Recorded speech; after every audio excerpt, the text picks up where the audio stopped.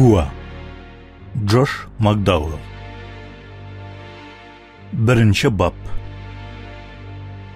Оның қызы қайтыс болды. Хаялы болса жоқ болып кетті. Рафик Ремзидің өз өмірі де қауіп астында еді. Тек қана 2 күн қалды, деді. Жалланған адам өлтірушінің бомбасынан, ямаса атқан оғынан өлгеннен көре, өкпе рак кеселігінен өлуді артық көргендей, темекіні ізлі-ізлінен шегіп, Монте-Карлода жайласқан қымбат үйінің қонақ бөлмесінде ары-бері жүрген үлкен жастағы адам. Сіздің келуіңізден алдын және бір хат алдым. Егер мен 5-ші күнге дейін тағы пұл жібермесем, олар Клодетті өлтіріп, кейін маған тиісетінін айтты. Соның үшін сізден ілтимас, Аккат мырза, сіз жақсы хабар алып келдім деп айтың, болмаса мен бұны көтере алмаймын. Олар бұл рет қанша талап етіп жатыр? 25 миллион. Мен әлі қашан төлеген 11 миллион евроның үстіне қосымша, деді Ремзи. Апуай адам үшін бұл үлкен сумма. Бірақ жасы 79-ға келген Ремзи Апуай адам емес еді. Ярым жыл алдын ол француз конгломератына марқұм ағасымен бірге 1963 жылы тікілеген өзінің Blue Nile Holdings компаниясын 563 миллионға сатқан еді. Енді ол Мысырда айтарлықтай жетіскенлікке жеткен адамлардың біріне айналып, арқа Африка менен жақын шығыстағы іспілермен адамлардың арасында тірі аңызға айналды. Марван Аккат қымбат бақалы итальянлық терден ісленген ұзын диванда отырып, жағдайды ойлана баслады. Қандайда мәнеде Ремзи жүда жақсы клиент. Ол қартайған, бай һәм қорқып қалған. Негізінде Аккаттың жұмысы осындай адамларға қаратылған еді. Бірақ осы іслерменен шұғылана отырып, ол адамзаттың жүзеге шыққан кемшіліктері менен дусласты. Ашкөзлік, қызғаныш, жемқорлық һәм адам өлтірушілік. Ол өзі үшін ең бақалы болған 2 адамын тартып алған осы бақытсыз қарыға жұбаныш беретінін ешқандай сөз айта алмады. Мүмкін осы қауіпсіздік қызметінен біртала кетуге уақыт келген жоқ па екен, деп ойланып отырды.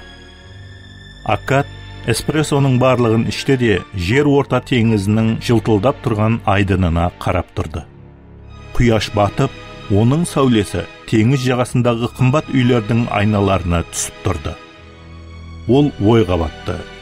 Оның әзіргі өмір сүру салты хақында ата-анасы не айтқан болар еді? Вертолетлар, лимузинлер, Армани дүканынан алынған костюмлар һәм кевлардан ісленген жилетлер. Қанша қауіп көп болса, сонша пұл да көп болады. Табыслы істің мәнісі осы емес пе? Ол анасының не айтатынын білетін еді. Анасы қашанлардыр әскерден қайтқаннан соң, оннан Бейруттан кетуін, врач ямаса инженер болуын һәм Ранияны тауып, Парижде қоныс басуын өтініп сұраған еді. Анасы баласының өмірі қауіпсіз һәм тыныш болуын, оның балалары болып, оларды өсіруін һәм қандайда тыныш һәм табыслы жұмыспенен шұғылануын қалеген еді. Бірақ ол ақмақлық қылып, оған құлақ аспады. Басқыншылар һәм наркомагнатлар тұтқынға алған байлардың хаялларын қайтаруға жәрдем беріп, клиентлерді Багдадтан, Мосулдан, ямаса Фалуджиден алып шығады деп анасы көз алдына келтірер ме еді? Ақыры Марван Аккат, жаңалықлар бар, бірақ жақсы емес деп қорқаман, деді. Клодет хақында ма? Деп Ремзи сұрады. Бұл жауызлар оған бір нәрсе қылған ба? Оларды өлтіремен, сізге сөз беремен, Аккат мырза. Мен олардың ізінен түсіп, азап бермегенше тынышланбаймын. Аккат басын шайқады. Мәселе Клодет хақында. Бірақ бұл сіз ойлағандай емес. Ілтимас, отырың. Не нәрсе білдіңіз, ілтимас айтың. Ремзи мырза, айтаман. Бірақ сізден ілтимас, отырың. Сізге әммесін айтып беремен. Денсаулығы кейінгі 2 хәпте ішінде хәлсізленіп қалған ірі денелі Ремзи креслоға әсте ғана отырды һәм келесі темекісін шекті. Оның жанып тұрған көзінде сабырсыз күту бар еді. Ол алдыға қарай еңкейді. Сізден iltimos, Аккат мырза, менің ойнамаң, созып отырмаң. Аккат басын изеді. Ремзи мырза, сіз Сан-Паулу хақында не білесіз? Сорау ғарырға жұмбақ түйілді. Сіз Бразилиядағы қаланы айтып отырсыз ба? Ауа, еш нәрсе білмеймін. Ремзи иінін қысты. Ал сіз неге сорап атырсыз? Шынында да еш нәрсе білмейсіз бе? Деп Аккат давам етті. Мен бір нәрсе білуім керек пе? Ол жақта Blue Nile компаниясының уәкілдері ямаса заводлары бар ма? Яқ. Сіздің қол астыңыздағылардан ешкім ол жақтан келмеді ме? Яқ. Мүмкін сол жерден кәсіплесілеріңіздің бірі бар шығар? Меніңше, яқ. Ал сіз жұмыс бабыменен Сан-Паулуда болдыңыз ба? Яқ, болмадым. Ал хаялыңызбенен демалыс уақытыңызда болған шығарсыз? Қандай демалыс? Деді Ремзи. Мен бәнт адаммын. Ремзи ханым жалғыз өзі Сан-Паулуға бір нәрсе үшін барған жоқ па? Әлбетте, яқ. Сіз толық сенімлісіз бе? Мен түсінбей атырман. Сіз анық сенімлісіз бе, Ремзи мырза? Деп Аккат жауап талап етті. Жақсылап ойланып көрің. Рафик Ремзи орнынан тұрып, темекісін алып, бөлме ішінде жүре баслады. Ұлым айтқанда, ол сол жақта болған болуы да мүмкін, деді ол азғантай үзілістен кейін. Бұл хақында маған айтып беріңіз. Айтатұғындай еш нәрсе жоқ, деді Ремзи. Клодеттің бөлесі бір мәрте бразилиялы жігітке тұрмысқа шыққан еді. Бұл шамаменен ярым жылдай давам етті, һәм ондан кейін олар ажырасқан еді. Сіз тойға бардыңыз ба? Деп сұрады Аккат. Бармадым, бірақ Клодет барды. Оған ұнаған жоқ еді. Мен Сан-Паулуда назарда тұтып атырман. Ол жерде адам жүда көп һәм жүда шауқымлы, Нью-Йорк сияқлы. Көз тартар еш жері жоқ, деп айтқан еді ол.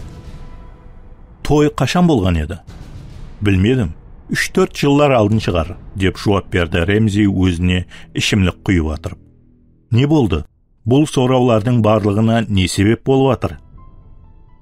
Аккат төменнен кейіп, портфельді ашты да, оның ішінен үлкен бір конвертті алды, һәм оны Ремзиге ұзатты.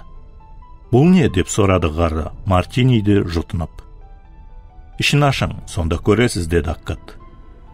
Ремзи азғантай уақыт Аккатқа тігіліп қарады. Кейін стаканын қойып, жақынлап келді де, конвертті алды, һәм оны әсте ғана ашты. Оның ішінен ақ-қара болып түсірілген 20-25 өлшемдегі фотосуретті алды да, оның түсі бозарып кетті. Һәм оның жүзінде бүткілдей түсініксізлік түсенді. Оның қолында 2 күн алдын түсірілген хаялының фотосуреті болды. Алдыңғы пұл талап қылынған уақытта жіберілген фотосуреттен бұл суреттің айырмашылығы хаялы байланбаған халда еді. Оның аузында ешқандай шүберек байланбаған. Ол қандай да бір жұмыс орнының бөлмесінде стол қасында отырыпты, һәм бір басқарушы ямаса қызметкерменен сөйлесіп отырыпты. Мен түсінбедім, деді Ремзи хәлсіз дауыспенен. Оның қолы қалтырап кетті. Бұл не? Бұл фотосурет қай жерде алынған? Бұл фотосурет Сан-Паулудағы банкте жасырын камераменен түсірілген, деп түсіндірді Аккат. Хаялыңыз сіздің құнын төлеуге жіберген пұлыңызды алып атыр.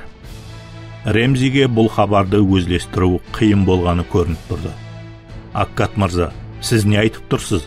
Деді ақыры ғары. Менің хаялым? Сізіңше бұның барлығын ол жобаластырған ба? Ол мені сатып кетті деп ойлайсыз ба?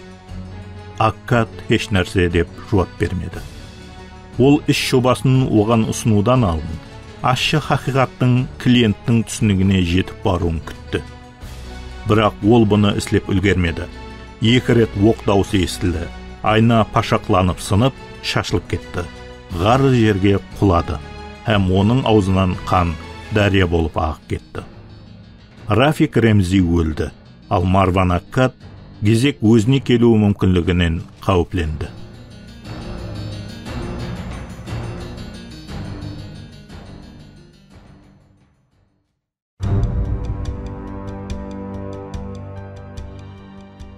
2 бап. Марван емен ағашынан сіленген үлкен стол артына жасырынды. Және жаңадан оқылар даусы естіліп, ыдысларды һәм картинаның рамаларын тесіп өтті. Сынған нәрселер жан-жаққа үшіп түсті. Бөлмеге Ремзидің құралланған 2 сақшысы жуырып келді. Һәм олар оққа жауап берместен-ақ, әттеке мергеннің қаяқта жайласқанын да білмей өліп кетті. Марван телефонды алды, бірақ байланыс үзілген еді. Пистолетке қолын созып батырып, кірер ауызда сақшылар оннан пистолетін алып қойғаны есіне түсті. Төбесінен айемгі күзелердің сынықлары ұшып түсіп жатыр. Оқлар мебеллердің дөгерегін тесіп таслады. Бұл жерде қалу мүмкін емес еді. Ремзиге қарсы жалланба өлтірушілер оптикалық нышанды қолданса керек. Олар оның бөлмеде екенін, һәм анық қай жерде екенін білетұғын еді. Марван шепке қарай бойын таслады, һәм өлі сақшыларға қарай жер бауырлап еңбектеп барды. Оқ ату күшейді. Ол олардың құралларын, Ремзидің хаялының суретін алды, һәм ашық тұрған есіктен кіреберіске қарай атылықты. Лифт ішінен және 2 сақшы шықты. Жатың деп бақырды Марван. Және жаңа оқлар атылды. Бірінші сақшы жерге бойын таслады. Екіншісі үлгере алмады. Оған 2 оқ тиді, һәм аурудан ыңырсыды. Тез, Аккат мырза, текшеге қарай деп бақырды бірінші сақшы. Һәм қасындағы жолдасына жәрдем беруге ұрынды. Бірақ оған жәрдем беруге әлі қашан кеш болғанға ұқсайды. Марван оның айтқаны бойынша текшеге қарай атуға таяр пистолеті менен жуырды. Оны сол жерде күтіп тұрған болуы да мүмкін. Ешкім жоқ еді. Ол 10 қабат төменге қарай қашып үлгерді. Оның ойы әр жақта еді. Ол холға жүгіріп кірді. Мүмкін оның жүргізушісі еле де осы жерде шығар. Ол аламан ішінен өзінің танысын ізлей басылады, бірақ таба алмады. Полицияның сиреналары һәм от өшіруші машинаның даусы естілді. Адамлар бақырсып жатыр еді. Ол жерде хақиқи ретсізлік орнаған еді. Бірақ оқ ату тоқтап қалған. Не болса да әзірше тоқтаған еді. Аккат мырза деген дауыс оны аламан ішінен шақырды. Имарат ішіне сақшылар һәм агентлер жуырып кіріп кетті. Көплеген тұрғынлар лифт ішінен жүгіріп шықты. Олардың жүзлерін қорқыныш билеген еді. Таныс ешкім жоқ, бірақ ол және сол дауысты естті. Аккат мырза, мен мына жердемен. Ол бұрылып өзінің жүргізушісінің жуырып кетірғанын көрді. Ол кішкене ғана ақ кеулі адам. Аккат мырза, деп қаулығып, сіз бұл жерден кетуіңіз керек. Осы жерде күтіп тұрың, мен машинаны алып келемен. Мен сізбенен бараман, деді Марван. Яқ мырза, деп айтқаннан қайтпады жүргізуші. Мен дәрхәл келемен. Солай етіп, ол Монакодағы ең қымбат болып саналатығын имараттан шығуға ұрынып атырған аламанның арасынан кіріп, шығу есігіне қарай жүріп кетті. Марван тартысып отырмады. Ол бір нәрсе хақында ой жуыртып көру керек еді. Клодет Ремзи һәм оның сыбайласлары оның пұл өткерулерін аңылып жүргенінен хабар бар ма екен? Олар оның Сан-Паулуға барғанын біле ме? Рафик Ремзиді осы ізден бармауы үшін өлтірді ме? Бірақ бұл қалай болуы мүмкін? Өйткені ол Ремзиге өлтірмесінен 1 минут алдын осы хақында айтып берген еді ғой. Ремзи Аккат һәм шеріклеслер агентствосын 10 күн алдын жаллаған еді. Осы уақытқа дейін оның қауіпсіздігімен Парижлі фирма шұғыланып кетірген еді. Ол Аккат компаниясына қызының өлімінен кейін һәм хаялының жоқ болып кеткеннен соң хабарласып, тек осы жинаят үстінен тексеруді жүргізуін сұраған. Марван оған және адамлар беруін, ямаса француз сақшыларының орнын толық өзінің адамларыменен алмастыруын ұсынған. Бірақ Ремзи бас тартқан еді. Ол көзге тасланатығын өзгеріс кіргізіп, жинаятшыларды тынышсыздандыруды һәм өзін жақсы көрген хаялына олардың басқаша көзқараспенен қарауына тәсірін тигізетұғын іс-әрекетлерді істеуді қалемеді. Бұл жүда ашық қателік еді. Марван әр жақтан полициялардың һәм басқа да машиналардың кетірғанын көріп, ғалаба хабарлар құраллары қызметкерлерінің де көп кешікпей келіп қалу мүмкінлігін түсінді. Ал ол Европалық һәм Жақын Шығыс газеталарының бетлерінде өзінің келбетінің суретленгенін қалемеген еді. Бұл рауажланып кетірген қорғау агентлігінің бас жетекшісі арманлаған реклама емес еді. Ол сағатына қарады да майдандағы аламан халыққа көз жүгіртті. Ақыры ол жүргізушісінің таза жылтыраған Range Roverге отырып, оны от алдырып атырғанын көрді. Марван ымарат ішінен шықты. Ол мүмкін болғанша тез осы жерден кетуді қаледі. Ол майданға қарай жүріп баратырғанда күшлі жарылыс джиптің тасталқанын шығарды да, жарылыстың соққысы Марванды алысқа лақтырып жіберді. Аспанда жалын һәм түтін көтеріліп тұрды. Майда бөліклер һәм көліктің жанып тұрған майда сынықлары шашылып кетті. Осы уақытта Марван өзін де өлтіргісі келіп жүргенін түсінді.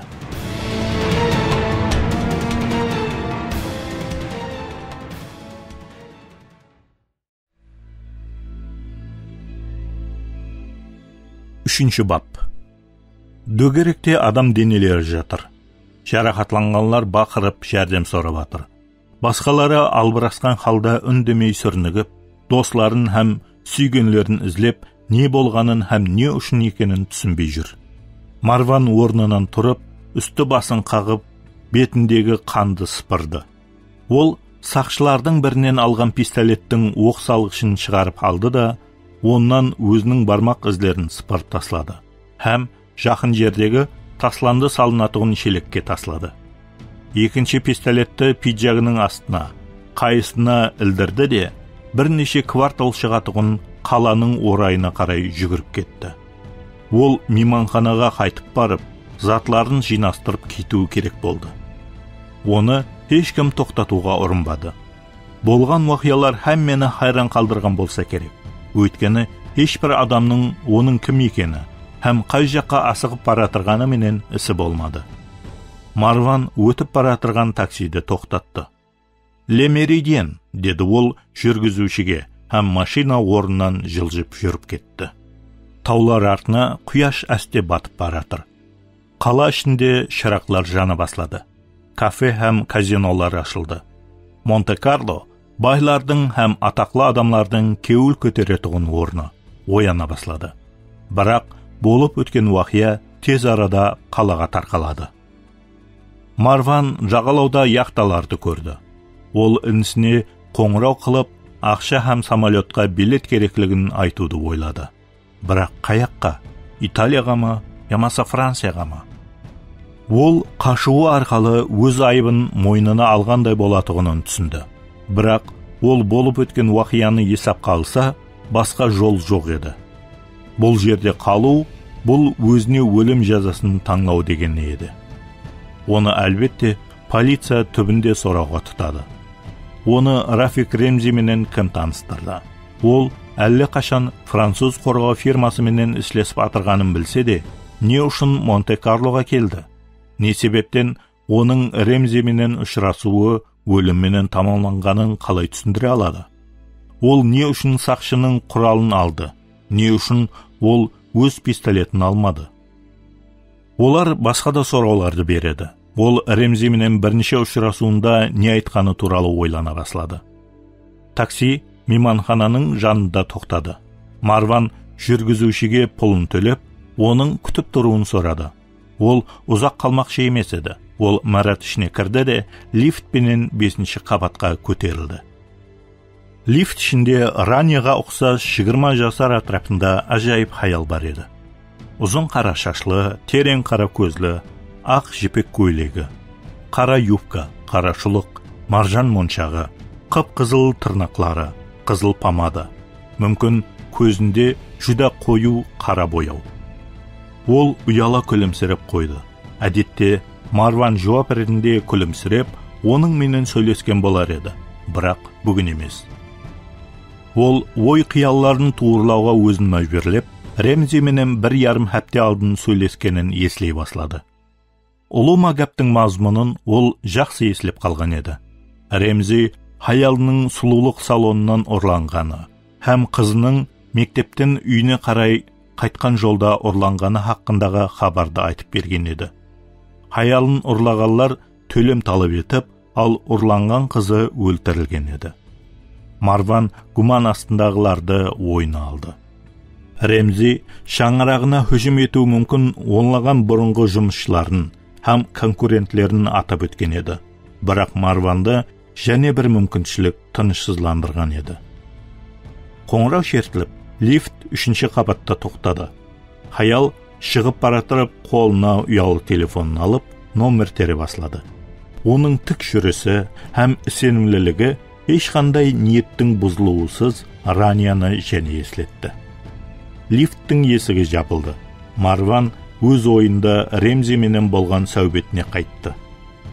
Ғары 2 жыл алдын француз разведкасының 2 агенті 250 000 евро талап етіп, оны қорқытуға ұрынғанын айтып берді.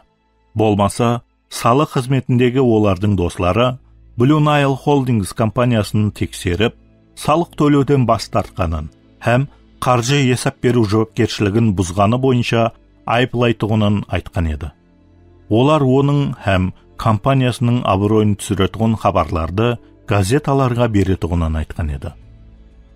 Сонда Ремзи компанияны басқармасы Парижде жайласқан көп миллетлі корпорацияға сатуға әрекет еткен еді. Ұзақ дауам ететұғын рәсми зертлеулер, хәттекі ақырында арзаның тикарсыз екені тасдиқланса да, компанияның сатылу шарттамасына зиянын тигізуі мүмкін еді. Ол Марванға талап етілген сумманы кеңесшісінің қызметі сыпатында төлегенін айтып берген еді.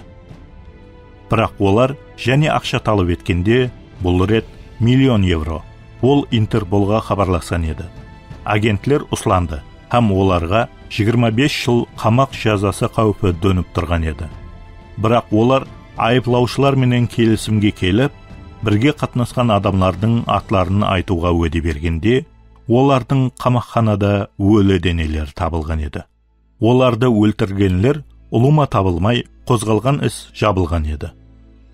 Француз рәсми уәкілдері Ремзи оларға еш айып тақпаса да, оннан кешірім сұрап келді. Айыпкерлер өзлері әрекет етті, һәм француз арнаулы қызметінің ямаса жоғары билік иелерінің атынан ешқандай әрекет етпегенлігіне оның көзін жеткергісі келді. Дегенменен Ремзи әммесінің артында француз разведкасының кем дегенде бір қызметкерінің тұрғанынан гуманланған еді.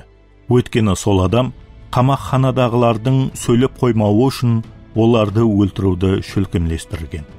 Тап сол адам Ремзиден әзірде қорқытып пұл өндірмекші. Соның үшін Ремзи ешкімге сенбей Марван менен байланысқан еді. Егер оған қарсы француз арнаулы қызметінен жоғары лауазымлы біреу, әттекі жеке өзі болса да, әрекет етіп атырған болса, қандайда Парижлі полиция қызметкерінің осы істі ашып, айыплыларды тауып, судқа алып келеді деп үміт етуге бола ма? Лифт 5-ші қабатта тоқтады. Марван сыртқа шықпай ойланып тұрып қалды. Мүмкін Ремзи хақ шығар. Оның хаялы осы белгісіз агентпенен басынан баслап істеп атырған шығар. Не үшін? Оның хаялының мақсаты қандай еді?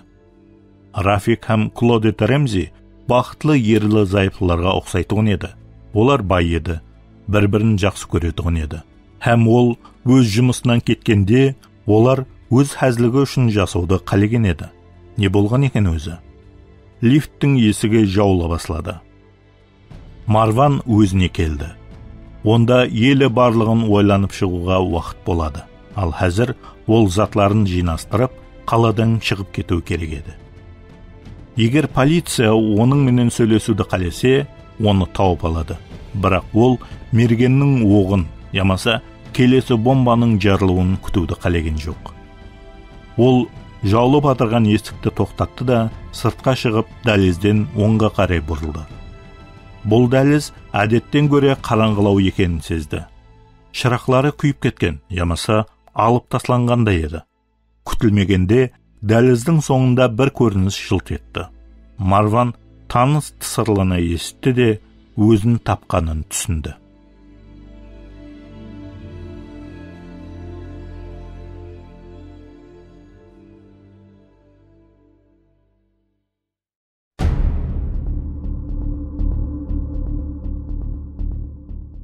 4-ші бап.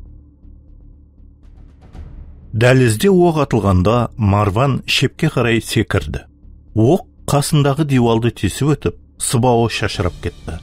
Рэмзидің үйіндегі сақшылардың біреуінен алған пистолетті алып, оғызды. Осы уақытта дәліздің екінші тарапындегі есік ашылды. Марван артына қарағанда қараңғылықта және бір адамды көрді. Бұл лифттегі Хаял еді. Марван жерге өзін атты. Оның үстінен және 2 оқ үзіліп, дивалға тиді. Ол Хаялға қарай көзлеп 2 мәрте атты. Кейін айланып, алдындағы адамға қарай оқ атты. Оқлардың ешбірі нышанға тимеді. Бірақ ол 1-2 секунд уақытта өтті.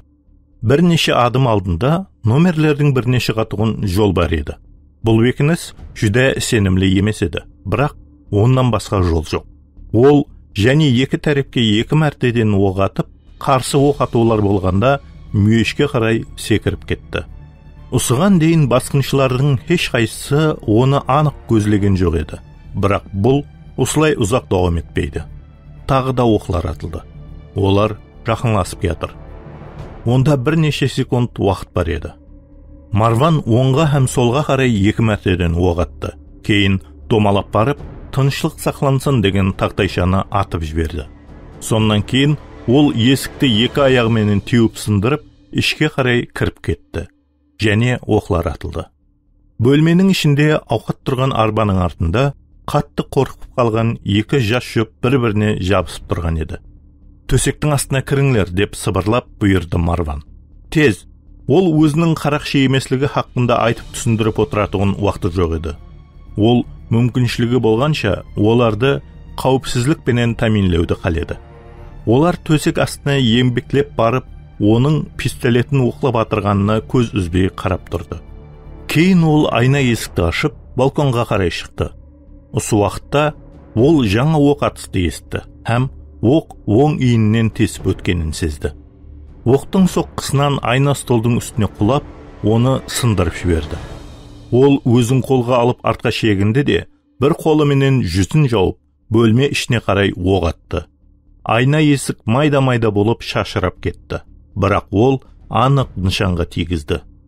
Маржан моншақ таққан Хаялдың көкірегіне 2 оқ тиді. Ол қышқырып жіберді де жерге құлады. Біреуінен құтылды. Енді тағы біреу бар. Жарақатына қарамай Марван орнынан тұрды да, айнаның майда сынықларының үстінен қағып, hüjüm болады деген есікті нышанға алып, бөлмеге кірді. Жас Хаял қорыққаннан зорға демін алып атыр еді.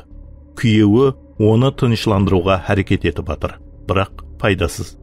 Марван қатты ғазепленді. Ол тоқтады да, Маржан моншақ таққан Хаялдың жүрек соғысын тыңлады. Хаял елі тірі еді.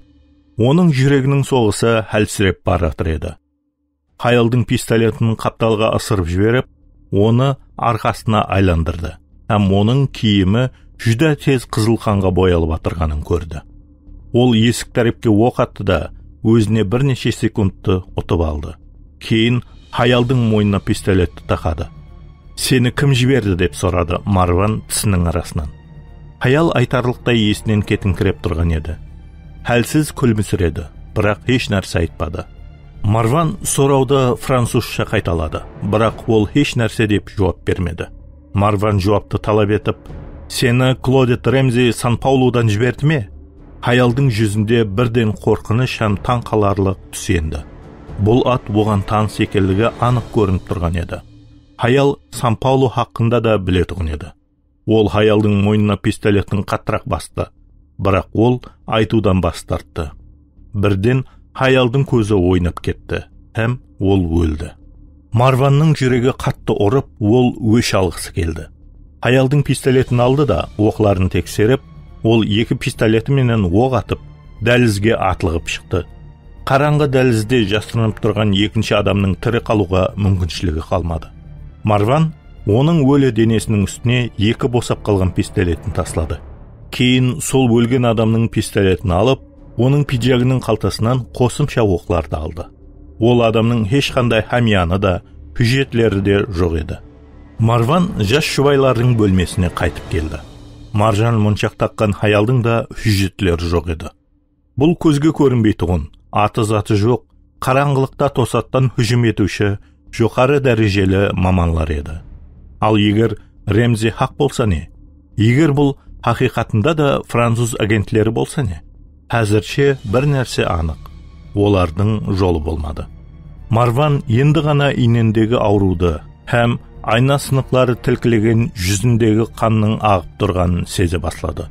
Сонда ол сиренаның даусын естіді.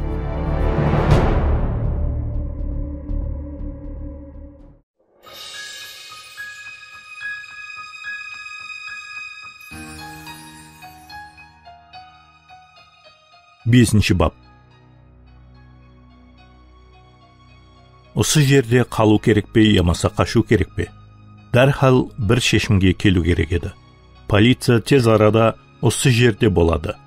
Һәм бұл оның тынышсызлануын ұлыма азайтпайды. Бұл анық өзін өзі қорғау еді. Бірақ бұның неге керегі бар еді? Өйткені оны өлтірмекші болды. Оны аңлып жүргенлерге оның әрбір қадемі белгілі болды. Олар оның Монакоға келгенін білді.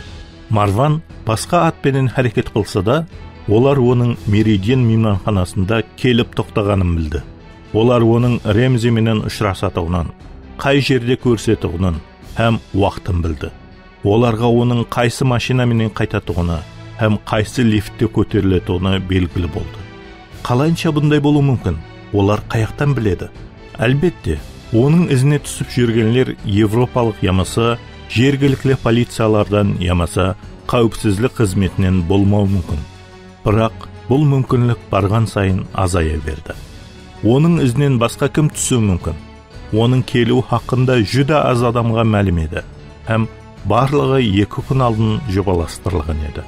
Марван өзін мейманханаға алып келген такси жүргізушісін табуға әрекет етуді шешті. Егер ол еле төменде болса, егер оны оқ атысу қорқытпаған болып, полиция оны кетуге мәжбүрлемеген болса, һәм оны күту шаршатып жібермеген болса, онда Марван бұны жасырыну керек деген Құдайдан келген белгі деп қабылдайды. Ол Миланға қарай жол жүреді. Ал ол жерден Римге қарай кейін мүмкіншілігі болғанша дәрхал Бейруттағы інісіменен байланысады. Егер такси жоқ болса, және жасырынудың осы мүмкіншілігі іске аспаса, Марван осы жерде қалудың керектігін, оның тағдырының шешілгенін һәм уақияның жақсы шешілуіне үміт етіп, полицияға баруы тиіслігін түсінеді. Егер оның еледе көбірек уақыты болғанда, онда ол еледе жақсы жобаны іске асырған болар еді. Бірақ онда тек қана бірнеше секунд уақыт бар еді. Марван пистолетін қалтасына салып, жуыну бөлмесіне барды да бет-қолдарын жуды. Бұл мүмкіншілігі болғанша қаңларды тазалап кетуге әрекет етті. Ал кейін ызғар сөлгі менен иініндегі жарақатты сүртті. Терден ісленген курткасы оқтың соққысын пәсейтіңкіреген. Бірақ жарақатты тігу керек һәм тәжірибелі жәрдемсіз жараның асқынлап кету қаупі бар. Дегенменен, әзір ол ауруды басатығын дәріні ішуден басқа еш нәрсе қыла алмады. Бинтпенен таңудың орнына ол курткасының астынан жарақатын салфеткаменен басып, қанға бөлінген сүлгіні алып тастады. Сонан кейін ол жуыну бөлмесінің қасындағы шкафтан киімлер салынған жас шұбайлардың бір сумкасын алды да қосымша шығар есікке қарай жуырып кетті. Текшеден түсіп, ол мейманхананың мүйішінен сығалап қарады. Полицияның бір машинасы әлі қашан келген. Ішінен 2 полиция секіріп түсіп, ішке қарай жуырып кетті. Таксист оны еле күтіп тұрған еді. Бірнеше метрде тұрған машинаға жетіп барып, ол арқа отырғышына отырды. Ол француз тілінде аэропортқа деді. Жүргізуші орнынан қозғалмады. Марван англичан тілінде өз сөзін қайталады. Бірақ нәтиже шықпады. Ол таксисті иіннен сілкіп ояту үшін алдыға ұмтылды. Һәм денесінде қан көрді. Жүргізуші шекесінен атып өлтірілген еді. Марван және пистолетін қолына алды. Ол машина қоятығын орынды, жолды һәм баслы кіру есігіне көз таслады. Ешкім жоқ. Полиция машиналарының жақынлап кетірген даусы естілді. Бұл белгі нені аңлатады деп ойлады ол. Такси бар, бірақ жүргізуші жоқ. Сонда оған қорқынышлы ой келді. Машинаның есігінде һәм ішінде оның бармақ ізлері толып жатыр. Егер ол әзір жасырынса, онда ол адам өлтіруші сыпатында гуман астында болады. Ол қамаққа алыну керек болады. Ол жұмысынан айырылады. Оның компаниясы бәлеге душар болады. Бай адамлар адам өлтіруде ізленіп атырғанларды айыпсыз екенлігін дәлелесең де жалламайды.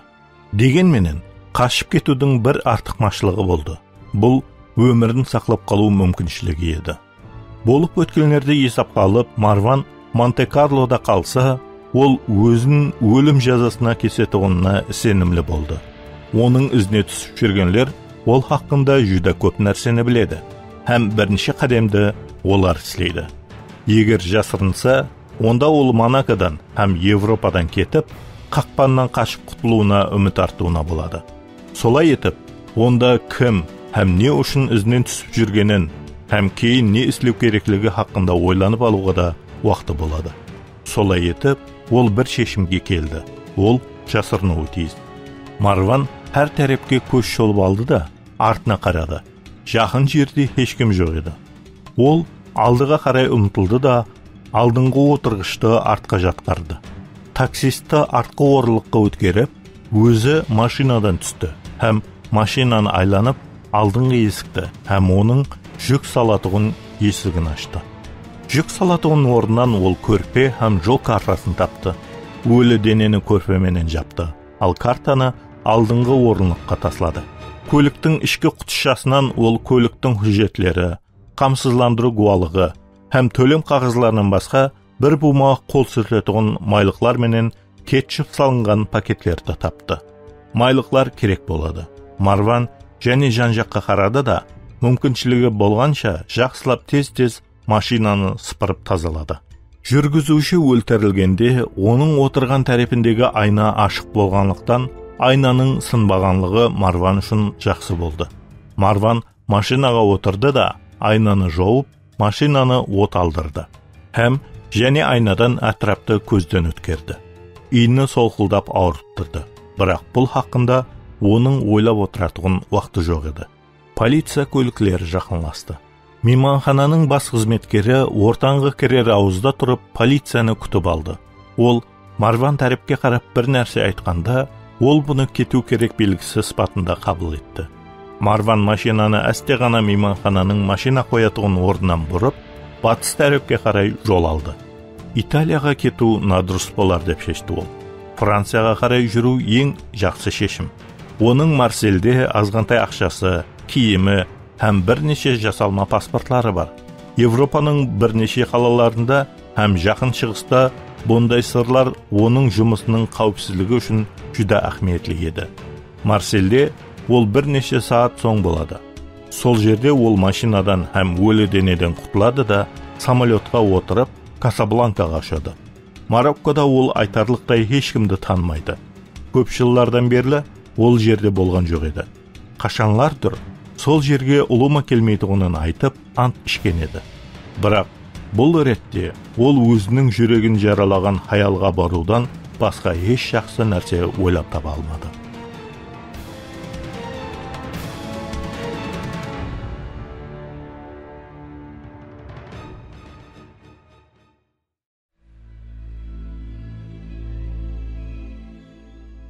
Алтыншы бап. Инспектор Жан-Клод Годдар өзінің екі есіклі ескі Рено автокөлігі менен көплеген қызмет һәм телевидение көліклерінің арасынан жаңалықлар әлдеқашан миллионлаған телетамашагөйлерге алып беріліп атыр еді. Әсте ақырын жүріп, Ремзидің үйінің жанынан көлік тұратығын орын тапты. Көліктің ішкі құтысынан өзінің пистолетін һәм гуалығын алды да, ол сыртқа қауыс айының сүйектен өтер суығына шықты. Ол Монакода айтарлықтай 20 жыл давамында детектив болып істеген еді. Ал соңғы 5 жыл ішінде аға детектив болып істеп жатыр. Осы уақытқа дейін ол осындай қылмыс іске дус болып көрген жоқ еді. Италия менен Францияның арасында жайласқан Монте-Карлода 2 километрге созылған қымбат бақалы үйлерді өз ішіне алған дүниядағы ең кішкене мемлекеттердің бірінде, Ватиканнан кейінгі екінші кішкене мемлекет. Әлбетте, майда жинаятлар, ұрлықлар һәм басқа да машқалалар жетерлі еді. Сол менен бірге Бұл жерде Европаның басқа жерлеріне қарағанда миллионерлер жүдә көп болғанлықтан, бұл қала ашкөзлік пенен көре алмаушылықтың жолында жүрген адамлардың нәзерін тартуы таңқаларлық емес.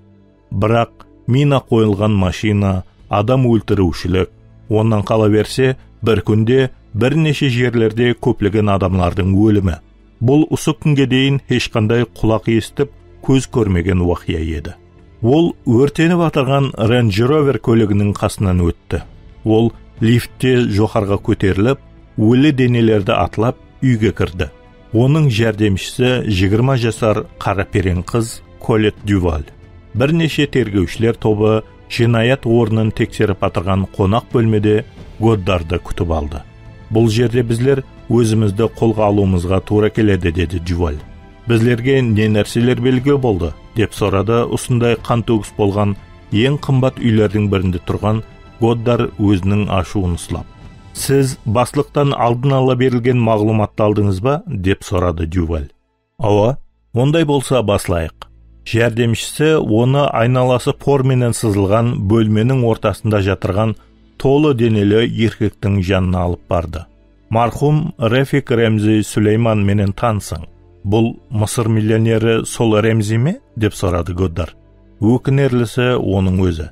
Сіз оның менен таныссыз ба? Деді Дюваль. Мен оның менен һәм оның хаялы менен бірнеше жыл алдын Гран-приде танысқан едім. Ол атақлы адам. Ол ажағасы менен Асуанда емаса Луксорда жарлы болып өскен. Кейін ала фараонлардан да бай болып кеткен.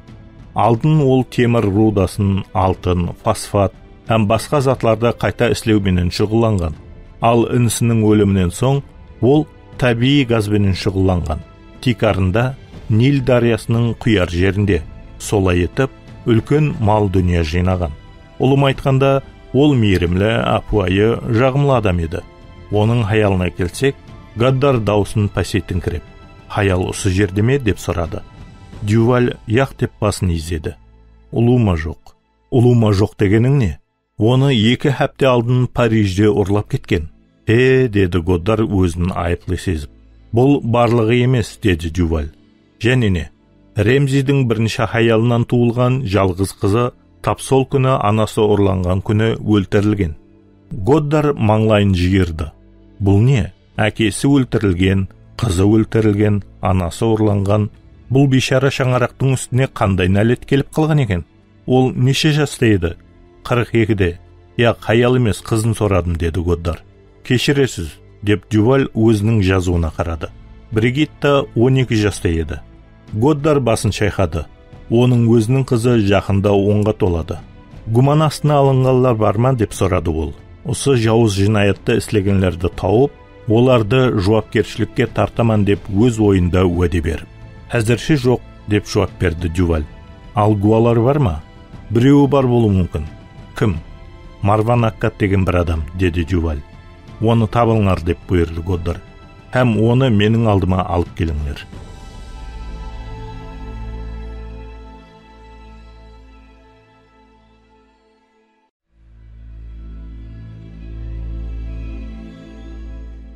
Жетінші бап. Марван шамаменен 1 сааттай жолда еді. Әммесі гүңгіртке ұқсайтұғын еді. Ондағы қорқыныштың, шаршаудың һәм аурудың ақбеті анық ойлануына кесент беріп, сезімін басып таслады. Ол әр жол салығын төлегенде, оны ұслап алады деп ойлады. Полицияның көлігін көргенде, олар оны тоқтатады деп ойлады. Бірақ әзірше әммесі тыныш. Әттекі әдден тыс тынышлық орнағанда еді. Монакода оны әлі қашан ізлеп атырған шығар. Олай болса, оны Италияда һәм Францияда да ізлейді. Яғни, егер ол Европада күтіп тұруды қалесе, онда ол бұны іслей алмаған болар еді. Ол арқа Африкаға кетуі керек. Бірақ ол кемеменен кете алмайды. Себебі бұған жүдә көп уақыт кетеді. Ол самолетта кетуі тиіс. Бірақ өзінің атыменен ұшуға болмайды. Демек, осындай жағдайларға жарайтығын жасалма паспортлар керек. Яғни, ол Марсельден ұшып кеткен жағдайда ғана еркінлікте жүре алады. Егер ол қателеспесе, сағат 10-да Касабланкаға Royal Air Maroc рейсі бар. Сол жерге ол түн ортасында жетеді. Әлбетте ол жерде қауіп бар. Аэропортта оны ұстап алу мүмкін, бірақ оның басқа жолы жоқ. Ол әрекет етіп көруі керек. Жол белгісі жылтылдады. 100 километрден көбірек қалды. Ол өз-өзіне ұрысты да газды басты. Марван A8 тас жолыменен жүріп жатыр. Ол ұсыған ұқсаған жоллар жүдә қауіплі болатығынан жақсы түсінетұғын еді. Бірақ жағадағы жол менен ямаса қабатласқан жолларды айланып өтуге оның уақыты болмады. Уақыт соның өзінде де қысқа, әттекі аэропортқа өз уақытында жетіп барғанда да көлікті һәм артындағы өлі денені не қылады? Самолетқа қалай отырады? Билет сатып алынбаған, әттекі алдын ала тапсырыста берілмеді. Ол Бейрутлы номерді терді. Өзіне таныс дауысты естіп, ол таңланып қалды. Алло, Рами, бұл мен, Марванмын. О Құдайым, ажаға, бұл шынында да сенбісің? Қалайсың? Мен жаңа ғана радиодан мынаны естім. Монте-Карлода қандай да қорқынышлы уақия жүз берген. Ол жерде атыспа болған, машина жарылған, бірақ толығырақ еш нәрсе айтпады. Менде әммесі жақсы, деді Марван. Тек аз ғана ашуланғаным болмаса? Негізінде ол жарақатының ауруына зорғы шыдап тұрған еді. Бірақ інісін тынышсызландыруды қалемеді.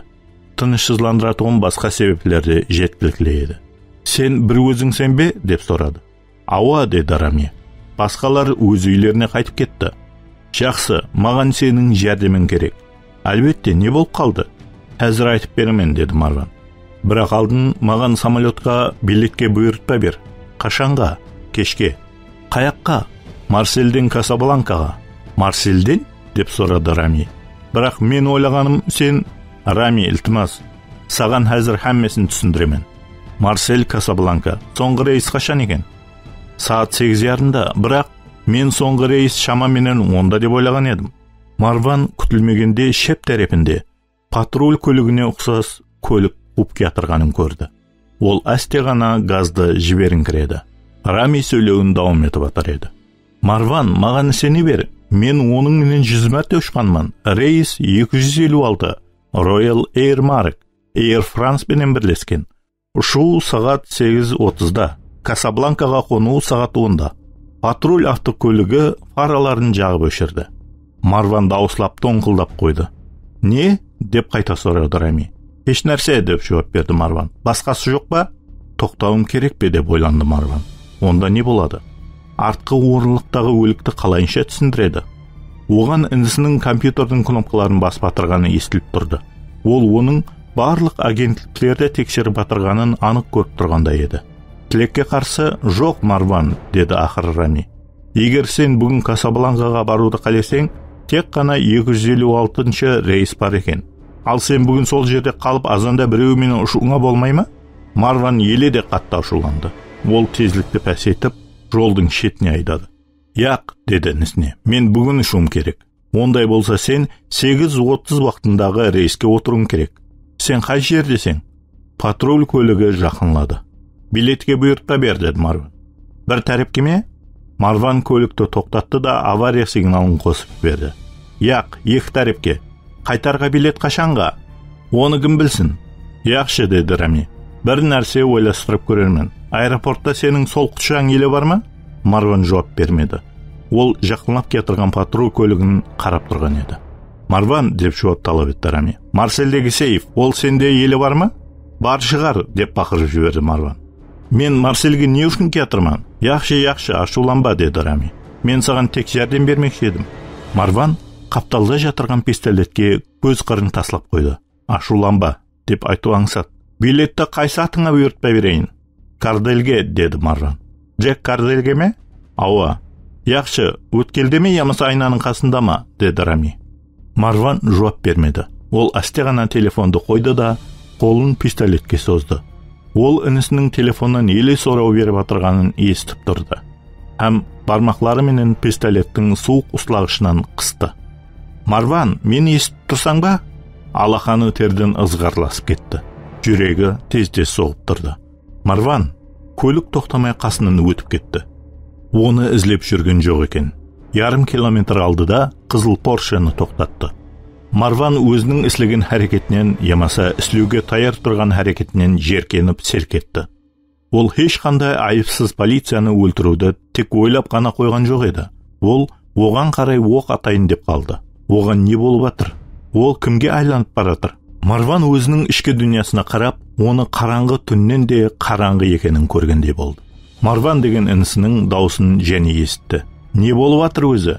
Марван пистолетті орнына қойды да шалбарына алақанларын сыпырды. Һәм тыныш демалуға әрекет етті.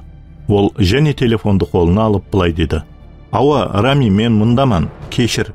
Не болды, тынышлық па? Яқ, деп жауап берді Марван. Тынышлық емес. Ол көлігін қотлап Маршел тарапқа қарай жүріп кетті.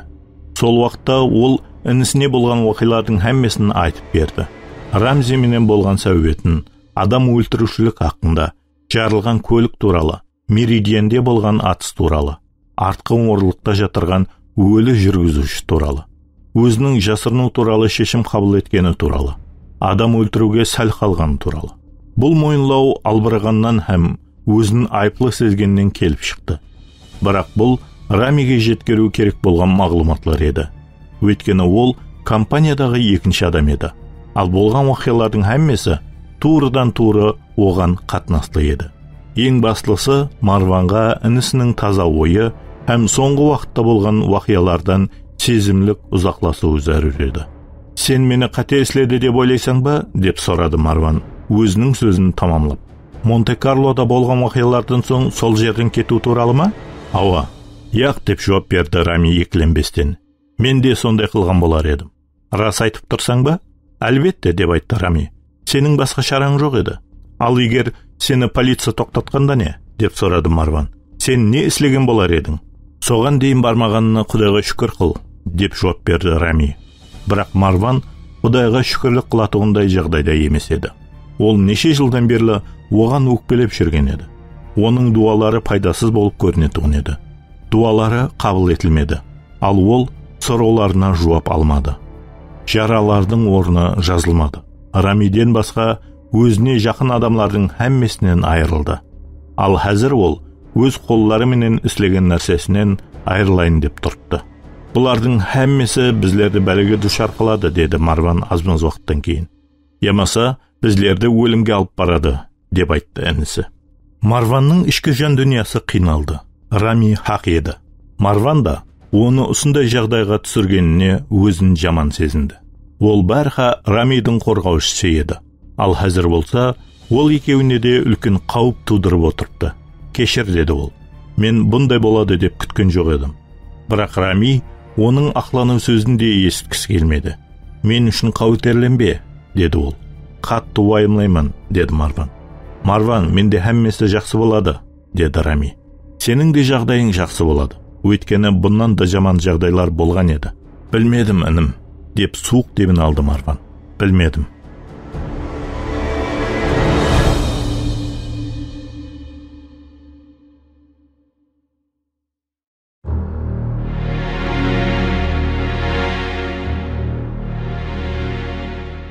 Сегізінші бап.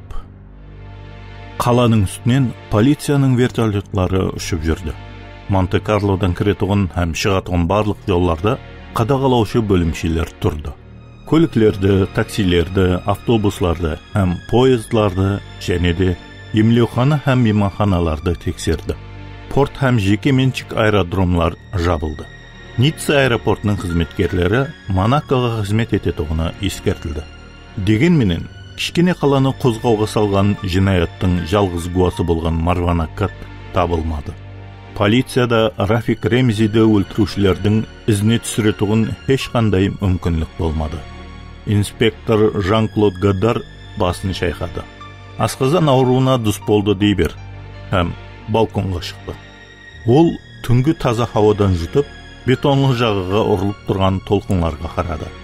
Міне сіз көруді қалеген сурет, деді Колет Дюваль, оған жаңа шығарылған таза 21-дегі 27 сантиметр суретті беріп атырып. Бұл бақылау камерасынан ба? Деп сұрады Годдар. Ауа мырза, деді Дюваль. Ол жерде әммесі тайын. Әзір бараман, деді Годдар. Оның қолында Марван Аккаттың суреті бар еді. Бұл көзге тартымлы, бірақ кино жұлдызлары сияқлы жүдә көзге тасланбайтығын көріністегі жас жігіт еді. Оның реңі ақшыл сарыдан келген, шашы қысқа қиылған қара еді. Ол жақсылап қырынған, мұрты сақалы ямаса шеке сақалы болмады. Мұрны кішкене, иегі тұрақлы, дене көрінісі жақсы көріністе. Ешқандай тыртықлары, кемшіліктері жоқ. Оны аламан ішінен айырып тұратығын еш нәрсе жоқ еді. Хақиқи сақшы. Марванның көзлері Годдардың нәзерін қаратты. Үлкен һәм өзі күткеннен де ысық, хақиқатты жақсы көретұғын ақылын көрсеткендей, соның менен бірге қандайда тәртіп интизамлық һәм әттекі хөрметті көрсетеді. Бұл көзлерге Годдар бірден анықлай алмаған, бірақ оның қызығушылығын пайда қылған және бір нәрсе болды. Мүмкін бұл қайғының мөрі шығар. Бұны көбейтіп, әммесін адамларымызға тарқатың, деп ол бұйрық берді. Телевидениеге де жіберің. Ол гуа сыпатында ізленіп атыр деп айтыңлар. Яқшы мырза. Және де сый хаққыны да жариялаңлар. Қанша? Деп сұрады Дюваль. Есап шотымызда қанша қалды? Меніңше 100. Яқшы, әммесін ал, деді Годдар. Бұл қорқынышлы жинаятқа айыплыларды тұтқынға алып, жауапкершілікке тартуға жәрдем беретін мағлұмат үшін 100.000 евро. Сондай-ақ біздерде бар нәрсенің әммесін міндетті түрде Интерполға хабарлан. Мүмкін оларда Марван туралы бір нәрсе бар шығар. Әммесі ісленеді, мырза. Ізлеуді күшейтің, деп қосты Годдар. Ол оннан да бетер уайымлауды баслады. Марван Монте-Карлода емес деп ойлайсыз ба? Білмедім, деді Годдар. Бірақ Канның, Сен-Рафаэльдің, Иердің және де Италиядағы Альбенги һәм Генуи аэропортларына хабар берің. Сондай ұзақнама, деп қайтадан сұрады Дюваль. Годдар басын изеді. Біздер тәуекелге жол қоя алмаймыз, Колет. Біздер кімнің адам өлтіруші ямаса, адам өлтірушілер екенін ұлыма білмейміз. Біздер кімді ізлеуміз керектігін де білмейміз. Әзірше біздердің жалғыз үмітіміз бұл Марван. Ол елеге дейін осы жерде болу мүмкін. Егер біздер қателесіп атырған болсақ не болады? Ауа мырза, сондай-ақ темір жол станциялары менен кішкене қалалардағы кеме жүретіған жерлер менен байланысың. Сөйтіп, әр бір ярым сағаттан мәлімлеме беріп тұрың. Мен жаңа мағлұматлардан хабардар болып тұруым керек. Және бір нәрсе, сіз оған қоңырау қылдыңыз ба? Деді Дюваль. Годдар үндемей басын шайқады. Бірақ осылай істеу керек шығар, деп әсте сөзін дауам етті Дюваль. Ауа, дұрыс айтасыз, деп суық демін алды Годдар. Бұны мен істеуімді қалайсыз бе? Годдар бұны қалайтұғын еді. Бірақ бұл қаншелі жағымсыз болуына қарамастан, бұны ол бас із қуар істеуі тиіс. Және бұны кейінге қалдырмау керек. Яқ, деді ол, мен өзім. Тек қана рахамын теріп бер. Бұл жүдә асығыс деп айтың. Кейін телефон трубкасын маған берің. Яқшы мырза, деді Дюваль. Әзір рахамын теріп беремен. Годдар ұйқылайтығын бөлменің жанындағы кішкене қанаға кірді. Сол жерде тұрған басқа бір ізқуар, оған бақылау камераларының жазбаларын көрсетті. Ремзидің жүзіндегі тынышсызлық һәм Марванның арқайын тұрғаны таң қалдырды. Тоқта, деді тосаттан алға ұмтылып Годдар. Ауа, осы жерде. Және бір мәрте айландырып қой. Марван Ремзиге конверт беріп атыр еді. Бірнеше әрекеті таң қалғандай, ал кейін ашу, түсініспеушілік. Бұл не болды екен, деп сұрады Годдар ізқуардан. Ол конверт ішінен нені алды? Көрінбейді, деді ізқуар. Аккат мырза жауап күтіп тұрыпты. Ал басқа камералардан жазылған таспалар жоқ па? Яқ мырза, тілекке қарсы біздерде бары осы ғана. Бұл фотосурет пе? Соған ұқсайды.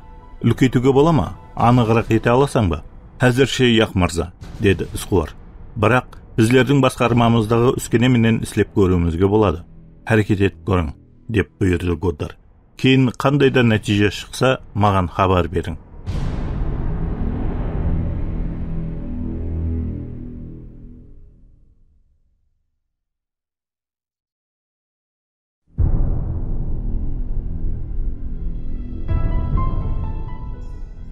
Тоғызыншы бап. Себебі ол Марсель Лемьені жек көретұғын еді.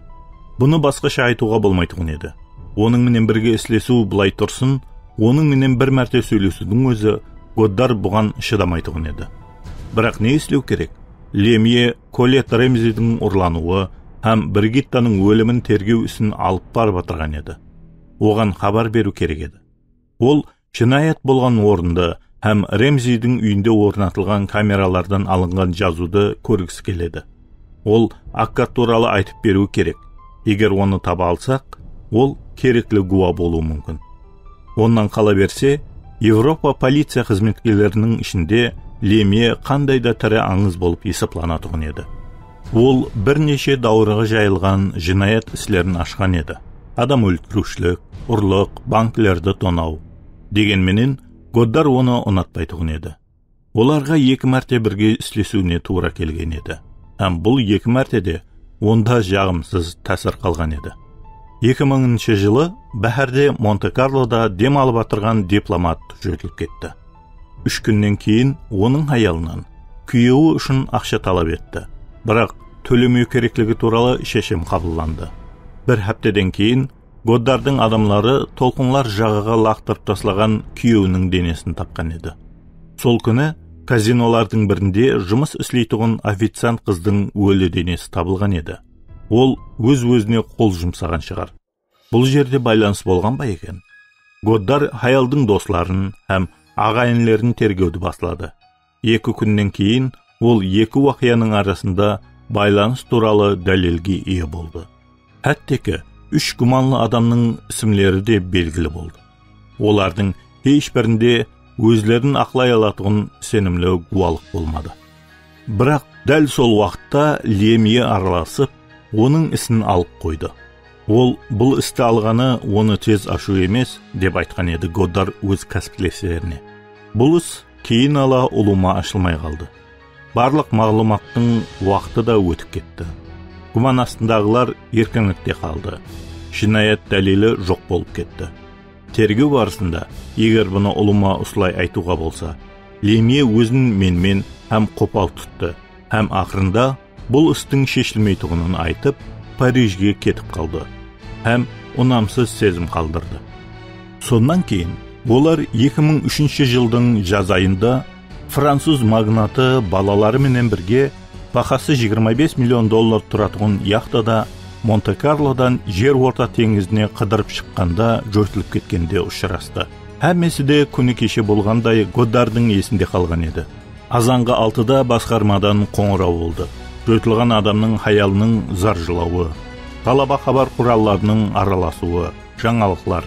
Францияның премьер-министрінің достысы жүдә атақлы адам күнде жөтіла бермейді.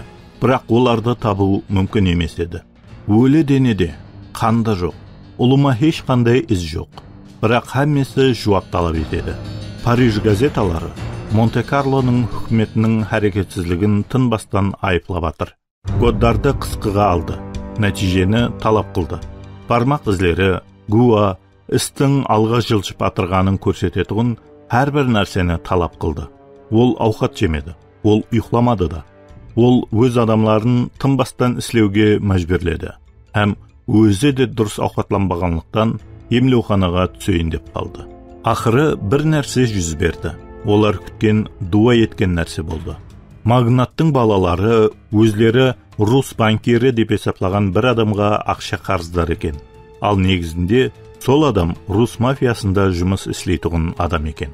Годдар сол адамның Монте-Карлода үйі бар екенін, һәм оны қаланың ішінде көрген адамлардың бар екенін біледі. Оннан қала берсе, оның 2 шерігі магнат жоғалып кететін күні жағалауда көзге түсіп қалды. Олар кемені жараға алуды қалеген еді. Іс орнынан қозғалды. Годдарда гуман астындағы адам һәм оның ниеті болды. Тергеуді давам ету үшін ол басшылықтан Москваға ұшуға рұқсат сұрау үшін хабарласты. Оған рұқсат бермегенде ол қатты таң қалды. 1 сағат өтпей-ақ оның ханасына Лемье кіріп келді де, бұл іс оған тапсырылғанын айтады. Іске байланыслы хүжетлердің барлық көшірмесін талап қылады. Годдар бұған келісім бермеді. Бірақ оның қарсылығын баслығы ітібарға алмайды. Москваға Годдар емес, ал Лемье ұшып кетті. Сөйтіп бұл істе тоқтап қалды. банкирдің жәрдемшілері сырлы түрде жоқ болып кетті. Ал өзі болса, бүткіллей аянышла ақлануды айтты. Бірақ Лемье таңқаларлық жұмсақлықты көрсетті. Тез арада руслардан барлық гуман алып тасланды. Һәм Лемье Парижге қайтып келді. Ол істі бақылауға алатығынын уәде берді. Бірақ оны ашуға ешбір үміт қалдырмады. Онан қала берсе, рус банкирі бірнеше елдерден Монако елін қосқанда рәсми кешірім алды. Ал Годдар Монаконың қадірлі достысының абыройына еш текарсыз кір келтіргені үшін ақша төленбейтұғын бір хәптеге жұмыстан босатылды. Ал енді осы Марсель Морис Лемье Европа ізқуарларының ішіндегі ең жауызы қайтып келді. Дюваль балконға шықты да Годдарға трубканы берді. Бұл сол, деді сыбырлап ол. Годдар көзін сыпырды һәм трубканы қолына алды. Инспектор Лемье, сені естуден қуанышлыман, деп ол өтірік айтты. Сіз менің дем алысымды бұздыңыз, деп жауап берді Лемье. Өкінішлі, мырза, бірақ еш нәрсе істей алмаймын. Өкінішке қарай, менде сізге арналған қорқынышлы жаңалықларым. Сіздің қоңырау еткеніңіздің өзі жаман жаңалық, деп гүбірледі Лемье. Годдар өзін зорға асылады. Бұл адамға шыдау қатты қиын. Сізге Ремзи мырзаның қайтыс болғанын айтуым керек. Екінші тәреп тым-тырыс болып қалды. Рафик Ремзи? Деп ақыры сұрады Лемье. Тілекке қарсы сол, деп тастиқлады Годдар. Һәм қысқа етіп қалай өлген хақында өзіне белгілі мағлұматты айтып берді. Гуман астында болғанлар бар ма? Деп сұрады Лемье. Әзірше жоқ, бірақ біздер енді ғана тергеуді басладық. Һәм мен сіз бұған жәрдем бере аласыз деп ойлаған едім. Гуа бар ма? Деп сұрады Лемье. Біздер осының менен шұғыланып атырмыз, деп жауап берді Годдар. Бір адам бар, Марван Аккат. Ол қорғау агентінің баслығы. Ол Ремзиді атып өлтіргенде оның менен бірге болған. Ремзи оны жаллайын деген шығар. Ремзиді кім һәм не үшін өлтіргенін анықлайтұғын бір нәрселерді Ремзи оған айтқан шығар деп үміт етеміз. Үміт етеміз дегенің нені аңлатады? Деп сұрады Лемье. Сіз не оны еле сорауға тұтпадыңыз ба? Яқ, деді Годдар. Әзірше сорамадым. Әжайып, деп Лемье ашуменен сөйледі. Оннан өзім сұрайман. Мен аэропортқа бараман. Самолет қонатығын майданда 20 минуттан соң біреу мені күтіп алсын. 20 минут, деп таң қалды Годдар. Сіз Парижде емессіз бе? Яқ, мен Ниццедемін. Лемье бұны Годдар білу керекте етіп айтты. Мүмкін, хақиқатында да білу керек шығар. Дюваль оған не үшін ескертпеді екен? Ол Годдардың күтілмеген нәрсені жаман көретұғынын білетұғын еді ғой. Бұл үшін қыздың басын жұлып алып таслау керек, бірақ әзір емес. Әзір оның бұндан да ахметлі жұмысы бар. Яқшы, Лемье мырза, деп жауап берді ол. Адамларымның бірі сізді мінетлі түрде күтіп алады, һәм Ремзидің үйіне алып келеді. Бірақ сіз еле Марван Аккатпенен сөйлесе алмайсыз. Не үшін? Деп қатал дауыспенен Лемье сұрады. Марван жоқ болып кетті. Жоқ болып кетті? Годдар хауаны ішіне тартты. Бұл туралы Лемьеге айтуды қалемеген еді. Тілекке қарсы сол уақияның үстінде ол қашып кетті. Бірақ қаланың ішінен шығу кету жоллары жабылды. Ол біздерге кереклі гуа болу мүмкін. Онан қала берсе, ол жалғыз гуа. Яқ, Годдар мырза, деді Лемье. Сіз қателесісіз деп ойлаймын. Марван Аккат гуа емес. Мен үшін ол ең баслы гуман астындағы адам. Гуман астындағы адам? Деп сұрады Годдар. Біздер ол хақында еш нәрсе білмейміз. Оның кім екені туралы, бұл жерде не үшін болғаны туралы еш нәрсе білмейміз. Онда біліп ал, деп қаттырақ айтты Лемье. Оны тұтқынға алу үшін рұқсат қағаз берің. Һәм Миланнан баслап Марсельге дейін үкіметке хабар берің. Оның қашып кетуіне жол қоймау керек. Болмаса, сізге уәде беремен, Годдар мырза. Сізден баслап, һәммеміз басымыздан айырыламыз.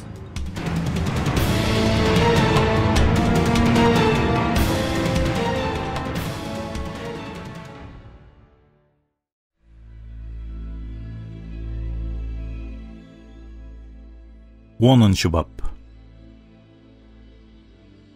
Жауын құя басылады. Марван айна сыпыратұғынды қосып, ығал жолда көліктің тайып кетпеу үшін өзі сенбейтұғын Құдайға дуа ете басылады. Күтілмегенде тынышлықты бұзып, Телефон шыңғырлады. Алло, Марван, бұл мен, Рами. Сен жетіп бардың ба? Яқ, еле жетіп бармадым. Марван саатына һәм картаға қарады. Ішкі сезімі қаттырақ сызлап кетті. Сағат 7:30 болып қалды. Ал ол болса, Марселдің шетіне енді ғана жетіп қалды. Рами, деді ол, меніңше үлгермеймін. Марван, сен үлгеруің тиіс, деді Рами. Сенде басқа жол жоқ. Арқа Африкадан сені алып кете аламын, бірақ француз түрмеханасынан шығара алмаймын. Или алыстасаң ба? 5 шақырым, мүмкін 10 шақырым шығар. Сағатыңа қара. Ауа, білемен, деді Рами. Бірақ сен аэропортқа жетіп бараман дегенше, біздер бір нәрсені шешіп алуымыз керек. Нені?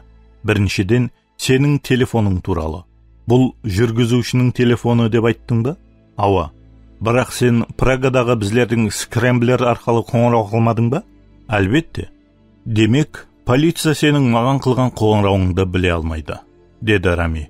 Дегенменен, олар әрекет етіп көреді. Соның үшін, сол телефонменен артық қолдануға болмайды. Сөйлесіп болғанымыздан соң, оны таслап жібер. Түсіндің бе? Түсіндім. Касабланкаға жетіп барғаныңда спутниклі телефон сатып ал, деп сөзін дауам етті Рами. Ақшаға сатып ал. Арзанына жуырмай, басқалар қосыла алмай тұғындай, жақсысын сатып ал.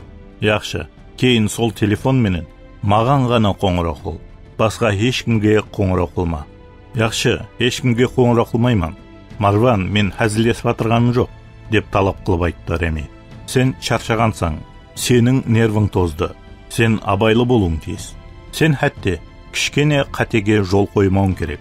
Болып өткен жағдай туралы машқаланы шешемен дегенше, сен тығылып жатуың керек. Сен ешқандай достарыңменен көріспеуің, бұрын болған жерлерде болмауың керек. Бұл қиын емес, деп өтірік айтты Аккат. Мароккода мен ешкімді танымаймын. Яқшы, деді Рами. Солай істеу керек. Рами Раняның Парижден кетіп, әзір Касабланкада жасап атырғанын білмейтұғын еді. Һәм Марван бұл хақында әзір айтып отыруға кеуіліне сыймады. Тыңлап ал, деп дауам етті інісі. Бір нәрсені анық айтуға болады. Клодет Ремзи туралы гуманың сені алдамады. Ол тірі. Сан-Паулуда ақшаны өткермелеуменен шұғыланып атыр. Яғни, әммесінің артында оның өзі тұруы мүмкін. Біздердің бұны әлі қашан білгеніміз жақсы болды. Ал не нәрсе жаман, деп сұрады Марван. Марсельде жауын күшлі жауып атыр. Һәм оның иіні еледе қаттырақ сызлап ауыруын күшейтті.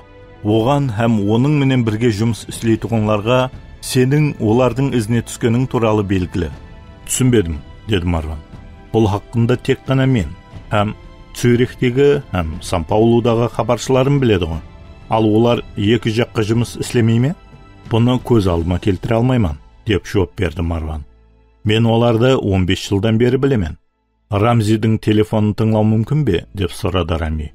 Монте-Карлода ма? Яқ, Парижде. Бұндай болу мүмкін, деп келісім берді Марван. Бірақ кім? Қорғау агенті ме? Ямаса полиция, деді Рами.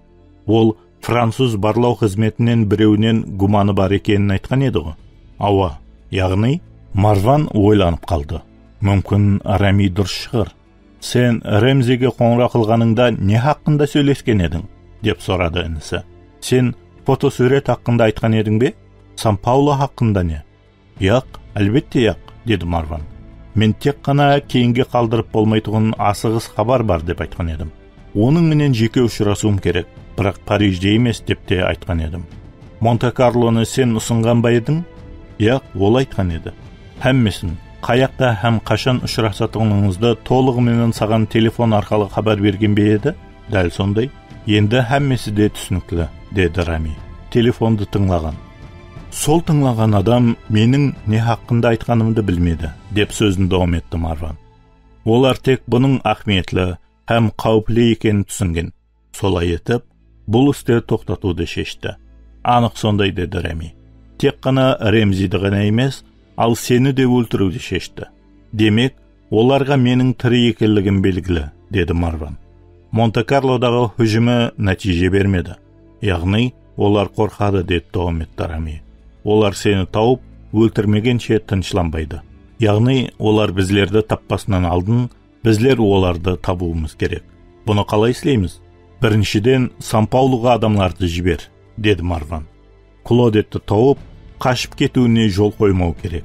Егер біздер оны тапсақ, ол біздерді басқаларына алып барады. Солай деді Рами. Мен бұныңмен шұғыланамын. Екіншіден, Монте-Карлода тергеуді кім жүргізіп атырғанын біл, деп давам етті Марван. Ол бұның менен байланыслы ма, ямаса оған сенуге бола ма біліп ал. Түсіндім, деді Рами. Және не? Сен Парижде кімді танисың? Барлау қызметінде менің бір жақсы достым бар, деп жауап берді Рами. Сен мені Парижде уәкілдігімізді ашу үшін жібергенде, оның менен танысқан едім. Ол жоғары қызметте, ол һәм мені таниды, һәм ол маған жауапкер. Жақсы, оған бір нәрселер белгілі шығар, бірақ абайлы бол, Рами. Біздер елі кім менен ісіміздің болатығын білмейміз. Қауітерленбе, достым жүда абайлы болады. Жақсы. Жауын жауы күшейе басылады. Хауаның дәрежесі бірден түсіп кетті. Бірақ ол әлдеқашан аэропорт белгісін көрді. Ол дерлік жетіп қалды. Сәуетімізді тамамлаймыз, деді Марван. Мен айтарлықтай келіп қалдым. Жақсы, деп жауап берді Рами. Абайлы бол, 3 күннен соң маған қоңырау қыл. Жақсы, деп айтты Марван. Және бір нәрсе, Рами. Ауа, Марван, саған рахмет. Мен сенің інің емеспен бе?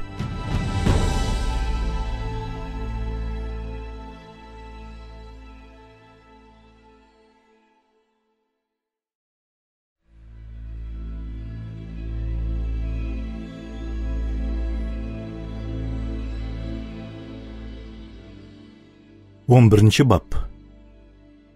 Марван аэропорттың көлік қоятығының орнына кірді. Сағат 8 болған еді. Ол өлік қоюға орын тапты, һәм көлігін өшірді. Кейін ол көліктің ішіндегі бармақ ізлерін сыпырып, артқы орынлықтан сумканы алды да, һәм кетіп баратырып, кілтті, пистолетті, һәм телефонды әр түрлі қоқыс-құтыға таслап кетті. Ол сағат 8:12-де баслы терминалда болды. Мүмкіншілігі болғанша тез, ешкімнің диққатын өзіне аудармастан, ол өзінің құтысына барды. Оны ашып, жалған хүжетті, онлаған кредит карточкаларын, әрбір ісімге екеуден, һәм майда ақша менен бірнеше бума евро ақшаларын алды. Ол және де алмастыратын киімдерді, контакт линзаларын алды. Енді оның көзі қара емес, көк болады. Ол кішкене жол қалтаны да алды. Ол қапысын жапты да, қоқыс таслайтұғын құтыға Клодет Ремзидің суретін таслады, һәм жақын жердегі дәретханаға кірді. Сағат 8:21-де ол Royal Air Mark кассасының алдына барып, билетін сатып алды, һәм самолетке отыратұғын талонын алды. Кардель мырза, асығың, деп саршашы тік тұрған аял. Самолетқа отырғызу әлі қашан басланды. Марван хүжетін тексеретұғын жерге қарай асықты. Оның алдында бірнеше адам бар еді. Полиция қызметкерлері һәм апуайы киімдегі агентлер әлі қашан осы жерге келіп үлгерген еді. Аэропортта олар толып жүрді.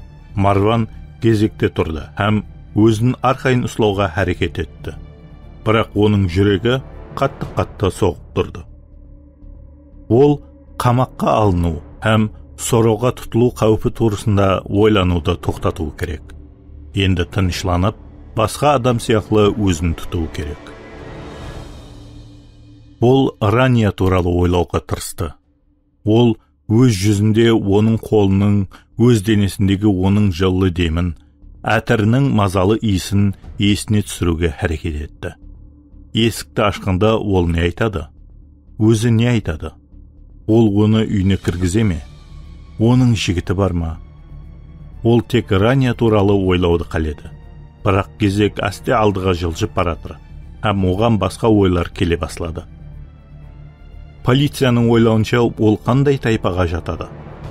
Оны гуа сыпатында ізлей ме, ямаса 2 я 3 адамның өліміне айыпкер сыпатында ізлей ме? Франциядағы һәм Италиядағы барлық аэропортлар, теңіз портлары, темір жол бәндіргілері һәм мейманханалар ескертілген бе екен? Ямаса тек Монте-Карлоға жақын орналасқанлары ғана ескертілді ме екен? Яғни, ол қашып кете алады ма? Ямаса, оның атрапындағы қақпан тартыла басылады ма? Ол айнадан өзінің сыртқы көрінісіне қарады. Жылан терісінен тігілген аяқ киімінің өкшелері оның бойын ұзын қылып көрсетті. Шыртық джинсы шалбар, қара футболка, Grateful Dead жазуы бар джинсы курткасы, өзінің MP3 плеерінен Grateful Dead'тің атақлы қосығы жаңлап тұрыпты. Қара көзәйнек һәм жол қалта көтергенінің арқасында ол бұрынғы президентлер һәм премьер-министрдің сақшысынан көрі Европада саяхат етіп жүрген америкалы талабаға көбірек ұқсады. Ол өзін зорға таныды. Керегі де осы еді. 8 француз тәртіп сақшылары темір ізлейтін құралды қолданып, хүжетлерді көріп, жүклерді тексерді. Әмме оған диққат аударып отырғандай көрінді. Көп уақыттан берлі осындай тәрізде әрекет етіп көрген жоқ еді. Осы уақытта да ол қауіпсіздік қызметкерлерін алдап кете ала ма? Ақыры оның кезегі келді. Ол Монте-Карлодағы жас жұбайлар ханасынан ұрлап алған жол қалта һәм сумкасын конвейерге тексеруге қойды. Кейін ол қолдан ісленген америкалық хүжетін, билетін көрсетті. Бульдог итке ұқсас бір сақшы, қысқа шашлы һәм үстіндегі формасы денесіне тырысып, ал жүзінде қаһар көрініп тұратұғын еді. Ол хүжетлерді мұқиятлы түрде тексеріп атыр, жүдә мұқиятлы түрде. Марванның жүрегінің соғысы күшейіп кетті. Сақшы француз тілінде бір нәрсе деп сұрады. «А?» деп сұрады Марван, тыңлағышты құлағынан алып, һәм ұлыма түсінбеушілікті көрсетіп. Сақшы инглиз тіліне өтті. «Кардаль мырза, сіз қайыққа баратырсыз?» «Касабланкаға, достым», деп анық калифорниялы акцентпенен жауап берді Марван. «Егер көлік тапсам, Рабатқа барамын». Ол өтірік сөзді анықлайтығын детектор арқылы жауап бермегеніне қуанды. «Сіз жалғызсыз ба? Тілекке қарсы сондай. Жұмыспенен саяхат етіп жүрсіз бе, ямаса көңіл көтеру үшін бе?» «Тек көңіл көтеру үшін деп үміт етемен», деді Марван, тексерушіні жұмсартуға әрекет етіп күлімсіреп. Бірақ ол сақшыны жұмсарта алмады. Керісінше, сақшының көзі оны оннан да бетер шұқылай басылады. «Сізде құрал жарақ бар ма?» «Жоқ», деп жауап берді ол, құрал алмағанына қатты өкініп. «Нәше не?» Бұл жеңіл сұрау еді. Ол өмірінде ешқашан нәшені қолданып көрмеген еді. Бірақ ол алдау ойыннан шығып кетпеу керек. «Бүгін алмадым», деп ол мысқылы түрде жауап берді. Бұл да сақшының көңілін көтермеді. «Сіздің қасыңызда 10 мыңнан астам евро бар ма?» Марван ойында тез есеплады. Егер ол қателеспесе, қалтасында 2 мыңға жақын евро бар. Ол және күлімсіреді. «Әзілесіп атырсыз ба?» Сақшы қасын көтерді. «Бұл жаққа келу үшін мен өзімнің Харлеймді сатуыма тура келген еді», деп түсіндірді Марван. «Айтарлықтай әммесін сауып шамаластым. Мен Францияда әммесі соншелік қымбат екенін білмеген едім». «Рабаттың қай жерінде тоқтайсыз?» Марван сенімсізлікті сезді. Ол Франциядан шығып баратырғанда осындай сұраулар берілгенін еслей алмайды. Оның кім екенін танып қойды ма? Не үшін Ақбоя ғана қолға алмайды? Оның тамағы кеуіп қалды. «Қызымның үйінде», деп жауап берді. Бұл да жалған еді. Ол Ранияменен ярым жылдан берлі көріспеген еді. Оны үйіне кіргізетұғынына көзде жетпейді. Және оның үйін таба алатұғынына да сенімлі болмады. Бірақ оның бүткілей діңкесі құрды. Иініндегі жарақат ұлғайып басылған еді. Оның мейманханада алдын ала бәнт етіп қойған ханасы жоқ. Мароккода достары да жоқ. Һәм әзір ол жаққа ұшудың сенерлі себеп етіп басқа нәрсені ойлап таба алмады. «Демек, нәше жоқ қы?» деп және сұрады сақшы. Мен мүмкін ақмақ шығарман, бірақ оншелді емес. «Сіздің сумкаңызды көрсем бола ма?» деп сұрады ол гуманлануын қоймай. Марван рұқсат берді. Һәм Монте-Карлодағы алған сумканың ішінде не бар екенін асығып жүріп көрмегені дәрхал есіне түсті. Ол бұл сумканың күйеуінікі ме, ямаса хаялыныкі ме анық білмейтұғын еді. Бұны білу тек осы 8 құраланған адамлардың алдында тура келіп тұр. Сақшы жол қалтадан басылады. Және бір джинсы, 2 ескі футболка жуылмаған екен. Кір ішкі киім, бірақ тазасы да бар екен. Плеер үшін батарейкалар. Гришамның фирма деген жұмсақ қаплы гөнерген кітабы. M&M's конфеті, сақал қыру үшін қырылма, ескі тіс щоткасы, жартысына дейін қолданылған крест тіс пастасы, дезодорант һәм алтын жүзік. Марван оны көріп, және есіне көп нәрселер түсті.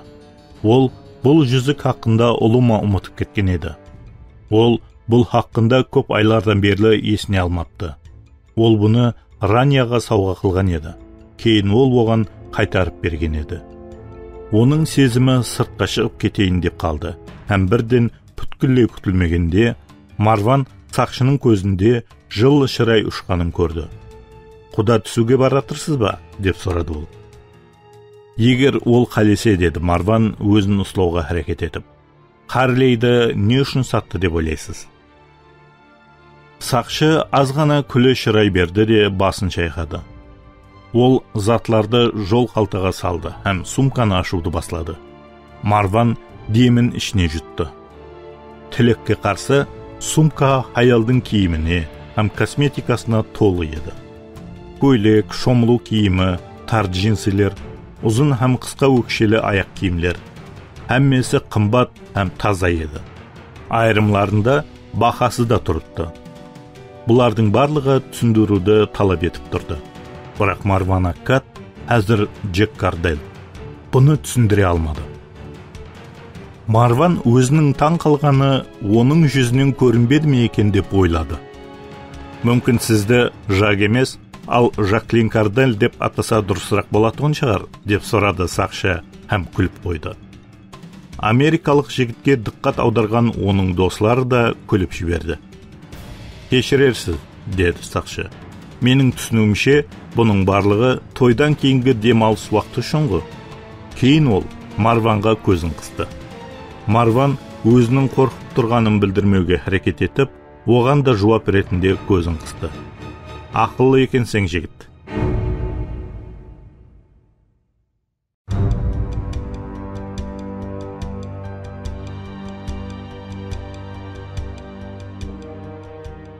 Он екінші бап. Сүйек келді. Годдар һәм Дюваль Лемиені осылай атайтұғын еді. Ол былай деп айтатұғын еді. Тек қана сүйектені барады, ал жүрек жоқ. Ол тез арада осы жерде болады. Годдар балконнан вертолеттің майданға қонғанын, оның ішінен ұзын бойлы арық адамның шыққанын, һәм оған жіберілген көлікке отырғанын көрді. Жол ұзақ емес еді. Майдан Sovereign Place. Кейде Ремзидің шаңырағы үшін үй сыпатында болған. Және де, мысалы, Монако ханшайымларының бірі үшін қымбат көпханалы үйден 100 шақырымдай жерде еді. Годдардың білуінше, Ремзидің және 4 үйі бар еді. Біреуі Орта теңізі жағасының құбыла тәрепінде Александрияда, бұл жерде Рафик өскен еді. Екіншісі бұл Мадидегі сұлу қаладағы үй. Каир қаласының жанында Blue Nile Holdings баслы ыдарасына жақын жерде.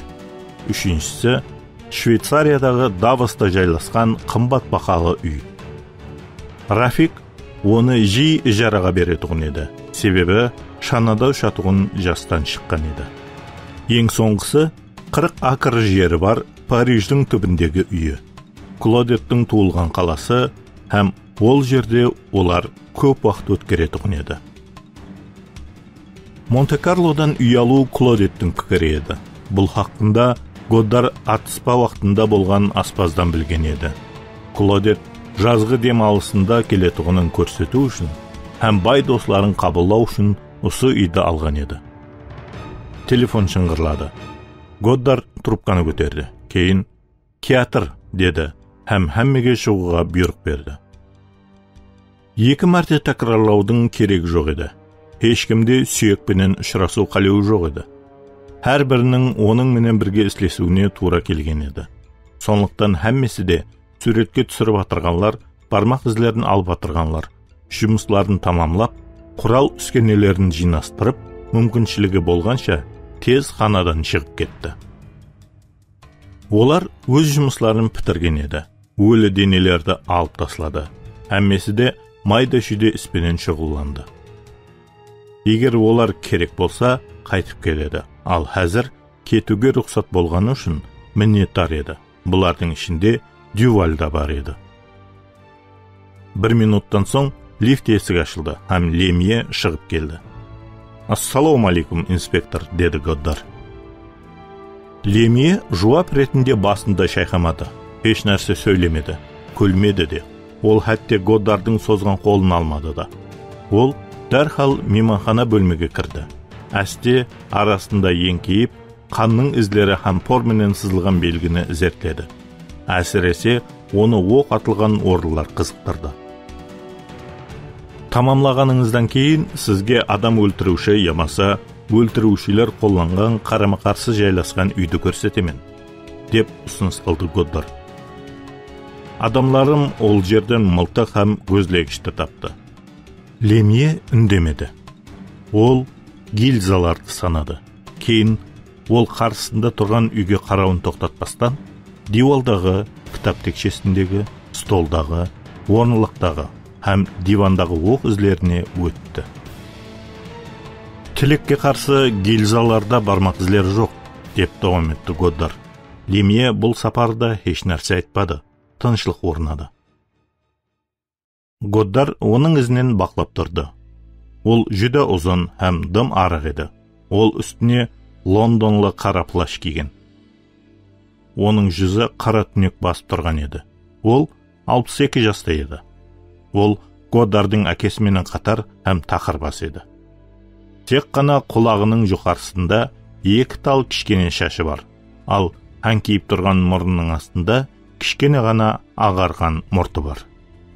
Бірақ әммесінен бетер Годдарды Лемьенің кішкене қара көзлері түршіктірді. Күшлі ақыл сана һәм аңызға айналған есте сақлау қабілетін көрсеткен көзлері ешқандай жылалықты көрсетпеді. Құрдан болған адамға да оның шаңырағында адам өлтіргенлерді тауып, олар жауапкершілікке тарту үшін қолынан келгенін істеп жүрген адамлардың ешбіріне де. Қаланша осындай сезімсіз адам бүткіл Европа бойынша соншалықты жоғары абыройға ие болып жүр екен, деп Годдар өзіне сұрау берді. Ало, ол ашқан жинаятларды бүткіл дүнияның сотталушылары зерттеуді давам етіп жатыр. Ал таслап кеткен, өшіп қалған басқа істер не?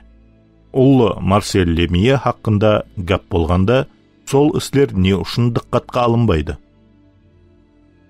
Жинаят болған орынды сезінуді, әттекі иісін сезінуді қаншелі ұнататығынымды сізге айтып жеткере алмаймын, деді ақыры Лемье бөлмелер бойынша аралап. Бұл Мане, ямаса Мане сияқлы шеберлердің соққан ажайып суреттеріне ұқсайды. Бұл пуантализм, Годдар мырза. Жақында бірде-бір майда шүйде, бірде-бір реңнің нүктесі ешқандай мәніске ие емес сияқлы. Бірақ артқа қадем басып, суреттердің әммесін көру үшін көзіңізді жұмып тоқтайсыз. Сонда майда шүйделер сізге уақияны айтуды баслайды. Анық, жауыз адамды билеп алатығын уақияны. Негізінде тап ұсында етіп ұлы ізқуарлар әрекет еткен. Олар көздерін жұмып, жан тынышлығына еніп, уақияға құлақ салған. Годдар жауап бермеді. Бұл адамды ол ұлыма жақтырмай тұрған еді. Енді ол сол дізімге таңқпаразлық һәм қиял етуді қосып қоя алды.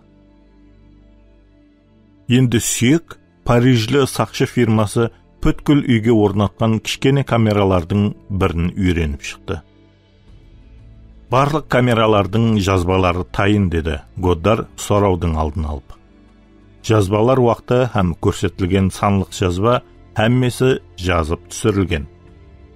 Ремзидің Марванменен сөйлескені, Ремзиді қалай атқаны, сақшылардың қалай өлтірілгені, Марванның олардың құралын алуы, әммесі осы жерде. Айтпақшы, мен баллистикалық баянламаны алдым. Меридиан мейманханасындағы 2 өлі денедегі оқлар сол күзетшілердің бірінің құралынан атылған. Сөзсіз оқты Марван атқан. Лемия тоқтады да назерін жоғары қаратты. Қызығушылық көрсеткеніне таңғалып, Годдар сөзін давам етті. Машқала мынадан барады. Камера не болғанын көрсетеді, бірақ не үшін болғанын айтпайды. Даусы жоқ. Тек қана Марван Аккад өмірінің соңғы мәуірінде Ремзидің не айтқанын біледі. Телефоннан айтқанымдай, мен сіз сияқлы ойлаймын. Тек Марван ғана осы жинаятты ашып бере алады. Сіз оны таптыңыз ба, Годдар мырза? Деп сұрады Лемия, жауапты анық білсе де. Еле таппадық деп тан алды Годдар. Бірақ біздерде ізі бар. Анық қандай із? Тасу менен шұғылданатын компаниялардың бірі көліктің жоқ болып кеткенлігі хақында хабар берді. Такси айдаушысы соңғы мәрте Меридиенде сөйлескен. Оны таба алмай атыр. Ол да қоңырауға жауап бермей атыр. Мейманхананың басқарушысы оның батыс дәрепке кеткенін көрген. Франция дәрепке ме? Деп анықлық кіргізді Лемия. Сондайға ұқсайды, деп жауап берді Годдар. Әзір менің адамларым көшедегі бақылау камераларын тексеріп атыр. Бұл байқала. Мемлекет орната алатын жоғары технологиялардың артықмашылығы. Монте-Карлода бақылау камералары әмме жерге орнатылған. Суретке түспестен қозғалып жүруің мүмкін емес. Жинаяттың алдын алу мүмкіншілігі барқа бола бермейді, бірақ оны жиі тіклеуге һәм айыплыны табуға болады. Басқарушы таксидің кеткенін қашан көрген? Шамаменен 2 сағат алдын, деді Годдар. Соннан берлі Марванды қаланың ішінде ешкім көрмеді ме? Яқ. Оны Ницца аэропортында да көрмеді ме? Яқ. Канныда не? Яқ. Ерде не? Бөлме ішінде арман берман жүріп, Лемия бірден тоқтады. Ол Марсельге кетіп баратыр, деді ол. Мені аэропорттың қауіпсіздік қызметінің басшысымен байланыстыр. Тез.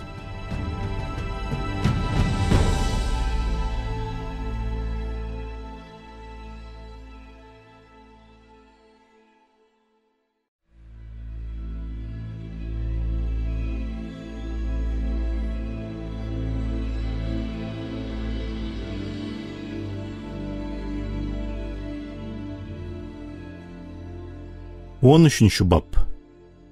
Royal Air Maroc 256 рейс самолеты жамғырлы кеште ұшып баратыр. Самолеттің ішінде 140 жолаушы бар. Олардың бірі Марван Аккад, ямаса Джек Карделл еді. Самолет құбылаға қарай бұрылып, жер орта теңізінің үстінен 7500 метр бәленділікте ұшып баратыр. Һәм тезлігі саатына 800 км. Салқын ішімлік суы берілді. Пилот салонның ішіндегі жарықты өшірді. Һәм жолаушылардың көпшілігі ұйқыға кірісті. Марван ұйқылай алмады. Жарақаты шыдап болмас дәрежеде ауырып жатыр. Ол терлеп кетті. Кейін тоңып, кеулі айнып құсқысы келді. Ол стюардессадан ауруды басатығын дәрі сұрады. Һәм оны Кока-Кола менен ішіп жіберді. Кейін ол бет қолларын жуу үшін дәретханаға барды. Есігін жапты да ішінде айнадан өзіне қарады. Оның көрінісі ауқалына сай еді. Жүзі ағарған, көзі қызарып кеткен. Курткасын шешкенде ол футболкасының қанға боялғанын көрді. Қан аэропортта қайта киініп алған уақытында жарасына таңып қойған қағаз салфеткадан өтіп кеткен. Марван курткасын ілдіргішке ілдіріп қойып, қолларын сабынлап жылы суға жуды. Һәм салфетканы алу үшін әсте ғана иініне жабысып қалған салфеткаларды ығалады. Бұл барыс қатты сызлатып, өзі күткеннен гөрі көп уақытты алды. Стюардесса есікті қақты. Мырза, деп сұрады ол, жағдайыңыз жақсы ма? Ауа, рахмет, деп жауап берді Марван. Анық па? Деп қайта сұрады ол. Ауа, әммесі жақсы, деді ол. мен шыға жақпан. Bizler tez arada qonamiz mirza. Орныңызға барып отыруыңыз, һәм белбеуді тағуыңыз тиіс. Ава, хәзір деді ол. Хәзір барамын. Марван өзіне ешкімнің диqqатын тартпау керек еді. Өзін жаман сезінгеніне, жарақаттың ауырғанына қарамастан, асығып жүріп жарақатын жауды да, оған таза ызғар салфеткаларды басты. Сондан кейін ол бетлерін жуып, сыпырынды, һәм раковинаны толды сыпырып, қолданылған қағаз сүлгіні қоқыс ыдысқа таслады. Курткасын киіп, ол ешқандай қан тамшылары қалмағанына сенімді болу үшін және бір мәрте айнаға қарады, һәм дәретханадан шықты. Сіз шынында да жақсысыз ба? Деп сұрады онан стюардесса. Азғантай кеулі майныды, деп жауап берді ол, һәм осы жетерлі болар. Ол мені тынышыма қояр деп үміт етті. Сіздің көрінісіңіз шынында жүдә жақсы емес, деді ол. Жетіп барғанымызда сізді шипакер көруін қалайсыз бе? Бұның қажет жоқ, деп жауап берді ол. Һәм және қара терге түсті. Қызымның өзі менің менен шұғылданады. Сіз жүдә мейірімлісіз, сізге minnettarman. Қыз оны тынышына қойды. Бірақ Марван және өз орнына отырды, ал самолет Касабланкаға жақынлады. Оны және тынышсызлану билеп алды. Ава, ол Европадан һәм Марсельден шығып кете алды. Бірақ ол өзіне диqqat аудартып қойды. Бұл хаял оның жүзін, көзін, жүріс-тұрысын еслеп қалды. Оған өз туралы сұраулар беруден алдын қанша уақыт өтеді екен. Клодет Ремзи һәм оның жинаятшыларын айтпағанда, кемінде 3 мемлекеттің полициялары оның ізіне түсіп жүрді. Олар қанша қашықтықта оған жақындасып қалған екен. Ол аэропортта із қалдырғанын білді. Олар сол затларды тауып, оның Мароккоға кеткенін біліп алады.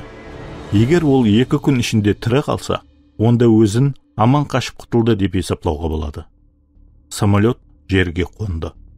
Марван бюджет бақылауынан ешқандай машқаласыз өтті, һәм ижараға көлік алып, қалаға қарай кетті.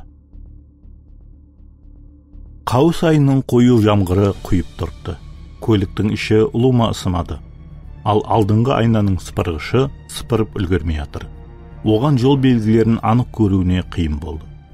Ол Касабланкада бірнеше мәрте ғана болған еді, һәм тек қана салтанатлы түрде келгенлер менен бірге болған еді.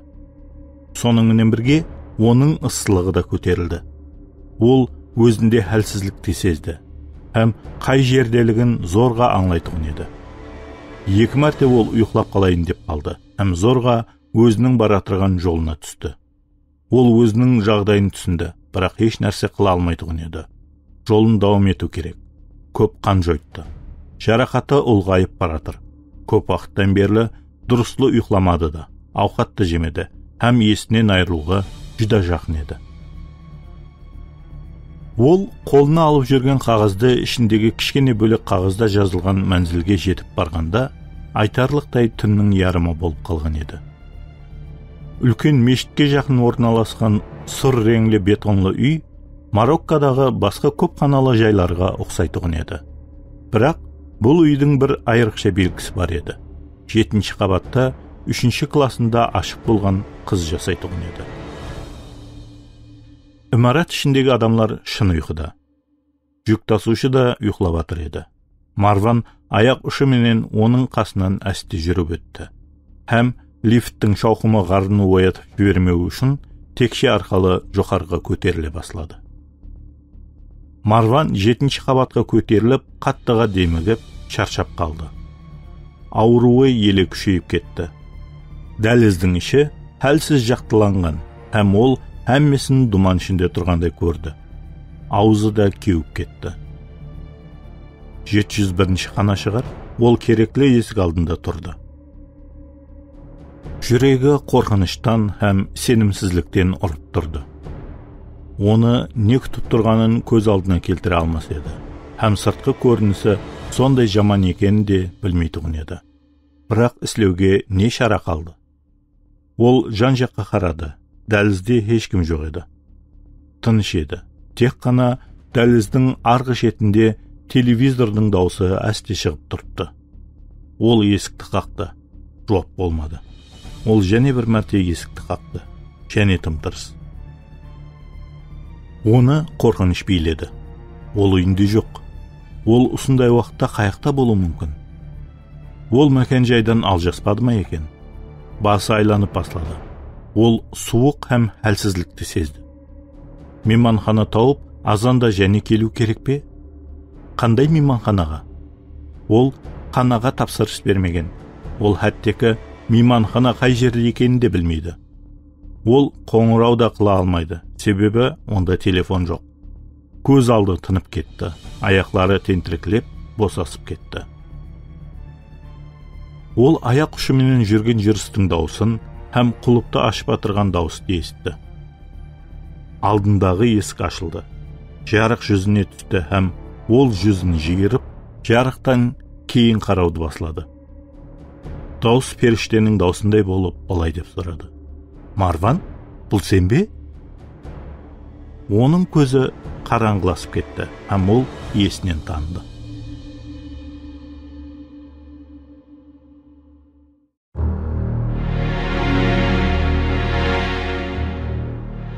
Он төртінші бап. Клодет Ремзи таудағы үлкен бақ шарбақлы жайдағы бассейнінде салқын пинаколада ішіп, Сан-Паулоның құяш нұрының астында жатыр еді. Ол өзін еркінлікке жаңа ие болған хаял сияқты тұтатығын еді. Қызметкерлері оның иініне һәм арқасына кокос майын жақты. Бірақ ол кейінгі операция хақындағы жаңалықты күтіп, арқайым бола алмас еді. Ол енді өмірін сол мейірімсіз фараон менен бірге өткермейтұғын болды. Ремзиді ол арқасынан осылай атайтұғын еді. Ол енді тірі емес, ал оның сақшысы не? Ол да өлген бе екен? Егер өлген болса, онда кім қалған екен? Ол және кімге айтып берген екен? Спутник телефонына қоңырау келді. Ол отырды да қызметкерін ар жаққа жіберді. Бір өзі қалғанына сенімді болғаннан кейін ғана ол телефонын қолына алып, былай деп сұрады. Бұл бағыт толығымен қауіпсіз бе? Әлбетте, деп жауап берді басқа жақтағы дауыс. Сіз мені ақмақ деп есептеп отырсыз ба? Мен өзімді қауіп астына қойғым келмейді. Сіз картаға қанша көп қойылғанын білесіз. Тек қана сіз тәуекелге бармадыңыз. Демек, барлығы ісленді ме? Барлығы емес. Бұл нені аңлатады, деп жауап талап етті ол. Сенің күйеуінің мәселесі шешілді, бірақ Марван Аккат қашып кетті. Қалайынша қашып кетеді? Мен 3 топарға пұл төледім ғой. Ол тәжірибелі болып шықты. Мен сізді ең жақсы тәжірибелі деп ойлаған едім. Оны табамыз, деп сенімлі айтты сол дауыс. Оны өлтіреміз, бірақ бұған көбірек уақыт һәм көбірек пұл керек. Бұның артықмашылық, деп тісінің арасынан айтты. Бір тиынды алмайсыз. Сіз екеуінде жоқ қыламын деп айтқан едіңіз. Мен төледім, қалғаны сіздің машқалаңыз. Сіз бір нәрсені ұмыттыңыз, Ремзи ханым. Мені бұлай деп атама, деп талап етті ол. Менің бұл атты жек көретұғынымды білесіз. Не болса да, сіздің қаяқталығыңыз һәм сіздің не қылғаныңыз маған белгілі. Және де, сіз қалған өміріңізді қамақта өткеруіңізге де менде жетерлі дәлелдер бар. Деп, дауам етіп айтты екінші тәріптегі хаялдың дауысы.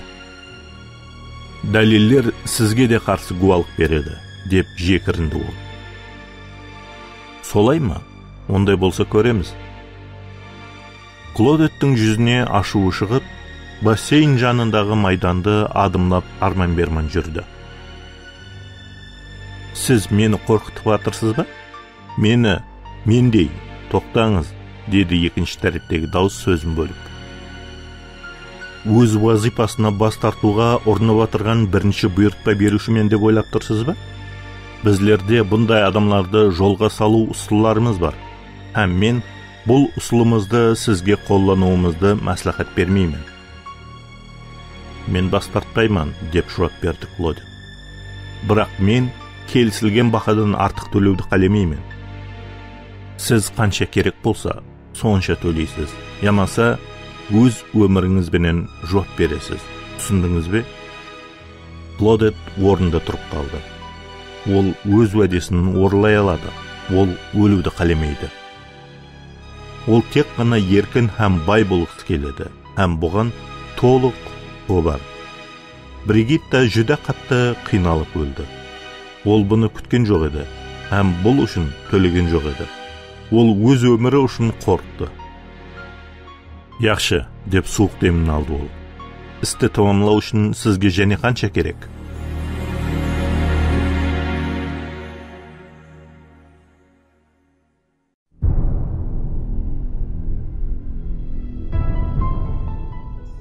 Он бесінші бап. Рания Фаваз аузынан шығайын деп тұрған даусын ұслап тұрды. Ол өз көзіне өзі сенгісі келмеді. Марван Аккатпенен ярым жылдан берлі көріспеген еді. Рания Парижден кетіп, Марвансыз өмірді қайта баслау үшін Касабланкадан жұмыс тапқан еді. Ол оны қалайынша тапқан екен? Ол не үшін осы жерде? Оған не болды? Бір қолына халатын алды да, Рания Марванның жүрек ұрысын тексеріп, маңлайын ұслап көрді. Ол ессіз жатыр, бірақ тірі, һәм оның қызуы жоғары.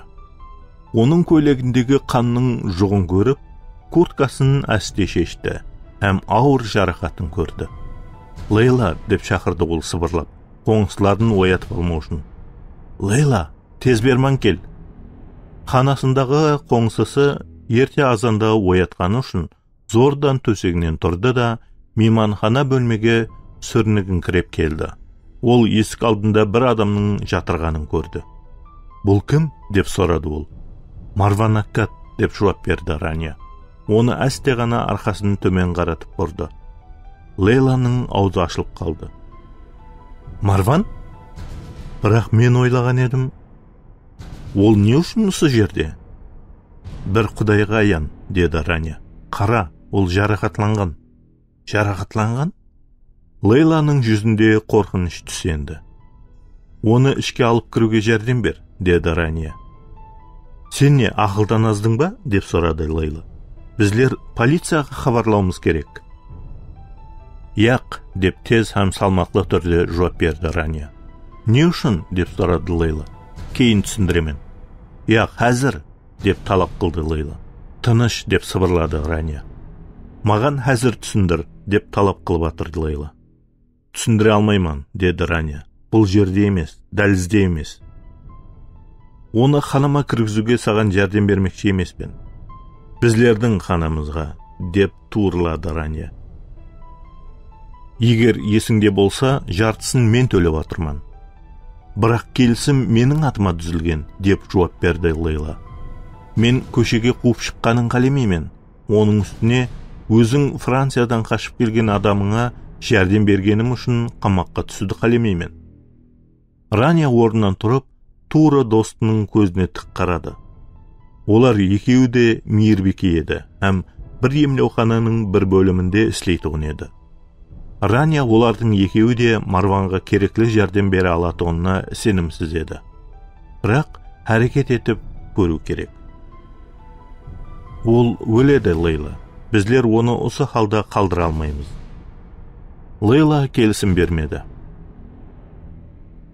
Дұрыс, біздер полиция шақыруымыз мүмкін, һәм олар оған ғамқорлық қылады. Ол телефоннан қоңырау қылу үшін артына бұрылды, бірақ Рания оның қолынан ұстап қалды. Ілтимас, достым, деп ол тісінің арасынан сөйледі. Мені жібер. Сен маған жәрдем бересің бе? Деп сұрады ол Лейланың көзіне қарап тұрып. Мені жібер деп айттым саған, деп талап қылды. Яқшы, маған жәрдем бермей-ақ қой, деді Рания. Бірақ азанда доктор Рамзиге сенің өткен әптеде ұлыма ауырмағаның хақында айтып бермен. Лейла көзін қысты. Сен бұндай істей алмайсың. Не үшін? Деп сұрады Рания. Мен сенің айыбыңды жасырдым. Мен сені тымауланып қалды деп айтқан едім. Себебі сені достым деп есепладым. Егер ол сенің бір хапте бойы Тенерифте болып, испанлы достың менен серфинг менен шұғылланғаныңды білсе, ол не айтады деп ойлайсың? Жалған сөзің үшін сені жұмыстан шығарады, деді Лейла.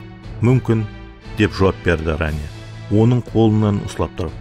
Ал сенің әкеңе Раул хақында айтып берсем, ол не істейді? Оның қадаған қылып қойғанына қарамастан, сенің оның менен жасырын ұшырасып жүргеніңді біле ме?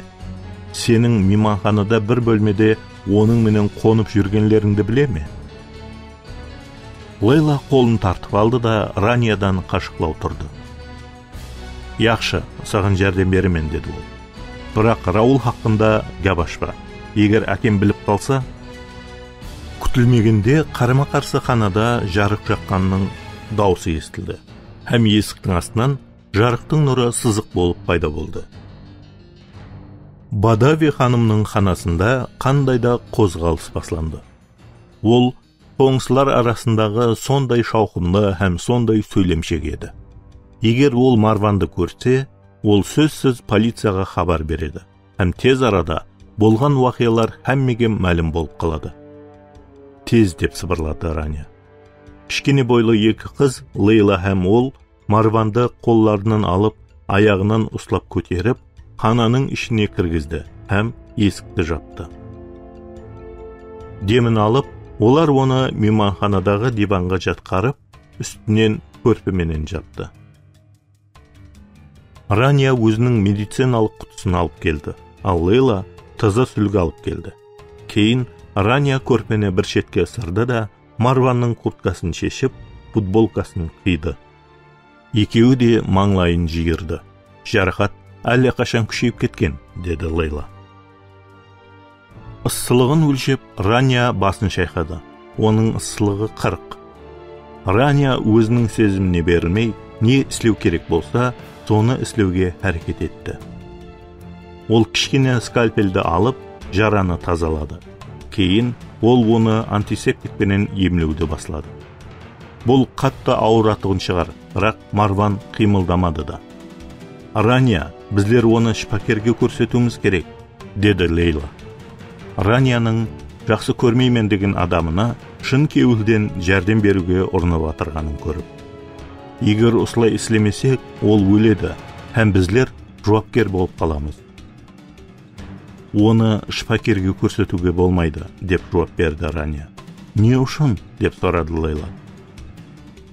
Ойланып көр. Егер мүмкін болғанда, оның өзі емлеуханаға ямаса, полицияға бармас па еді, деп сұрады Рания көз жасларын сыпырып. Онда қолайсыз жағдай болғанға ұқсайды. Болмаса ол бұл жерге менің алдыма не үшін келді? Тек қана осы себеп үшін. Оны іздеп атыр деп ойлайсың ба? Білмедім. Бірақ ол сені қалайынша тапты, деп сұрады Лейла. Менің ойымша, білмедім, деп ойланды Рания. Ол һәме уақытта жүда ойлап тапқыш болған. Ал егер бұны істегенлер де сол сияқлы тапқыр болса не, деп сұрады Лейла. Егер оны өлтіру үшін олар осы жерге келсе не болады? Сен не ұсын түсінбейсің бе? Олар біздерді де өлтіреді. Рания жылап жіберуге таяр еді. Лейла хақ еді. Марван өліп баратыр, һәм оған жәрдем беріп, олар өз өмірлерін қауіп астына қойып атыр. Бірақ ол еш нәрсе қыла алмайды. Өйткені қандай да себеппенен олар араны ашық қылған жоқ еді. Ол ұйықтайтұғын бөлмеге жуырып кетті. Қаяққа, деп сұрады Лейла. Рания жұмыс халатын киіп алды. Күжетін һәм хамиянын алып, есікке қарай жүре баслады. Сен қаяққа, деп жауап талап етіп сұрады Лейла. Емлеуханаға. Сен ақылдан аздың ба? Маған бір нәрселер керек. Не нәрсені айтып атырсың? Саған не керек? Антибиотиклер, плазма, ауруды басатығын дәрілер. Әлі қашан түн ярымы болып қалды ғой? Білемен, мен 20 минуттан соң келемен. Ол 20 минутқа дейін тірі тұрмауы да мүмкін. Мен тезірек барып келуге әрекет етемен. Бірақ сен емлеуханадан бір нәрсені алуға құқың жоқ, деді Лейла. Рания өз пальтосын алды да оны киіп алды.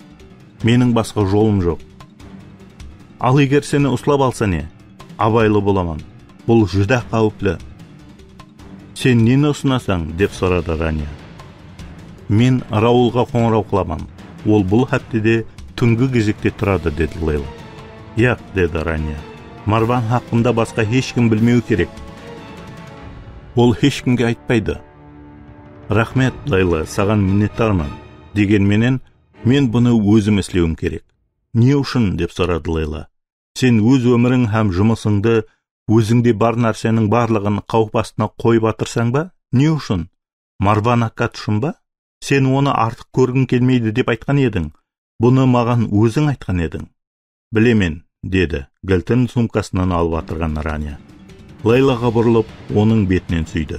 Бірақ мен саған не үшін екенін айтпаған едім. Егер сен білгенде еді, онда түсінген болар едім.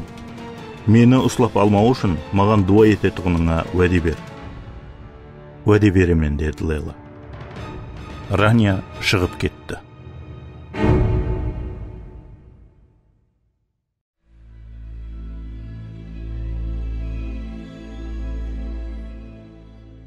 Он алтыншы бап. Рания көлігін емлеухананың артқы тәріфіне қойды да, бірнеше есікті ашуға ұрынды. Әммесі жабық еді. Ол қапталдағы есікті де тартып көрді, бірақ ол да түнде жабық еді. Ол тек қана тез жәрдем тәріптен қарауылдың жанынан кіру мүмкін екенін түсінді. Яғни оны көреді, һәм бір нәрсе деп сұрайды. Әттекі оның кіруін қадаған етуі де мүмкін, келуінің себебі болмаған үшін. Ол саатқа қарады, оның басқа жолы жоқ.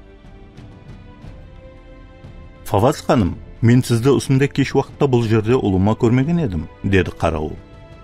Доктор Рамиз мені шақырған еді, деді ол. Һәм ол бір нәрселерді алып келуді сұраған еді.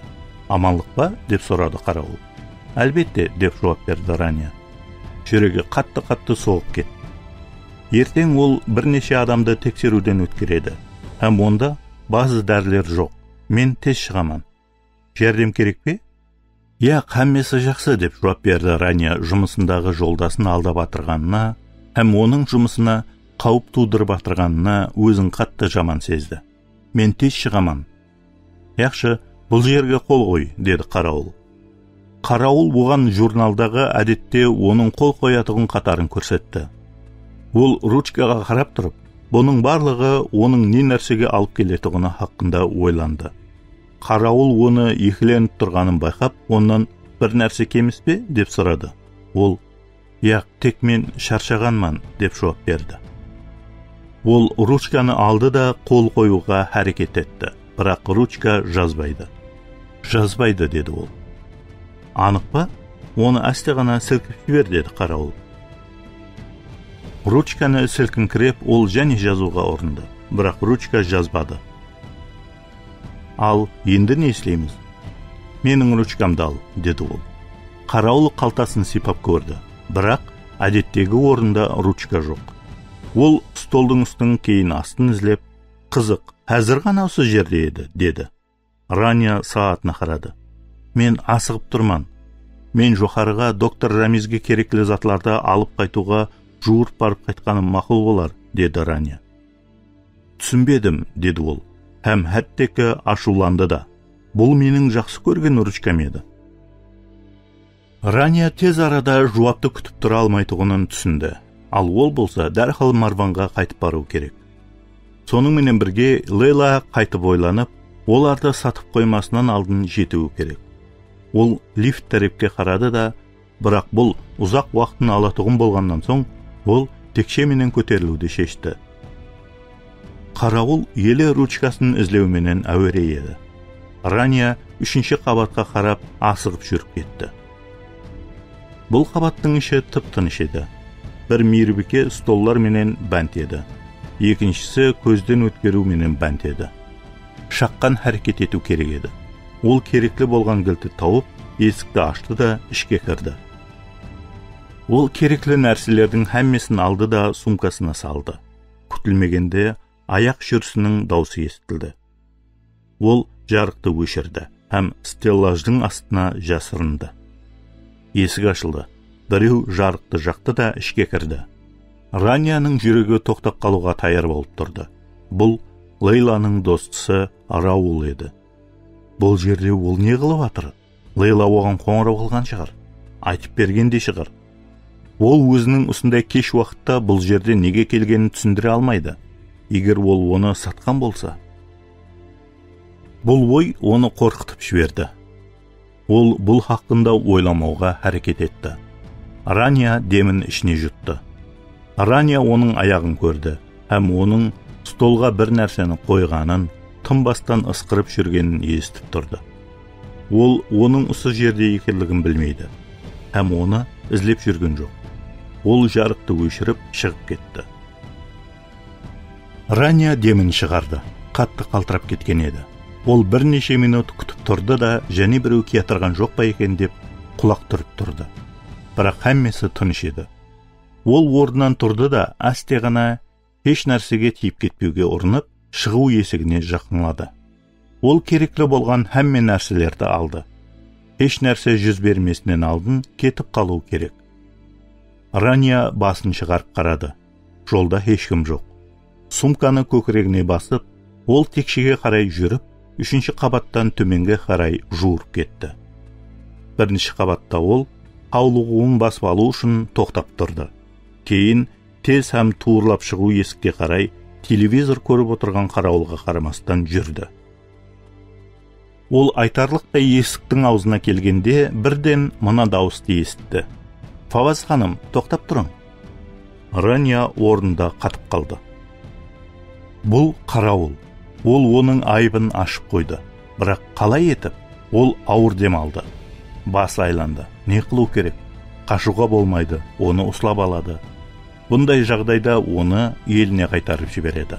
Ал егер, ол бұл хақында хәтте ойлағысы да келмеді. Рания өзін апуай етіп көрсетуге ұрынып, әсте артына бұрылды. Ол әлсізлікті һәм қорқынышты сезген еді. Ол өзінің өз тағдырыне және де Марванның да, Лейланың да тағдырыне тапсыруы керек. Олар низамды бұзды, һәм бұл үшін жазасын тартуға тура келеді. Бұның барлығы қалайынша жүз берді. Қарауыл орнылығынан тұрды, һәм оның ізінде ешқандай қорқытатығын түс жоқ еді. Ол күлді. Фаваз ханым, қараң, мен ручкамды таптым, деді ол. Сіз келіп кеткеніңізді белгілеп, қол қоюыңыз тиіс, жақын келін. Оның жүзі қуанышлы еді, ал Рания болса жылап жіберуге сәл қалып тұрды. Бірақ 10 минуттан соң ол өз үйіне қайтып келді. Лейла онан, неге ұзақ қалып кеттің, деп сұрады. Тез ала алмадым, қиынлау болды, деді Рания. Қандай қиыншылық? Ешқандай, әммесі жақсы. Рания, әммесі емес. Не болды? Марванның ыстылығы 40-тан жоғарылады.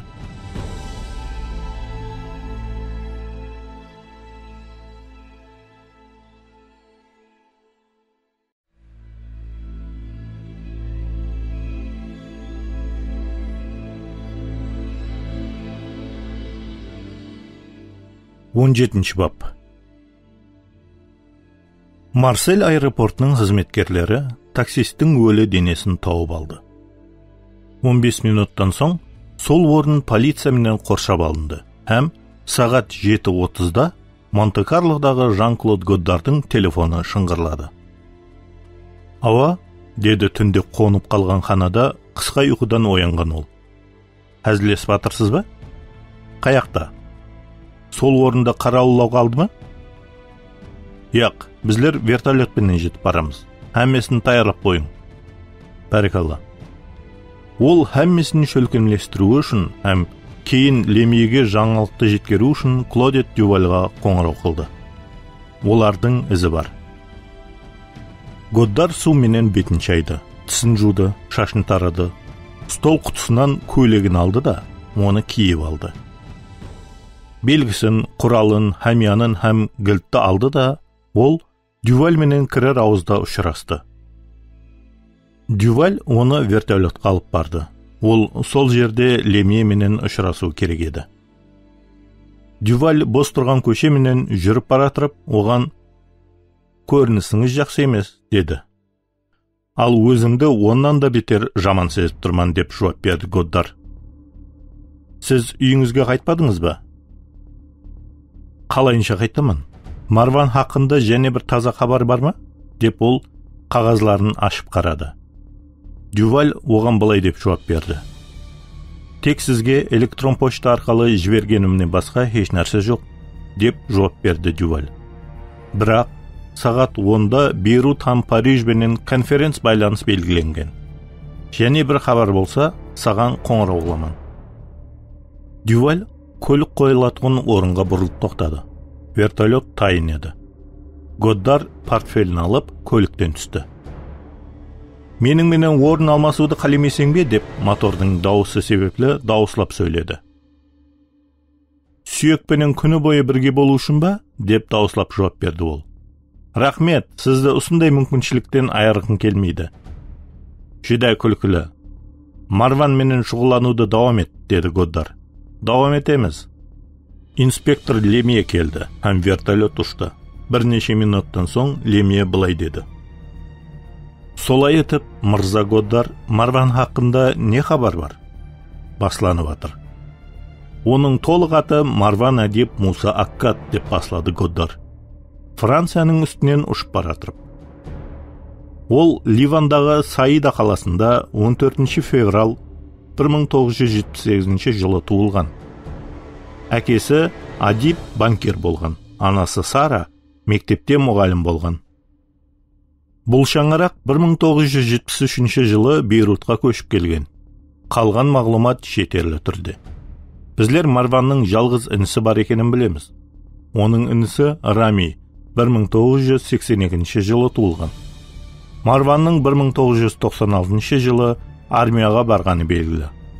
Ол армияда өзін көрсете алған, һәм оны жоғары көтерген. Ол таңлаулы бөлімде қызмет етіп жүріп, арнаулы қызметке көшірілген. Һәм 98 жылы министрдің, ал 99-2001 жыллары премьер-министрдің сақшысы болып істеген. Годдар Дюваль жіберген хатты қарап шықты. Ол мемлекеттік қызметтен 2003 жылы кеткен. Армиядан қайтып, ол Аккад һәм жолдаслары атлы сақшылық компанияға тикар салған. Біздерге белгілі болуынша, олар әсіресе ұрланған адамларды табу һәм басқарушылықты қорғау һәм Иракта істеп атырған Western Oil ЖК компаниясымен шұғыланады. Олар жақында Ливияда да олардың қауіпсіздігімен тәмінлеген. Әммесін шолып өтуімізше, Персия қолтығы аймақларындағы олардың бай қаридарлары менен болған бизнеслері рауажланып атыр. Компанияның интернет сайтында тек қана қаридарлардың тізімлері һәм Бейруттағы бас идарасының байланыс хабарлары ғана бар. Менің серіклесім Клодет Дюваль кеше-кеште олар менен байланысуға ұрынды. Бірақ олардың идарасы жабық еді.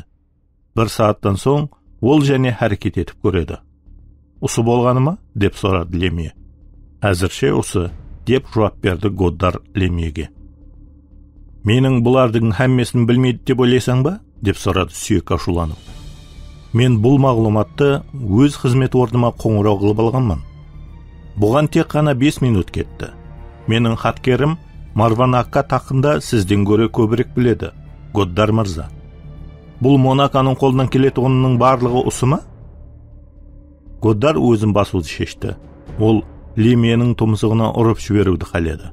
Бірақ ол осылай істей алмады. Сіз қолдан келгенше мағлұмат жинауды сұраған едіңіз. Бірнеше сааттан соң біздер көбірек мағлұматқа ие боламыз, деп жауап берді Годдар. Бірнеше сааттан соң Марван Японияда ямаса Аляскада болу мүмкін. Біздер ұзақ күте алмаймыз, Годдар мырза. Адам өлтіруші еркілікте жүріпті, һәм біздерді 9 саатқа басып өтеді. Годдар жүзінің һәм мойнының қызарып кеткенін, ал құлағының ысып кеткенін сезді. Һәмме оның кемсітілгенінің гуасы болды, һәм ол жауап беруді қалеген еді. Бірақ әзір уақыты да орны да емес еді. Марсельге ұшуды давам етіп баратырғанда Лемье былай деді. Қызық, Годдар мырза. Сіз Марван һәм оның інісі 82 жылы басқыншылыққа ұшырап, олар анасына қатты жабысып, оқтан һәм айна сынықларынан жасырынып, жуыну ханасына тығылып отырғанын не үшін айтпадыңыз? Толық шаңарақ болып, Рамидің туылған күнін белгілеп атырған күні Марванның көз алдында екі атасын, екі кемпір апасын, һәм олардың балаларын атып өлтіргені хақында не үшін еш нәрсе демедің, деп давам етті Лемье. Осыдан кейін бірнеше жылдан соң Марван інісіменен Бейруттағы көшеде олардың ата-анасы көлікте қалай жарылғанын көргенін білесең бе? Терезе арқылы Годдар қурап атырған терекелерді һәм патас фермаларды көрді. Түн бойы жауын тынбай жауып тұрды. Лемье: солай етіп, 3 январ 1993 жыл. Ол саған бір нәрсені еслете ме? Деп сұрады. Яқ, деп жауап берді Годдар. Ол өзін пәслетілгендей сезді. Басылысы, Лемье хақ еді. Көбірек мағлұмат жинау керек еді. Ал осы кішкене майда шүйдені Лемьеге ұсынудың керегі жоқ еді. Ол оның қалай жұмыс істейтұғынын білді, һәм енді тек өзін өзі айыплап қойды. Тілекке қарсы, Лемье еле тамамлаған жоқ еді. Сүйек сөзін давам етіп былай деді. Сол уақытта Марван 15 жаста, ал Рами 11-де еді. Сол уақыттағы естеліктері бүткіл өмір бойы олардың ізінен қалмайды. Олар бұл хақында айтпайды да, еслемейді де. Сіз бұл істі ашуды қалайсыз бе, Годдар мырза? Ондай болса, сіз Марван Аккаттың қандай адам екенін түсінуіңіз тиіс. Адамды қорқытуға итермелейтұғын не нәрсе екенін түсінуді қалайсыз бе? Адам өлтіруге, адамларға қорқыныш төндіруге. Ондай болса, сіз оны қалыптастырылған уақияларды біліп, олардың арқасынан не итермелеп тұрғанын түсінуіңіз тиіс. Марванның ата-анасы өлтірілгеннен соң әммесі басланды. Марван енді ажаға емес, ал ол өз шаңырағының басы болды. Рамиға қамқорлық қылатұғын ешкім қалмады. Аталары, апалары өлген еді, ал қалған ағайын туғанлары Ливаннан Европаға һәм штатларға кетіп қалды. Марван інісіне жалғыз өзі қамқорлық көрсетуіне тура келді. Оны ауқатландыру, киіндіру, қорғау. Әттекі Марван Рамиге армияда жүрген уақытында да қамқорлық қылды. Ол оның арнаулы бөлімге кіруіне ұрынды, оған айрықша тапсырмалар берді, һәм премьер-министр орынбасарының сақшысын құрметлі орнына белгілеп қойды. Не үшін? Олар қандай мақсатпенен алдыға ұмтылды? Жақсы бір мақсатты айт. Өзлері басынан кешірген өз елінің басшыларының һәм олардың балаларының қиналудан қорғауды тәмінлеу ме? Годдар мырза, сіз соншелі аңқау емессіз. Годдар еш нәрсе деп жауап бермеді. Бұл сөздер алқымына дейін келген еді. Марван Аккатты мемлекетке болған сүйіспеншілік қозғап атырған жоқ, Годдар мырза. Оларды ашкөзлік қозғап атыр. Маған сен, мен өмірім бойы осындай адамлардың ізінен жүріппен. Оларды білемен, Марван өзінің құқы бойынша әрекет еткісі келеді. Ол өзінен тартып алынғанды қайтарып алғысы келіп атыр. Байлық һәм үлкен жағдайды бере алатұғын жеңілмес сезім. Ол өзінің тоймас ашкөзлігін қанаатландыру үшін байлардың һәм күшлілердің есабынан азықланып атыр. Оларға жалған қауіпсіздікті беріп, олардың сабағына дейін тартып алып атыр. Менің сөзлерімді есіңде тұт. Марван Аккат мырза хақиқи шайтан. Ол тек қана ұрлауды, өлтіруді һәм жоқ қылуды біледі. Біздер оны осындай жағдайды және қайталамастан алдын табуымыз керек.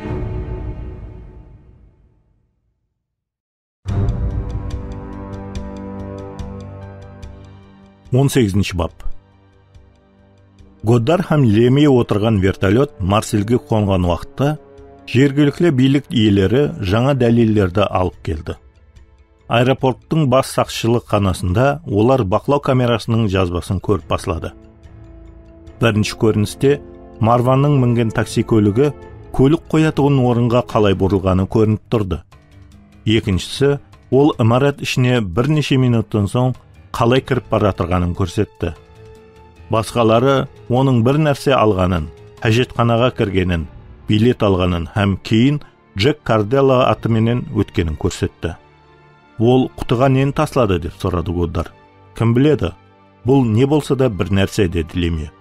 Годдар баслыққа бұрылып, түніменен жиналған барлық қоқысты біреу көріп шығу керек деді. Бірақ мырза, бұл не болса да бір нәрсе болу мүмкін. Инспектор хақ деді баслық. Бұны да табу керек, деді Годдар. Кейін Лемье Марванды тексерген сақшыны шақырып алды. Ол оны сондай қатты сұрауға тұтты. Годдар сол адам қатты ашуланатұғын шығар деп ойлады. Сақшыны жұмыстан босатып таслады. Компьютерді тексергенде интернет арқылы Марван үшін Royal Air Maroc рейсіне билет сатып алынған. Бұл Марванның інісі болса керек, деді Лемье. Біздер бұны анық біле алмаймыз, деп қарсылық білдірді Годдар. Басқа кім болу мүмкін, деп сұрады Лемье. Мен істің тек болжауларға емес, ал сутта көрсете алатұғын дәлелдер болуын қалаймын. Егер Марван шынында да айыплы болса, бұл осындай болуы да мүмкін. Біздерге көбірек дәлел керек. Әзірше біздер ұқсас ilmeklerге арқа сүйеп жатырмыз. Мен көп іслерде ұтып шықтым, деп мақтанды Лемье. Сен қанша істі ақырына жеткермей қойған едің, деп ойлады Годдар, бірақ үндемеді.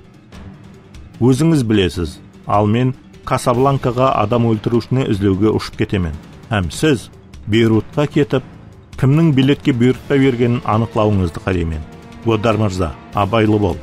Марван һәм Рами Аккатлар жүдә қауіплі адамлар.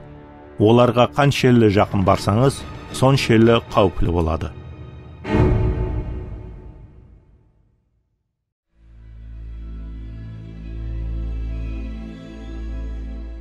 Он 9-шы бап. Марван, сен мені естіп тұрсаң ба? Марван оянуға ұрынды, бірақ қабағын көтере алмады. Бүткіл тұла бойы ауырып тұрды, һәм оның жүзі жабылған болса да, суықтан қалтырап тоңды. Ол өзіне көрпені тартты, һәм аяғын ішпетіне бүкті. Марван, бұл мен, Рания, сен мені естіп тұрсаң ба? Ауа, ол оны естіп тұрды. Ол бұл дауысты жақсы көреді, һәм оны қатты сағынған. Ол һәм Рания балалық уақытынан берлі дос еді. Олар бірге ойнады, бірге қуанысты, һәм Ливандағы ұрысты бірге басынан кешірді. Олар бір-бірінің туылған күндеріне барысты. Мектепте бір партада отырды. Бір күні өзінің үйінің төбесінде олар қорған сіледі, һәм оның ішіне сақлауға кітап, һәм Ранияның жақсы көрген жүзім суын, һәм оның жақсы көрген апельсин ішімлігін қойды. Оның өміріндегі бірінші сүйген қызы бұл Рания еді. Ең бірінші Америка фильміне алып барған адамы Рания еді. Ол фильмнің атамасын есінен шығарды. Бірақ олар залға бірге кіріп, ақырындағы орынлықта бірге отырғаны ядында. Ата-аналары олардың ұшырасқанына қарсы еді.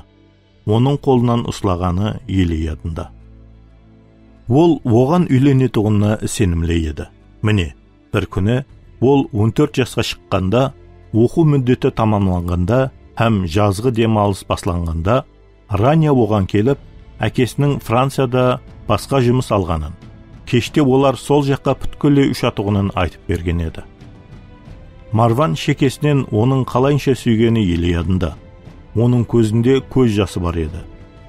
Рания оның менен қошласып, артына бұрылды да жуырып кеткен еді.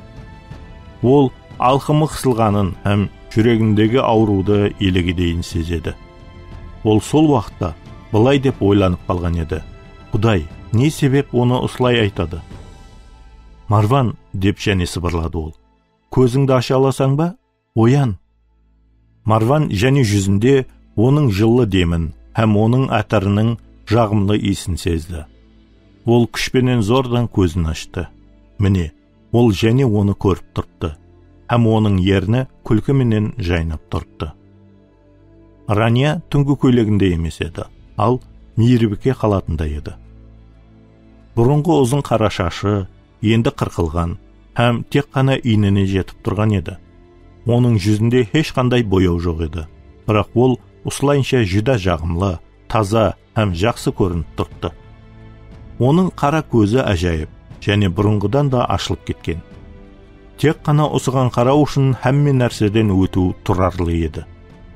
Өткен 6 ай ішіндегі барлық ауру һәм азап өтіп кетті. Өмірдегі ең жақсы шипа һәм дәрі бұл оның үйінде, оның диванында болғаны, һәм оның қамқорлығы астында болып, оның жүрегі қасында ұрып тұрғаны. Марван, сен мені естіп тұрсаң ба? Деп жұмсақ етіп сыбырлады ол. Саат неше болды? Деп сұрады Марван, әлсіз қырылдаған даусыменен. Бас ауруы әсте пәсейе басылған еді. Ол татулық һәм қауіпсіздікті сезді.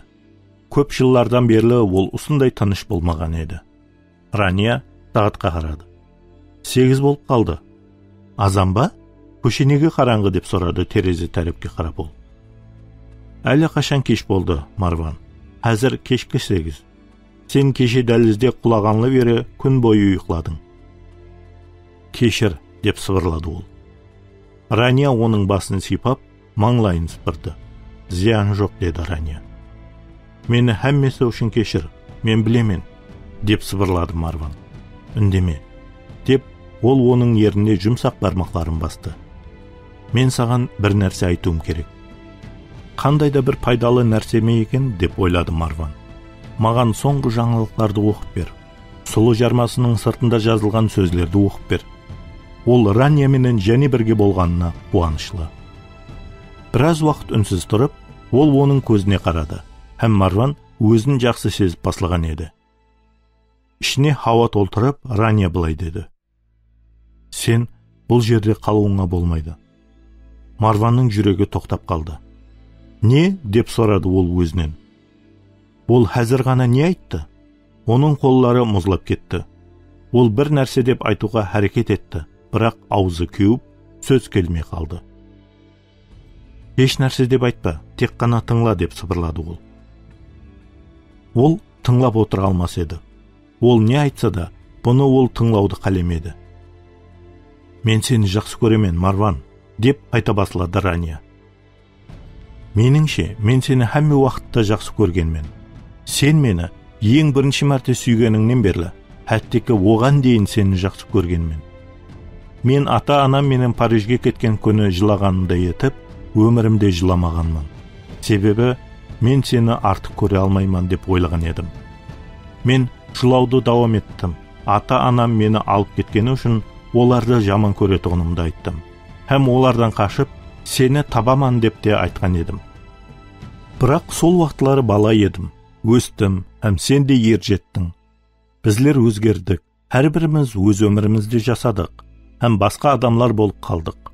Өткен жылы сен гүл һәм сауғалар менен және менен тұрмысқа шығуымды ұсыныс етіп маған келгеніңде қорқып кеттім. Өйткені менде басқа өзіме ұнайтұғын жаңа өмірім бар еді. Маған жақсы қатынаста болып атырған достарым һәм мені ұнататұғын бір адам бар еді. Бірақ сен маған хат жазып, қоңырау қылып, маған сауға һәм гүлдер жіберуді дауам еттің. Бұл мені албыраушылыққа алып келген еді. Мен 10 жыл сені ұмытуға бар күшімді салдым. Мүмкін ұмыту емес, ал өткен өмірімді туырлауға, һәм өзіме туыры келетұғын таза өмірді өретуге әрекет етіп келдім. Сен мені қандай етіп жақсы көретұғыныңды айтуды қалегеніңді білемен. Һәм бұл маған жүда жағымлы еді. Және де мен мынаны түсіндім. Сен мені таң қалдыру үшін өз өмірің хақында, сенде не бар екені хақында, һәм кімлер менен таныс екеніңді айтып бердің. Бірақ бұндай болмады. Бұл хатлардан мен өзімнің ең жақсы достымды зордан таныдым. Мен үйі болмаған, һәм уақытта қауіп астында жүретұғын, һәм өмірін қауіп астына қойып, пұл үслеп табатұғын адамға тұрмысқа шығуды қалемеймен. Құдайға табынудың орнына, пұлға, үкіметке һәм абыройға табынатұғын адамға тұрмысқа шыққым келмейді. Күйеуім мені сүюін қалеймен, Марван. Менің менен уақыт өткеретұғын, менің менен балаларды тарбиялайтұғын, һәм өмірде ең ахметті затларға салдамлы қарайтұғын адам болу керек. Сен бұндай адам емессің, Марван. Мүмкін қашанлардыр сен сондай болған шығарсың, бірақ меніңше әзір ондай емессің. Марван зордан былай деді.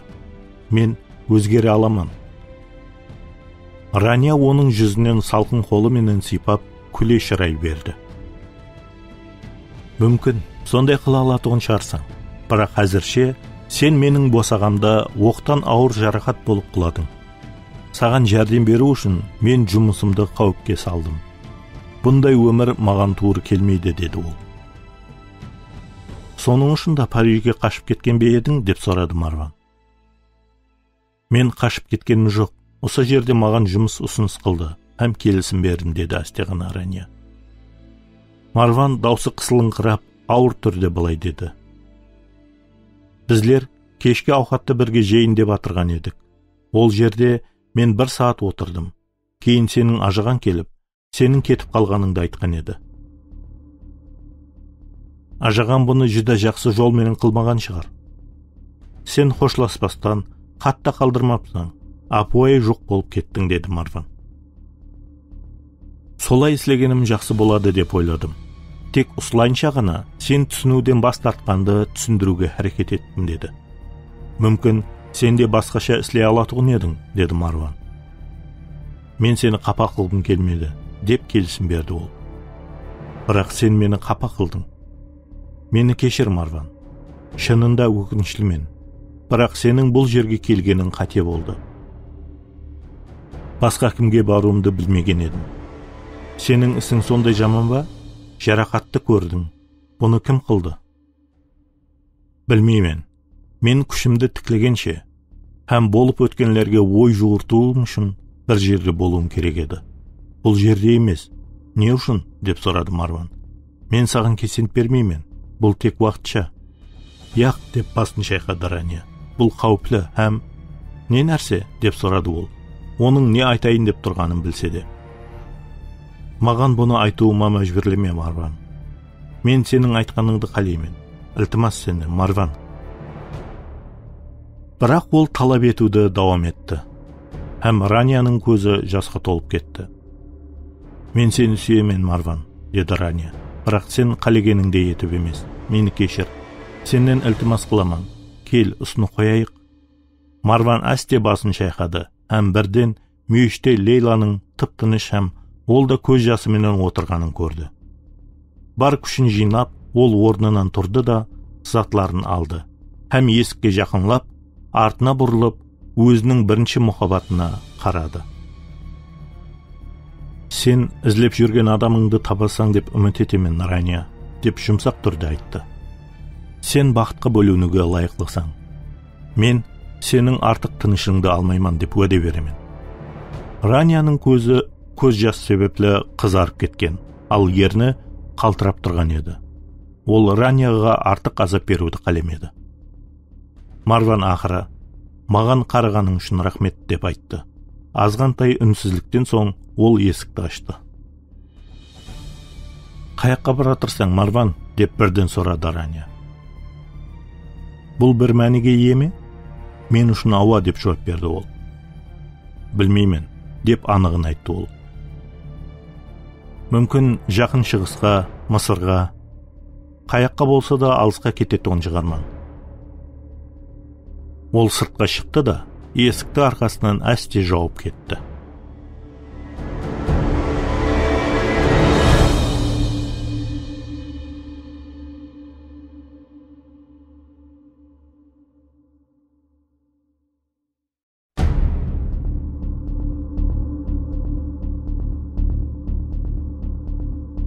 Жиырмаланшы бап.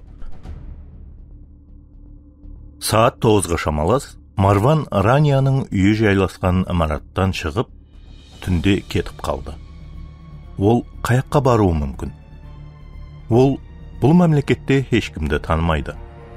Мейманханаға баруға ол қорқады. Оның ізіне түсіп атырғанлар әлі қашан ізіне түсіп, оны Мароккода ізлеп атырған шығар деп өзі шамалап атыр.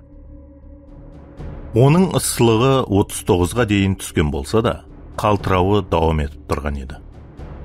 Барлық буынлары ауырып тұр, һәм әзір ол жүрек аурудан еледе қаттырақ азап көріп тұр. Ол Ранияға келіп, қатты ақмақлық қылды. Қалайынша ол осындай ақылсызлыққа жол қойды. Кейінгі ярым жыл давамында ол бұны мойынлауды қалемеді. Ол өзі таңлаған өмір салтының құны оның сүйіклі хаялы болды. Басқа нәрселердің қандай мәнісі бар? Ол үмітін жоғалтты, ал соның менен бірге ізін аңлығанлардан құтылу қалуы де жоқ болып қалды. Оны қараңғы ой пікір қаплап алды. Ол өзін өзі өлтіріп, жоқ болып кетсе, сонда азаптан құтыламан деп ойлады. Бірақ оны құтқаруға әрекет еткен, һәм бұл дүнияда жалғыз досы болған інісі туралы еследі. Ол ешқашан Рамиді таслап кете алмайды. Бұндай қылса, ата-анасы оны ешқашан кешірмейді. Һәм қандай уақия жүз берсе де, олардың естелігін сатып кете алмайды. Не қылу керек? Түнеу үшін орын жоқ.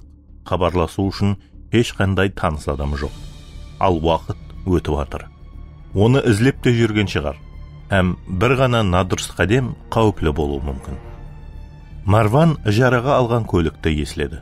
Оны іздеп, Ранидың үйінен бірнеше шақырым жүріп өтті.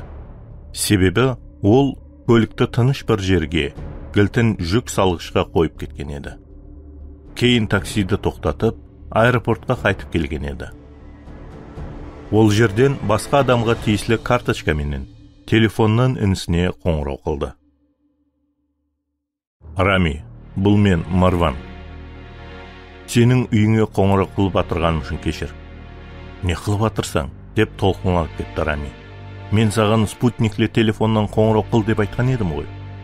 Білемен, бірақ менің уақытым болмады. Сен 3 күн кетуің керек еді. Ал хәзірше 1 күн де өтпеді. Мен үйге қайтуым керек. Не үшін? Не болып қалды? Бұның тарихы ұзын, деді Марван. Бұл қалайынша ұзын болуы мүмкін, деп түсінбеді Рами. Сен ол жақта ярым күнде болмадың ғой. Әзір бұл хақында айтқым келмейді. Маған билетке бұйыртпай бер, деді Марван. Яқ, әзір Бейрутқа қайтып келу бұл жақсы пікір емес, деді Рами. Не үшін? Себебі әзір бұл қауіплі. Бұл жерде қала алмаймын. Европаға қайтып бара алмаймын. Мүмкін Сан-Паулға кетуім керек шығар. Шүдә күлкілі, деді Рами шаршаған даусыменен. Не үшін? Деп сұрады Марван. Мен Клодетті іздеуге жәрдем беремін. Бұның менен әлі қашан басқа адамлар шұғыланып атыр. Штатқа кетсем бе екен. Саған виза бермейді. Каирға не? Не үшін Каирға? Не үшін Каирға емес? Осы уақытта Марван бір шығар ауызда бірнеше Мароккалы полициялардың жиналып атырғанын көрді. Ол жақта 14 000 адамлардың арасында жасырын жүре аламан. Еліге дейін түсінбей атырман. Не үшін Касабланкада қала алмайсың? Деді Рами. Қала алмайман, кейін айтып беремін, деп жауап берді Марван. Яқшы, Каирға билет бұйыраман. Қашан ұшуды қалайсың? Әзір. Әзір дегенің не? Әзір қаяқтасың? Аэропортта. Әлі қашан ба? Азмас тоқтап тұр. Не болып қалды? Француз телевидениесінен жаңалық хабарлап атыр. Не айтып атыр? Марсельде көлік һәм жүргізушінің өлігін тапқан, деді Рами. Және не? Деп сұрады Марван. Мен хақында емаса Марокко хақында бір нәрсе айтып атыр ма? Яқ, деді Рами. Полиция мағлумат жинап атырғанын һәм ізге түскенін айтып атыр. Алдап атыр, деді Марван. Олар менің ізіме түскен шығар. Мен бұл жерден тезірек кетуім керек. Сен хақсың. Қайсы атқа бұйыртпа алайын? Тарика Жамил атына. Орынланады, деді Рами. Және не? Маған сол жақта жасауым үшін орын керек. Мейманханадан ханама? Яқ, бұл жүдә қауіплі. Аңсат тауып алады. Онда не? Маған үй тап. Үйме? Ол жақта қанша болуды ойластырып атырсың? Ойлап көрмедім. Бірақ ол жақта бірнеше уақыт давамында болу мүмкін. Шынында ма? Енді не? Деді Марван. Сен өзің менің үйге қайтып бара алмайтығымды һәм Клодетті ізлей алмайтығымды айтып атырсың. Қаяққа баруым керек? Рами үндемеді. Маған үйді тез тап. Ол қанша болса да бәрібір, деп давам етті Марван. Сонан кейін Federal Express арқылы спутниклі телефон, азғандай пұл һәм қандай да визит карточкасын жібер. Визит карточка? Ауа, абыройлы көріну үшін. Қандай, білмеймін. Мейлі мен компьютер сатушысы емаса маслихатшы болайын. Компания атамасын һәм логотипін ойлап тап. Кейін сайт жарады. Әзілдесіп атырсаң ба? Хей, ямаса сен менің інім емессің бе? Деді Марван. Саат 11:30-да Марван 00:05-те ұшатығын Egypt Air 848 рейс самолетына отырды. Сағат 7:05-те ол Каирға түсті. Ол бұған сенгісі де келмеді. Ешкім оны тоқтатпады, ешкім сұрау да бермеді. Ол ешкімнің ізінен жүрмегенін көрді. Не үшін? Бұл қақпан ба, ямаса аспан сауғасы ма екен? Қақпанға ұқсас емес еді.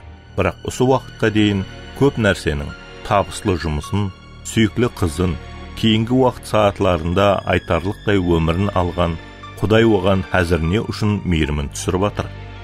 Бұл түсініксіз, бірақ ол кішкене болса да мүмкіншілігін жібермейді. Әзір енді не қылу керектігі ахметті. Алдыменен ол әзір Тарик Жамил екенін есінде тұтуы керек. Оның хұжетінде һәм билетінде осылай жазылған. Осы атына ол үйді ижараға алады. Ол осы атына үйренісу керек. Ол Тарик Жамил болып, өзі хақында ойланып көруі керек. Оған туыры келетуін аңыз керек.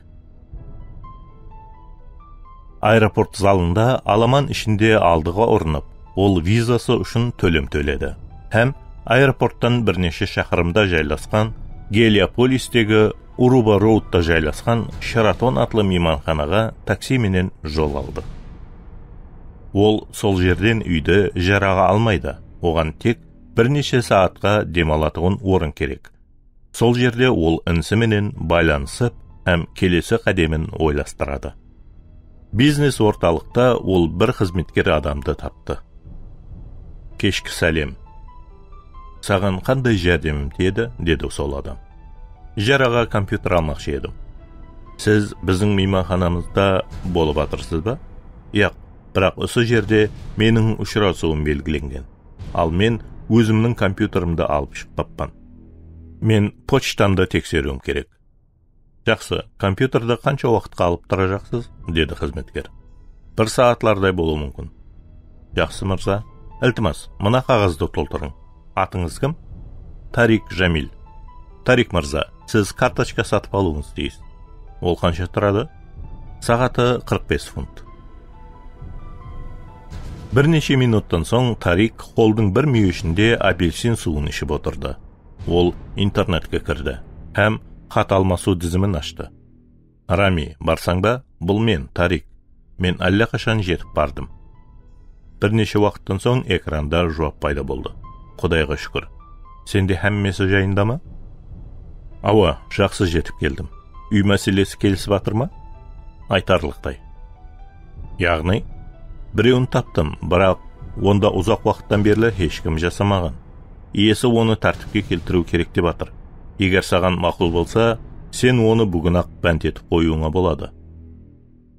Ол жерде не ісленуді талап қылып атыр? Сыпырып тазалау, бояу, бір нәрселерді жөнлеу, толық білмеймін, оны көрмедім. Ол қай жерде жайласқан? Аэропорт жанында, Гелиополисте. Әжайып. Мен әзір Шаратондаман. Саған қолайлы уақытта үй иесі үйде сенің менен ұшыраса алады. Меніңше, ол кімге болса да оны ижараға бергеніне қуанышлы. Төлемі айына ма? Яқ, ол ярым жылға беруді қалап отыр, деп жазды Рами. Оған әр айда нақпыл төлейміз деп айт. Бірақ ол жөнлеу жұмысын істемей тұрып, еш нәрсеге қол қоймаймыз. Сонда 6 ай хақында ойланып көреміз. Болады.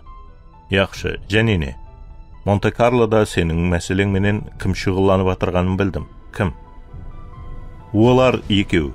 Біріншісі Жан-Клод Годдар. Ниццеде туылған, Монакода өскен 36 жаста, бас ізқуар, ақыллы, абыройы жақсы, хүрметті қолданады. Үйленген бір қызы бар. Екіншісі Марсель Лемье, 62 жылғы, Гренобльда туылған, Нормандияда өскен, ақыллы, абыройы жақсы, хүрметті қолданады. Бас ізқуар. Мемлекетте ең жақсы ізқуар деп есептелінеді. Базылардың пікірінше, Европаның ең жақсы инспекторларының бірі. Бірнеше үлкен жинаят істерін ашқан, 2 мәрте ажырасқан, балалар жоқ. Олардың қайсысы Мароккоға кеткен? Оны қаяқтан білесің? Ішкі сезім. Лемье, ол енді қонады. Ал Годдар не? Ол осы жаққа кетір. Марван, мені сорауға тұтажақ. Әзілес батырсаң. Осындай болғанда жақсы болар еді. Кетіп қал, олар сені таппау керек. Іләжі болса, әзір кетіп қал. Кете алмайман, Марван. Мен әзір барлық істі басқарып отырман. Бұрын қылғаныңда етіп, жолда басқарып жүре бер. Қаяққа кетемен? Адамларымыз Ирактағы ExxonMobil қызметкерлеріменен бірге іслеседі. Сен ақылдан аздың ба? Монте-Карлодағы қандай да полицияменен ұшыраспау үшін Ираққа кетуім керек пе? Деп жазды Рами. Ауа, егер Годдар сені тапса, нені қалесе соны айттырып отырмайды. Ол сені әділ сотқа жіберуге кеңес бердің деп, һәм тергеуді қиынластырып атырсаң деп айыплайды. Ол сені қамаққа алады, һәм мемлекеттен шығарып жібереді. Саған не болатығыны бір Құдайға аян, бұған жол қоймау керек. Ал егер Годдар менің ізіме түсіп, Бағдадқа барса не? Бармайды, өз өмірін қауіп астына қоймайды, деп жазды Тарик.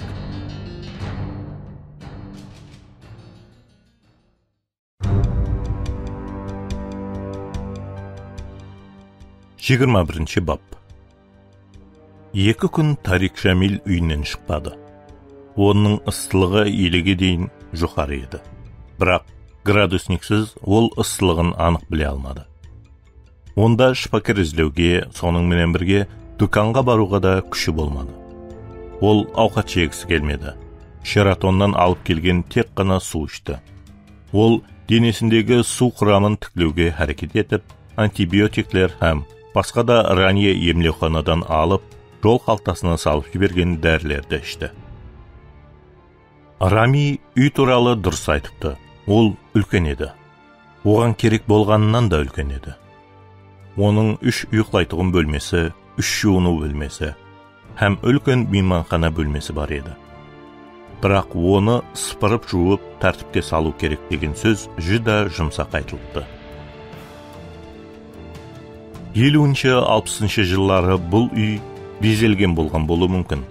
Бірақ Тарик соннан бері ешкім бұны жинастырмаған деп күмәнланды. Полдан баслап төбеге дейін жапқышпенен жабылған. Ал асханадағы стол һәм шкафлары майменен ысланып қалған. 3 душтың 2-і істемей тұрыпты. 3 хажетхананың 2-і іске аспай қалған. Асханадағы раковина толып қалған. Духовка істемей тұрыпты. Газ плитадағы 4 ошақтың біреуі ғана жанады. Түнде айтарлықтай суық. Бірақ жылытқышты Тарик істете алмады. Безеу де жақсы емес екен. Дивалда көп суретлері бар. Оның арасында Джаконда деген миниатюрада һәм әскерлікке тайын болып тұрған испанлылардың үлкен портреті. Бұны Тарик осылайынша атады. Асханада шылым шегіп тұрған баланың 2 бірдей суреті тұрыпты. Дәлізде 4 пышықтың үлкен болып суретленген суреті. Біреуінің жүзін кімдір сызып тасталған. Мейманхана бөлмеде айдарха адамлардың үлкен қолдан ісленген 3 сүлдері, ал барда хайуанлар суретленген үлкен сурет. Әммесі шаң басып атырған еді. Бірақ бұл айрықша мән бермейтұғын еді. Лампочкалардың көбісі жанбай тұрыпты. Әттекі күндізде еш нәрсе онша көрінбейді. Үйдің иесі әммесін тазалауға һәм тез арада жөнлеуге уәде берді. Бірақ ешкім тазалап, шаңғытпау керек еді. Өйткені Тарик бірнеше күн дем алуы керек еді. Ол бірнеше күнге дейін ешқандай жұмысшыны жібермеуді сұрады. Әзірше ол дем алып жатып алу үшін оған тек қана қалың көрпе, таза көпшік һәм диван керек еді. Бірінші 2-ін таппастан алдын ол мейманхана бөлмедегі диван менен қанатлануға тура келді. Һәм онда жатып айтарлықтай бір күн ұйықтады. Дегенменен 3-ші күні есік қағылып, ол оянып кетті. Тарик үйреншікті халда құралға қолын созды. Бірақ құрал өзінде артық жоқ екенін есіне түсірді. Саатқа қарады. Түс болып қалған еді. Бірақ терезе пердеменен жабылған еді. Ал лампочкалар жанбайды. Һәм үй айтарлықтай қараңғы еді. Есік және қағылды. Бұл рет қаттырақ қағылды. Тариктің жүрек соғысы күшейіп кетті. Оның Каирде екенін ешкім білмейді. Бүгін 4-ші күн, һәм онан қала берсе, Гелиополистегі жұмысшылар үшін елек ерте. Бірақ есік қағылуы дауам етті. Тарик орнынан тұрып, қолына лампаны алды да, шауқым салмай есік алдына жақынласты. Оның ізінен түскен бе екен? Егер олай болса, онда не үшін олар есікті қағып тұрды? Ол қолындағы лампаны қатты осылады. Бұл hüjum ететін адамға қатты қауіплі болмайды, бірақ ол hüjumсыз жеңілгісі келмеді. Ол тесіктен қарады, һәм және өзіне дем алуына жол қойды. Бұл Federal Express қызметкері еді. Қолында бір үлкен құты. Ол есікті ашты, һәм келген адамның жүзінде таң қалушылықты көрді. «Сіз Тарик Жамилсіз бе?» деп сұрады ол. «Ава», деп жауап берді ол. Һәм бірден көрінісі қолайсыз болып тұрғаны есіне түсті. Ол елі қырынбаған, шомылмаған һәм таза киімдерін елі кимеген еді. «Мына жерге қол қойың». Тарик қол қойды да зат алып келушіге шайпыл берді, һәм құтыны алды. «Ава, бұлардың барлығы Бейруттан жіберілген еді». Бала туылған күнінде құтыны шаққын ашқаны сияқты, ол дарқал құтының біріншісін ашты. Ішінде таза спутниклі телефон аккумуляторы менен, зарядкасы һәм түсіндірмесі менен бар еді.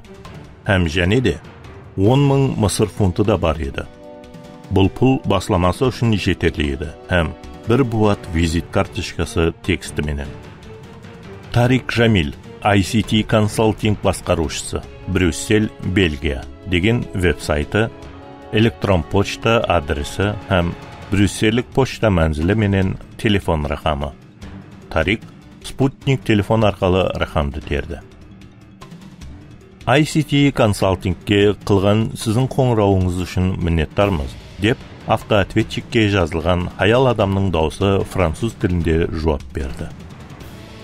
Әзір сізге жауап бере алмаймыз.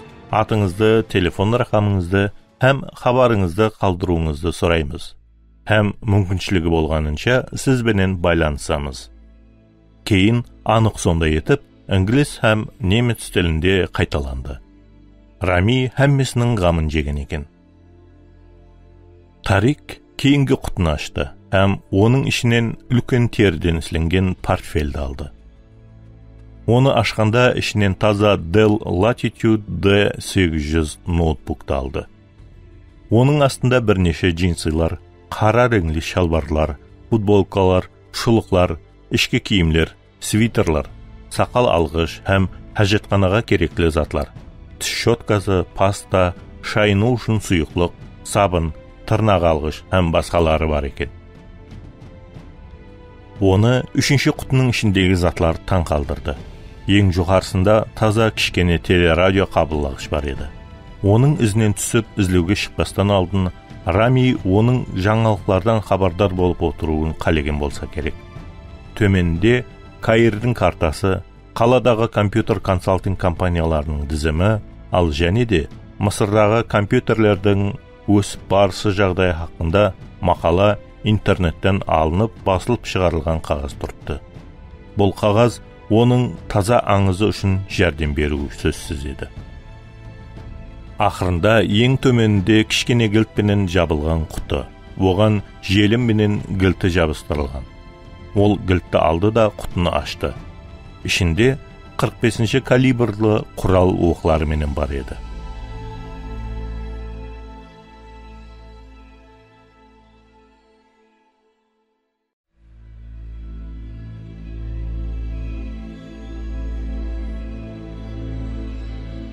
Жиырма екінші бап.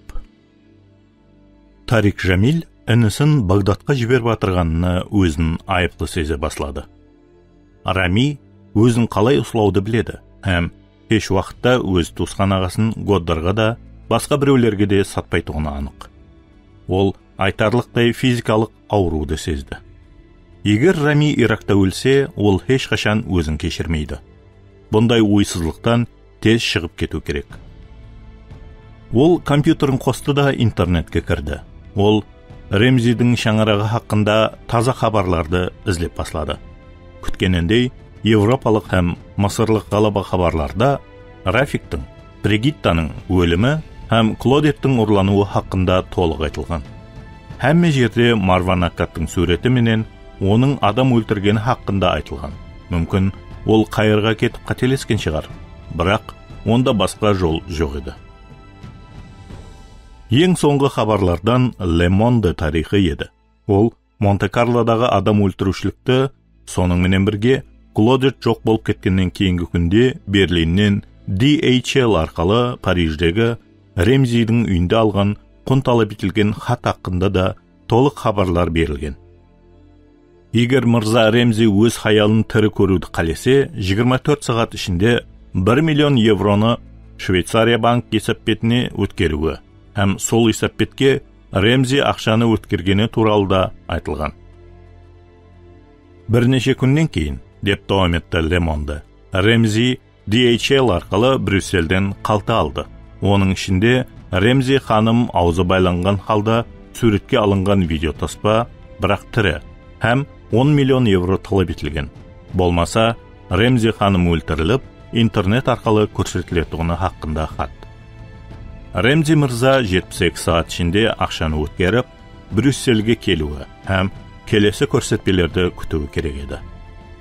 Оннан арман қарай Ремзи ханымның мейманханасында жазусыз хат-қалта хаялының суреті һәм ішінде 25 миллион евро талап етілген, және де Ремзи ханымды Мадридте бір хәптеден соң табатуғыны туралы, тек бұның шарты толық пұл төленгеннен соң екенлігі жазылған хат қойылған еді.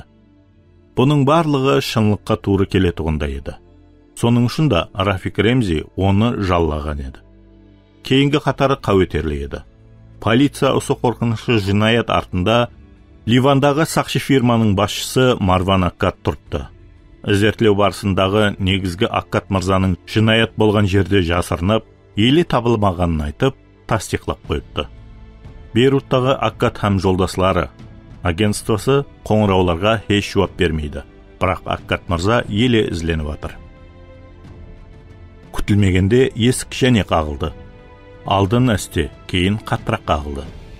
Тарик орнында қатып қалды. Бұл енді FedEx қызметкері емес, онда кім болды? Ол дәрхал Құранын оқылады да есікке жақынласты. Тесік арқылы қарағанда ол таң қалды. Есіктің алдында 3 шырайлы 20 жасардай қызлар тұрған еді. Ортасында тұрған біреуі қолына мейуе һәм мазал затлар салынған ыдыспенен тұрыпты. Ол Құралын шалбарының артқы қалтасына жасырды да футболкасымен жапты. Кейін ол есікті ашып былай деді: «Сәлем». Оң жақтағы қыз күле шырай берді. Шептегі қыз шықылықлап қойды. Ортасындағы қыз былай деді: «Сәлем, менің атым Далия. Далия Нур. Бұл менің достарым Дина һәм Мерва. Біздер сіздің жоқарыңызда жасаймыз, һәм сіздің келгеніңізді естік». Тарик қалай жауап берерін білмеді. «Сіздер менен танысқаныма қуанышлымын. Далия, қызлар, сіздер үшін не істей аламын?» «Біздер тек қана сізбенен таныспақшы едік», деді Далия, «һәм мына кішкене сауғаны һәммеміздің атымыздан бермекші едік». Ол қолындағы ыдысты оған созды, һәм Тарик те оны миннеттаршылықпенен алды. Ол Далияның сондай жағымлы қыз екенін көрді. Оның жүзі сондай сүйкімлі, һәм күлгенде жанып тұрған ажайып қара көзі бар. Ол Европаша киінген еді, һәм оның үстінде жұмсақ қызғылт кашмирден тоқылған свитер бар еді. Қара джинсы һәм аяқ киімі Каир ямаса Александриядан гөрі Лондондан ямаса Парижден еді.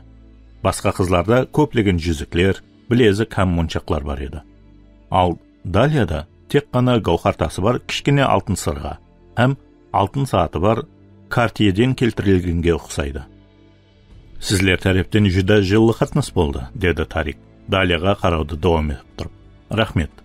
Арзымайды», деп жауап берді Далия. Һәм оның көзі түсініп болмайтығын түрде өзгеріп кетті. Ол Тарикті өзіне тартқанындай, Тарик те оның диққатын өзіне тартқан шығар. Ямаса оның денесінің ысылығы тәсір етіп атырма. Ол қызлардың кетейін деп атырғанын сезді, һәм өзінің көрінісі бір түрлі екені есіне түсіп кетті. Мен сізлер менен осы сауғаңызды бөлісіп, шайға мұрат еткен болар едім. Бірақ менің үйімнің көрінісі менен де жаман. Деп ол сәубетті елі де бірнеше минутқа созуды ойлады. Бұл Далияда һәм Динада күлкі оятты. Ал Мерват және шықылқылап қойды. Зияны жоқ, біздер бәрібір іркіле алмаймыз. Бірақ бүгін кеште кішкене кешке сізді мұрат етуді қалаймыз. Сағат 9-да басланады, һәм сізден тек қана баруыңыз талап етіледі. Тек қана таза көйлекте. Тарик мұратты қабыл еткісі келіп тұрды. Бұл қыз оны қандай да тәрепіменен тартып тұрды. Бірақ бұл еш жерге соғылмауы, һәм өзін тыныш ұслап жүруі, һәм көзге тасланбай жүруі керек. Бірақ қаланша ол бас тарта алады? Егер ол бас тартса, онда барлық қоңсылар тәрбие көрмеген таза қоңсы туралы гәп қылады. Ал артық гәп сөз оған ұлума керек емес. Әлбетте, деді ол. Сіздер үшін таза көйлек табамын.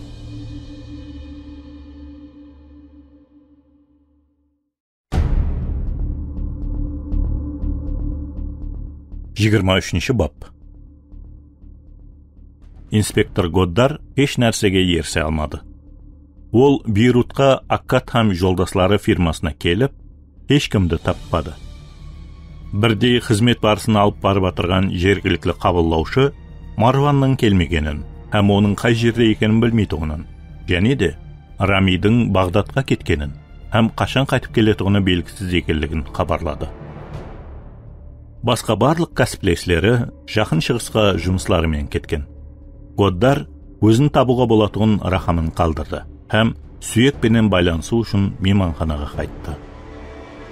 Ол Мароккодағы Рабатта жайласқан Хилтондағы Лемиеге қоңырау қылды, һәм оның үлкен нәтижеге еріскенін біліп қуанышлы болды. Аэропорттағы бақылау камералары Джек Карделдің Royal Air Maroc рейсіменен келгенін, һәм жараға көлік алған көрсетті. Касабланка полициясы оны ізлеуменен шұғылланып атыр, бірақ әзірше нәтиже жоқ екен. Дегенменен Мароккалы ізертлеу қызметі Марван Аккаттың мәмлекетте 2 мәрте болғанын, 2 мәрте де Ливанның премьер-министрін шығарып салғанын, һәм оларға оның Марокко менен байланысы хақында еш нәрсе белгісіз екенін хабарлаған. Олар қандай да Джек Карделдің келу хақында ешқандай мағлұматқа ие емес еді. Әзірше Лемие басы берк көшеге кіріп қалды. Марванда Мароккоға қарай кету себебі болған. Ол біздердің ізіне түсетұғымызды білген, һәм ол ұзақ уақыт Кардел болып жүре алмайды. Біздер оның қасында көп пұл болғанын білеміз. Ол біреуменен ұшырасуы керек, деді Лемие ойланып тұрып. Марсельдегі сақшыға ол бір қыздың үйінде болатұғын айтқан, деді ойланып Годдар. Бұл оның аңызының бір бөлігінен басқа еш нәрсе емес, деп жауап берді Лемие. Мүмкін, ал егер бұл дұрыс болса не, деді Годдар. Бұл жерде кейінгі жылларда Марванның болғаны хақында ешқандай мағлұмат жоқ дедім ғой. Оннан қала берсе, қызбенен ұшырасқаны турысында да мағлұмат жоқ. Ал егер ол алдыменен қызбенен келісіп қойған болса не? Қыз жақында Мароккоға келген болуы да мүмкін, деді Годдар гәптен қалмай. Дауам ет, деді азғантай үзілістен соң қызықсынған Лемие. Оның қолында неке жүзігі болған, солай емес пе, деп сұрады Годдар. Ауа, бар. Егер бұл тек қана аңыз болса, онда майда шүйде болып кеткен жоқ па? Лемие гәптен қалғысы келмеді. Олар қай жерде танысқан болу мүмкін, деп сұрады француз. Бейрутта ма? Сондай болуы да мүмкін. Бірақ маған белгілі болғанына қарағанда, кейінгі ярым жыллықта Марван Париждегі фирманың кішкене ідарасында бүткіл Европа бірлеспесін басқарған. Сен сол жерде танысқан деп ойлайсың ба? Мүмкін. Оның інісінен сора, деді Лемие. Годдар не үшін ұсылай істей алмайтығынын түсіндірді. Сізлер сол жаққа барған күні Рами Аккат Бағдатқа кетіп қалған деп айтпақшысың ба? Деп сұрады Лемие. Бұл шынында да қызық ауқал болып көрініп тұрды. Бірақ сол жерде қызмет етіп атырған аял әдетте 4 әптенің үшеуінде жол жүреді деп айтты, деді Годдар. Оның жол жүруі қай уақытта жобаластырылған? деп сұрады Лемье. Хаял оның жолға шығуы күтілмегенде болғанын айтты. Қатырады. Оған қайтадан барып, Марван Аккаттың жеке өмірі хақында нелерден хабардар екенін біліп ал. Кейін дәрхал маған хабарла.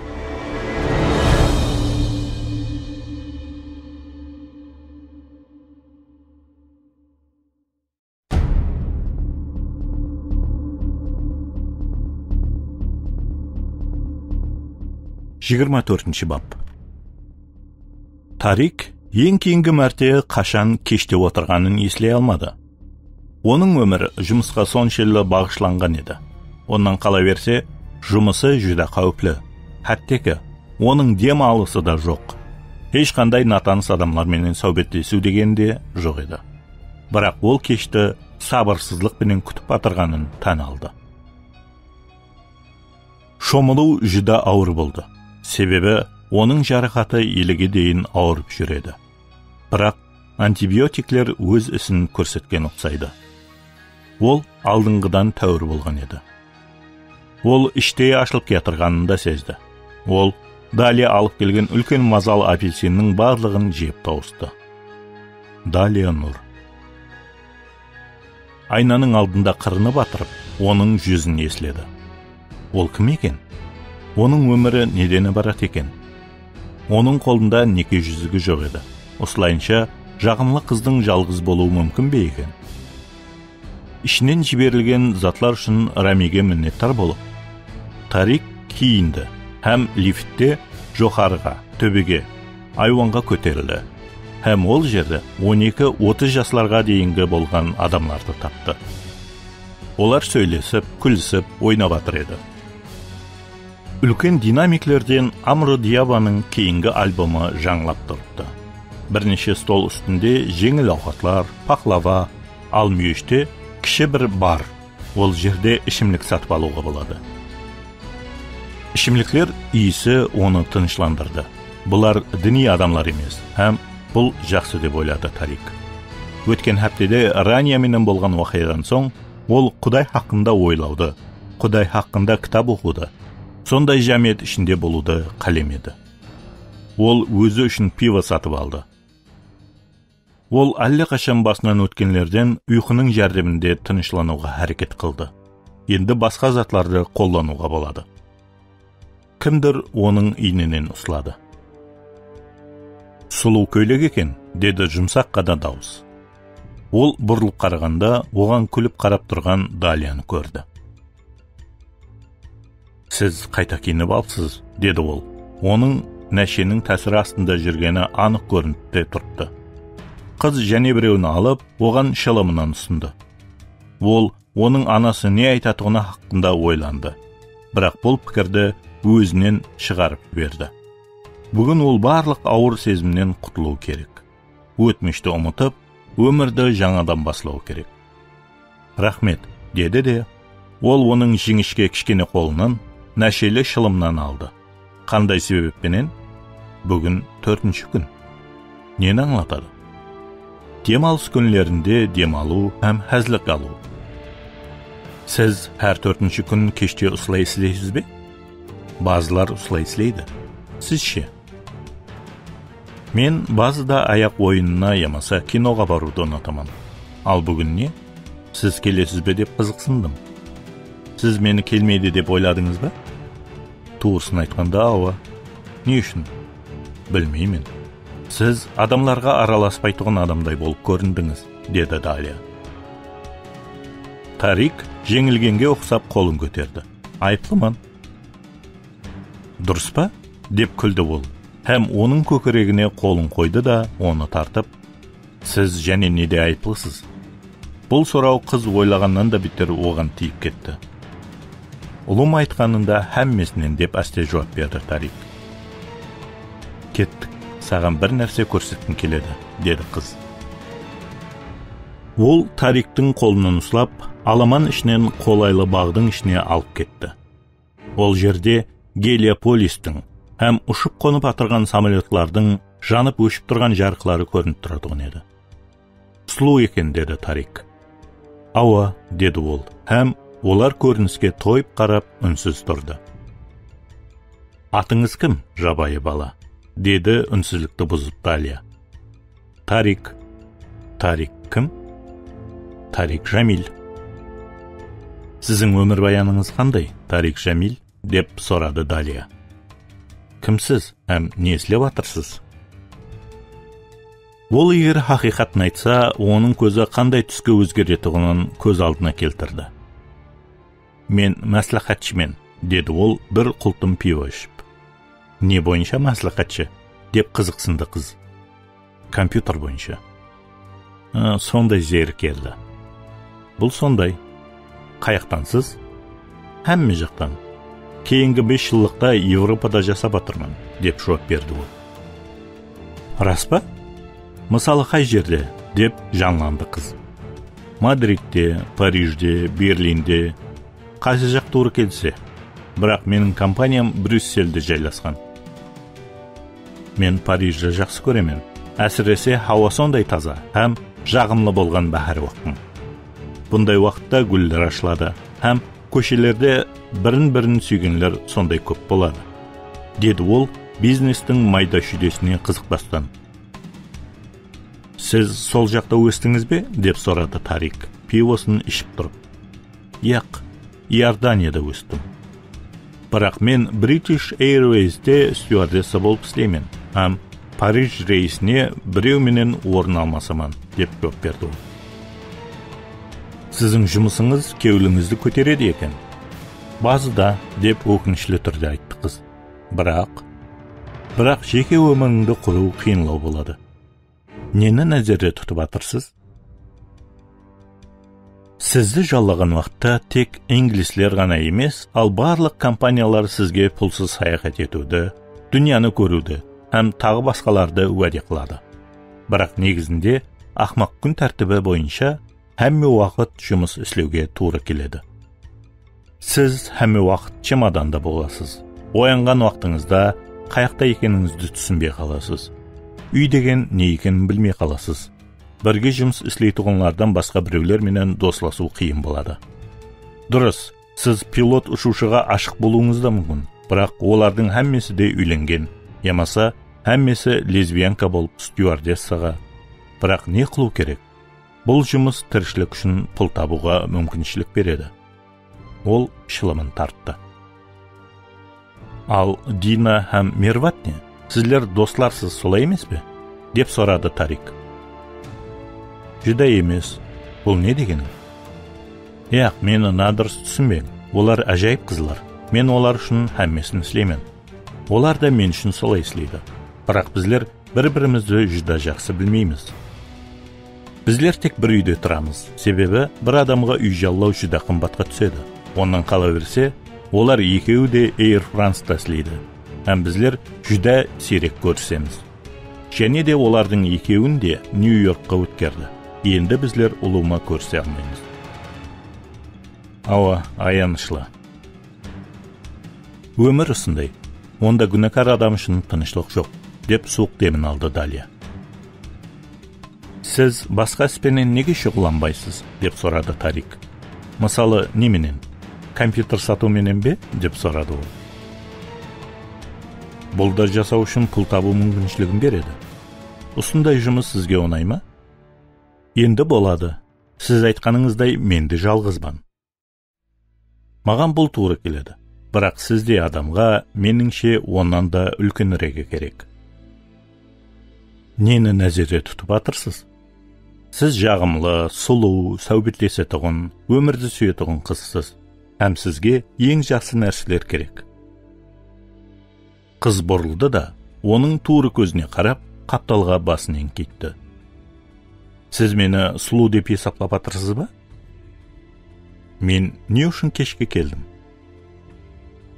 Тарик еңкейді де, оны жұмсақ түрде сүйді. Қыз дәрхал оған жауап берді, һәм ол күтпегенде етіп күшлі сүйіп алды. Олардың қапталында Кайырлы аэропортына Boeing 747 самолеті қонды. Тарик оннан бас тарта алмайтығының ұсыныс етті. Дина һәм Мерват бүгін кештен кейін дәрхал аэропортқа кетеді. Һәм бүгін үйде бір өзім қаламан, деді қыз. Тарик оны сүйіп атырғанда. Бұл мүмкін бе? Тарик өзінде және ыстылық көтеріліп атырғанын сезді. Менің менен бірге болуды қалайсыз бе? Деп сыбырлады ол, азғыратығын дауыспенен. Ол бұны жүда қалайды, бірақ оны екі нәрсе қинап атырған еді. Рания һәм иніндегі жарақат. Ол бұл ой пікірді ысырып таслады. Рания менен һәммесі тамам болды. Ол Тарикке бұны түсінуге анықлық кіргізді. Өмір дауам етіп атыр. Ол оннан және хәзлік ала алады. Екінші тосқынлық ауырлау. Қандайда түсіндірмені ойлап табу керек. Бірақ осындай ажайып қызбенен бірге түнді өткеруге оған еш нәрсе кесет бермеу керек. Жүда қалеймін, деп сыбырлап жауап берді Тарик. Һәм қыз оған гүл тұсылатты. 901 үй. Осы жерде азғандай күтіп тұр, 10 минуттан соң ұшырасамыз. Менің бөлмем шептегі 3-ші есік. Есікті ашып қоямын.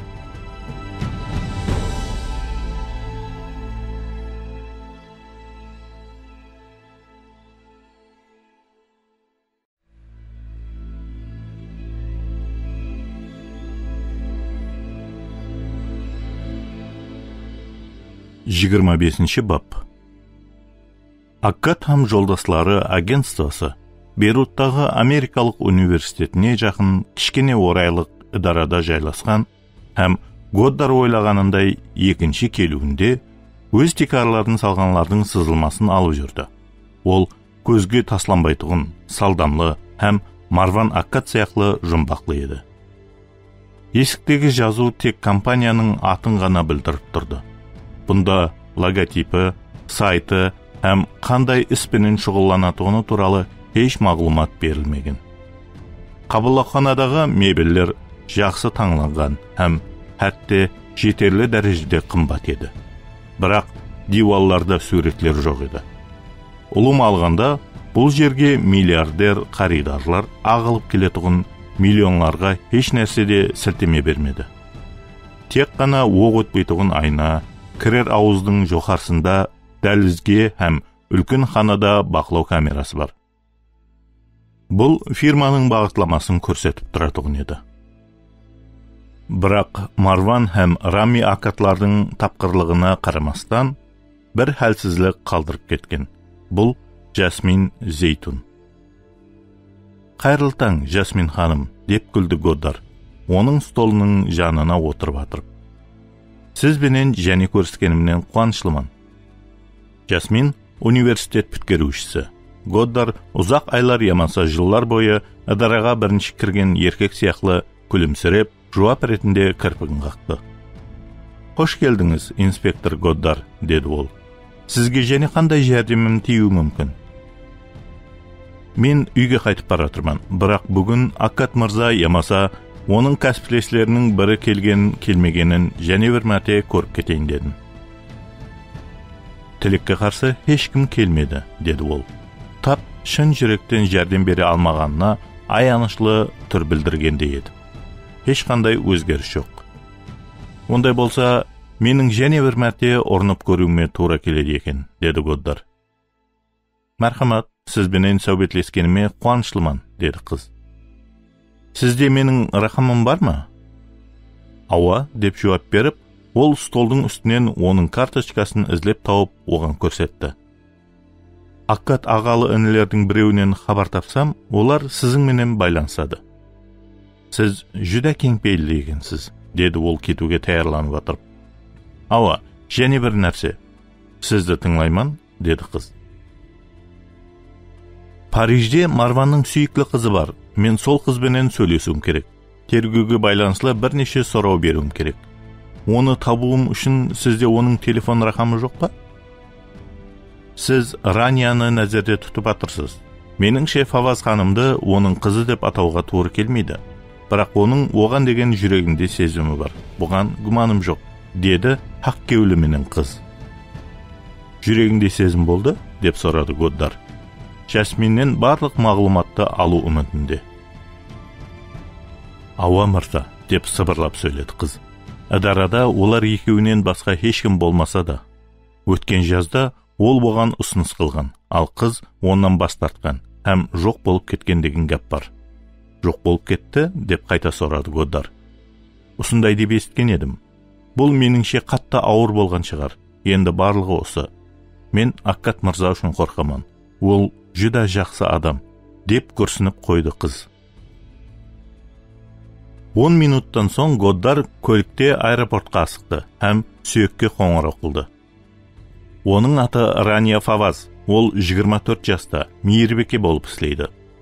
Ол осы жерде өскен, бірақ Парижге 10 жыл алдын көшіп кеткен. Кейін ол Мароккоға қайтып көшіп өткен, деді ол қоңырау қылып Лемиеге. Әзілдесіп жатырсың, деді Лемие. Ешқандай, деп жауап берді Годдар. Ол Рабатта ма, деп сұрады Лемие. Дюваль осының үстінде істеп жатыр, мен тез арада біліп аламын, деді Годдар. Сіз жақсы істедіңіз, Годдар. Сізден осындай жақсы із қуар шығады, деді Лемие, һәм бірнеше күннен берлі оның даусында шын қуаныш шықты.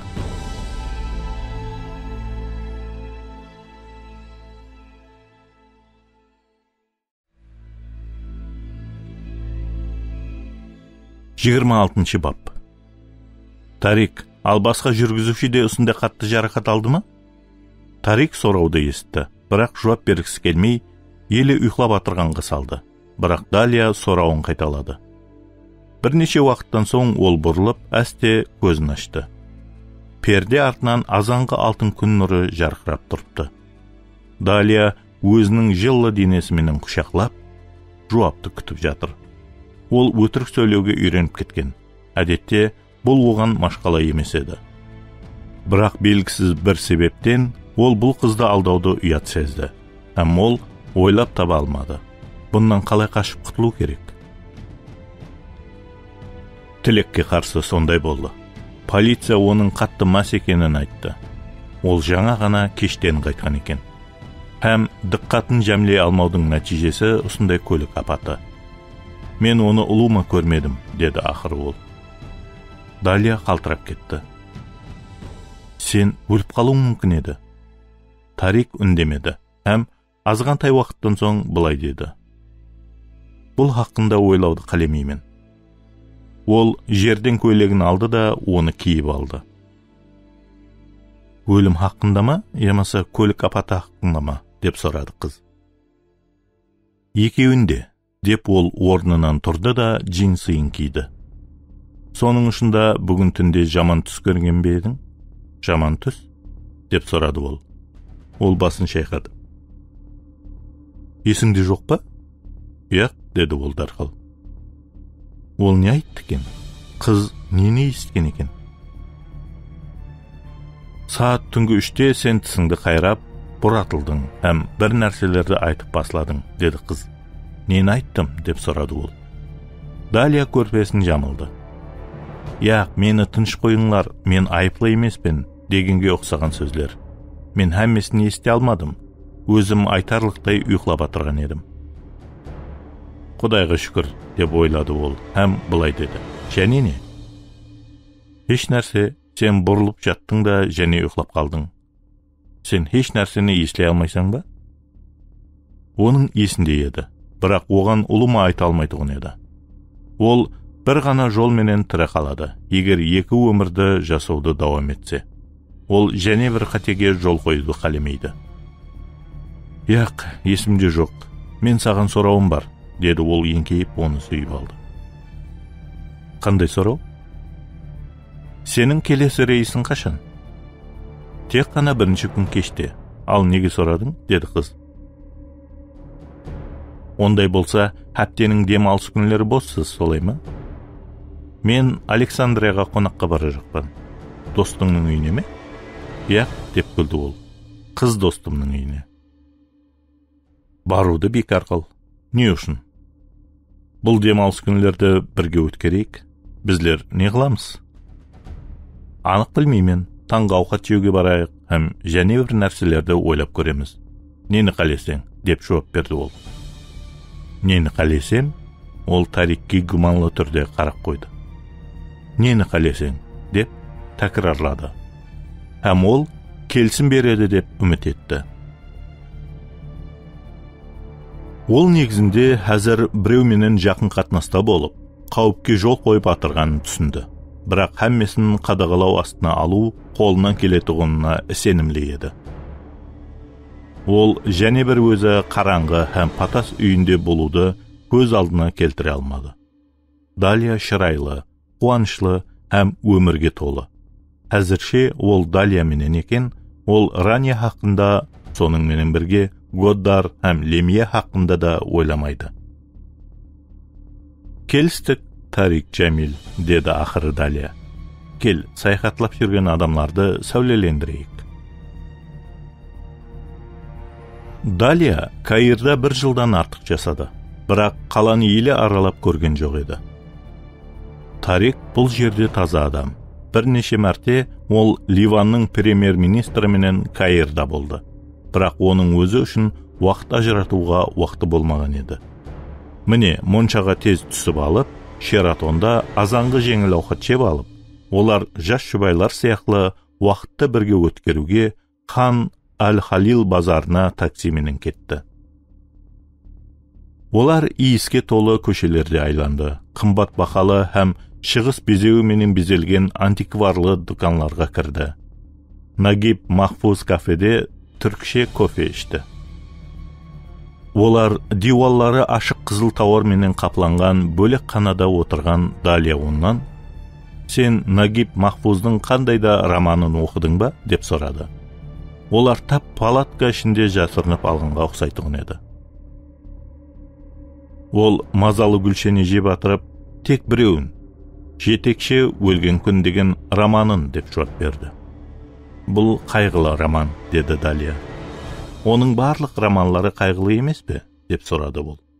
Далия былай деді. Әммесе емес, маған оның мұхаббат хақындағы уақиясы ұнайды.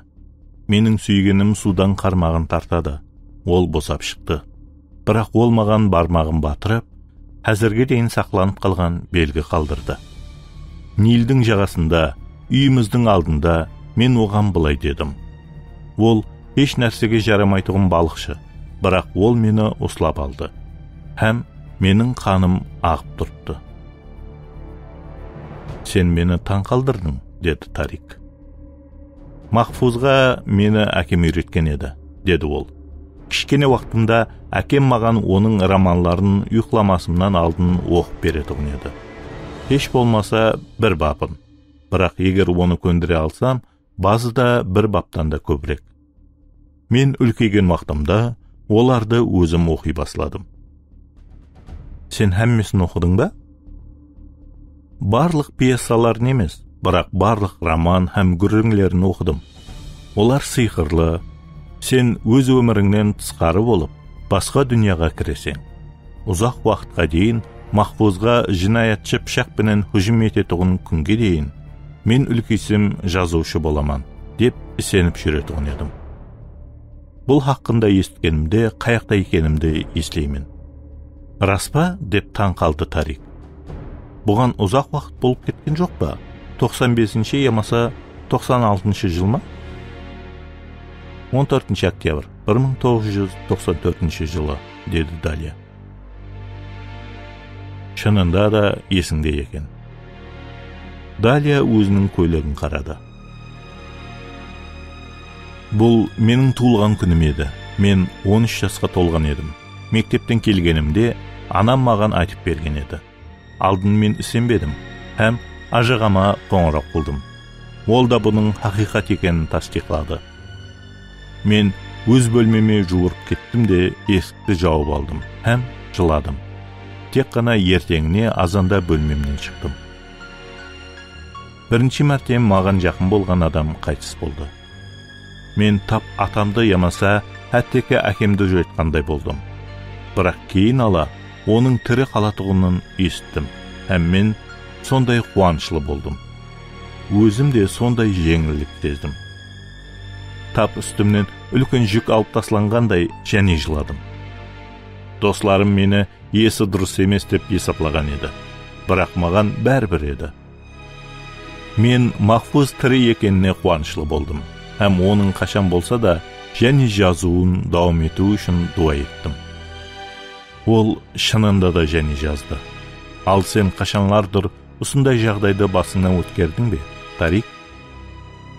Жақынларыңның біреуін жөйттің ба, ямаса жөйтаман деп қорықтың ба?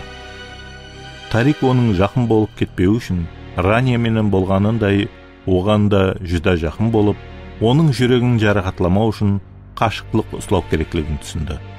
Бірақ жүрегі басқаша сөйлеп жатыр. Ауа, олар кеше ғана ұшырасып басылады, һәм ол қызға не деп жауап беріп жатырғанын естіді. Ата-анам, мен 14 жасында олар қайтыс болды. Жарылғыш қойылған көлік жарылды. Інім екеуміз бұның қалай жүз бергенін көрдік. Бірнеше метр жақын болғанымызда біздер де өлген болар едік. О, мен қалеген жоқ едім. Менің хабарым жоқ еді, деп Далия сілкініп кетті. Зиян жоқ, бұған көп уақытлар болып кетті, деді жұмсақ түрде ол. Кеуіл білдіремен. Қандай да уақыт қолайсыз үнсізлік давам етті. Кейін Далия былай деп сұрады. Сен өлімді жиі көргенсің, дұрыс па, Тарик? Ол басын шайқамады. Еш нәрсе деп жауап бермеді. Жауап бергісі келді, бірақ бере алмады. Далия оның қолын ұстады. Тариктің бірінші қалеуі кейінге шегіну еді. Ол өзінің біреудің аяғанын ешқашан қалемеген еді. Бірақ ол бұл қызды қапақ қылғысы да келмеді. Ондан қала берсе, қыздың қол тигізуі сондай жылы, жұмсақ һәм тынышландыратын еді. Һәм ол кімніңдір қашанлардыр оның пікірі һәм сезімі менен қызыққанын еслей алмайды. Бір жаққа және барсақ болатығын шығар, деді азғантай уақыттан соң Тарик. Барсақ барайық, деп жауап берді Далия.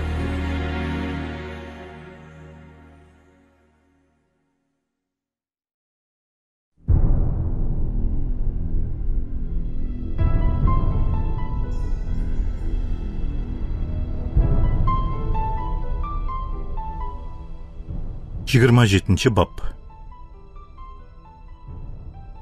Бір сағаттан соң олар қолларын ұсласып, бірнеше сағат мың жыллықты сезуге әрекет етіп, үңгірді еслететұғын Мысыр музей залына кірді. Далия естеліктер дүканынан сатып алған жол баслаушы қағаздағы үзіндіні оқыды. Бұл жерде қандай экспонат бар екенін тап, деді Далия. Олар патша Арахатепа һәм оның хаялы Нофреттің хәттен ісленген хайкелін көріп атырғанда, һәм Аменхотеп үшіншінің ғазинесі арасынан өтіп баратырып, анығын білмеймін, деп жауап берді ешқашан музейді бақаламайтұғын Тарик. Бірақ қазір Далияға қызықлы болғаны үшін, ол да қызығушылық көрсетуге әрекет етті. Шамалап айт? Яқшы, миллион. Яқ, шынында қанша? Онда ярым миллион. Жүда күлкілі.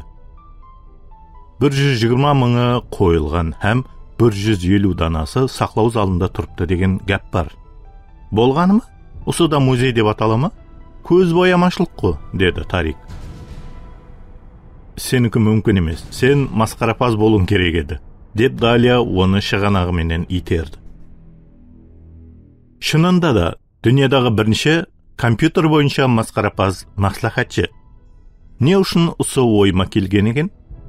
Болды енді, жүр. Тутанның ғазинесін көрейік.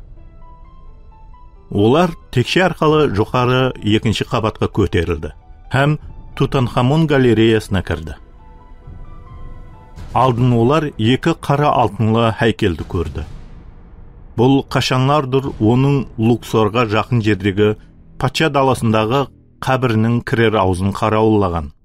Кейін олар көргізбеге қойылған алтын жалатылған ағаш қабір тасларды тамаша қылды. Сонша әсірден берлі бүтін болып сақланып кетірған олар 1920 жылы британиялы археолог Говард Картер тарапынан табылған еді. Таң қалдырарлық. Қара, мына үлкен саркофагтың ішінде оннан кішкенесі, оның ішінде және кішкенесі, және ішінде жайластырылған, деді Далия. Бірнеше минуттан соң олар үшінші залға кірді. Бұл зал жасалма климатпенен қараңғыланған. Арман қарай, осы табылған қабір таслардың ішінде, ал оның ішінде Ең кішкенесі алтыннан һәм ең ақырында Тутанхамонның денесінің өзі осы алтын бетпердеде жайласқан. Олар айна витринаның алдында тоқтады. Оның жанында қарауыл тұрды. Оның ішінде ең таңқаларлық экспонат. Тарик өмірінде бірінші көруге миясар болған экспонат бар еді. Бұл соның өзі ме? Деп сыбырлап сұрады Тарик.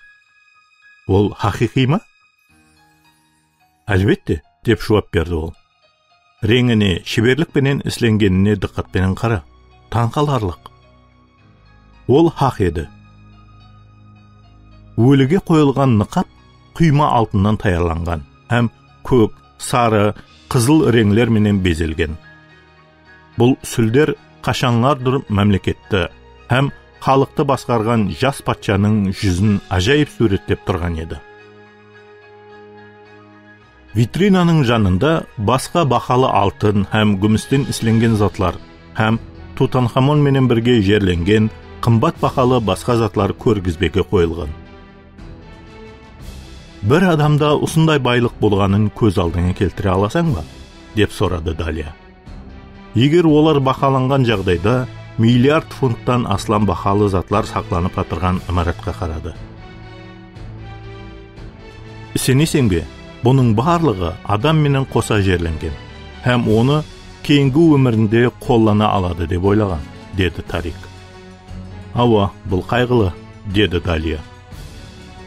Бірақ барлық фараонлар осылай ойлаған, деп дауам етті Тарик. Аспандағы өмір үшін ғазине сақлау үшін пирамидаларды құрған. Ал бұл ғазинелерді қарақшы һәм ұрылар ұрлап кеткен. Қарауыл олардың әсте сөйлесуін ілтимас қылды, һәм олар тамаша қылуды давам етуді шешті. Олар Тутанхамонның көрсетпесі бойынша өзі менен жерленген басқа бақалы затлар тұрған заллардан өтті. Бұлар найза, садақ, ол ойнауды жақсы көрген ойынлар, оны ысыда самалатқан алтын үлкен желпеуіш һәм хәттекі қашанғардыр мәмлекетті басқарған уақытта үстінде отырған алтын тақты бар еді. Ярым сааттан соң кіруге пұл төлеп, олар мумия залына кірді. Бірінші мумия Рамзес II еді, һәм Тарик Монте-Карлода моргта сақланып атырған Рафик Ремзи хақында ойлай алмады.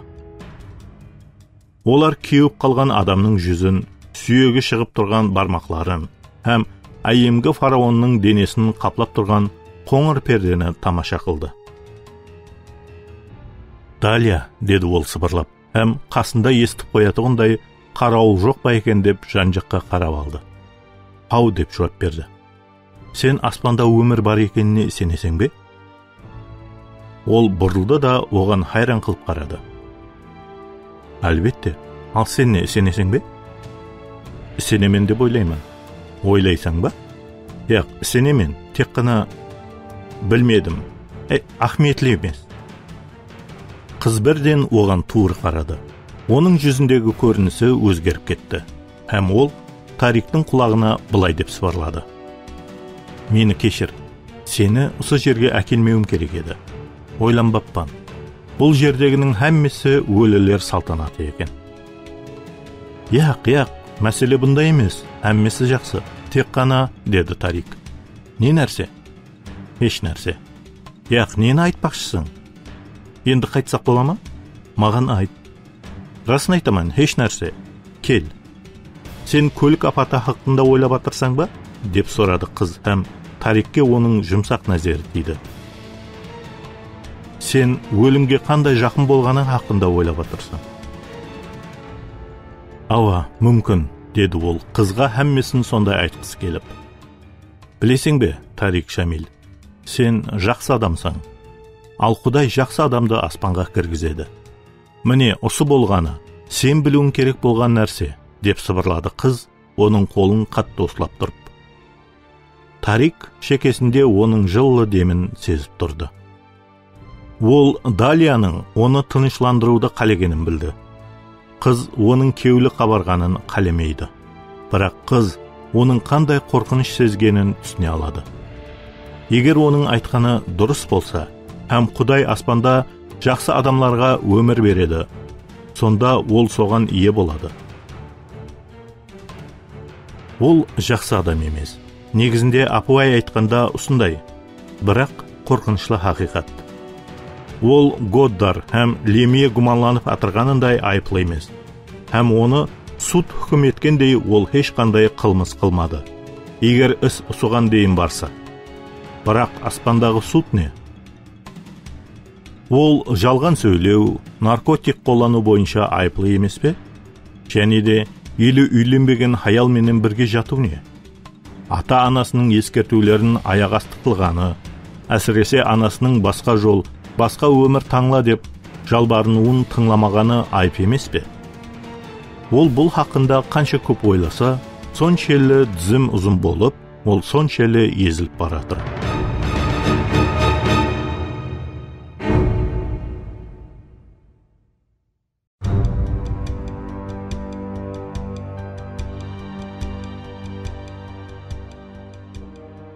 Жиырма 8-ші бап. Телефон шыңғырлады. Инспектор Годдар бірінші қоңыраудан ақ трубканы көтерді. Колет, iltimos, Rani Favaz haqında ne taqqanыңды ayt.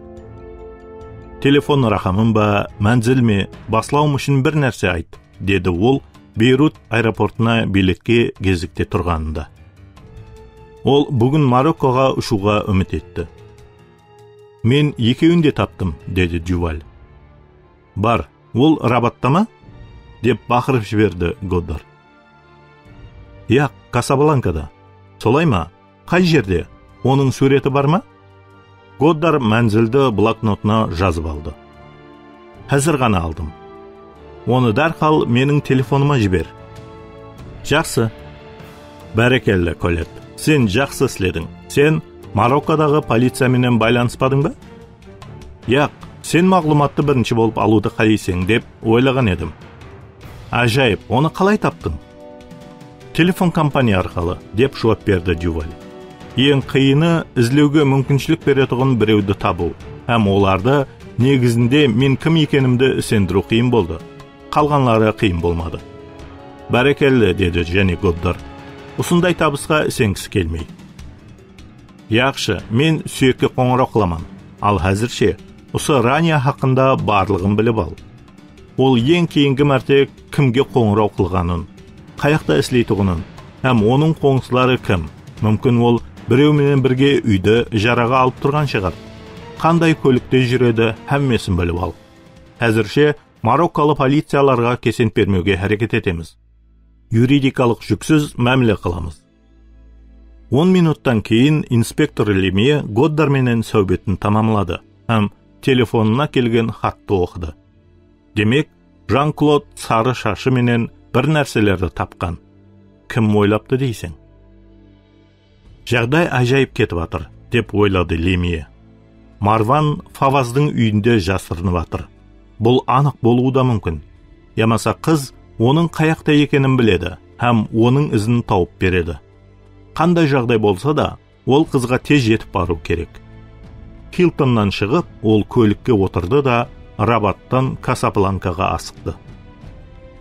Ол кереклі имаратқа жетіп барғанда қараңғы болып қалған еді, һәм қарауыл өз столында ұйықтап отырған еді. Лемие лифттің шауқымы ешкімнің тынышын алмау үшін 7-ші қабатқа текше арқалы көтерілді. Ол жоғары көтерілгенде сол қабатта адам жоқ, һәм тыныш еді. Құралын қолына алды да дауыс паситетіғынын салып, ол таяр халда жүрді. Ол 701-ші үйді тапты. 2 мәрте есікті қақты, һәм жас хаялдың дауысын естіді. Кім бұл? Бұл Фаваз? Марван осы жерде ме екен? Лемие өзінің даусын Марван ешқашан естіпегенін білетұғын еді. Бірақ ол есіктің артында тұрып, құралланған халда өзін жинаяты үшін тұтқынға бермеу үшін өлтіруге таяр тұрған болса, онда бұған таяр болу керек. Сіз спутник телевидениесін орнату мәселесінде хабарласқан ба едіңіз? Деп сұрады ол. Ол бөлімше тарапынан кейінгі сағатларда жиналған мағлұматтың хақиқи екеніне үміт етіп, һәм Годдардың адамларды неге бұны өзлері істемеді екен деп ойлап қойды. Ава, 1 минут деп жооп берди хаял. Ол кулуптун һәм шынжырынын калай ашылып атырганын эситти. Һәм ол Рания Фавазды көрдү. Ол Годдардын жиберген сүретине окшойду экен. Лемье эсикти итерип жиберип, Ранянын колун услап кайырды да, онун мойнунан услап туруп, онун басына курал такады. Марван Аккат каякта? Тез жооп бер, деди ол.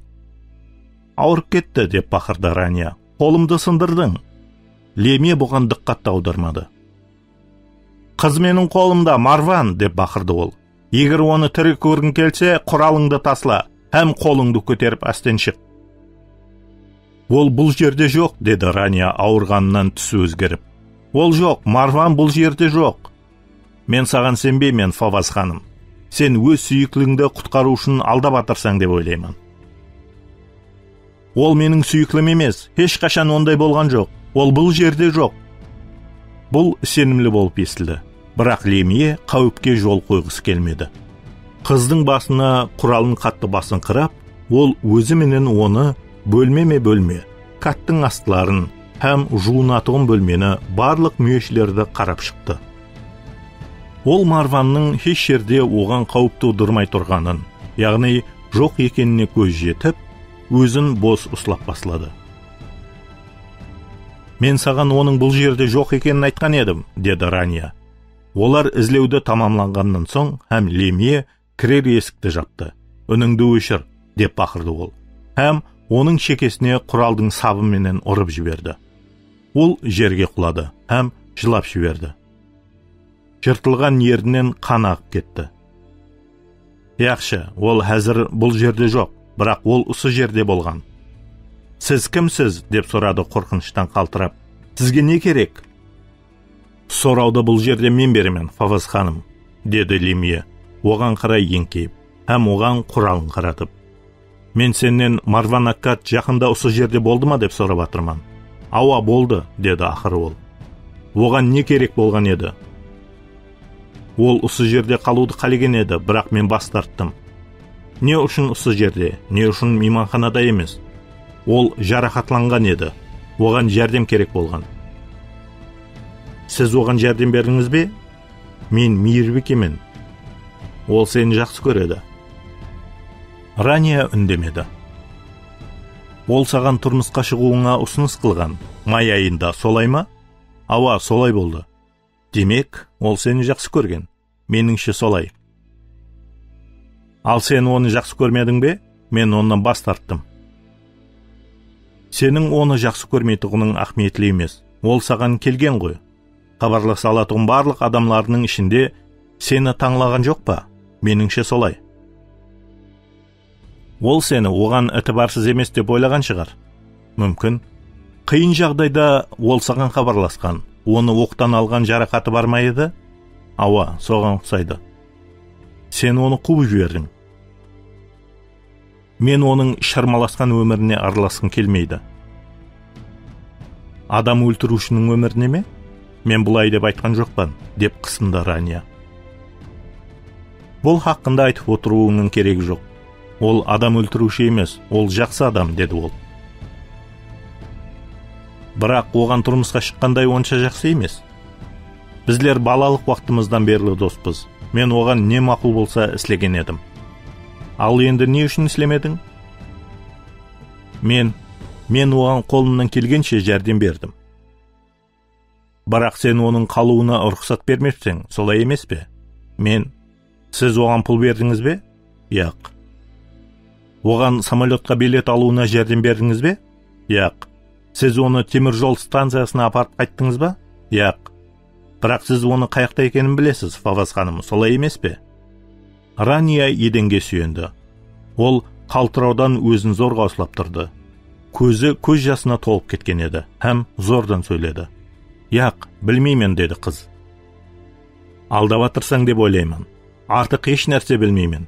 Лемье құралын таярлады. Iltimos, маған сен, мен оның қаяққа кеткенін білмеймін. Мен 3-ке дейін санаймын.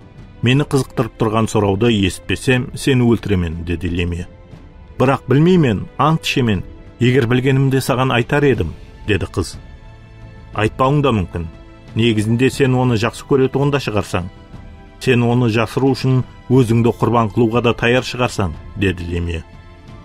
Яғни ауа, мен оны жақсы көремен, бірақ сізге шынын айтып атырман. 1. Ілтимас мырза, сіз маған сенуіңіз керек. 2.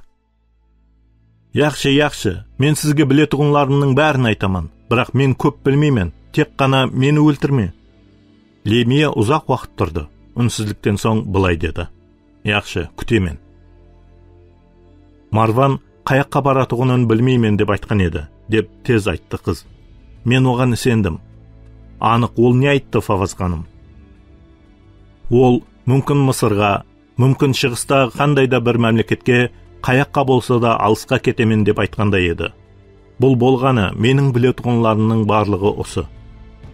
Анық сенімлісең бе? Ауа, ол басқа еш нәрсе айтпады, деп қайталады ол. Ол осы жерде болғанын басқа және кім біледі? Тек қана мен едім. Ата-анаң не? Достың не? Жоқ еді. Қабаттағы емасы бірге тұратын қоңсыларың не? Деп алдады. Ол Лейла хақында білмеу үшін. Тек мен едім. Мен еш нәрсе айтпаймын. Ілтимас, сіз маған сенуіңіз тиіс. Лемия оның сөзіне сенуге болады деп ойланып, және тынып қалды. Сондай болса яқшы, деді ол. Бұл ондай қиын болған жоқ, дұрыс емес пе? Рания жеңіл тартып демін алды. Сыртқы есік қағылды, құлып ашылды. Ішке Лейла сатып алған затлары менен кіріп келді. Түсі қорқыныштан өзгеріп кетті. Лемияге һәм қолындағы құралға қарады. Рания, не болып қалды? Бұл Марванға тиесілі ме? Деп сұрады. Ол қалтырған даусыменен. Бұл сөз оның тағдырын шешті. Лемия 2 мәрте атты. Оқ даусын ешкім есткен жоқ. Лейла еденге еңбектеп қалды. Кейін ол Ранияға бұрылды да және 2 мәрте атты.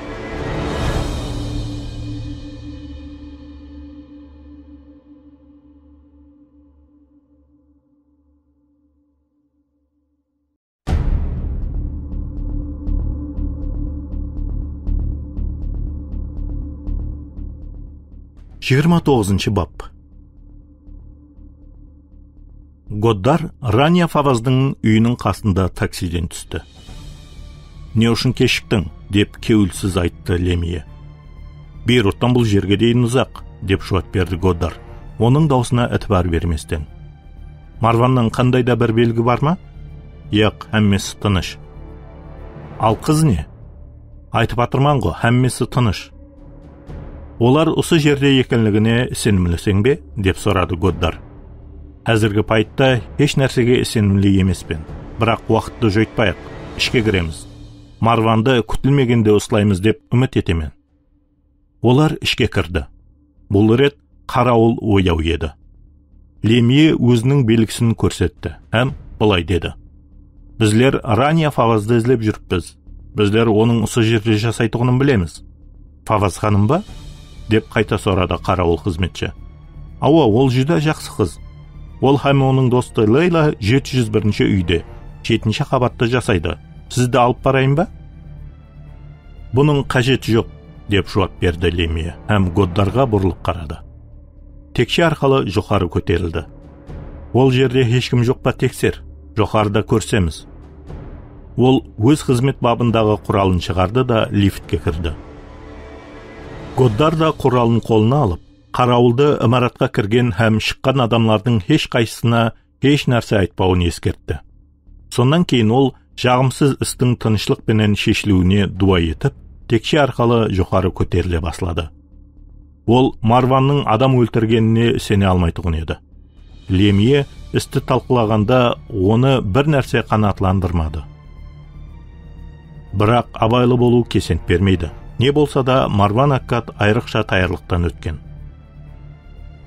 Ол Лемияны 701-ші үйдің алдында ұшыратты, һәм олар үнсіз түрде әрекетлерін келісіп алды. 3 дегенде Годдар есікті ашты да екеуі де құралын таяр халда ұстап хананың ішіне кірді. Олар өлі жатқан Рания һәм оның достын көріп, Годдар қорқып кетті. Марван Аккад екеуін де өлтірген, деді дархал Лемия. Біздер кешіктік. Годдар көргеніне қатты таң қалды. Ол бұны істеуінің неге керегі бар еді? Мәселе бұндай емес, деді Лемье. Ең бастысы, және басқа біреуді өлтірмегенше, Марванды табуымыз керек. Хананы дархал тексеріп, затлардағы бармақ ізлерін тексеріп шығу керек. Бірақ алдыменен, мен Марванның суретін барлық полиция бөлімшелеріне, телевидениеге, автобус һәм темір жол станцияларын, аэропортқа һәм Марокконың теңіз портына жіберу керек. Мүмкін ол елі осы жерде шығар, һәм біздер оны қашып кетуіне жол қоя алмаймыз.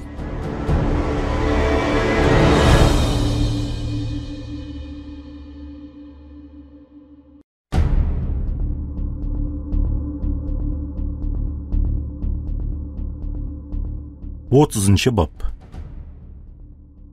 6-шы күні Тариктің телефоны шыңғырлады. Бірақ ол диққат аудармады. Ол Далияның берген таңғы асы менен бәнт еді. 1 сааттан соң қоңырау және шыңғырлады. Бірақ Тарик моншада еді, һәм ол естіпеді. 1 сааттан кейін телефон және шыңғырлады. Енді үйде ешкім жоқ еді. Тарик Далия менен және бір күнді бірге өткеру үшін кеткен еді. Рами асығыс хабарды ұлума жеткере алмады. Айтарлықтай қыста басланды, бірақ Тарик Жамил һәм Далия Нурдың қарым-қатынасы бәһәрдегі Нилдің құяшындай еле дауам етіп атыр еді. Сол салқын бірінші күнгі таңда, азанғы шайдан соң, олар биіктігі 185 метр болған Каир мұнарасына көтерілді. Қолларынан ұстасып, олар төмендегі жайылып тұрған қалаға қарады, һәм салтанатлы жерін кім көп біледі деп жарысты. Олар Мысыр музейін, цитадельді, Рафик Али һәм Ибн Тулунның мешітін тапты. Қалғанлары көп мейманханалар, көп қабатлы үйлер һәм ыдара орайлары, шаңғытлы түтін ішінен табылды. Сен қашан болса да пирамидада болдың ба? Деп сұрады Далия. Бұны тән алуға ұяламын, бірақ болмадым, деп жауап берді ол.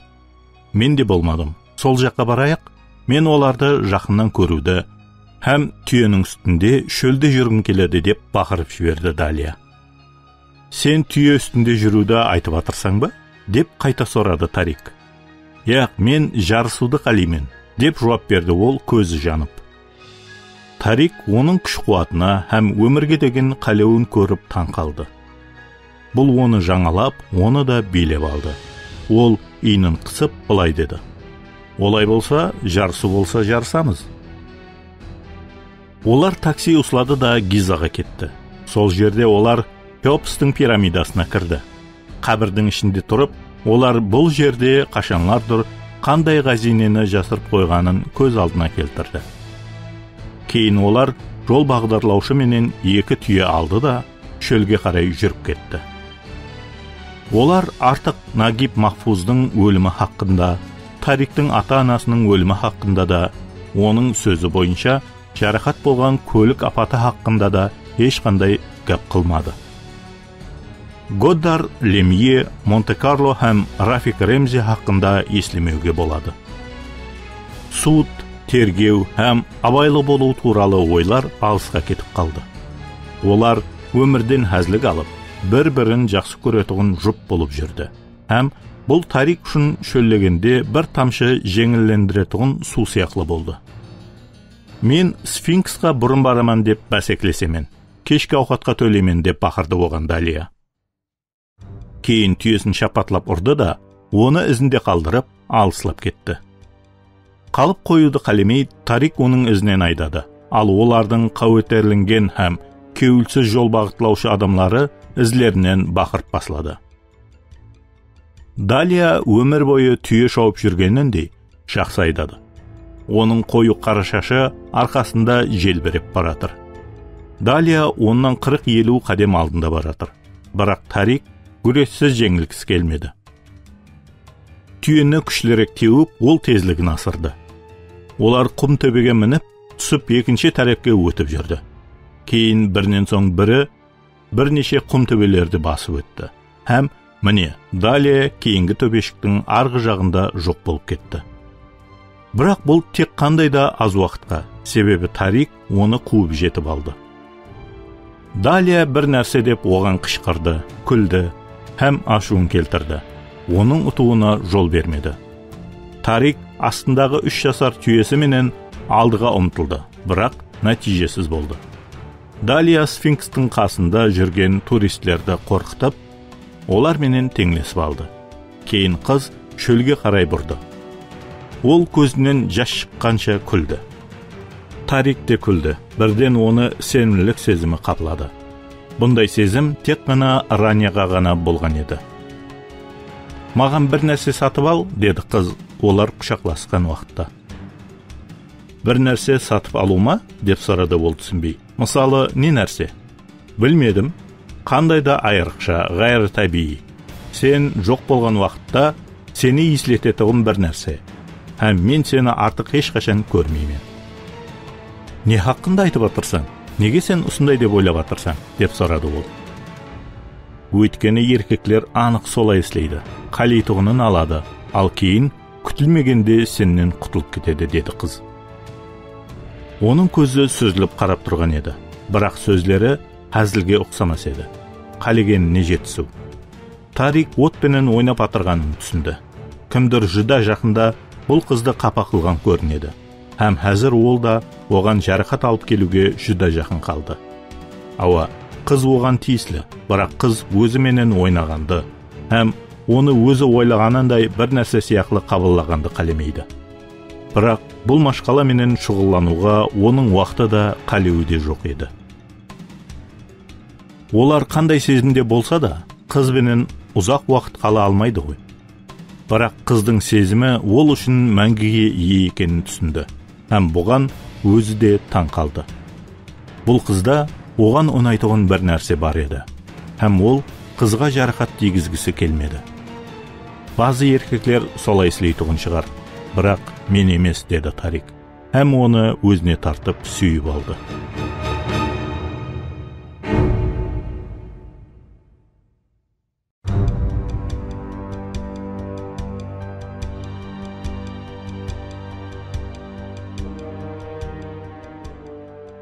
Отыз бап. Тақырыпты өзгерту үмітіменен Тарик Далияны туристлерге һәм дүканларға толы көшеге алып кетті. Ақыры олар бір атақлы қайырлы ұстаханаға келді. Ал яқшы, бұл жерден саған не қалесең соны алып беремен, деп сыбырлады Тарик ішке кіруден. Далияның көзі жанып тұрды. Нені қалесем? Деп сұрады қыз қуанышлы түрде. Нені қалесең? Тек қана айт, деп тастиқлады Тарик. Қыз оның қолын қысып ұслады да оған қарады. Дүканның диваларында ажайып безеліп суреттенген үлкен папирус қағазлары ілдірулі тұр. Сізге қандай жәрдемім тиеді? Деп сұрады сатушы. Мен сіздерге жақсы бақаны ұсынуым мүмкін. Ұстахананы көрсете аласыз ба? Деп сұрады Тарик. Һәм Далия да мақұллап басын шайқады. Мәрхамат мырза, деді 20 жастан үлкенірек жас жігіт. Ол артқы бөлмеге оларды алып барды. Ол жерде папирус шақалары ұзын шыбықтай болып майда етіп бөлінген. Кейін оны шекер салынған суға батырып алып, түплейді, һәм нығызлайды. Кейін ұзақ уақытқа дейін оны кептіріп, беккем қағаз пайда болады. Оған шебер сурет салушылар ашық реңде айемгі аңызларға текарланып сурет сызады. Ол адамлар, хайуанатлар һәм иероглифтер жазылған үлкен суретті көрсетіп атырғанда, Далия оннан, бұл хақында айтып берің, деп сұрады. Ақыреттегі хүкім, деді сатушы. Бұл жүдә белгілі. Қашанлардыр бұл суреттің көшірмелері барлық үйлерде, қабірлерде һәм Мысыр ибадатханасында болған. Не үшін? Деп сұрады Тарик. Ол нені аңлатады? Айемгі мысырлылар адам өлгенде оны ақырғы хүкім күтіп тұрыпты. Ол жердегі өмірінде не қылған болса, соның барлығына Құдайға жауап береді деп сенген. Шептегі мүйіште адамды көріп тұрсыз ба? Ол суреттің жоғарысындағы адамлардың алдында дізерлеп отырыпты. Ауа, бұл келешектегі адам. Ол 14 хүкім етушілердің алдында дізерлеп тұрыпты, һәм айыплы емеслігін айтып ант ішіп атыр. Адам оларға құрбанлықлар ұсынып атыр, һәм жәннетке жіберуін сорап атыр. Ал анау жеріндегі не? Деп сорады Тарик. Сол адам ба? Шепте төмендегі ме? Ауа, бұл сол адамның өзі. Оны әділ хүкім сарайына алып баратыр. Ол жерде оның жақсы емаса жаман екенлігі, айыплы емаса айыплы емеслігі шешіледі. Оның алдындағы үлкен тәрезіні көріп тұрсыз ба? Ауа, өлген адамның жүрегі шеп тәрептегіге жайғастырылады, ал оң тәрепке әділдік қалемі қойылады. Егер жүрек қалемнен ауыр болса, демек бұл жүрек күнәға толы болғаны. Яғни, адам жәннетке кіруі үшін жетерлі дәрежеде жақсы емес, һәм ол дозаққа жіберіледі. Егер оның жүрегі жеңіл болса, демек ол жақсы, таза адам, һәм ол жәннетке түседі. Суреттегі адам пәк, һәм ана адам гілтіменен оны аспандағы салтанатлы ханаға алып баратыр. Сурет сізге оңай ма? Яқ, деп жауап берді Далия. Оның өзін қолайсыз сезгені көрініп тұрған еді. Маған басқасын көрсет. Ол теректе отырған екі кептері бар басқа суретке диққатын аударды. Бірақ Тарик ақырғы хүкім суретін тамаша қылуды дауам етті. Ал бұны қалай анықлауға болады? Деп сұрады ол. Нені анықлау? Деп сатушы түсінбеді.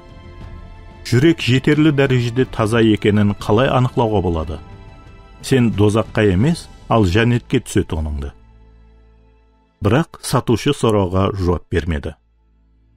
Ол да Тарикке ұқсап, бұл сұрауға жауапты білмейтұғыны анық көрініп тұрған еді. Күтілмегенде Тарик қорқыныш сезді. Ол өзіне бұл сұрауды қайта-қайта берді. Ол тағдыры шешілместен алдын бұл сұрауға жауап табу керек. Ол Далияға басқа суретті алып берді.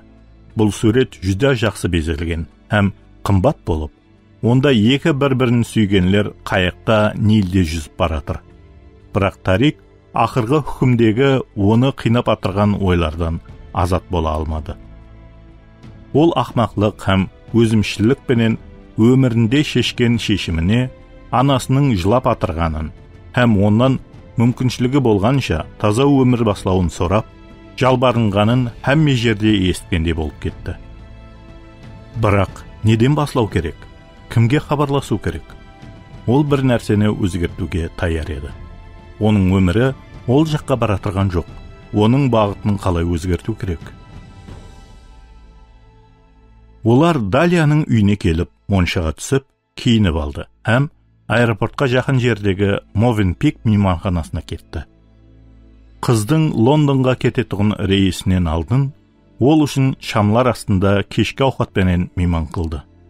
Далия бүткілей бақытлы еді. Тарик өзін бүткілей бақытсыз сезді. Кеше-кеште Дина һәм Мерват маған электрон почта арқылы хат жіберді, деді Далия. Оны саған көрсетуге ұмытыппын. Охо, деді ол. Айтарлықтай қол тимеген өзінің ыдысына қарап қойды. Олар елі Нью-Йоркта екен, һәм өзлері үшін үй тапқан. Дина келесі демалыс күні затларын алып кетуге келетұғынын айтты. Үнсіз тұрып қалды да, кейін қосымша етіп.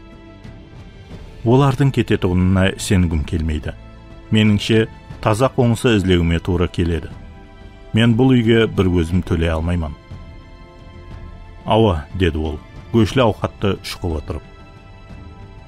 Тарик, аманлық па? Деп сұрады қыз. Ауа, барлығы жақсы, деді ол өзіне винодан құйып атырып. Сен алыста тұрғаныңдай көрінесің.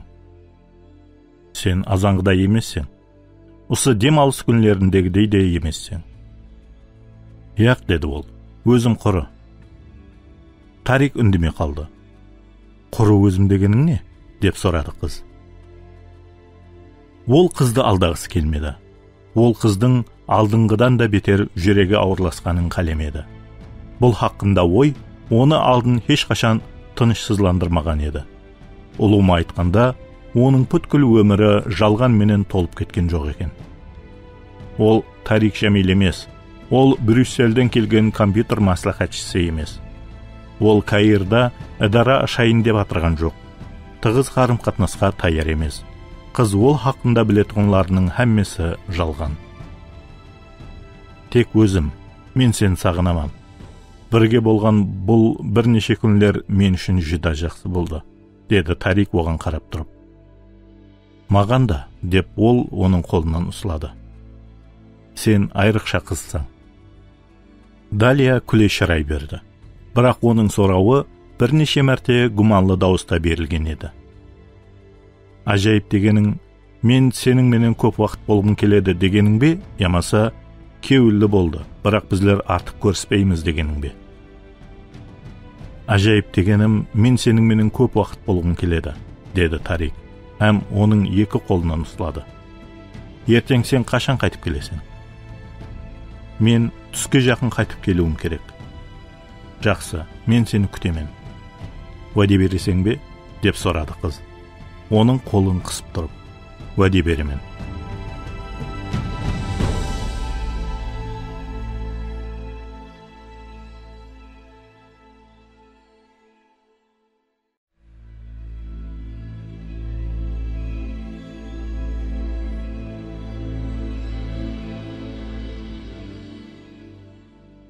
Отыз екінші бап.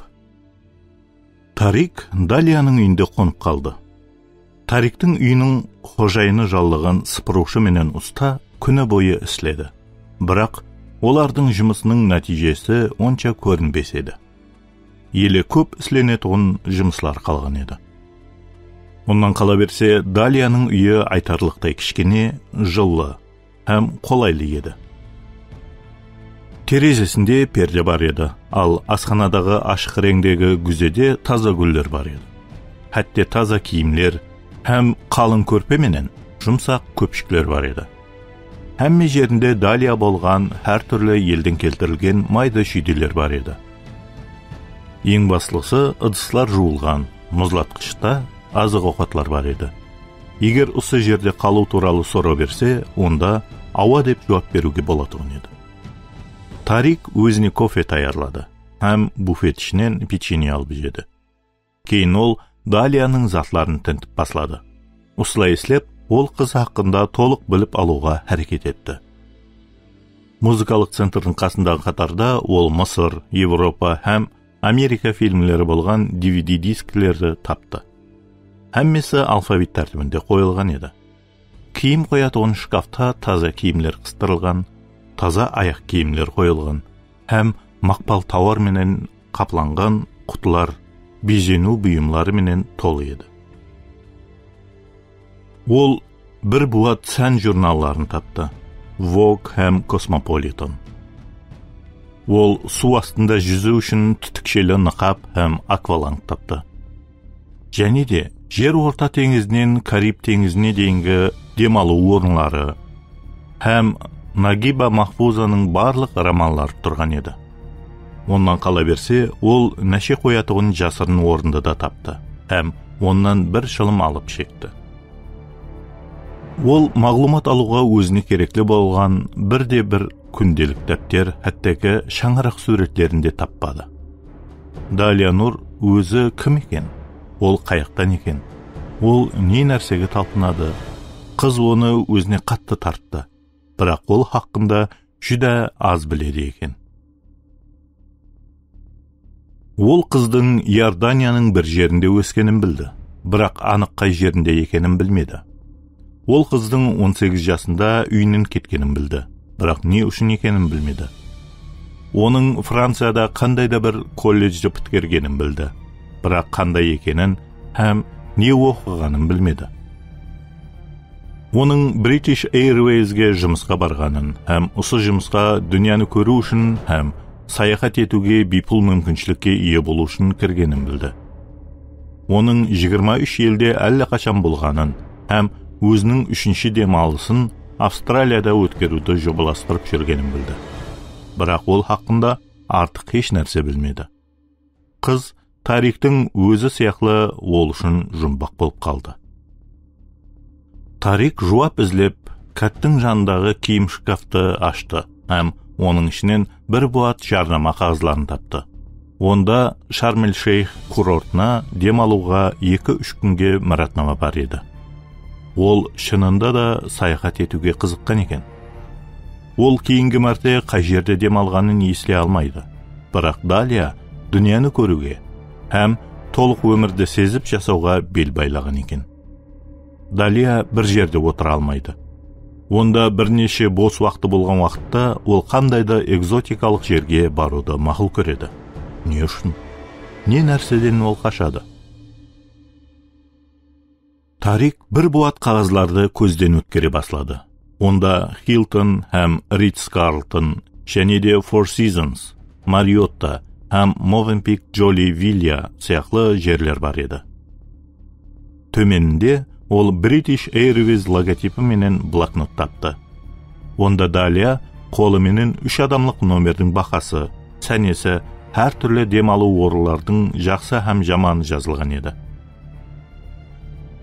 Ол барлығын орнына қоя баслады. Һәм бұл сырлы қыз хақында мағлұмат іздеуді дауам етті. Ол жазылған саяхат сәнесіне этибар бергенде, кейінгісі жақын уақытқа тура келеді. Рождество һәм жаңа жыл арасына тура келеді. Ол не үшін саяхатты бекарлағанын Тарик түсінді. Дина һәм Мерват көш батыр. Һәм ол енді бұл үйге және де Шарм-эль-Шейх демалысларына төлей алмайды екен. Тарик ойланып қалды. Егер мынандай болса, келесі күні Далияның келуіне жоба ісленіп қойылды. Билетлер сатып алынды, чемоданлар таяр. Әммесі су астында жүзуге кереклі затлар таксидің жүк салғышына салынды. Тарик оны кірер ауызда гүл дәстеменің күтіп алды. Далияның көзінде барлық сезімі көрініп тұрды. Ол сене алмады. Олар екеуі де Шарм-эль-Шейхке кете ме? Рас па? Әзірдің өзінде ме? Әммесі төленген бе? Бірақ ол қаяқтан білген? Ол қалайынша әммесін осындай тез етіп шөлкенлестірген? Оған осындай адамға сүйіклі болу қалайынша мөнәсібетті екен? Олар Синай ярымтауына баратығын рейске мінгенде, Тарик оның барлық сұрауларына жауап берді. Тарикті оның таңқалушылығы һәм шадлануы қуандырды. Тарик өмірінде ешқашан күтілмеген сауға іліп көрген жоқ еді. Бірақ ол өзін жақсы сезді, һәм бұл енді баслануы деп үміт етті. Каирдан кету себеплер қатарында бұл жақсы. Құяш, құм һәм теңіз жағасының толқыны негізінде өзінің жағымсыз ауқалын ұмыту үшін ұсы керек еді. Ол Далия менен бірге көп уақыт өткеруді қаледі. Сен сондай кеңпейілісің, бірақ сонда да мен не үшін бұны ісілеп атырғаныңды түсінбеймін, деді Далия. Мен сен сағындым, деді ол, самолет қонуға шамаласты. Ол Тариктің қолынан қатты осылап, оны құшақлады. Рас па? Деп сұрады ол миық тартып. Рас. Каирда сенің жақсы үйің бар, бірақ сенсіз оның ішінде жалғызлық екен. Мен сенің күн тәртібіңді таптым, һәм жақында сенің демалысың бар екенін көрдім. Мен тұра алмадым. Әммесін өзім жобаластыруым әдепсізлік болмады деп үміт етемін. Әлбетте болды. Мен жүдә қуанышлымын, деп жауап берді ол.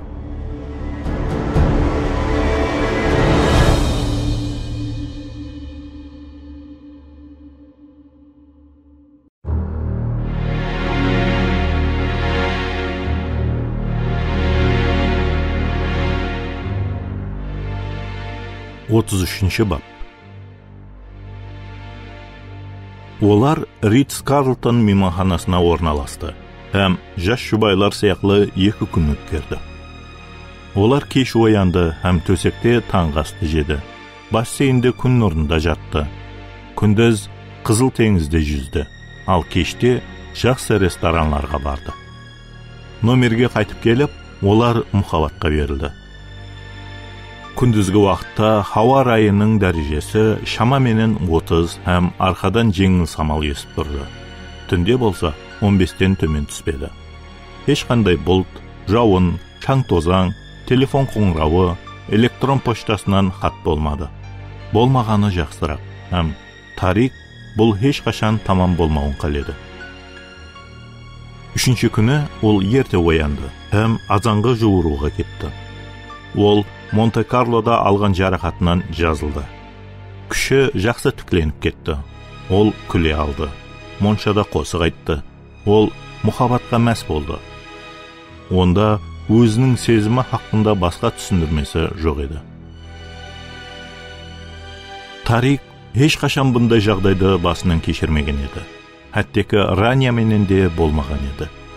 Онда Ранияға деген айрықша сезім қалды, һәм ол бұларды мәңгіге сақлап қаламан деп ойлады. Бірақ ол ешқашан оның сезімін Далия сияқты тартпаған еді. Далия оны қаледі. Ол Далияға керек болды.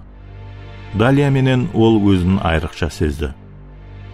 Ол Далияны сүйіп қалды. Әммесі сондай тез жүз берді. Жағалауда 4 шақырым жуырып, Тарик Ритске қайтып келді. Һәм мүмкіншілігі болғанынша ханаға әсте кіріп келді. Далия елі ұйқылап атырған еді. Ол періштеге мегзеседі. Онда соншелі гүзаллық һәм тынышлық бар еді. Мүмкін бұның барлығын ол түсінде көріп атырған шығар.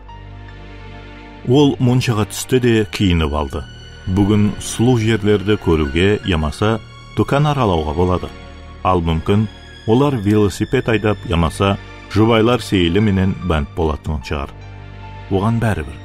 Далия нені қалесе, олар соның барлығын істейді. Баслысы бірге болса болғаны. Қайырлы таң, деді жұмсақ түрде Далия. Ол моншадан шыққан уақытта. Қайырлы таң, деп жауап берді Тарик оны сүйіп. Өзіңді қалай сезіп атырсаң? Ажайып, ауқат жегім келіп тұр, деді Далия. Мен де, моншаға түсіп ал да, кейін төменге таңғы асқа түсеміз. Һәм бүгін неменен шұғыланатығымызды ойлап көреміз, деді Тарик. Яқшы, деді де, моншаға кірмесінен алдын және бір мәрте сүйіп. Ол моншада уақытта Тарик хананың ішін жинастырды. Ол Далияның балконда кеуген затларын жинады, һәм оларды чемоданға салыстырды. Катасынан ол кілтлер һәм телефон тауып алды. Оларды оның сумкасына салайын деп атырғанда, онан бірнеше хатлар түсіп кетті. Басым көпшілігі бұлар төленбеген қарызлар еді. Бірақ оның ішіндегі бір хат қалта оның диққатын алды. Бұл Иорданнан бір хәпте алдын жіберілген хат еді. Ол ашық еді, һәм оны оқымай тұра алмады. Ішіндегі жазылғанды оқығанда ол күтілмеген нәрсені көріп қалды. Менің қадірдан Далиям, жақында жазған хатың үшін рахмет. Сен Калим менен артық ұшыраспай жүргеніңді білгенде, мен һәм анаң сондай қуанышлы болғанымызды жеткере алмаймын. Сен білесің, біздер оның өмір барысын жақтырмайтұғын едік. Нәше, ішемлік, түнгі саяхатлар. Біздер сені сондай адамға тұрмысқа шығуың үшін өсірмегенбіз. Ол масихи емес, һәм әттекі хақ кеулі һәм салдамлы адам емес. Біздер сенің оннан ұзақласқаныңа, һәм өзіңнің жаңа өміріңді баслағаныңа қуанышлымыз. Біздер сен үшін жақсы һәм әділі, сені сүйетұғын һәм өмір бойы саған қамқорлық қылатұғын адамды тапсақ, соған тайынсаң ба? Юсуп туралы не ойлайсың? Сен білесің, бір ай алдын оны өзіме пастор жәрдемшісі етіп алдым. Ол жәмәтте жақсы істеп атыр. Балалар үшін мұхаддис кітап сабағын, екшембілік мектепті һәм жастар топарын өтіп атыр. Меніңше, ол саған ітібарсыз емес. Ол саған қоңырау қылу үшін оған сенің телефон рақамыңды берейін бе? Біздер анаң менен сондай қуанышлы болдық. Үйге қашан қайтасың? Сені көруді қатты қалейміз. Сен Юсуппенен де көрсе алар едің. Сенің аталас аға һәм апа сіңлілерің сенің менен көріскісі келеді. Мен де, ілтимас, хат жаз. Сенің сүйіклі әкең. Хат пұқталы түрде Petra Bible Church жамаат қағазына жазылған почта мәнзілі көрсетілген. Бұл Иорданияның құбыласындағы кішкене қала еді. Тарик таң қалды. Бұл нені аңлатады? Далия масихи ма? Оның әкесі пастор. Бұл қалай? Түсініксіз. Далия спирт ішімлігін шеді, нәше шегеді. Тұрмысқа шықпаса да, оның менен бірге жатады. Ол атанақ белгісін мойнына тағып жүрмейді. Оның мұхадес кітабы жоқ. Ол қаншелік қараса да, Далияда ол сияқлы адасқан жан. Тарик үшін дін ешқандай мәніге ие болмады. Бірақ ол масихи шаңырақта тәрбие көрмеген. Далия не үшін оннан ұсындай ахметлі затты жасарды? Калим деген кім екен? Юсуп ол кім? Не болып атыр? Ол Тариктен және нені жасырып жүрді екен? Ал оның өзі оннан еш нәрсе жасырып жүрген жоқ па?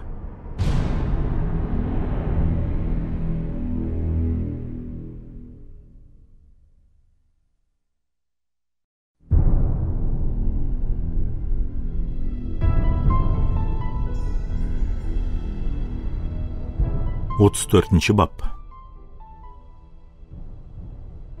Телефонына қоңырау келгенде Тарик хатты оқуды давам етіп атыр еді. Ол Рахамға қараса, інісі қоңырау қылып атыр екен. «Салем, Рами», деді ол. «Марван, сен қаяқтасың? Мен саған бірнеше күннен берді қоңырау қылып атырман. Мен сені өлтіріп кетті деп қорықтым», деді Рами. «Әммесі жақсы, құры өзім. Мен бәнт едім, не еді, не болды?» деді арқайын Тарик. «Бәнт? Неменен?» деп сұрады Рами. «Бұл саған тиесілі емес. Сен не, ақылдан азың ба, Марван? Мен сенің тірі қалуың үшін, һәм еркінлікте жүруің үшін өмірімді қауіп астына қойып жүріппен. Ал сен бірнеше күн жоқ болып кеттің. Енді болса маған қопал түрде саған тиесілі емес деп атырсаң ба?» «Сен хақсың, кешір», деді Тарик даусын ақланып атырғандай етіп шығармауға әрекет етіп. «Дұрысын айтасың деп үміт етемен», деп жауап берді Рами. Ол қатты ашуда еді, бірақ өзін қолға алуға әрекет етті. «Сен жоқ болып кеткеннен берлі көп уақиялар жүз берді. Жақын арадағы рейспенен Багдадтан Бейрутқа ұшаман. Монте-Карло прокуроры маған инспектор Годдар менен сәубетлесуімді шақыру қағазы арқылы жазып жіберді». Ұзын үнсізлік болды, һәм Тарик бұл елі болған емеслігін түсінді. Ақыры Рами былай деп сұрады. «Рания Касабланкаға көшіп барғанын маған неге айтпадың?» Тарик хайран қалды. Ол бұны қаяқтан білген екен? «Түсінбедім. Қоя қойса, Марван. Сен сол жақта болғаныңды білемен. Мен не үшін ол жаққа барғаныңды біле жақпан. Сен ешқандай достарға жармаспаймын, ешқандай таныш жоқ деген едің. Сен уәде берген едің». «Мен қаяққа баруды білмедім. Маған оның жәрдемі керек болған еді», деп тән алды ол. «Не үшін?» деп дауам етіп жауап талап қылды Рами. «Себебі мені атқан еді. Міне, кеулім көтерілді ме? Мені Монте-Карлода адам өлтірушінің бірі жарақатлады. Һәм ол жақта да, Францияда да емлеуханаға хабарласа алмайтұғын едім. Артымнан кімнің түсіп жүргенін білмеген едім. Кімге сенуді де білмедім. Ранияға барудан басқа еш нәрсе ойлап таба алмадым. Мен оған бардым, ол маған жәрдем берді, һәм кейін кетуімді айтты. Соның ұшында мен осы жердемен». «Бұл ақмақлық қате болды, Марван», деді Рами. «Мүмкін, сен хақ шығарсаң, бірақ әммесі жақсы ғой», деді ол. «Яқ. Яқ дегенің не?» «Рания өлтірілген». Тарик құяштың күшлі нұрынан соққа алғандай өзін сезді. «Не? Қалайынша?» Ол ойлай алмады, демде ала алмады. Бұл қалайынша болу мүмкін? Полиция оның өлі денесін Касабланкадағы үйінен тауып алған. Бірге үйінде тұрған достысының денесін де тауып алған. Екеуінде бірнеше мәртеден атқан, деп түсіндірді Рами. «Бұл мүмкін емес. Ол сол жерде болған еді». Рания оны құшақлады. «Инспектор Годдар маған телефон рақамын беріп хат қалдырған. Міне мен осылай хабар таптым. Ол жинаят болған жер сенің бармақ ізлеріңе толы деп айтты. Оның диванның көпшігінде сенің шашларыңды тапқан. Сол жерге жақын жайласқан дүканның иесі сені танып қалған. Ол сені жақыннан көрген. Көлігіңді сол жерден бірнеше шақырым аржақлаудан тапқан. Леме оларды өлтірген сен деп тасдиқлап атыр. Һәм сені қамаққа алу бұйрығын шығарған. Godдар, егер сенде түсіндіру болса, онда жақсы қол көтергеніңді, һәм хәзір һәммесін айтуыңды айтып атыр. Болмаса саған ешкім жәрдем бере алмайды. Тарик еш нәрсе естігісі келмеді. Ол өзін жаман сезді. Өзін гумаланған сезіп, біресе ашуланды, һәм телефон тұтқасын дивалға лақтыруға таяр еді. Рами былай деді: «Бұл еле барлығы емес деп қорқаман. Жаман хабар бар». «Не?» деді өзінен шығып кетіп Тарик. «Жаман не нәрсе болуы мүмкін?» «Лемье һәм Годдар сенің Мысырда екеніңді біледі». «Не?» «Менен қаяқтан білгенімді сорама. Годдар маған айтқысы келмеді. Олар Лемье менен әлі қашан сол жақта. Сенің суретің Каирдағы әрбір полицияларда бар. Һәм олар, егер сен берілмесең, сені атуға бұйрық алған». «Бірақ Ранияны мен өлтірмедім, саған сөз беремен», деді Тарик. «Білемен», деді Рами. «Оның достысын да өлтірмедім», деп давам етті Тарик.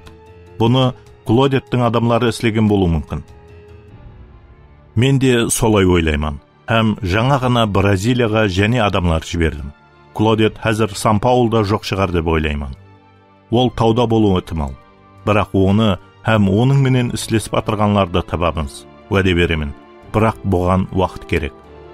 Ал уақыт сенде аз болып тұрды. Сен дәрхал жоқ болып кетуің керек». Тарик кейінгі бірнеше күн дауымында көрген түсі жоқ болып кетті. Жаман хадиселер басланды. Ол және қашуы керек. Келісім беру қанша жағымсыз болса да, бірақ Рами хақ еді. Егер Клодет Ремзи жіберген өлтірушілер Мароккода Ранияны ізлеп тапқан болса, онда олар Мысырға да келіп, оны тауып алады. Олар оны қылмаған қылмысына айыплап, адам өлтіруші қылып таныстырып қойыпты. Олар бүткіл Европа һәм арқа Африка полицияларын оған қарсы қылып қойыпты. Ол хәттегі осындай Каир сияқлы үлкен қалада да жасырына алмайды. Бірақ ол Далияны да таслап кете алмайды. Ол оны сүйіп қалмауы керектігін білетұғын еді. Бірақ енді кешікті. Ол өзін ұслап тұра алмады. Егер қызға бір нәрсе болса, онда ол өзін ешқашан кешіре алмайды.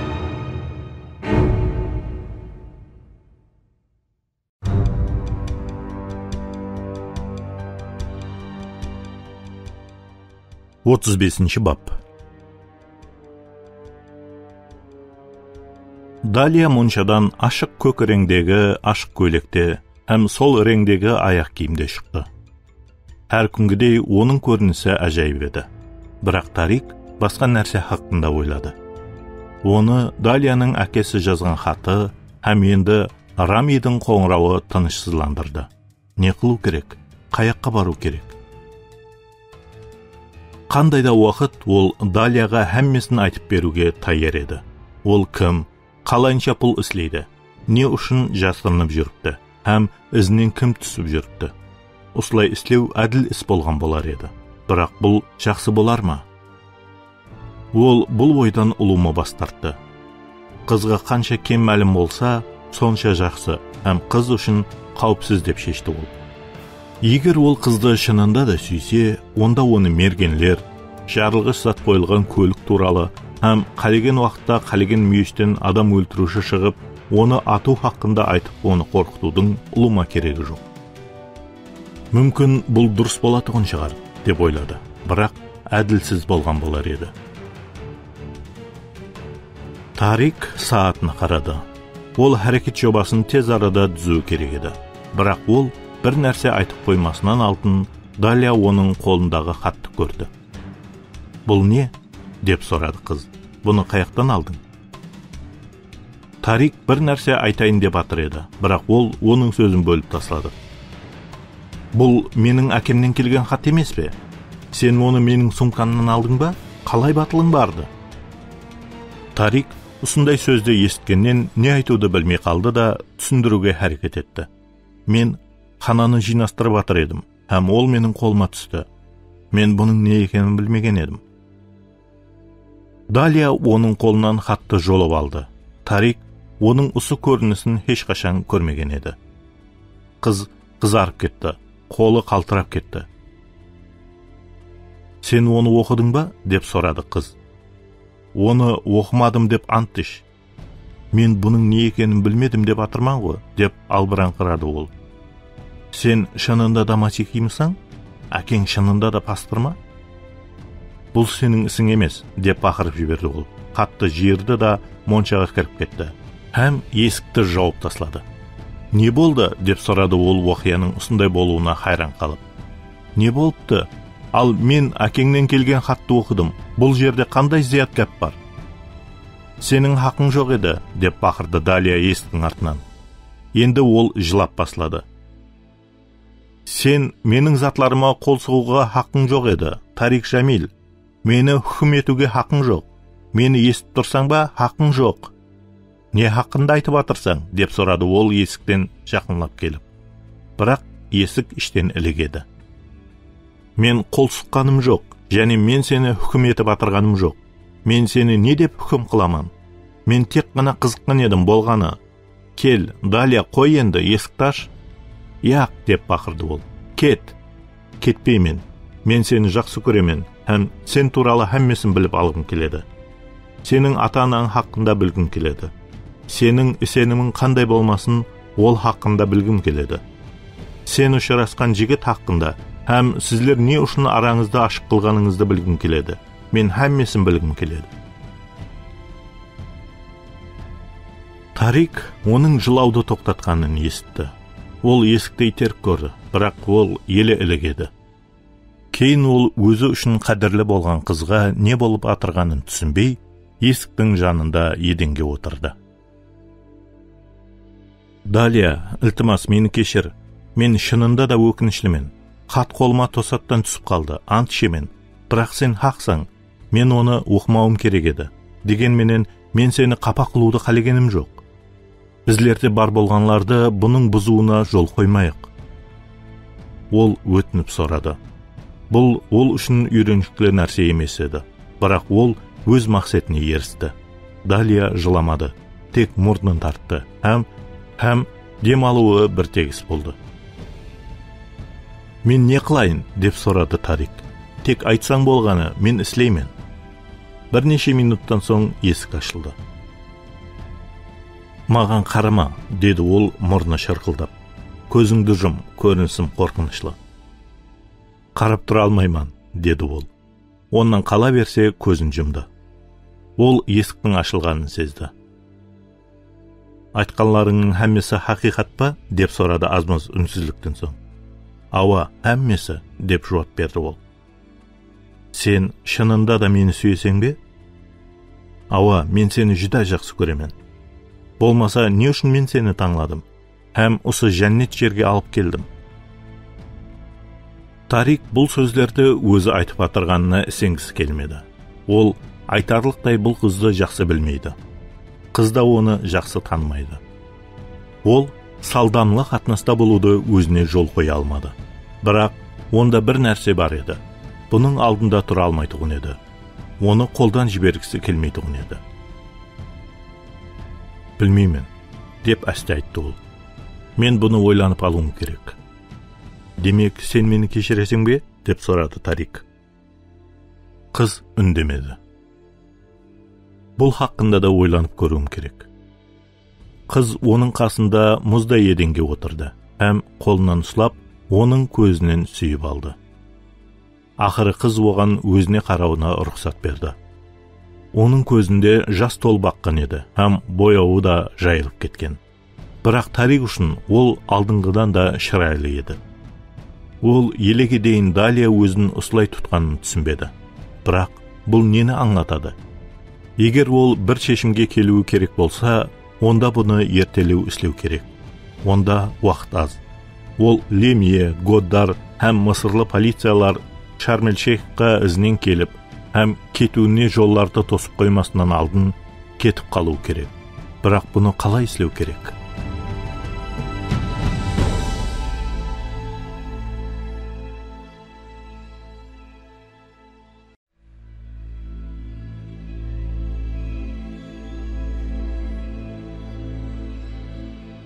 Отыз алтыншы бап. Далия нәше шекті, һәм Тарикке біреуін ұсынды. Бұл машқаланы жеңілестірудің бір ұсылыма, деп сұрады ол, жағдайдан қалай шығып кетуді ойлап тұрып. Қыз басын изеді де түтінді ішіне тартты. Ол оның дослық келісімін қабыл етіп, ол да түтінді ішіне тартты. Олар бірнеше минут үнсіз түтін ішінде отырды. Һәм Тарик оннан былай деп сұрады. Саған сорғы берсем бола ма? Болады деп ойлаймын. Не үшін сен сондай ашуланып қалдың? Далия иінін қысты, һәм оннан назерін алып қашты. Білмеймін. Яқ, білесең, деді ол. Далия және түтінді ішке тартты. Меніңше, маған қолайсыз болды. Не үшін? Деп сұрады Тарик. Сен мені масихи деп ойлармайдың, ал мен болсам ондай емеспен. Үйдің іші масихи, бірақ мен ондай емеспен. Мен кішкене уақытымда тек өзімді масихи қылып көрсетіп жүрдім. Бірақ мен ешқашан ата-анам ісенген нәрселеріне сенбейтұғын едім. Олардан кетіп қалғанымның бірден бір себебі осы болады. Бұл қашан жүз берген еді? Көп уақыт болды. Мен колледжге оқуға кеткен уақытымда. Сондан берлі қайтпадың ба? Ава. Үй ішіңді, досларыңды, қалаңды сағынып атырсаң ба? Ұлым айтқанда, ава, деп жауап берді ол ойланып тұрып. Онда не үшін сен сол жаққа бармайсың? Далия суық демін алды. Себебі менің әкем зұлым. Зұлым? Ол һәм мені осы діни қағидаларменен ұслайды. Бұл оның өмір тәрізі. Мен бұндай етіп жасауды қаламаймын, деп шештім де, артыма қарамай кетіп қалдым. Бұл қандай қағида? Не парқы бар? Деді Далия бірден орнынан тұрды да, ұйықтайтын бөлмеге кіріп, кәтке бойын таслады. Жігітпенен ұшырасуға баруға болмайды, ішуге болмайды, нәше қоллануға болмайды. Ол болмайды, бұл болмайды. Ананы емаса мынаны істеу керек. Сен қалай ойлайсың? Деп сұрады Тарик. Ол да кәтке барып, төбедегі желпігішке қарап жатты. Ол сенің әкең. Әкелер өзінің қызын қорғау керек емес пе? Сен кім тәріптесің? Деді Далия. Құлақ сал. Сен қыз тусаң, оның ішуіне, шегуіне, һәм маған ұсаған жігітлерменен ұшырасуына рұқсат бересің бе? Далия бұрылды да оған қарап күлді. Саған ұсаған жігітлерменен рұқсат бермейтұғын шығарман? Тарик те күлді. Оның басына бір жоба келді. Демек, әкең рухани ме? Деп сұрады ол. Ава, ол пастор, деп жауап берді қыз. Айырмашылығы бар ма? Ұлым айтқанда жоқ. Ол жәмәтті басқарады, адамларға Иса хақында айтып береді. Жарлыларға қамқорлық қылады. Һәм осыған ұқсағанлар ма? Далия ава деп басын изеді. Ава сондай. Петра Байбл Чорч деген не? Бұл мен өскен жәмәт. Әкем онда мен туылмасымнан бұрын пастор. Жәмәт үлкен бе? Далия иінін қысты. Ол өсіп атыр. Мен кішкене уақытымда онда 30-40 адам бар еді. Һәм айтарлықтай бала жоқ еді. Ал хәзір білуімше ол 150 адамнан ібарат. Һәм басым көпшілігі шаңарақтан, жас жұбайлардан, һәм көп балалылардан ібарат. Сен Калим менен сол жерде таныстың ба?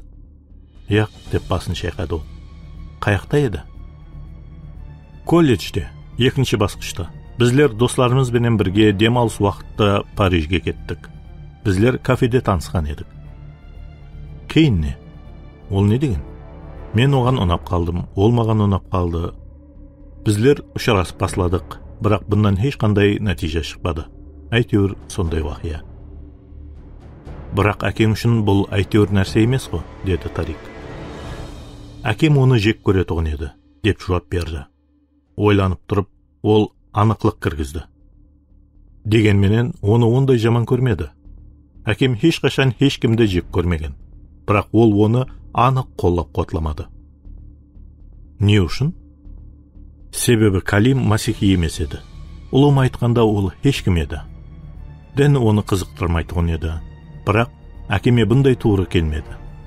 Мен елі кішкене болған уақытымда ол маған Масихиға тұрмысқа шығасаң деп айтатығын еді. Калибменен не үшін ұшырасып жүрдің?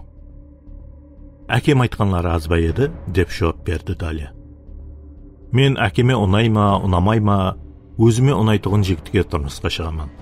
Бұл менің өмірім, ал оныкі емес. Менің кімге тұрмысқа шығатығыным оған тиесілі емес. Ұлыма шығаман ба, жоқ па? Және де, мен оның қағидасы бойынша жасамағаным үшін мені үкім еткенін қалемеймін. Құлақ сал, біздер әкем һәм бұрынғы жігітімнен басқа қызықлы бір нәрселер хақында сөйлесе алмаймыз ба? Ауа, деп жауап берді Тарик. Оның жобасы еле әмелге асады деп ойлап. Ауқатлануды қалайсың бе? Аштан өлейін деп тұрпан, деді қыз. Бұл жақсы, мен де, деді ол. Төменге түсіп ауқатланайық. Онан қала берсе, менде сен үшін сауға бар. Далияның көзі жайнап кетті. Рас па? Деп сұрады ол. Қандай? Көресің, әммесінің өз уақыты бар, деп жауап берді Тарик.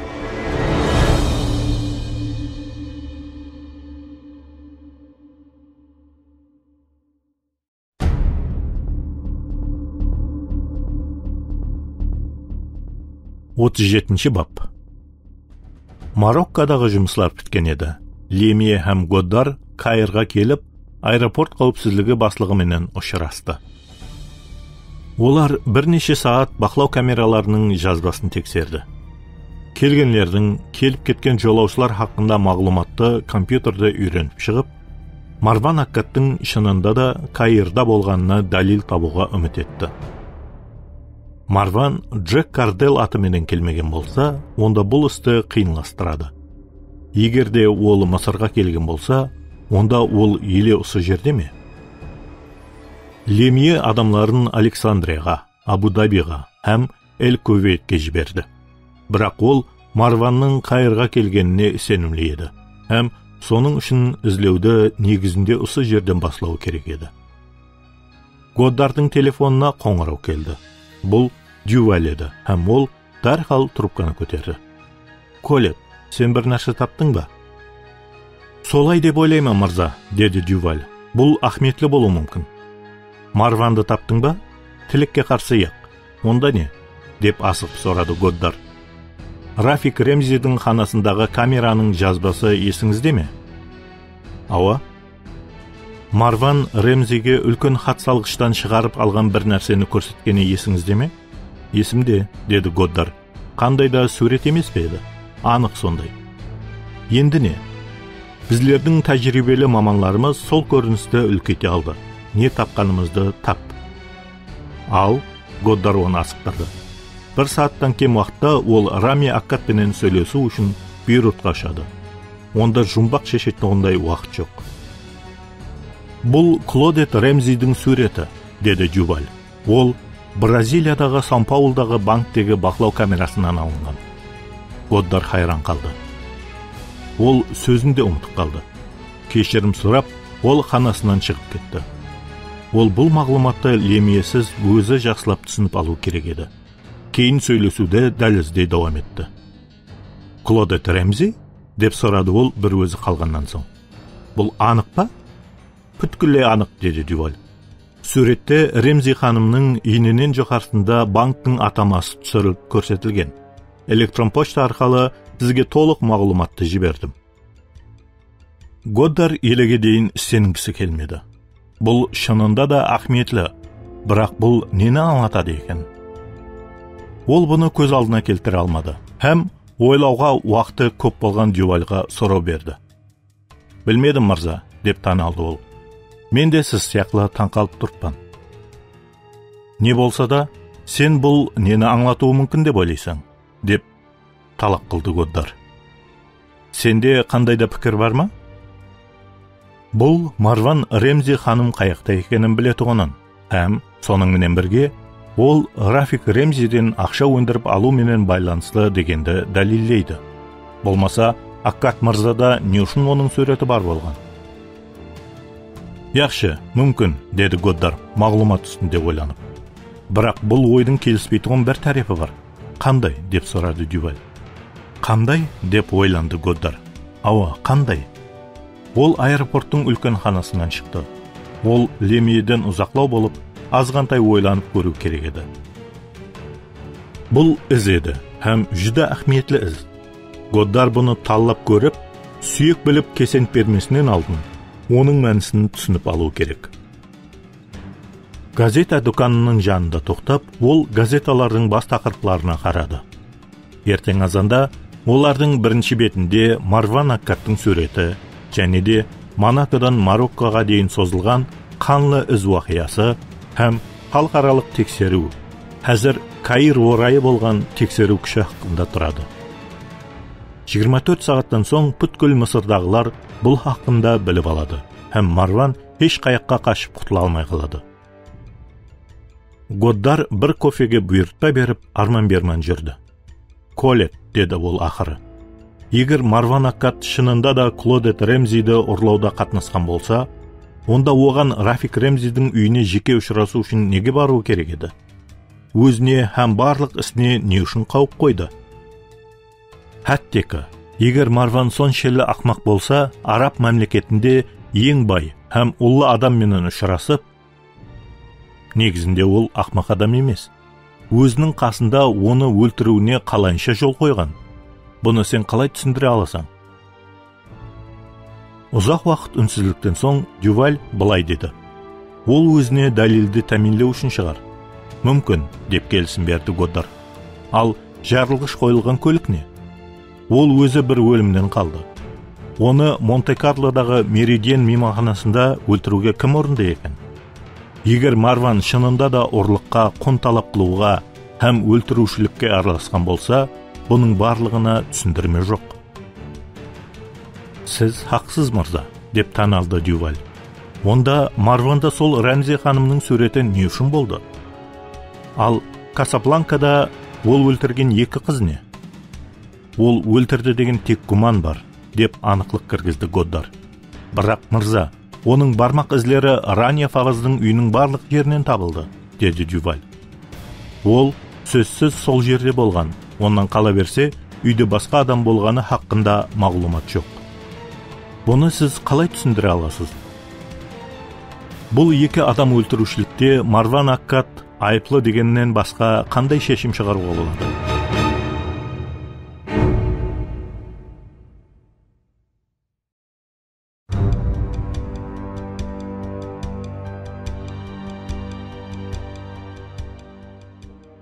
Сегізінші бап. Ритц Карлтон мейманханасының дәлізінен Қызыл теңізге қарап тұрған көрініс ашылды. Пальманың саясында тұрған екі столдың қасында Марван Аккат, ямаса Тарик Шамил отырыпты.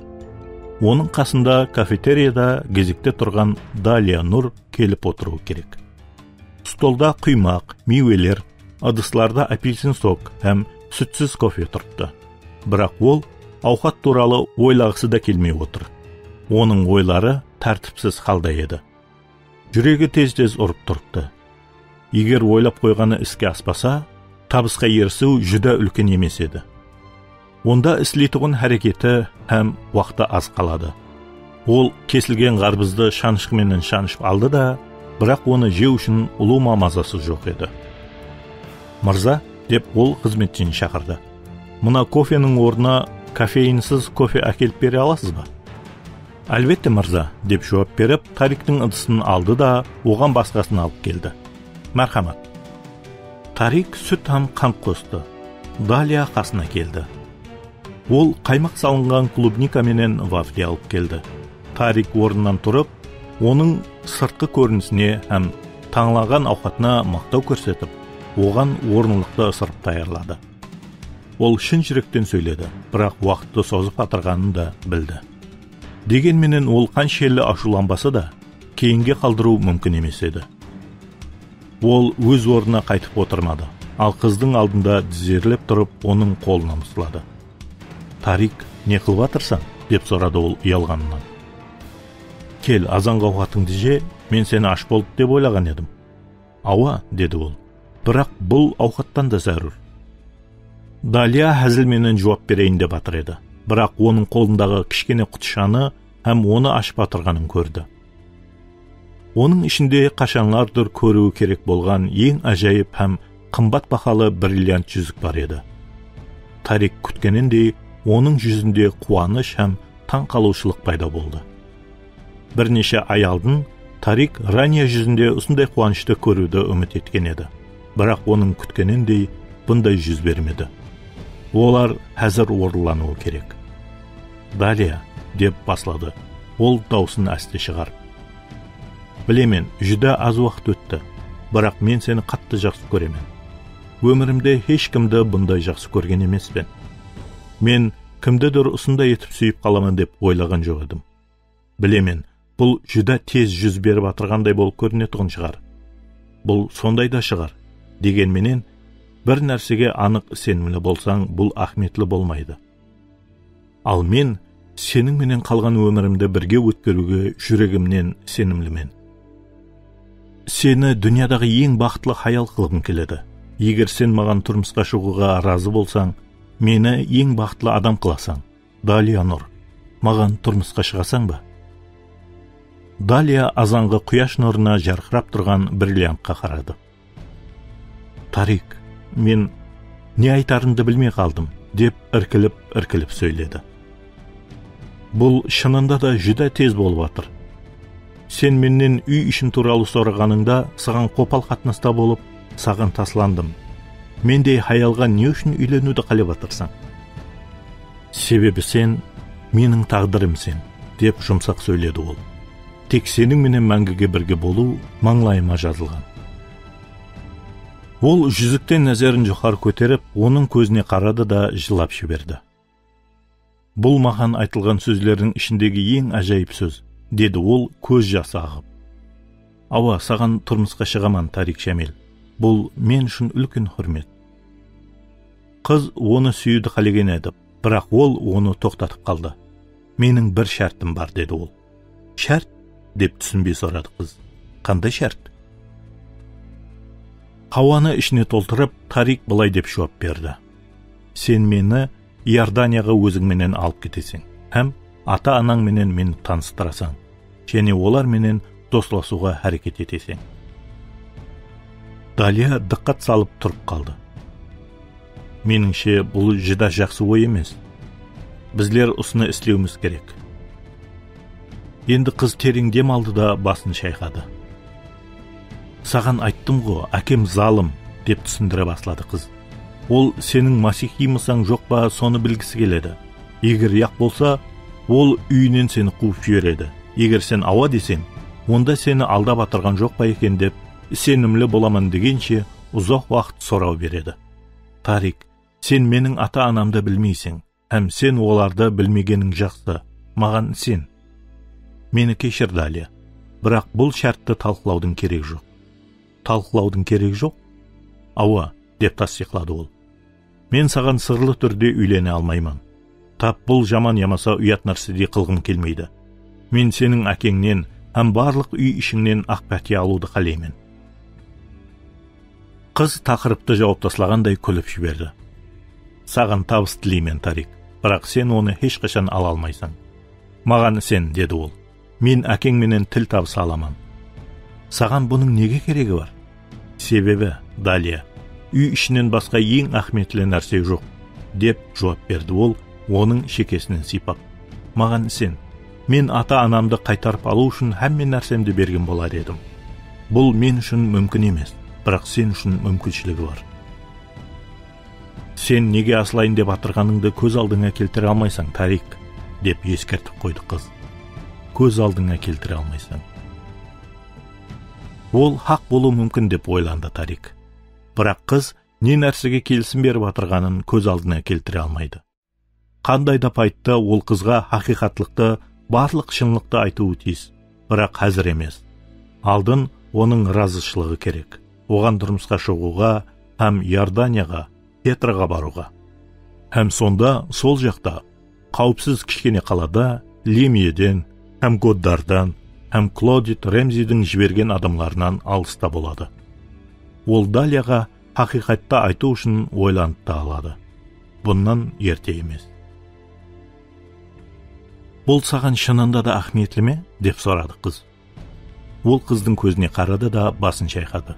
Ава. Ондай болса, яқшы, деді ол ақыры. Қашан баруды қалайсың? Менде жаңа жылдан алдын демалыс күнлерім бар. Яқ, күту үшін жүда ұзақ, деді ол. Әзір кетеміз. Сен ақылдан азған шығарсаң, деп қарсылық білдірді қыз. Біздер әзір кете алмаймыз. Не үшін? Деп сұрады ол. Сенің ата-анаңа күтілмеген сауға қыламыз. Кетеміз, маған сен. Осылай істесек жақсы болады. Олар таң қалысады, һәм сені көргеніне қуанып қалады. Және де, мен сені алып барғаным үшін мақтауға лайықлы боламын. Білмедім, деп екіленді Далия. Менің рейсім осы әптенің ақырында, һәм кейінгі әпте бойы болады. Тұрмысқа шығып атырман деп айтасаң, деді Тарик. Осы жағдай менен саған демалыс бермес пе екен? Оларды қолланасаң. Бірақ түсінбеймін, деді Далия. Бұндай асығыслықтың не керегі бар? Мен ата-анам менен 5 ямаса 6 жылдан бері көріспедім. Мен таярланып алуым үшін және бірнеше әпте күту мүмкін емес пе? Яқ, деп дауам етті Тарик. Саған айттым, мен сені сүйемін, һәм сенсіз жасай алмаймын. Затларымызды жинастырып, бүгін кетеміз. Сені есіктің босағасында көргенінде, һәм бармағыңда мынау болса, ата-анаңның жүз көрінісін көз алдыңа келтір. Ол құтыдан бриллиант жүзікті алды да, оны бармағына тақты. Ол жүда ажайып болып тұрды. Далияның да көрінісі ажайып. Кейін ол жеңілді де, яқшы деді.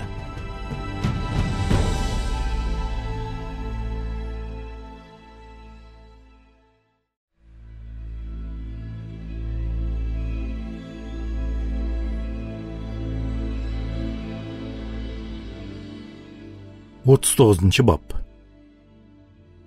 Тарик һәм оның келіншегі Ритц-Карлтоннан түстен кейін кетіп, Мысырдың арқасында жайласқан Нувейба қаласына таксименен кетті.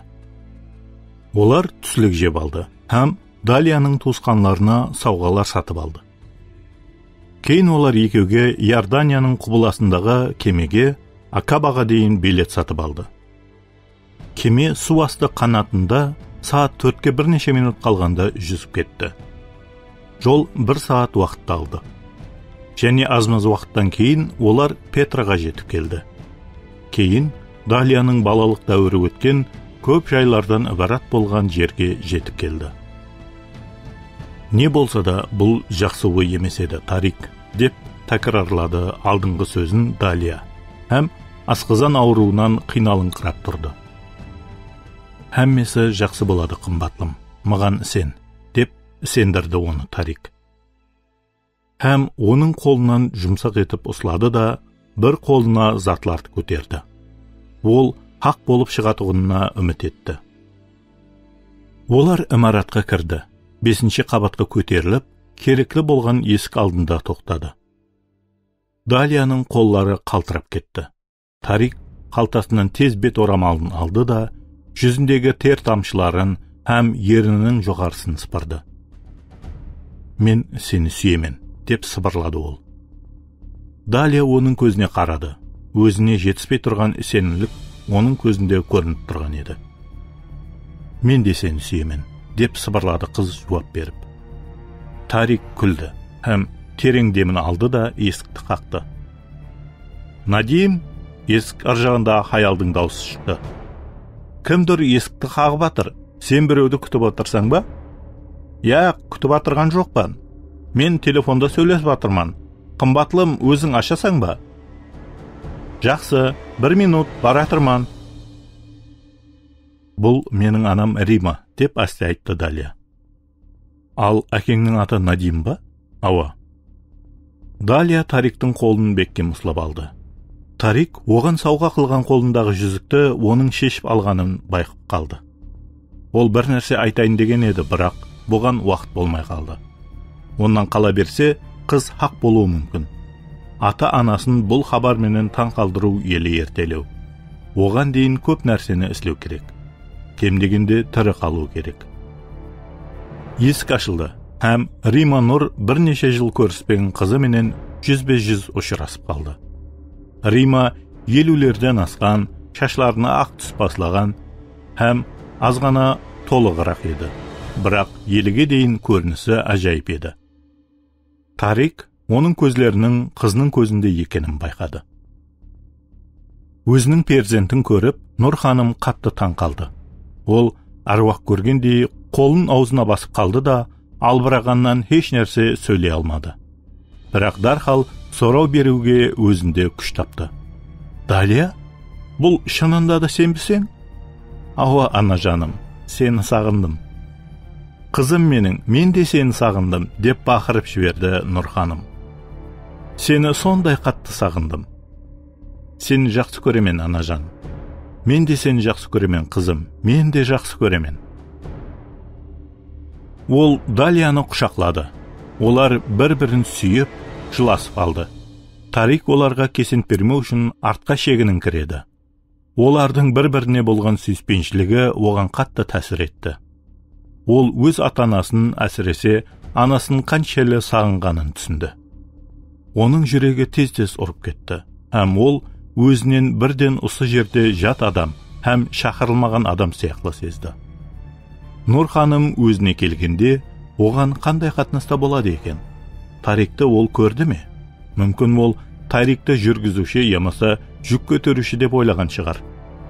Тарик өзінің кім екенін, һәм не үшін келгенін айтып түсіндіргенде, ол не айтар екен? Һәм Нұр мырза да не айтар екен? Далия суретлегеніндей, шынында да ол сондай залым ба? Бұны Тарик білмейді. Ол ата-анасынан тысқары Далияның өзінде аз білетұғын еді. Бірақ шамалап отыру мәніге ие емес. Ол тез арада бұл сұрауларға жауап табады. Ана жаным, деді ақыры Далия. Тариктің бет орамалыменен анасының жүзіндегі жасты сыпырып атырып. Ауа қызым. Ана жаным, мен сенің менен бір адамды таныстырмақшыман.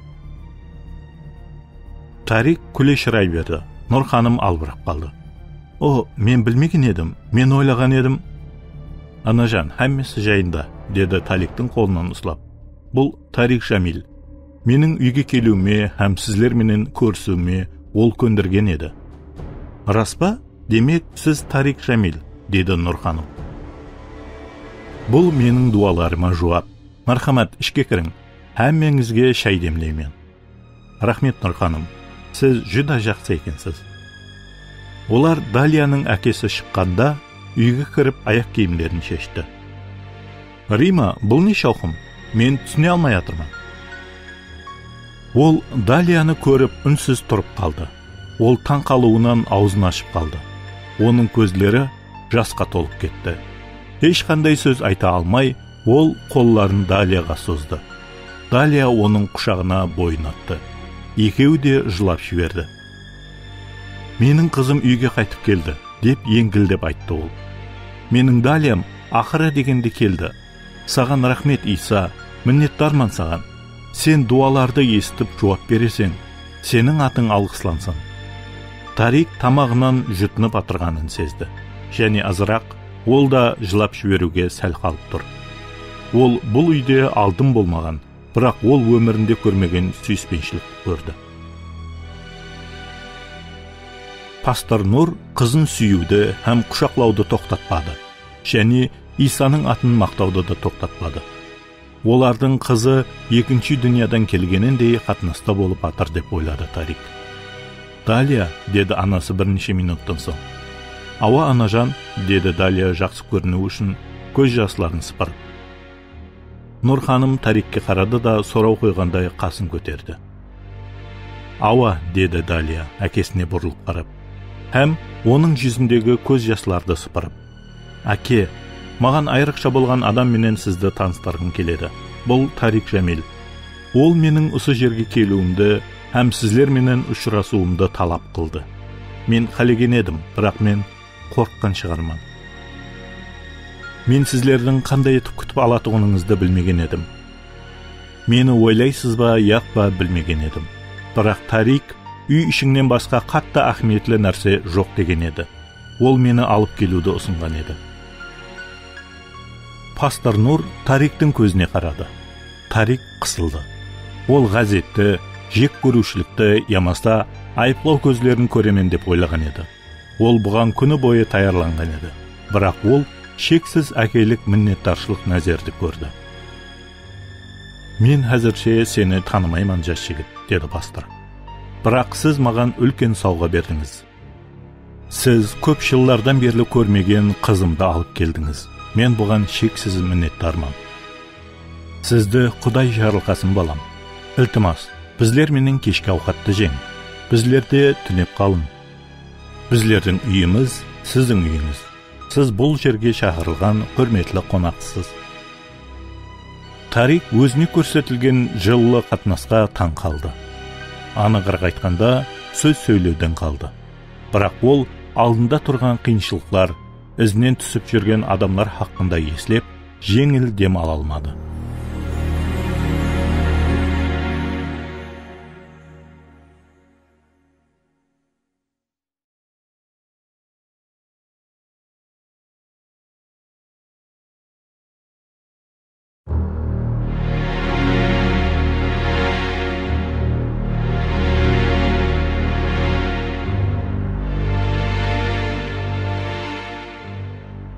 Қырғыншы бап.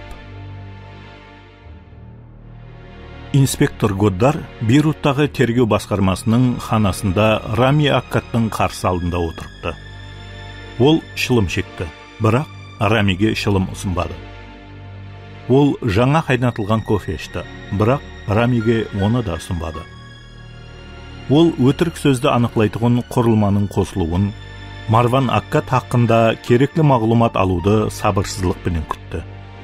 Техник жұмысын тамамлағанда Годдар магнитофонды қосты.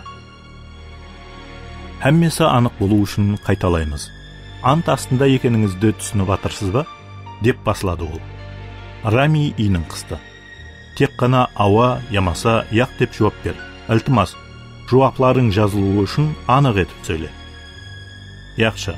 Ауа, мен ант астында тұрппан. Жүда жақсы, деді Годдар. Баслаймыз. Атыңыз Рами Аккат па? Сіз бұны білесіз. Ауама ямаса яқ. Демек, ауа. Сіз Аккат хам жолдаслары фирмасының иесісіз бе? Әлбетте. Ауа ямаса яқ, деп жауап бер Аккат мырза. Ауа. Бұл сақшылық агентствосы ма? Бұл гүззалық салоны емес қо? Мүмкін Аккат мырза сіз жағдайдың ахметлі екенін түсінбейтұғын шығарсыз. Сізді сұрауларыма жауап беруден бас тартқаныңыз үшін қамақханаға жіберуім де мүмкін.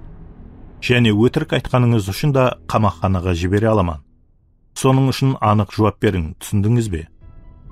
Рами және иінін қысты.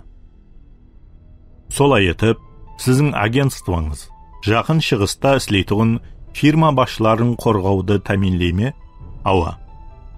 Сіздің серігіңіз ағаңыз Марван Аккат па? Ауа. Ағаңызды Рафик Ремзи қызының өлтірілгені һәм хаялының ұрланғанын тергеу үшін жаллады ма? Ауа. Фирмаңыз бұл жұмыс үшін шамаменен 500.000 евро, соныңменен бірге шығынлардың төлемлерін алды, солай ма? Рами таң қалды. Қалай? Аккат мырза, ауа ямаса яқ деп айтың. Ескертемен, сіз ант астында тұрыпсыз. Ауа, деді ақыр Рами. Марванның сол хаяллардың өліміне ямаса ұрлануына қатнасы бар ма? Яқ. Ол Ремзидің шаңарағынан қорқытып, пұл өндіріп алуға әрекет еткен бе? Яқ. Ол әзіргі уақытта Ремзидің шаңарағынан қорқытып, пұл өндіріп алуға әрекет етіп атыр ма? Яқ. Анық сондай ма? Деп сұрады Годдар. Хананың ішінде арман берман жүріп. Егер бұл солай болса, сізге және бір сұрау беруіме рұқсат берің. Рафик Ремзи өлтірілген күні ағаңыз Клодет Ремзидің қайсы мемлекетте екенін білетұғын ба еді? Рами маңлайын жиырды. Бірнеше секунд өтті, бірақ ол жауап бермеді. Ол көзін жасырды.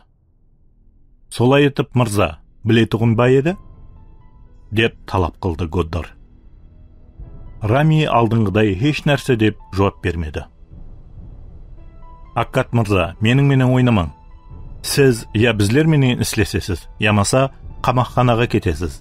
Һәм bizler фирмаңыздың жұмысын тоқтатып, қолға аламыз. Және бір мәрте сізден сорап атырман. Ремзи мырза өлтірілген күні. Ағаңыз Ремзи ханымның қайсы мемлекетте екенін біле тұғынбай еді? Ава. Бұл мемлекет Бразилия ма? Рами Годдардың бұл мағлұматқа ие болғанына және таң қалды. Ава, деді ол шешімсіз түрде. Онда Сан-Паулудағы банк ішіндегі Ремзи ханымның суреті бар ма еді? Ава. Ремзи ханымның қолланып жүрген шот рақамын Марван біле тұғынбай еді? Сол уақытта білген еді, бірақ Ава ямаса, яқ, Аккат мырза. Демек, Ава.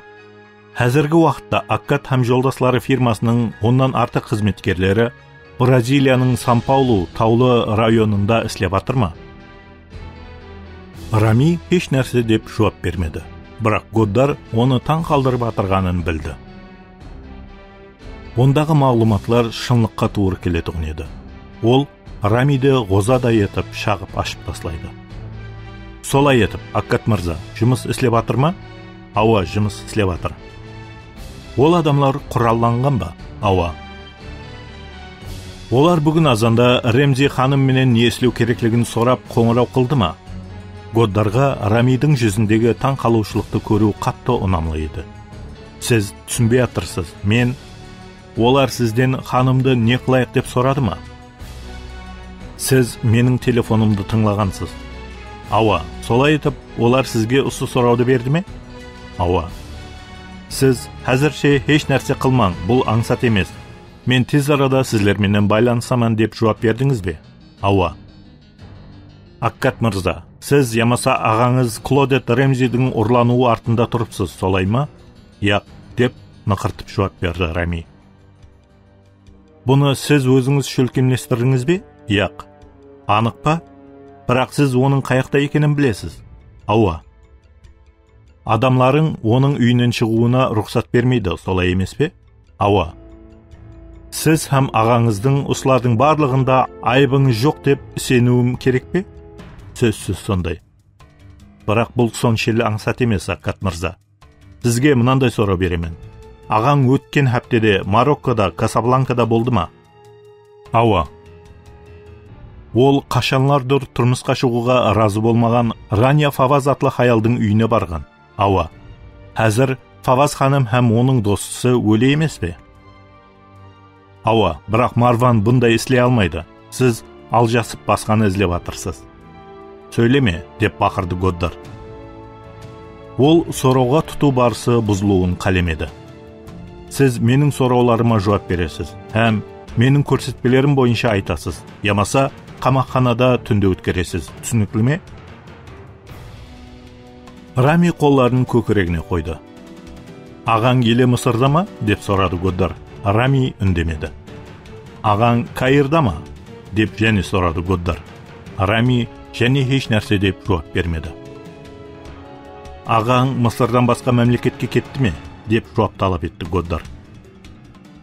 Рами бүткіллей жауап беруден бас тартты, һәм Годдар ашуланып баслады. Сіздің жалғыз ағаңыз адам өлтіруші сыпатында ізленіп атыр. Біздер оны табамыз. Оны тапқанымызда оған оқ атпаймыз деп уәде бере алмаймын. Егер сіз ағаңызды тірі көруді қалесеңіз, сізге менің менен істесуді мәслихат беремін. Әзірше сіз қамақханаға кетесіз.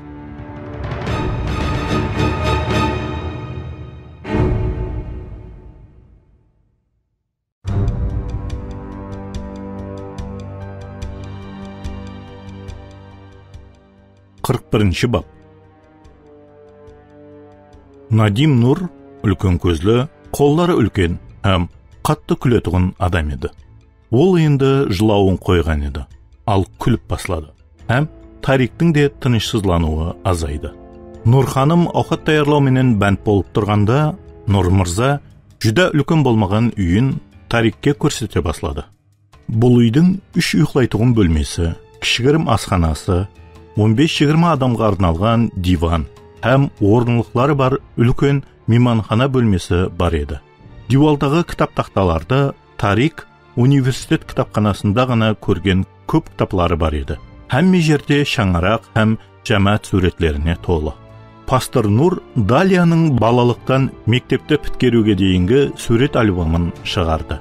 Кейін ол мектептен кейін Иордания авиация қызметіндегі Далияның ағасы Ильястың суретін көрсетті. Әзір ол оқытушы, ұшушы һәм инглиз ВВС даярлығынан өтіп жатыр. Ол ержеткен жігіт, әскери капитан болды. Ал Далия бұның барлығын көре алмады. Далия ұзақ уақытқа дейін кетіп қалғанына һәм хатқа жауап жазбағаны үшін еле кешірім сұрауды дауам етіп жатыр. Бірақ әке еш нәрсені естуді қаламады. Бұның барлығы артта қалды қымбатлым, деді пастор Нур өз қызына, һәм оның дауысы сезімін көрсетіп тұрды. Ол үлкен қоллары менен қызын құшақлап, оның қасында отырды. Иса сені кешіреді. Мен қалайынша сондай ете алмаймын. Мұқаддес кітапта не айтылғанын еслейсің бе? Көклер жер жүзінен қаншелі жоғары болса, оның өзінің қорқатқанларға болған сүйіспеншілігі де соншелі ұлы. Шығыс батыстан қаншелі ұзақ болса, ол жинаятlarımızды біздерден соншелі ұзақластырады. Әке балаларына қандай рехім қылса, жаратқан ие де өзінен қорқатқанларға сондай рехім қылады. Далия әсте жауап беріп былай деді. Рахмет әке, сен менің қандай миннеттар екенімді көз алдыңа келтіре алмайсың. Олар және құшақласты. Асханадан Нур ханым келді, һәм кофе берді. Мейуе һәм пісте қоза салынған ыз қойды. Асханадан қатты жағымлы иіс келіп тұрды. Деді Тарик. Бұл таджин емес пе екен? Ауа, шынында да сондай. Сіз оны жақсы көресіз деп үміт етемен, деді ол. Жүдә жақсы көремен, деді Тарик. Тарик өзінің сөзін бөліп жіберді. Ол бұны мароккалы қозы көші менен палызлардан пісірілген мароккалы ауқат Ранияның жақсы көретін ауқаты деп айтуына сәл қалды. Ол тәріптен қопалық болайын деп қалды. Бұл не еді? Деп сұрады Нұр. Бұл қашанлар тұрып Маракеште менің қаридарым болған еді, деп ол гәпті бұрып, өз абайсызлығынан соң өзіне келуге әрекет ет. Мен сол жақта болған уақытымда ол мені үйіне мұрат ететіғын еді, һәм оның хаялы ажайып мұрузияны тайырлайтығын еді. Менің еліге дейін аузымнан суымағады. Ол бұл сөзді айтқанда, оны бірден айып сезімі белеп алды. Ол жақсы адамның, Құдайдың адамының үйінде, ал ол өтірік сөйлейді. Және де оның басына өткен өмірі толығыменен жалғаннан ібарат деген ой келді. Тарик, мүмкін сіз білетұғын шығарсыз. Далияның жақсы көретұғын ауқаты бұл Мұрузия, деді Нұрхан.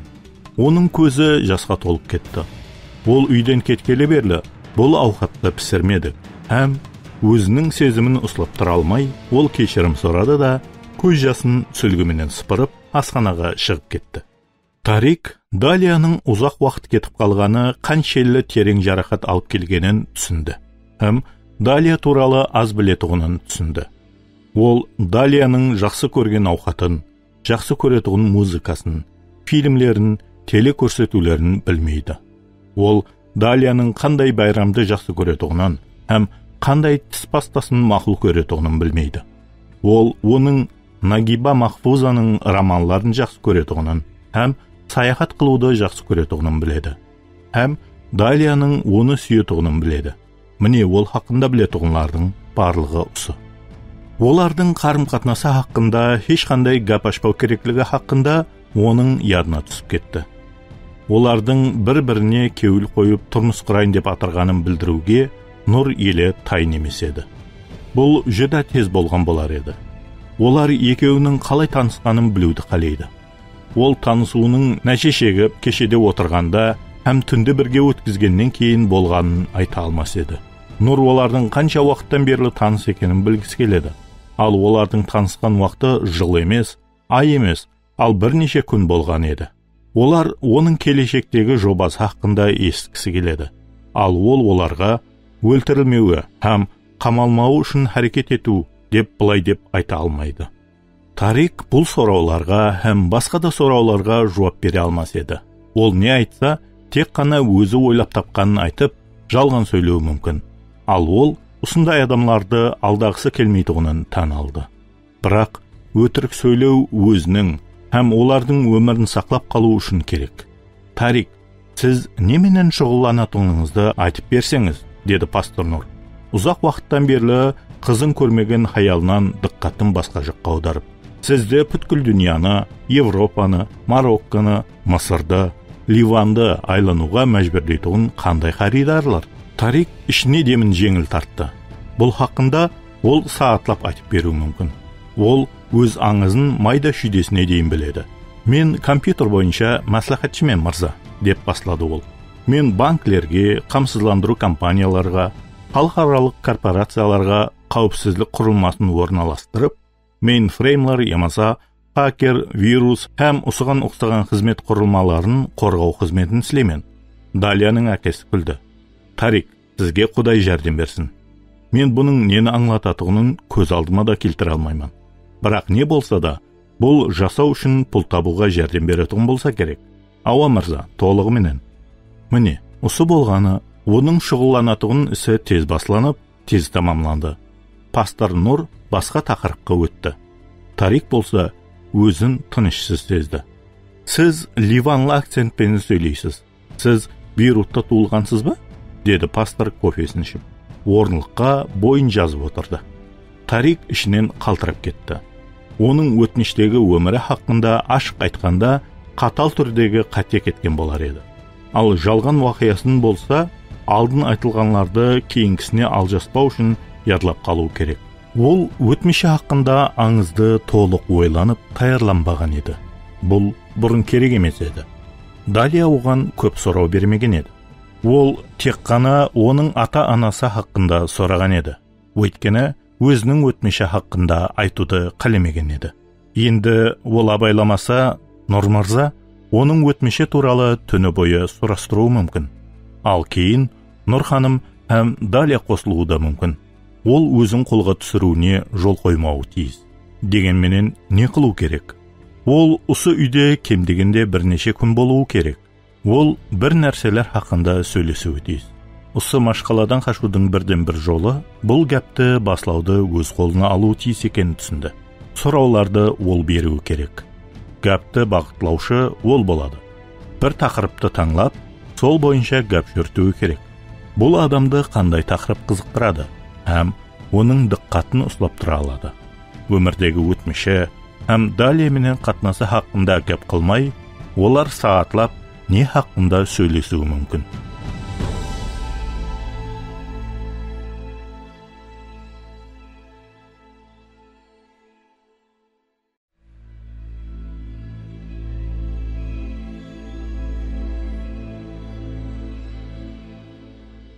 Қырық екінші бап.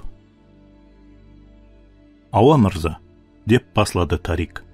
Мен Бейрутта өстім.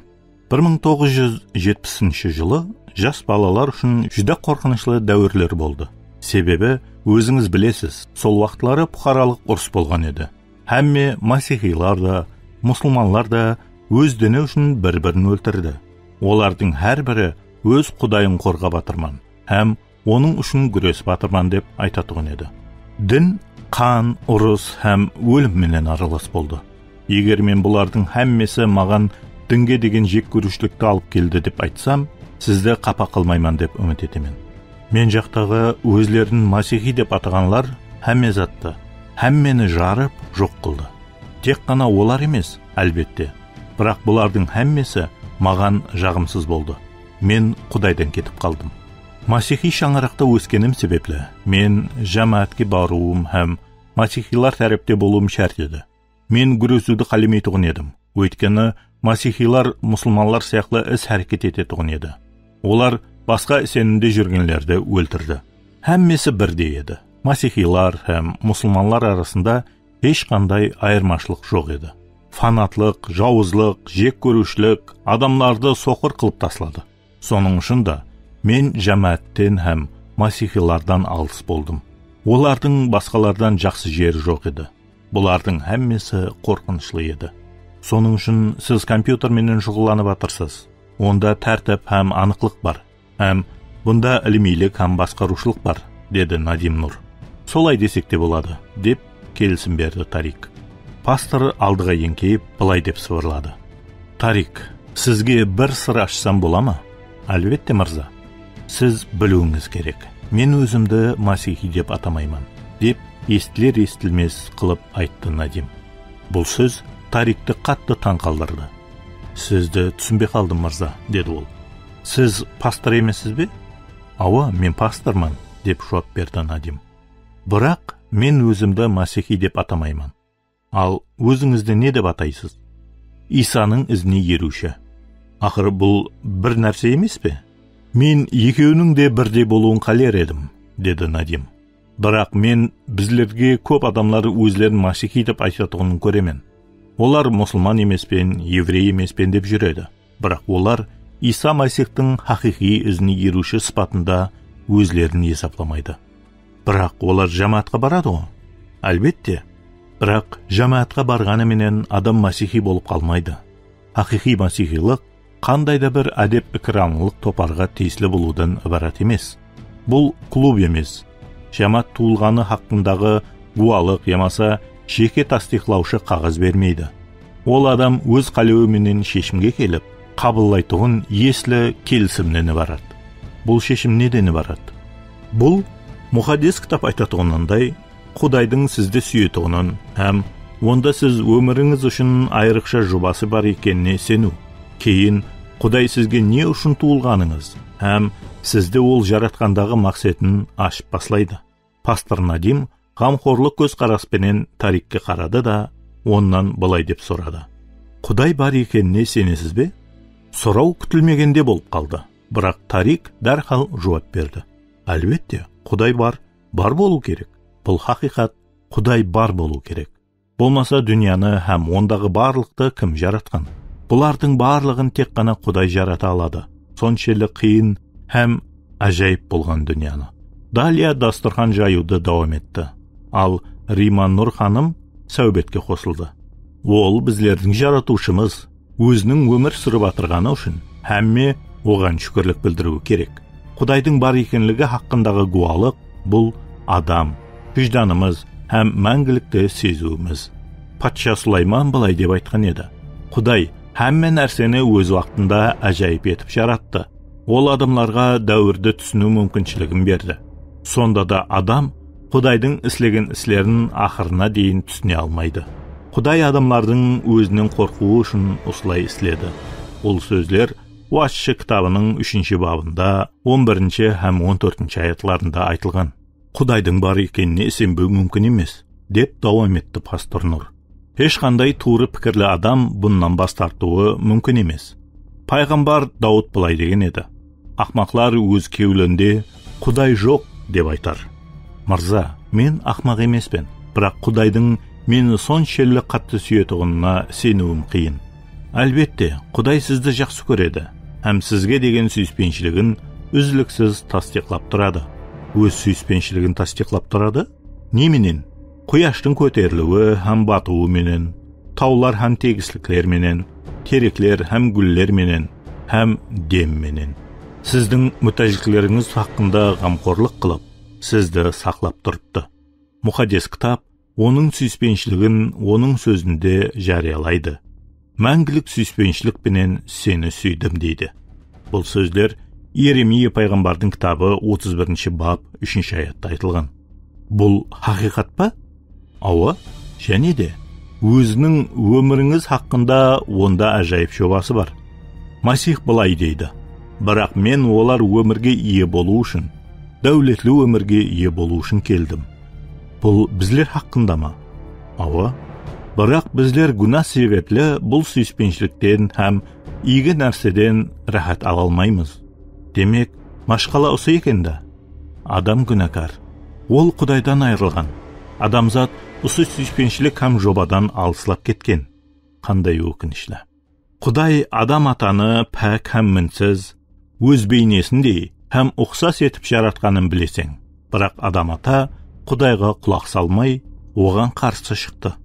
Адам ата һәм Хауа ене қадаған етілген мейведен жеді, һәм Құдайдың хүкімінен һәм жазасынан азап шекті. Күнәнің жазасы өлім. Өлімді Құдай жаратпады, ал өлімді күнә алып келді. Тек қана дененің өлімін емес, ал рухи өлімді де, яғни Құдайдан бөлікледі. Күнәкар адам ата Құдай менен сәубетте қалуы мүмкін болмай қалды. Һәм ол Эдем бағынан дүнияға қуылды.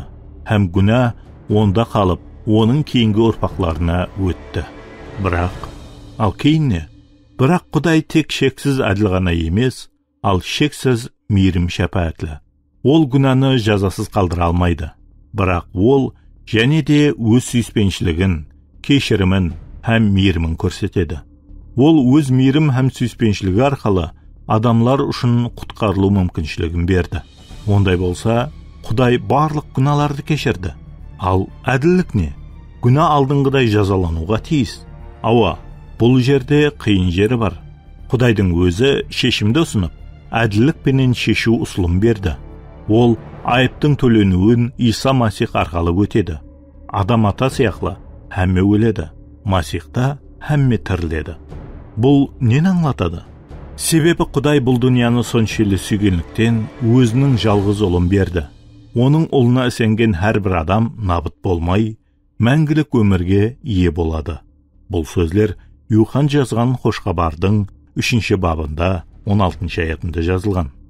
Иса Масих адамзаттың құтқарушысы екенін, ол біздердің күнәларымыздан азат ету үшін атанақ ағашта өлгенін, һәм біздерге мәңгі өмір беру үшін оның өлімнен тірілгенін тана алуымыз керек. Ол аспандағы мәңгі өмір үшін жалғыз жол. Терең ойланып қалған Тарик былай деп сұрады. Не үшін бұл Иса Масих болу шарт? Жақсы сұрау. Не үшін Иса Масих? Құдай жазаны белгілеп қойды, һәм тек ол ғана бұннан азат ете алады. Жазадан азат қылу үшін айып төленген болу керек. Бұны кім істей алуы мүмкін? Тарик, төлем қандай болу екенлігін білесің бе? Күнәнің төлемі өлім. Кім болса да біреу өлу керек. Бұл адамзат болуы мүмкін емес. Себебі Құдай оларға мейірімін көрсетіп жатыр, һәм адамның өлгенін қаламайды. Басқа таңлау бар, Құдай, бірақ Құдай өле алмайды. Орын басатығын біреу керек еді. Табиғат жағынан адамзат һәм Құдайлық болуы тиіс. Ол мұқаддес болуы керек, күнәсіз. Демек, ол адам атаның ұрпағынан бола алмайды. Осындай тек қана Иса Масих болды. Құдай адамзаттың денесін қабыл етті һәм адамзаттың орнына өлу үшін дүнияға келді. Ол күнәнің жазасын алып, өлімнен тірілуге, солай етіп, құтқарылу жолы ашылу үшін орнылады. Бөлме ішінде тынышлық хүкім етті. Міне, пастор Нұр тынышлықты бұзып былай деді. Масихтың ізінен ерудің мәнісі осыдан ibarat. Мен бұл шешімді 32 жыл алдын қабыл еттім. Һәм бұл менің өмірімді бүткілдей өзгертіп жіберді. Оның сөзінде сенімлілік, тынышлық һәм қуаныш көрініп тұрған еді. Бірақ, Тарик, мен сізге тәжірибеме сүйене отырып, көп адамлардың жамаатке барып, һәммеге мен масихиман деп жария қылып жүргенін, бірақ олар хақиқи Масихтың ізінен еруші болып есапланбайтығынын айта аламан. Олар дуа етеді, ораза тұтады, жарлыларға жәрдем береді. Бірақ олар Масихқа толығымен бойсыну шешімін һәм оның ізінен еруді қабылламаған. Нәтижеде олар тілекке қарсы Құдайдың сүйіспеншілігін басынан кешірмеген һәм Құдайдың олардың өміріне деген жобасын білмейді. Оннан қала берсе, өзлерін Масих етіп атайтығын көп адамлар Иса үйреткен тәлімлердің һәммесін аяқ асты қылып атыр. Олар өтірік сөйлейді, ішімлік һәм нәшеге берілген, некеден алдын бұзық өмір сүреді. Тарик Далияның жүзіне қарағысы келді, бірақ батына алмады. Ол Далияның әкесінің Исаға деген сүйіспеншілігі һәм Масихи деп атай отырып, надырыс жол жүргенлер хақында естуді ауыр сезіп атырғанын түсінді. Дегенменен, Тарик сәубеттің осындай бұрылыс жасалғанына қуаншылы болды. Ол Далияның әкесінің Масихилық хақында түн бойы айтатығына сенімлі еді. Һәм осылай етіп, оның Далия менен қатынасы хақындағы тақырыптан тысқары болатығына кеулі толды. Қызық, Тарик, сізіңше Иса кім болып есапланады? Тарик бұл хақында алдын салдамлы түрде ойланып көрмегенін тан алды. Хүрметтілікпенен айтаман мырза, мен сөзсіз Исаның ізіне еруші болғанман, бірақ мен оның ұлы діни адам болғанын айтқан болар едім. Пастор басын шайқады.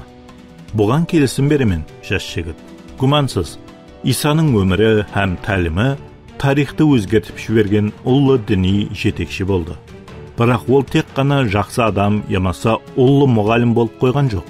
Жаңа келісім туырдан туыры ол хақында Құдай сияқлы етіп айтады. Пастор Нұр, мен ашық сөйлесем бола ма? Әлбетте, мархамат Тарик, сіз достар арасындасыз. Ондай болса, әлбетте, жаңа келісімді жазған масихилар Исаны Құдай деп ойлауы мүмкін деп түсінемін. Олар оның өзлері тәртіпте болуын қалеген болуы ықтимал. Бірақ Исаның өзі әлбетте өзі хақында бұндай деп жарияламады. Шынын айтқанда Тарик осындай қылды.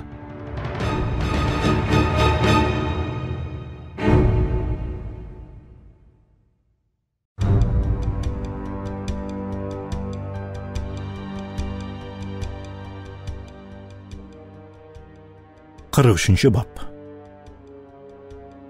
Нұрханым һәммені дастархан атрапына шақырды. Хақиқи байрам дастарханы жайылды. Тарик бұны сабырсыздықпенен күтіп отырған еді. Бірақ диваннан түргеліп, ол Далияның жүзінен таң қалғанын көрді. Әкесін һәм жігітті қапа қылмау үшін дауыслап айтпағаны менен, сәубет ол үшін ұнамағаны көрініп тұрған еді. Бірақ Тарик тақырыпты өзгертуге асықпады. Әкеңнің осындай қызық адам екенін не үшін айтпадың? Деп ол дастархан атрапында отырып алып әзілесіп қойды. Далия көзін оқталып қойды. Қыз ата-анасына Тарикке ашуланғанын білдіргісі келмеді. Бірақ егер көз қараспенен өлтіруге болатын болса, Марван Аккат, ямаса Тарик Шамил, әлі қашан өліп қалған болар еді. Саған дін хақында сәубет сондай қызық екенін ойламаған едім, деді ақыры қыз. Әлбетте, бұл сиясат хақындағы сәубеттен көре қызығырақ, деп оның кеуілін көтеруге орнып, қуанышлы түрде жауап берді Тарик. Оның бұндай істеуі Далияның әкесінің басқа қауіплі тақырыпқа өтпеуіне жол бермеді. Далия, дуа етесің бе? Деп сұрады пастор Нұр, олар орын-орындарында отырғанда. Жақсысы, сен біздерге хөрмет көрсет, деп жауап берді бұл. Жақсы, деп жауап берді. Пастор оның хаялы һәм Далия қолларын ұсласып, басларын төмен қаратты да көзлерін жұмды. Тарик олардың соңынан қайталады. Қымбатлы әке, Иса Масихты жерге жіберіп, оның біздерді сүйіп, біздердің толы өмірге һәм мәңгілікке ие болуымыз үшін, атанақ ағашта өмірін құрбан ету үшін, өз рухи ұлың Иса Масихты жерге жібергенің үшін алғыс айтамыз. Әке, сен дуаны естетуін һәм оған жауап беретуін Құдайсың. Һәм Далияны аман-есен үйге алып келгенің үшін міннеттармыз. Далияны һәм Тарикті толық жарылқауыңды, һәм олар осы жерде сүйіклі һәм күтілген мейман екенін сезуін сорап дуа етеміз. Бұл дүниеде адасып жүргенлер үшін осы үй пана болсын, осы ауқат үшін, һәм бірге болу мүмкіншілігін бергенің үшін міннеттармыз. Исаның атыменен дуа етеміз. Аумин. Пастордың ізінен һәммесі аумин деп тәкрарлады. Тарик те бұны қайталады. Ол бұрын ешқашан масихилық дуа ішінде қатынаспаған еді. Дуа оны қызықтырып қойды. Бұл дуа оған хақиқи, қарапайым һәм терең болып көрінді. Балалық уақытында ядлап алған дуа сияқлы емес еді. Пастор бөлменің ішінде тұрған Құдайға шынтылап хабарласқандай болды. Тарик ғайры табиғи тыныштық сезді. Мүмкін бұл сезімге таярланған ауқаттың иісі тәсір еткен шығар. Ол кейінгі мәрте қашан үйдің ауқатын жегенін еслей алмады. Тарик, сіз қашан болса да жаңа келісімді оқыдыңыз ба? Деп сұрады пастор Нұр. Тарик қозы көшінен һәм мейвелерден жеп болғаннан соң. Яқ мырза, ешқашан, деп басын шайқады Тарик. Оқы, сізге қызықлы болады деп ойлаймын. Мен сізге біреуін сауға қыламын. Үлкен рахмет, бірақ мен бұндай сауғаны қабылдай алмаймын. Мен шын кеуілден сауға қыламын, өйткені мен пастырмын. Тарик күліп қойды. Бұл дұрыс. Ондай болса сізге рахмет. Мен жаңа келісімді оқуды қалер едім. Демек, сіз жеке осы кітапқа ие болуыңыз керек. Меніңше, бұл көп жылдардан берлі мені қызықтырғанындай, сізді де қызықтырады. Мысалы, Иса өзі менен Құдайдың бар екенін көп қайталайды. Мысалы, Йохан жазған қошқабарда Иса былай деді. Мен һәм әкеміз бірміз. Һәм егер мені білгеніңізде, әкемді де білер едіңдер. Һәм мені көрген адам, мені жіберген Құдайды да көрген болады. деп жазған. Марта ісімлі хаялға Иса былай деп айтады: мен қайта тірілу һәм өмірмен. Маған ісенген адам өлсе де жасайды. Маған ісеніп жасап атырған әрбір адам ешқашан өлмейді. Осыған сенесің бе? Деді. Марта оған: ауа, ием, сенің дүнияға келетұғын Масих, Құдайдың ұлы екеніңе сенемен, деді. Иса шынында да солай деп айтты ма? Ауа, ол шынында да осылай деп айтты. Һәм бұл жүда батыл іс еді. Негізінде Юхан жазған хош-хабардан біздер сол дәуірдегі діни жетекшілердің Исаға ашуланғаны соншелі, олар оны тасборан қылып өлтіруді қаледі.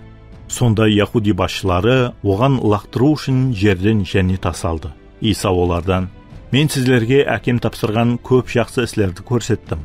Олардың қайсы бірі үшін мені таспенен ұражақсызлар, деп сұрады. Яхуди басшылары Исаға жауап беріп: сені жақсы іслерің үшін емес, ал Құдайға тіл тигізгенің үшін таспенен ұражақпыз. Сен адам бола тұра, өзіңді Құдайман деп атырсаң, деді. Олар ақыры дегенде оны өлімге хүкім қылды. Оның рәсми айыбы Құдайға тіл тигізу болды. Яғни, оны өзің Құдаймен деп айтқаны. Бұны діни жетекшілер жоққа шығарды.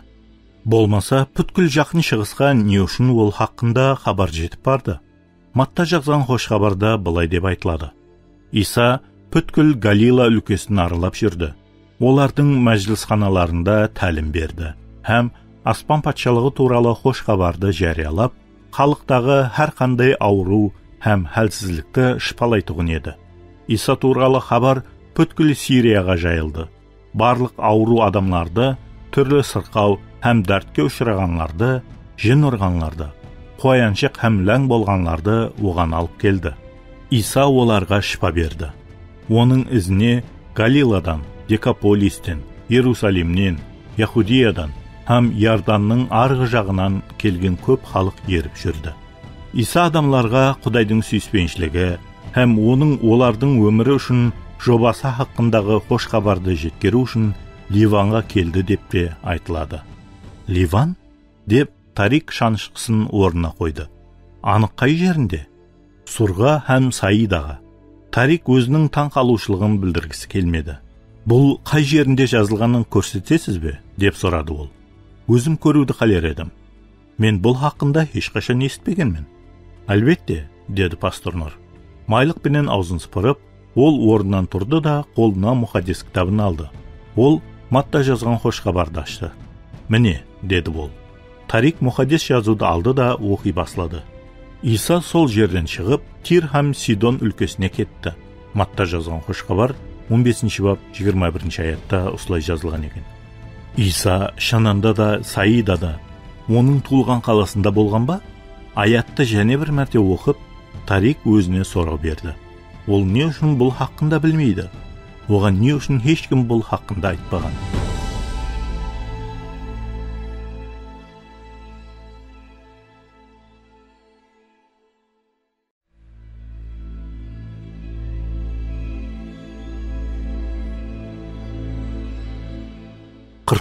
Бап.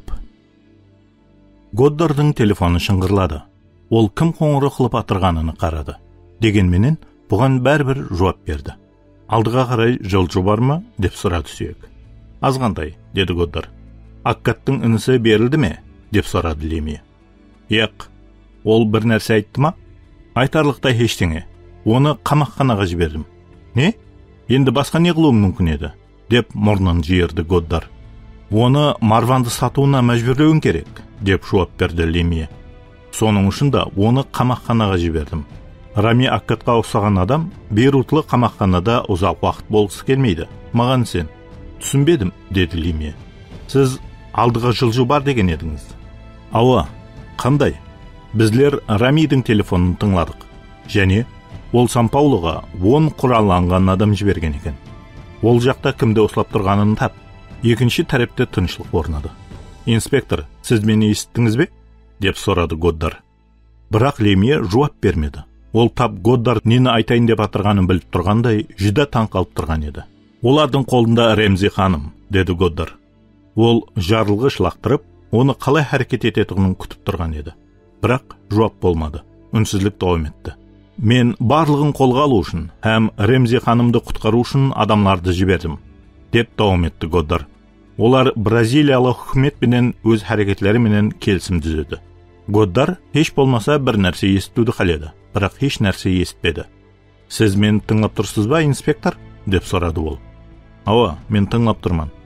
Не үшін үндемей тұрыпсыз? Бұл ахметлі хабар. Мен сіздің кеуіліңіз толады деп ойлаған едім. 24 сағаттан соң Ремзи ханым Монте-Карлода қауіпсіздікке ие болады. Һәм мен оған барлығы хақында мағлумат бере аламан. Сіз бұнда қатынасуды қалайсыз бе? Мен сізбенен және байланысамын, деді Лемие. Һәм оның даусында қуаныш естілмей тұғын еді. Ал қандай да күрсіну шықты. Годдар да бұған түсінбей қалды.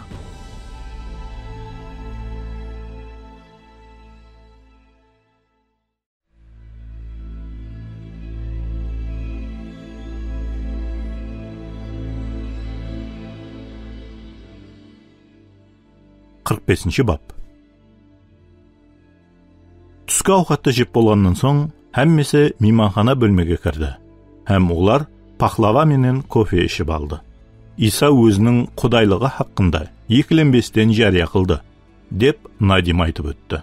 Ол бұның хақиқат екенін тасдиқлайды. Ол нені назарда тұтып айтқанын әмме түсінді. Соның менен оның дұшпанлары да. Ава, бұл әзіргі уақытта көплерге ұнамайтығындай оларға да ұнамады.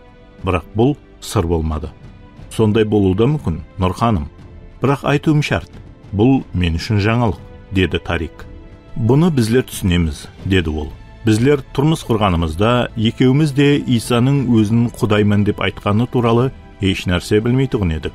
Не болса да, ешбіріміз Исаның ізіне еруші шаңырақта өспегенбіз. Надим де, мен де ешқашан өзлеріміз мұхаддес кітапты оқымағанбыз. Бірақ бір күні біздер танысқан бір жас жұбайлар біздердің ойлануымызға түрткі болды.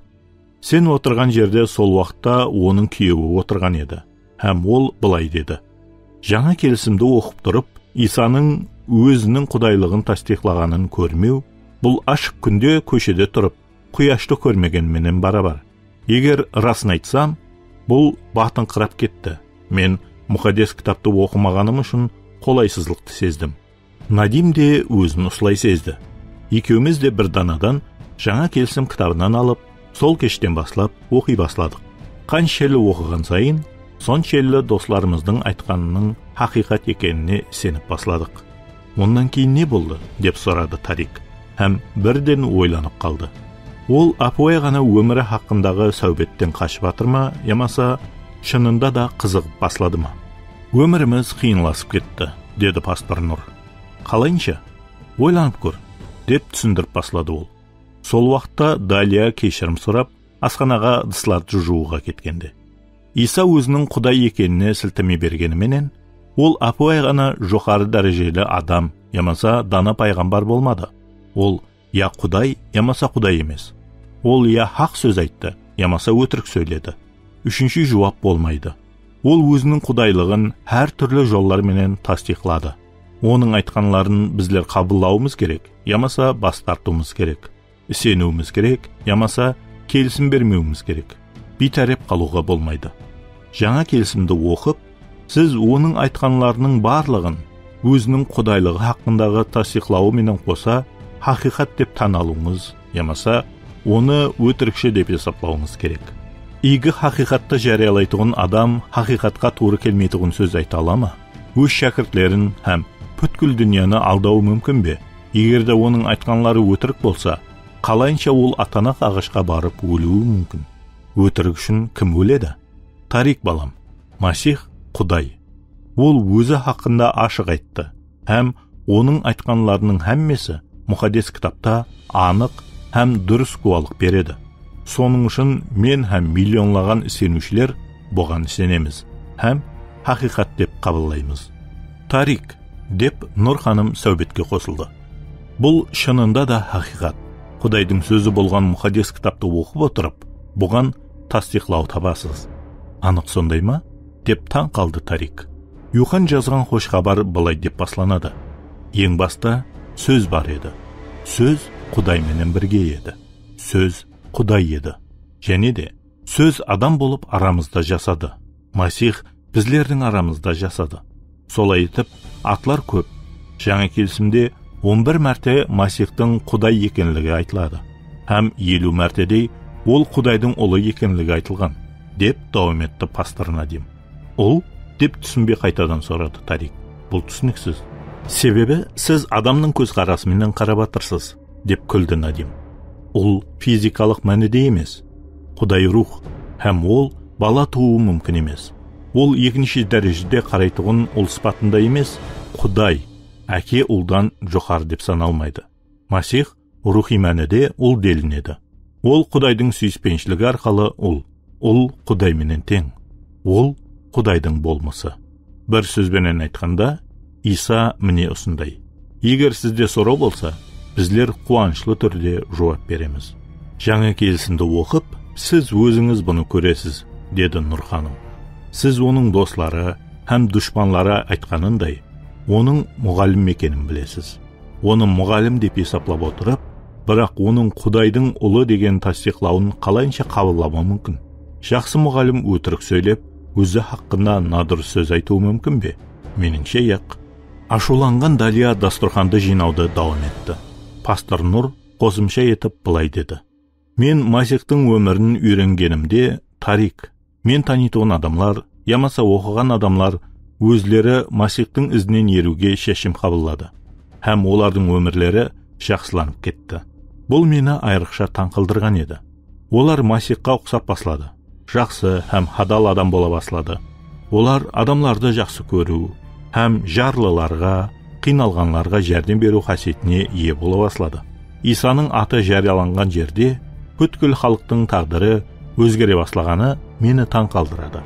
Егерде Масих адамлардың жүрегін һәм өмірін өзгерту күшіне ие болмағанда, бұл мүмкін болар ма еді? Тек қана Құдай болған қадір. Тарик ойланып тұрып басын изеді. Бұл хақиқат.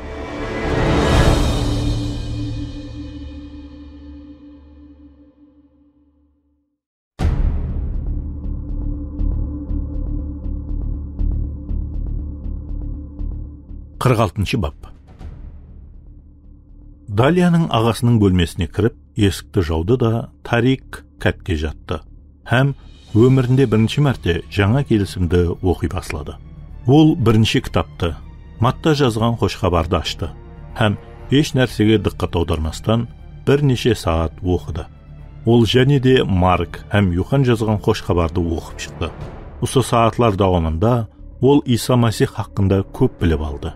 Оның пәк қыз Мариямнан туылғанын, Насыра қаласынан болған ұста, соқырдың көзін ашқаны, гереңнің құлағын ашқаны, ақсақ һәм лаң болғанларға жүруді, һәм хәттекі секіру ұқыбын бергені хақында білді. Ол жинлерді қуды, һәм өлгенлерді тірілтті. Олардың бірі қабірде 4 күн дауамында болған еді. Бірақ тарихта һәммесінен көбірек Исаның айтқан сөздері, тымсаллары һәм тәлімлері қызықтырды. Ол бұрын еш қашан бұған ұқсаған нәрсені естпеген еді.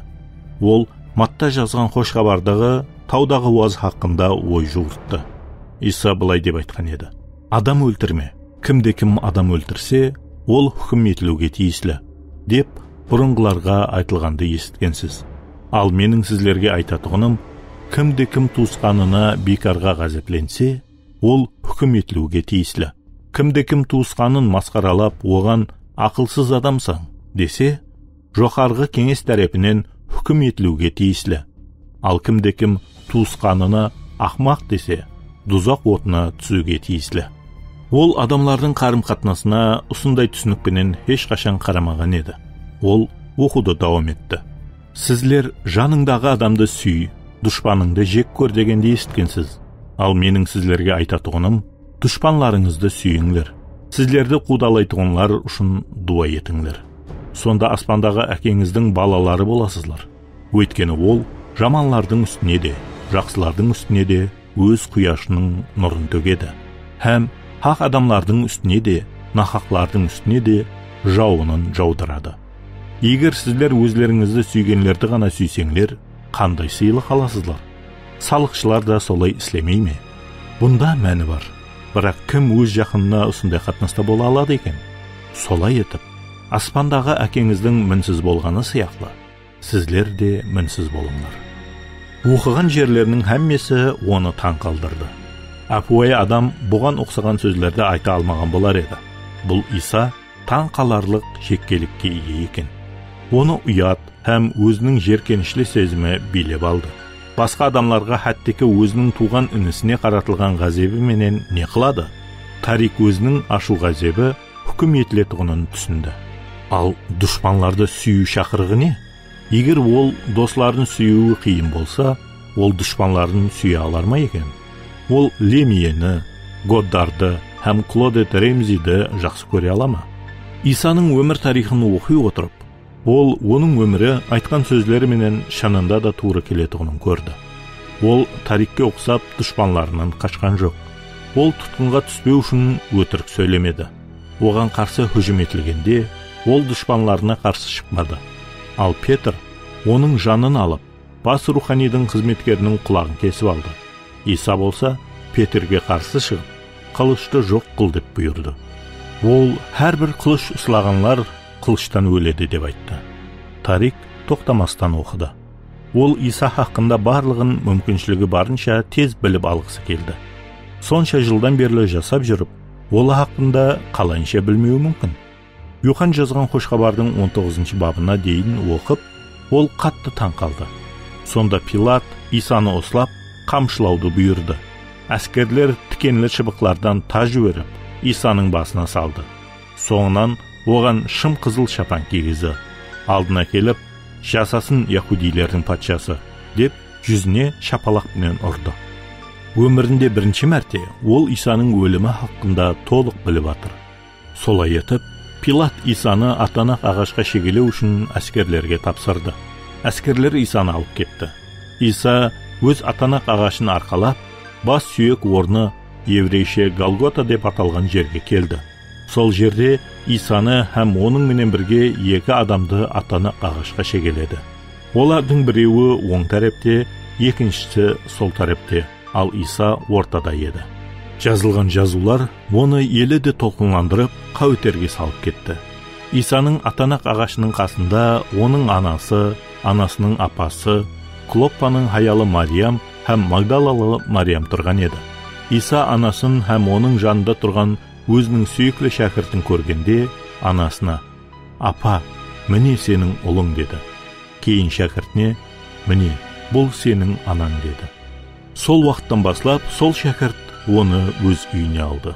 Сондан соң, Иса әммесінің тамамланғанын біліп, мұқаддес жазу орынлану үшін чөллеп тұрман деді. Сол жерде ащы шарапқа толы бір көзе тұр еді.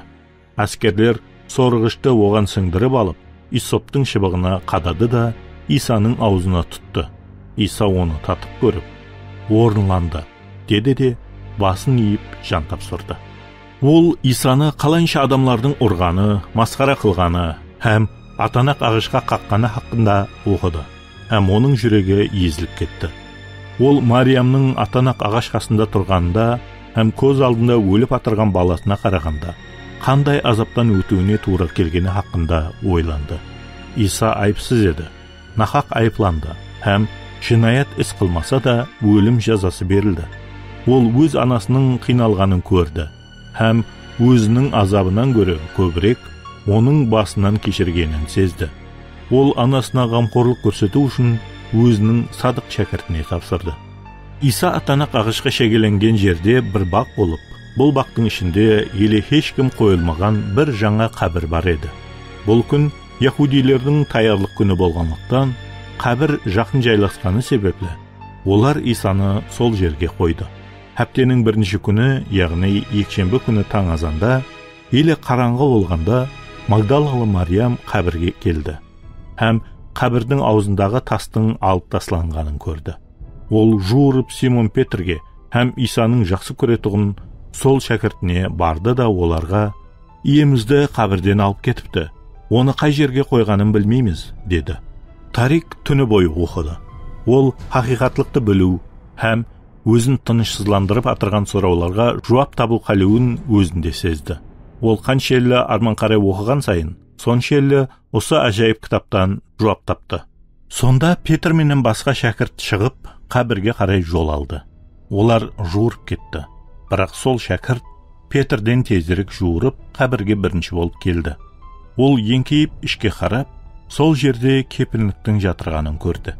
Бірақ ішке кірмеді. Оның ізінен Симон Петр жетіп келіп, қабірге кірді. Сол жерде жатырған кепілдікті һәм Исаның басына оралған орамалды көрді. Орамал кепілдікпенен бірге емес, ал бөлек жерде бүкленіп тұрған еді. Хаптенің бірінші күні, яғни екшенбі күні кеште шәкіртлер бірге жиналған еді.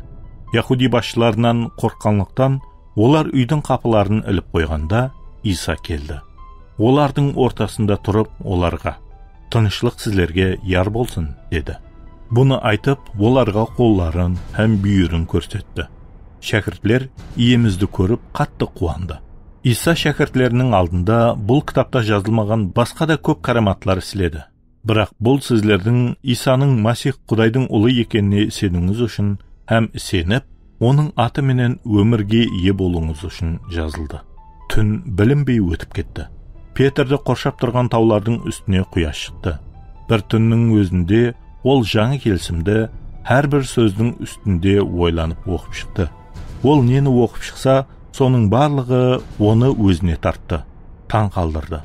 Ол бүткілдей Юхан жазған хош хабарға байланып қалған еді. Юхан Исаға айрықша жақын адам болған еді. Ол өзін Иса сүйген шәкірт деп атады.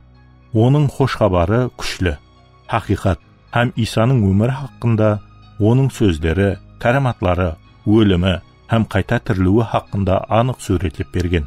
Ол бұны Исаға толық сенім менен жазған. Ол өзінің оған деген сүйіспеншілігін көрсеткен. Оның мінез құлқын һәм тәлімін түсінген. Өйткені ол басқаларға қарағанда Исаға һәмме уақытта жақын болған. Тарикке Исаның басыл шәкіртлерінің бірі болған, оның қызметінің бірінші күнінен баслап ақтанаққа қағылама дегенше бірге жүрген Петрдің сөзі естілді. Біздер иеміз Иса Масихтың құдіретін һәм қайта тірілуін сіздерге мәлім еткенімізде, яттан ойлап табылған аңызларға текарланбадық, ал оның ұлылығын өз көзлерімізбен көрген едік. Бұл Иса Масихтың ұлылығының хақиқи гуасы болған шәкіртлерінің сөзі еді, һәм олар өз хатында бүткіл дүнияға жариялады. Тарикті Петрдің өміріндегі болған өзгеріс таң қалдырды. Иса оны балық ұстайтын ауын тігіп атырған һәм аулауды арман етіп отырған балықшыны адам аулаушы етіп шақырды. Иса Петрдің оннан 3 мәрте 100 бұратонын алдын ала айтқан еді, һәм Иса хүкім етіліп атырғанда, масқара қылынып атырғанда һәм өлімге тартылып атырғанда ол осылай қылды. Бірақ кейін бір нәрсе жүз берді һәм қорқақлық батырлыққа айланды.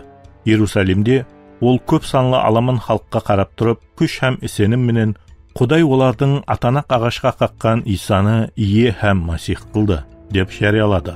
Ол әр қандай қарсылықларға, қудалауға һәм өлімге қарамастан Масих туралы һәмме жерде жариялап жүрді. Себебі оны өзі көрді һәм білген еді. Ол дүнияға гуа, шынлықтың көзі болды.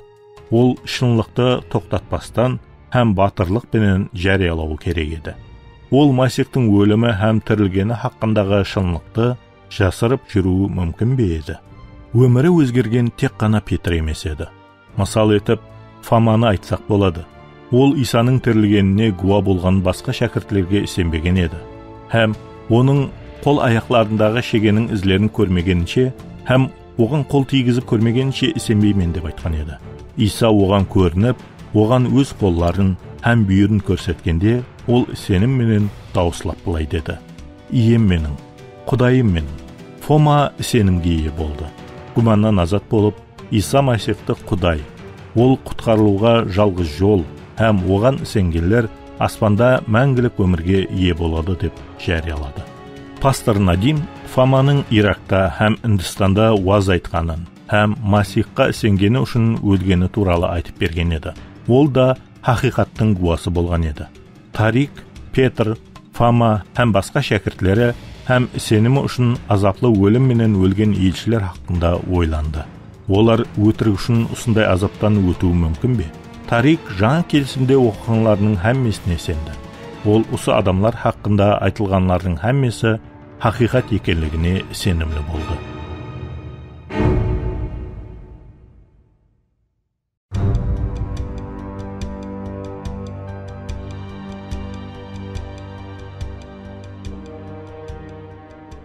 47-ші бап. Тарик ұйқылай алмайтығынын біліп, жуырып қайтуды шешті. Киімін киіп, ешкімді оятып алмау үшін, іләж барынша әсте үйден сыртқа шықты. Шығып бара тұрып, ол жуырудан келген Далияны көріп таң қалды. «Қайырлы таң», деді Тарик күлімсіріп. «Сәлем», деп ітібарсыз сәлем берді ол. Тарик оны сүйейін деп атырғанда, қыз онан өзін алып қашты. «Не болды?» деп сұрады ол. «Бұл жерде емес», деп жауап берді қыз. Ұйқылап атырғанлардың еш қайсысы естіп қоюын қалемей сыбырлап сөйледі. Қыз оны менен ізінен жүруін айтты, һәм көше бойлап жуырып кетті. Оның ізінен жетіп алып, Тарик былай деп сұрады. «Не болып қалды? Сен маған ашуланып атырсаң ба? Сен не, менің үстімнен күліп атырсаң ба?» деп сұрады қыз. «Әкең менен оның сенімі хақында сөйлескенім үшін маған ашуланып атырсаң ба? Сен шынында да түсінбейсің бе?» «Мүмкін түсінбей тұғын шығарман. Не болса да айт, не болды?» деді Тарик. «Әкем менен Иса хақында апуай ғана сөйлесіп болмайды, Тарик», деп жауап берді Далия. «Ол ұлыма өзгермес адам. Ол сенің масихи болуыңды талап қылады. Болмаса, ол саған менің менен ұшырасуыңа жол қоймайды. Той хақында ұмытсаң да болады. Той болмайды. Сен һәммесін бұзуды қалеп атырсаң ба? Сен мені сүйесің деп ойлаған едім. Мен сені сүйемен. Онда мұхаддис кітап хақында сөйлесуді тоқтат. Олар ешқандай жақсылыққа алып келмейді. Бірақ болмаған қызықлы болды. Тоқтат, сен әзілесіп атырсаң», деді Далия. «Мен рас айтып атырман», деді Тарик. «Сен осылайынша әкемнің мейіріміне еріспекшісің бе? Егер сен шынында да масихи болмасаң, еш нәрсе болмайды. Исаның ізіне еруші», деп турлады Тарик, пастор Нұрдың айтқанын қолланып. «Қандай айырмашылығы бар?» деп жауап берді Далия. «Құлақ сал. Алдын мен шынында да әдеп ікрамлық көрсетіп, сенің әкеңменен досласуға әрекет еттім. Әлбетте, мен оған ұнауды қалаймын. Болмаса, ол сені қандай да бір Юсуп деген жәрдемшісіне береді», деп айтып басылады Тарик. «Тоқтат, бұндай ешқашан болмайды», деді көзін жұмып тұрып Далия. «Бұл үміт береді», деді Тарик. Олар Петр көшелері бойлап жуыруды дауам етті. Бірақ әкең қаншелі көп айтып берген сайын, менде соншелі қызығушылық оятты. «Бұл рас па?» деп Далия бұған сенгісі келмеді. «Ауа, бұл рас», деп жауап берді Тарик. «Және де, түні бойы ұйқыламай әкең маған сауға қылған жаңа келісім кітабын оқып шықтым». «Барлығын ба?» деп таң қалды Далия. «Барлығын», деді Тарик. «Не үшін?» «Маған қызық болды», деп жауап берді Тарик. «Ал сен Исаның қашан болса да қайтып келетұғынын білесің бе?» «Мүмкін», деді қыз. Оның даусы гүңгірт болып шықты. «Сен Исаның қайтып келетұғынына сенбейсің бе?» «Білмеймін», деп жауап берді ол. Һәм артқа айланып, дәрхал тезлікті күшейтті де Тарикті қатты жуыруына мәжбүрледі. «Білмеймін дегенің не?» деп сұрады ол, оның ізіне жетіп алып. «Мен не нәрсеге сенетұғынымды білмеймін, һәм бұл хақында сөйлесуді де қалемеймін». Қыз және де жуыруын күшейтті, һәм Тарик оның ізінен бақырып қалды. «Тыңла, сен неден сонда қорқып қалғансың?»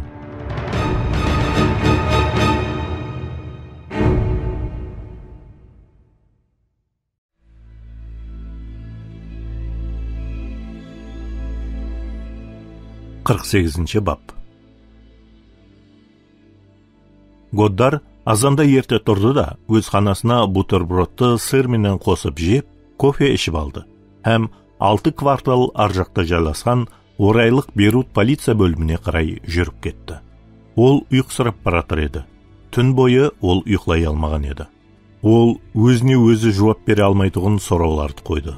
Елі ашылмай атырған іс туралы ойлар қинады. Ал егер Марван Аккад Рафик Ремзиден пұл талап қылмаған болса не? деп ойланды ол. Егер Марван шынында да Клодет Ремзиді ұрламаған болса, ал өзі тастиқлағандай, оны табуға әрекет еткен болса не? Егер Клодет Ремзиді ешкім ұрламаған болса не? Егер бұлардың барлығын Клодет ойлап тапқан болып, әзіргі уақытта Бразилияда жасырынып жүрген болса не? Егер Марван бұған дәлел тапқан болып, Клодет бұл жерден ұзақ жерде жасап, бай күйеуіне қарсы әрекет еткен болса, ал Марван Рафик Ремзиге жәрдем беруге әрекет еткен болса не?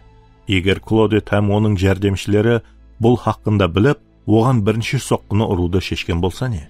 Бұндай сценарий Ремзидің өлімін, сондай-ақ көліктің жарылысы һәм Меридиендегі атыспаны түсіндірген болар еді. Бірақ Марван не үшін жасырынып, полицияға жәрдем бермей атыр? Ал Рания Фаваз һәм оның досысының өлтірілгенін қалай түсінсе болады? Годдар бөлмеге келді һәм өзінің хүжетін көрсетіп, тұтқын менен ұшырасуды күтті. Ол ойлануды давам етті һәм оның ойына екі түсіндірме келді. Марван айыплы, соның шында ол Лемие есаплағандай полициядан жасырынып жүріпті. Ямаса Марван Аккат айыплы емес һәм тек қана гуа болып есапланады. Бірақ қандай да себеппенен полицияға сенбейді. Қандай себеп болуы мүмкін? Телефон шыңғырлады. Бұл Лемие еді. Алло, менде із бар, деді сүйек. Марокколы ішкі істер қызметкерлері Марванның Каир рейсіне отырған жазбаны тапты. Ол не үшін бұншелі ұзақ уақыт ізледі, деп сұрады Годдар. Менде бұны білгім келеді, деді Лемие. Бірақ мәселе бұнда емес. Не болса да, әзір бұл ахметлі емес. Ахметлісі ол Тарик Жамил атын қолланып жүруінде. Мысырлы полициялар оның барғанын тасдиқлады. Өзің білесің, Ғалаба хабарда оның суреті хақында мағлұмат жіберілген еді. Һәм біздерге Гелиополистен бір адам қоңырау қылды. Ол Тарик Жамилге үйін берген. Бірақ сол Тарик жақында Далия Нур деген қызбенен бірге кеткен. Біздер олардың қайқа кеткенін білмейміз. Бірақ оларды ізлеуменен шұғыланып атырмыз. Бұл көп уақытты алмау керек. Мен жәрдем бере аламын ба? Деп сұрады Годдар. Рами менен және бір мәрте сөйлес. Һәм оған не белгілі болса, соны біліп ал. Әзір. Мені сатып кетпе, Годдар. Маған әзірге дейін іслеген үшін Марванның басы керек. Годдар түсіндім деді де байланысты үзді. Сол уақытта оған Дювальдан хабар келді. Годдар бұны оқығанда сенгісі келмеді. Ол туры түсінбегенін тасдиқлау үшін хабарды және оқыды. Бұның мәнісі оны құяш нұрынан соққалғандай есеңкіретіп қойды. Әммесі өз орнына келді. Қалайынша ол бұны алдын көрмеген. Қалайынша түсінбеген. Ал ең жаманы, оның уақыты жүда аз қалған еді. Түрмеханаға кіріп баратырып, Годдар сержанттың столының үстіне құралын һәм телефонын қойып, үжеттің көрсетті де қол қойды. Ол камераға кіріп, Рамиді сұрауға тұтты. Ол уақытты босқа жіберуді қаламеді. Ағаңыз Тарик Жамил деген хүжетті қолданып жүріпті, солай ма? Рамидің көрінісі бұның дұрыс екенін тасдиқлады. Ол Каирға жақын жердегі аэропорттың қасында Гелиополисте үй алған, солай ма? Рами екіленіп басын шайқады. Ағаңыз бұл тергеуді кім алып барып атырғанын біле ме? Рами және абайлы түрде басын шайқады.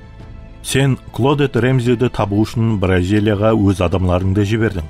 Себебі сен һәм Марван ол өз күйеуінен ақша талап қылған деп есептейсіздер, солай ма? Ава. Марван сіздердің Ремзи ханымды тапқанша һәм Ремзи мырзаны кім өлтіруге әрекет еткенін білгеніңізше жасырынуға әрекет етіп атыр ма? Анық сондай, деп тасдиқлады Рами. Бірақ сенің адамларың Ремзи ханымды тапқанда оны кімнің қолына тапсыруды білмегенсіз. Соның үшінде Марванға келесі көрсетпені күтуді бұйырғансыз ба? Ауа мырза, әзір сен қамақханадасың, ал инспектор Лемие ағаңыздың ізіне түсіп, оны да түрмеге жібереді. Егер алдынырақ өлтірмесе, солай ма? Маған не үшін бұларды айтып атырсыз, инспектор? Маған нені ұсыныс қыласыз? Деп сұрады Рами. Аккат мырза, әзір сенің ағаң айыплы емес екеніне сенемін, деп жауап берді Годдар. Мен саған бұны алдына айтқан едім. Ондай болса, мен саған әзір сенемін. Ойлауымша, бұл тергеу ісінде кімнің көрті шыққан екенін білемін. Рами көзін қаттырақ ашты. Кім? Марсель Лемие. Рами суық демін алды. Бас тергеуші ме? Сіз сенімлісіз бе? Енді сенімлімен, деді Годдар. Ол Рамиге оның телефонын тыңлауға рұқсат алғанда, ол оның электрон почтасында тексеруге рұқсатталған екен. Сөйтіп, Клодет Дюваль почтадан француз барлау қызметінің жоғары лауазымлы адамынан келген хатты табады. Бұл Пьер, біздер көп жылдардан бері таныспыз, деді Рами. Ол айыплы емес. Мен тек қана онан не нәрсе білуге болатынын сұрадым. Ава, білемін, деді Годдар. Бірақ сен Багдадта болған уақытыңда оның бірнеше күн алдын жіберген хаты ядыңда ма? Лемие француз барлау қызметінен Марванға тиесілі болған барлық хүжетлердің нұсқасын сұраған хақында жазған хаты ма? Ава, деп тасдиқлады Годдар. Ал не болыпты, деп сұрады Рами ойланбай тұрып. Ағам Рафик Ремзидің өлімінен берлі Лемье оны гуман астына алып қойыпты. Марванға тиесілі болған барлық затларды тергеуі табиғи емес пе? Әлбетте, бірақ Дюваль бұл хатты оқып, Лемьенің осы мағлұматты қашан сұрағаны туралы француз барлау қызметінен сұрайды. Лемье бұны Марванның Ремзи менен Монте-Карлода ұшыраспастан 3 күн алдын сұраған екен, деді Годдар. Өлтіруден 3 күн бұрын ба? Қалайынша бұндай болу мүмкін? Деп сұрады Рами. Не үшін Лемьеге сенің ағаң хақында алдынырақ мағлұмат керек болғанына тек қана бір түсіндірме болу мүмкін. Оның Ремзидің сырлы түрде Марванды жаллағанынан һәм Марванның Ремзи ханымның күйеуінен ақша талап қылғанын білгенінен хабары болған. Лемье осы 3 күн ішінде Ремзи мырзаны һәм сенің ағаңды өлтіруді жобаластырған. Һәм Ремзи ханымды Сан-Паулодан кетіп, тауда жасырынуын ескерткен. Айтпақшы, сен Ремзи ханымның жасырынған, адамларын қоршап алған сол үйдің иесі кім екенін білесің бе? Реми яқ деп басын шайқады. Үйдің иесі Лемье. Рами хайран қалды. Әзілдесіп атырсыз ба? Ешқандай. Бұны Дюваль білді. Әзір ғана оннан мағлұмат алдым. Тоқтап тұр. Рафик Ремзидің өлімі бойынша істе бас тергеуші осы өлтірушілікті жобаластырғанлардың бірі болып шықты ма? Тілекке қарсы бұл сондай. Ағамның ізіне түсіп жүрген ол, оны қамаққа алуға емес, ал оны өлтіруді қалеп атыр ма? Ұлым айтқанда, ауа. Лемье Марванға қанша жақын барып қалды? Деп сұрады Рами. Һәм оның жүзінде тынышсызлану көрінді. Жүда жақын, Рами, деп таналды Годдар. Соның үшін маған сенің жәрдемің керек. Маған оның қайықта екенін айт. Һәм Лемье қарсы айыплауды көтеріп қолға аламан дегенімше, оны өз қорғауым астына аламан. Бұл аңсат болмайды. Бірақ сенің жәрдеміңменен бұны істей аламан. Мен сізге жәрдем берген болар едім, Годдар мырза. Бірақ қазір ағамның қайықта екенін білмеймін. Мен оны тек қана телефон арқылы таба аламан. Ол тек қана сол арқылы қоңырауды қабыл ете алады. Бірақ мені қолға алғанда оның қайыққа жоқ болып кеткенін білмеймін, деді Рами. Телефоның мейманханамда тұрыпты. Ағаң қоңырау қылып қалар деп бақылап отырған едім. Кеттік. Годдар Рами Аккатты жіберуі үшін керекті болған қағазға қол қойды. Һәм өзінің құралын һәм телефонын алды. Олар полиция бөлімінен шығып, такси ұсылады. Һәм мейманханаға қарай асықты.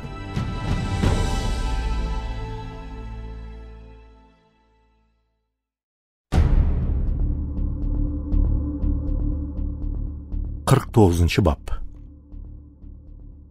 Тарик моншаға түсіп киініп алды. Һәм нұрдың шаңарағы менен таңғы шайға отырды. Бүгін не қыламыз? Деп сұрады Далия. Бір нәрсеменен шұғыланайық. Мысалы, қаланы тамаша қылайық. Бұл мынаны аңлататын еді. Иса хақында сөйлеспейік, деп ойлады Тарик. Надим, сен бүгін демалыс ал. Һәм біздер Далия менен Тарикті Набатаев үңгіріне және де фараонның ғазинеханасына алып барайық, деп әмеге кофе құйып атырып ұсыныс қылды Нұрханым. Ажайып пікір ана жаным, деді Далия. Меніңше, бұл Тарик үшін қызықлы болады. Сіз сол жерде болдыңыз ба? Деп сұрады пастор Нұр. Яқ мырза, бірақ сол орынлар хақында көп естігенмін, деп жауап берді Тарик. Бұлардың барлығы хақиқат. Әйемгі қала. Бұл шынында да тамаша қылуға тұрарлық. Ол жартасларға ойып салынған. Петр үшін Набатейлі патшалыққа орайлық болған бұл гүлленген сауда орайы һәм Набатлылардың ғазине сақлайтығын орны болған. Далия хақ, бұл саған қызықлы болады, деді пастор. Ол жерде әзір біреу жасай ма? Яқ, қала бос. Ол жерде тек қана туристлерді һәм естелік сатлары менен мұздай су сататығын сатушыларды ұшыратуға болады. Бірақ көп масихилар, соның ішінде мен де елші Юхан аян кітабында жазғанындай, Құдай оны пана болуға арнаған деп есаплайды. Әке, біздер мұхаддис кітап хақында айтпастан азанғы шай іше аламыз ба? Деді Далия. Қадырдан қызым, біздер мұхаддис кітап уақиялары болып өткен жақын шығыста, Иорданияда жасап атырмыз. Анық осы жерде Құдай өзінің бұл дүнияға Иса Масих арқылы көрсетуді мақұл тапқан. Осы жерді белменен қассақ, біздер мұхаддис кітаптың шынлығы туралы таза гуалыққа ие боламыз. Далия жауап берейін деп атырғанда Тарик бірінші сөйледі. Ауа, пастор Надим, мен кеште сіздің айтқанларыңыз туралы көп ойланып көрдім. Һәм менде сұраулар туылды. Сізде аз-маз уақытыңыз бар ма? Әлбетте, Тарик. Әне, басланды, деді Далия. Кофесін бұрыртлам жұтты да көзін теріс қаратты. Мені кешір, Далия, бірақ бұл маған қызықлы. Бұл көп уақытты алмайды, деді асте ғана Тарик. Бірақ бұл көп уақытты алды. Тарик һәм пастор Надим мұхаддис кітап хақында азанғы шай уақытында сөйлесіп отырды. Олар Набатейлі қалаға жүріп бара тұрғанда, және де әйемгі Петрдің орайындағы үңгірге кіргенде, жол бойынша мұхаддис кітап хақында сөйлесіп барды. Далия саубетке қосылудан қашып жүрді. Далия анасымен балалығы хақында сөйлесуге әрекет етті. Бірақ анасы да еркеклердің сөзлеріне қосылып тыңлап барды. Бірақ жаңа келісім Исадан кейін көп уақыт өткеннен соң жазылған. Демек, бұл оның сөзін анық жеткере алмайды, деді Тарик масихилықты қатты сынап. Айрым сыншылар жаңа келісімнің Исадан кейін 100 жылдан кейін жазылған деп дәлелдеуге әрекет етті, деп жауап берді Далияның әкесі. Негізінде бұл кітаплар айтарлықтай ертеректе жазылған. Масихтың өліп, қайта тірілгеннен кейін, онлаған жылдың ішінде. Археологлар Қошқабардың біздің эрамыздың 50-60 жыллардың аралығында жазылғанын тапқан. Тарик таң қалды. Демек, уақияларды өз көзіменен көргенлердің тірі уақытында екен. Анық сондай. Және бұл жазбаның анықлығына кепілдік береді. Егер жаңа келісім баянламалары уақияларды бұрмалағанда, оны өз көзіменен көргенлер үндемей қарап тұрмас еді. Һәм бір нәрсе қылған болар еді. Петр Исаның караматлары хақында айтып отырып, тыңлаушыларына Құдайдың Иса хақында карамат һәм нышанлар менен олардың арасында гуалық бергенін айтады. Һәм оларды да өз білгенлерін айтып, гуалық беруіне шақырады. Адам көрген білгенлерін өзгертуі мүмкін бе? Яқ, ондай қыла алмайды, деп тасдиқлады Тарик. Сізге Уильям Олбрайт деген ісім таныс па? Яқ, мен ол хақында ешқашан естіпегенмен, деді Тарик. Ол ең атақлы мұхаддис кітаплық археолог, деді пастор Надим. Һәм жол қалтаға қолын сұғып, ішінен Апуая ағаш ұстасы емес деген кітапты алды да, оны ашып Тарикке созды. Мұна жерден оқы. Тарик Далияның әкесі жолға Иса хақындағы кітапты алып жүргеніне таң қалды. Ішінде және не бар? Өлі теңіз бойынан табылған орам жазба бар емес пе? Яқ, тек қана мұхаддис кітап. Су һәм мейвелер, деп күлді Надим жауап ретінде. Мейве жейсең бе? Яқ, мырза, рахмет. Мен әзірше мұна кітапты оқимын. Тарик әзір ғана басын шайқаған Далияға нәзерін таслады, һәм оқи баслады. Уильям Олбрайт, ісімі дүние жүзіне таныс мұхаддис кітаптағы мағлұматларды зерттеуші археолог, былай дейді. Біздер әзірде мұна жағдайды толық сенімменен айта аламыз. Жаңа келісімнің бірде-бір кітабы біздің эрамызға шекемгі 80-ші жылынан соң жазылмаған. Демек, ол әзіргі сыншылардың айрымлары айтқан мәнзілден, яғни біздің эрамызға шекемгі 130-150-ші жылларынан 2 ұрпақ өмір сүретіғын уақыттан алдын жазылған.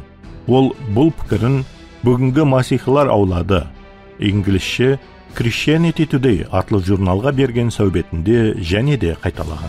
Мен Қошқабардағы барлық кітапларды біздің эрамызға шекемгі 40-80-ші жылларында Исаға сенген яһудилер жазған деп есаплаймын. Ең ықтимал уақыты біздің эрамызға шекемгі 50-77-ші жылларының аралары. Ол тоқтап пастор Нұрға қарады. Ол жерде және бір үзінді бар, деді ол. Және бір атақлы археолог Уильям Ремзи мырза, ол да соны айтып өтеді. Егер қалесең, мен жаңа келісімнің кітапларының сол Исаның дәуірінде жазылған тасдиқлайтұғын һәм сенімлі болған онлаған кітап бере аламын. Айтың, оларды кім жазған? Шәкіртлері һәм Исаның ізінен жүрушілер, дұрыс па? Деп жауап берді Тарик. Дұрыс. Кітаплардың авторлары, оның шәкіртлері һәм ізінен жүрушілер болды. Олар гуа болған еді. Міне соның үшін мұхаддис кітап сенімлі болып саналады. Олар Иса менен бірге жасаған, оны тыңлаған, оны көрген, оның менен бірге жүрген. Қошқабар 3 хат һәм аян кітабын жазған елші Юхан былай деп айтқан. Ең бастан бар болған өмір сөзі хақында, оны естігенімізді, өз көзлерімізбенен көргенімізді һәм анықлап көріп, оған қолларымызды тигізгенімізді сіздерге жариялап атырмыз. Өмір ашық көрінді. Біздер оны көрдік һәм ол туралы гуалық беріп атырмыз. Әке менен бірге болып, біздерге көрінген мәңгілік өмірді сіздерге жариялап атырмыз. Sizler de bizler менен карым-катнаста болуңуз үчүн көргенimizde һәм естгенimizde sizlerге жарыялап атырмыз. Bizlerin карым-катнасыбыз болса, Аки һәм onun улы Иса Масих менен болады. Демек, Юхан ким болгон? Ол гуа болгон деп айткан болар едим. Және, деп давам етті пастор. Елші Павел Құдайдың аяны бойынша былай деп айтады. Мұхаддис жазулардың һәммесі Құдайдың мұхаддис рухының илхамы менен жазылған болып, тәлім беру, ашкаралау, түзету һәм хақиқатлық бойынша тәрбиялау үшін пайдалы. Ал елші Петр bizlerге былай дейді. Өйткені ешбір пайғамбаршылық сөзі адамның қалеуі менен айтылған емес. Ал мұхаддис рух тарапынан басқарылған адамлар Құдайдың сөзлерін айтқан. Қызық, деді Тарик. Апуай ғана қызық па? Тарик бұл сұрауға не деп жауап берерін білмеді. Жүда қызықлы, деп қосып қойды ол. Қызықлы, бірақ сіз ақырына дейін сенбейсіз бе? Деп сұрады пастор Нұр. Тарик иінін қысты. Нұр оның ой пікірінде һәм кеулінде қандай тәртіпсіздік патшалық етіп атырғанын білуі керек емес еді. Алдын ол өзі бұларды шешіп алу керек.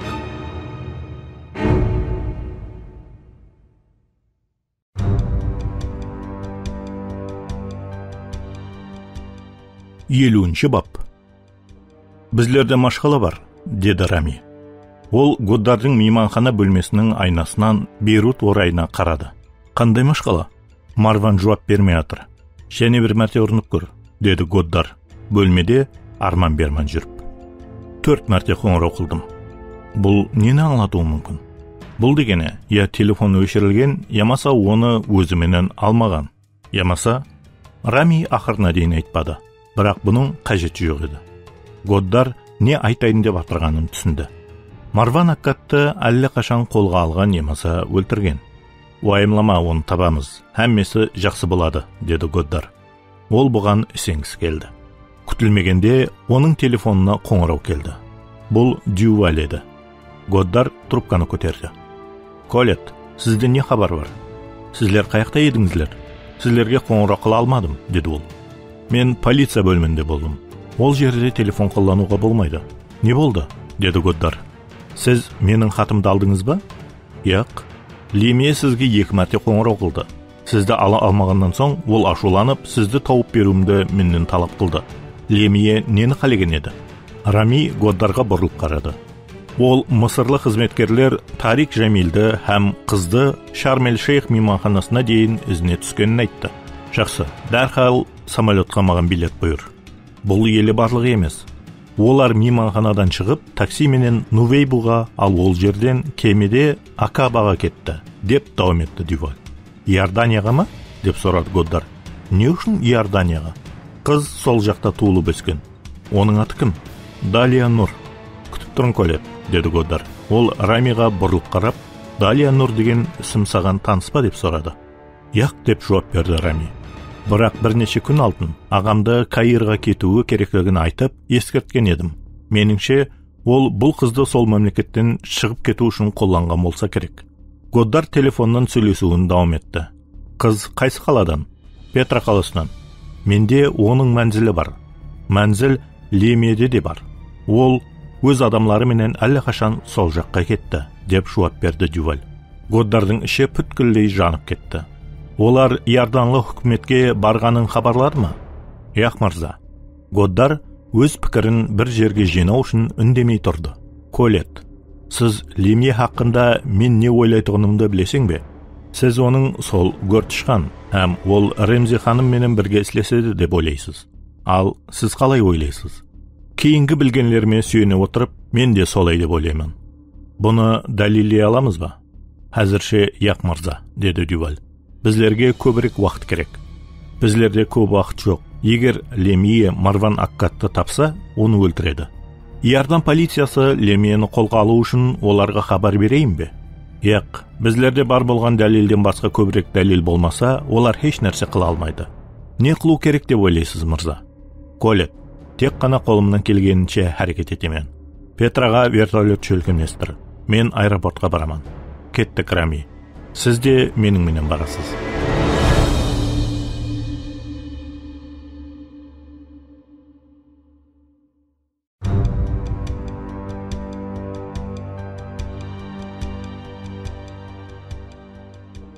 51 бап. Олар төртеуі тау жарларында имаратлар һәм абадатхананы ойып соққан ұсталардың өнерін тамаша қылып, Гөне Набатен пайтақтының көшесі менен киятыр. Нұр ханым жол сілтеме қағазынан мынаны оқыды. Петра дүние жүзіндегі ең таңқаларлық һәм айрықша ажайып орынлардың бірі. Бұл жерде бұрын қаланы безеп тұрған ажайып түрде ойып соғылған абадатханалар сақланып қалған. Бұл жерде айемгі уақыттан берлі халықлар жасаған. Бірақ Петраға набатлылардың келуіне дейін шөлде құдықлардан басқа еш нәрсе болмаған. Біздің эрамызға шекем 3-ші әсір һәм біздің эрамыздың 1-ші әсірлер аралығында бұл жерде ұлы қала құрылған. Һәм бұл қала патшалықтың сауда орталығы болған. Біздің эрамыздың 106 жылы Петра Рим империясына қарасылы болған. Қала 4-ші әсірде масихилардың қаласы болған. 7-ші әсірде болса мұсылманларға тиесілі болған. Һәм қысқа уақыт ішінде 12-ші әсірде бұл жерге масихи жауынгерлер келген. Петра Яхып Буркхарт тарапынан 1812 жылы қайтадан ашылған. Оларды үлкен Ал-Хазне ғазна сақлау имараты таң қалдырды. Олар жоғарыға қарай Элдейр шіркеуіне көтерілді. Патшалардың мазарының қасынан өтіп бара тұрып, бағаналы көшеден жүріп, олар Петрадағы ең ахметлі имарат Каср-эль-Виндке келді. Һәм ақырында олар Петра абадатханасына келді. Бұл Иорданиядағы ең көне діни қызмет өтетіғын жер. Бұның дөберегі қашанғардыр үлкен византиялық базиликалар, ажайып мозаикаменен безелген еді. Жол сілтеу қағазы бойынша бұл жерде 152 орам хатлар табылған.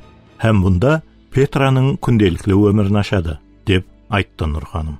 Олар айемгі масихтың ізінен ерушілердің ұсы көне паналарын арылап жүргенде, Тарик Исаның һәм оның шәкіртлерінің айтқанлары һәм іслеген іслері хақындағы мұхаддес кітаплық аңызлардың сенімлілігі хақындағы тақырыпты және қозғамай тұра алмады. Ол және сорау беріп баслады. Бірақ пастор оған сорау берді. Жаңа келісім қол жазбалары қандай да басқа айемгі қол жазбалардан көбірек екенін білесең бе? Нені нәзерде тұтып тұрсыз? Деп түсінбей сұрады Тарик. Барлық археологлар тарапынан жаңа келісімнің айемгі қол жазбаларынан 24 мыңы табылған. Бұлардың базылары 130 жылды белгілейді. Бұлардың текстлері ұқсас, деп түсіндірді Нұр.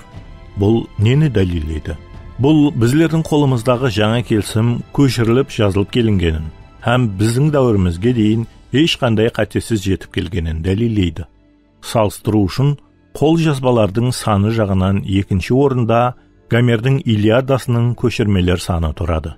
Біздерде оның 643 қол жазбалары бар. Айтпақшы, айемгі заман әдебиетінің көплеген шығармалары дұрысланған деп есептелінеді. Мысалы, Цезар Гал ұрысы хақындағы жазулар шығармасын шамаменен біздің эрамызға шекемгі 58-50 жылдар жазған. Бірақ дүнияда оның 9 ямасы 10 қол жазба көшірмесі сақланып қалған. Һәм олардың барлығы оның өлімінен кейін 1000 жыл, ямасы оннан көп жылдан соң жазылған. Аристотель өзінің поэтикасын шамаменен біздің эрамызға шекемгі 343 жылы жазған. Бірақ оның ең айемгі қол жазбасы біздің эрамыздың 1100 жылғы сәнеге қойылады. Яғни айтқанда, бұл көшірме 1400 жылдан соң жазылады. Ал бұл дөртпеден тек қана 49 көшірме бар. Мен айтпақшыман, Исаның шәкіртлерінің анық қол жазба көшірмелері басқа тарихи хүжетлерге қарағанда аз болу керек. Мүмкін, бірақ Исаның ізіне ерушілер оның айтқан сөзлерін анық жазды дегенді білдірмейді. Олардың ойлап таппағанына һәм ол Құдай екенін айтып, таза дінге текар салғанына кім кепілік бере алады, деп қарсылық білдірді Тарик. Олардың алдауында қандай себеп бар еді, деп сұрады пастор Нұр. Көп жүргенліктен шаршаған олар айемгі театрға кірді. Бұл театр бұрын 7000 тамаша көйді өз ішіне алған һәм тастан ойып сіленген орынлықларда отырған. Әке, себеп әр түрлі болу мүмкін, деді тосаттан Далия һәм мені таңғалдырып. Қалеген нәрсе? Рим патшалығы масихилыққа өтпеді ме? Олар Исаны Құдай деп, ал олар өзлерін Оның жердегі қызметкерлері деп тасдиqlab тұрып, байлыққа һәм хакимиятқа еріспеді ме? Деп бірден Далия гәпке араласты. Бұған һәммесі таң қалды. Сен не қызым, әзілесіп атырсаң ба? Деп сұрады әкесі.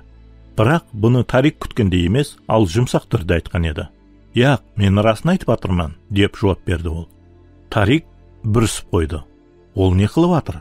Әзір олардың арасындағы бұл тартыстың ешқандай пайдасы жоқ. Сен бір нәрседен алжасып тұрсаң деп қорқаман. Рим императоры Константин масихи болып, жамаатларға үлкен байлық һәм хакимиятлық бермеді ме? Деп сұрады. Далия өз ойын қорғап. Әлбетте яқ. Ол масихи болды. Бірақ Далия, бұл Исадан кейін 300 жылдан соң болды. Масихтың бірінші ізіне ерушілер жарлы, білімі төмен балықшылар һәм Римге тиесілі Палестина аймақтарында салық жинаушы болды. Олар Исаның өліп қайта тірілгенін дүнияға айтуы бойынша ешқандай байлық һәм хакимиятлыққа ерісу мүмкіншілігі жоқ еді. Керісінше, бұны сен де білесің. Құдайға сенбейтін үлкен патшалықта бірнеше масихилар аз болды. Олар менен келіспеді, оларды қатты қудалады. Ал елшілердің ішіндегі 11-ін Иса таңлап алған 11 шәкіртлері азаплы өліммен өлді. Олар Масихтың тірілуі һәм Иса Құдай екен хақында гуалық берген үшін өлтірілді. Олар масихилар болғаны үшін оларды ұрып азаплады һәм ең азаплы өлімменен жазалады. Олардың 6-ын атанақ ағашқа қақты, ал Петрдің басын төмен қаратып қақты. 2 елшіні қылышпен өлтірді. Яқып тасборан қылынды. Фама найзамен өлтірілді. 12-ші елші Юхан сенімі менен уаз айтқан үшін қудаланылып, Патмос аралына жіберілді, һәм сол жерде өлді. 12 шәкірттің ешбірі Исаға ергені үшін ешқандай материалдық емаса саяси артықмашылыққа ие болмады. Бірақ олардың ешбірі Исаның дүнияны жаратқан Құдай һәм адамзаттың құтқарушысы деген сенімінен бас тартпады. Осындай болуы да мүмкін, бірақ бұл еш нәрсені дәлелдемейді. Әке, ұзақ созылған тарихта жүдә көп адамлар өтірік үшін өз өмірлерін берген, деп жауап берді Далия. Гәпке Нұрханым араласты. Көп адамлар өтірік үшін өлді, Далия. Бірақ олар хақиқатлыққа еріп жүріппіз деп сенген. Сен елшілердің байлыққа һәм хакимиятлыққа ерісу үшін Исаның Құдаймен деп айтқаны хаққындағы сөздерін ойлап табады деп ойлайсың. Бірақ бұл хақиқатқа туыр келмейді. Егер Иса сондай деп айтпаған болса, һәм жаңа келісім тасдиqлайтығындай, өлімнен 3-ші күні тіріліп, өзінің құдайлығын дәлелдемеген болса, демек елшілер бұның өтірік екенін білген. Сенің ойың бойынша, өтірік үшін жауапкершілік олардың мойнында болады. Бірақ ойланып көр, бұл олардың өз өмірлерін тек өтірік үшін қиған жоқ. Соның менен бірге саяси, материалдық пайда бермеген өтірік үшін өлген болады. Сен бұнда қандай да мәнini көріп тұрсаң ба?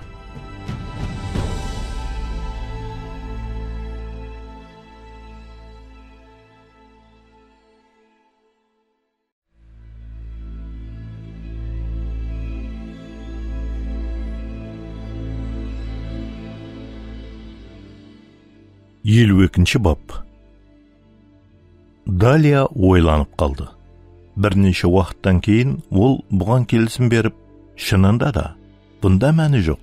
Және де ешкім бұннан ешқандай мәні таппайды. Ал Исаның денесіне, деп сұрады әкесі. Исаның өлімнен қайта тірілгенін жоққа шығару үшін һәм әуел бастан-ақ масихиларды жоқ ету үшін оның қарсыластары апуай ғана Исаны өлі денесін көрсетуі мүмкін еді ғой. Бірақ олар бұндай қыла алмады. Не үшін? Деп сұрады Тарик. Себебі ешкім оны таба алмаған еді. Біреулер денені елшілер ұрлады деп тасдиqлайды. Бірақ Масихтың тірілуіне дейінгі олардың өмірін жақсылап зерттесек, онда соншелі бұндай болу мүмкін емеслігіне сеніміміз артады. Ондан қала берсе, қабірде Рим әскерлері қарауыллап тұрған еді. Бұл қарауыллар егерде қамақтағы адамды әттекі өлімні жойтса, онда олар өлім жазасын алатығынан білетіғын еді. Не болса да, Исаның денесі жоқ болып кетті.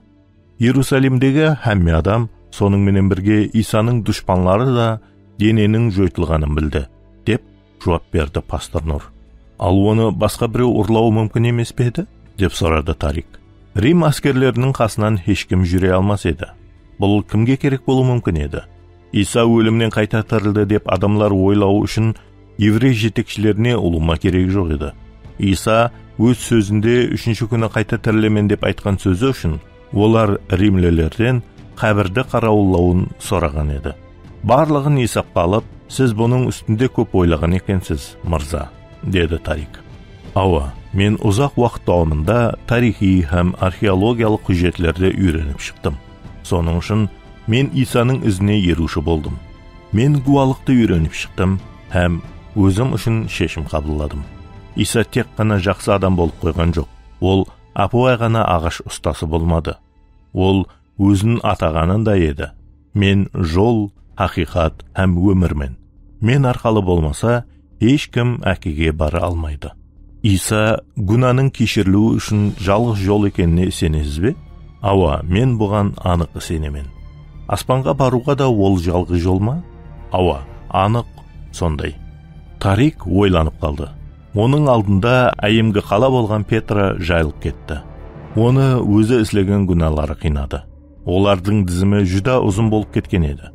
Олардың ең бастысы өтірік еді, бірақ басқалары да жүда көп еді. Ол папирусқа соғылған ақырғы хүм атамасындағы суретті еследі. Оның жүрегі ауыр басты. Яғни, егер ол бүгін өлсе, бұндай болудан Құдай сақласын, аспанға қарай жол ол үшін жабық. Ол туры дозаққа қарай кетеді. Бұл ой оны қатты қорқынышқа салды. Құтқарылу Исада ма? Ол жол, хақиқат һәм өмір ме? Ол аспанға баратұғын жалғыз жол ма? Пастор Нұр Исаны хақиқат һәм ол айтқан барлық сөздер хақиқат. Ол өмірді һәм адамды өзгерте алады деп айтты. Не болса да, ол күтілмегенде бұл сұрауды дауыслап айтты. Пастор Нұр оған бұрылды да оннан былай деп сұрады. Не болса да дегенің не? Не хақында ойланып атырсың, Тарик?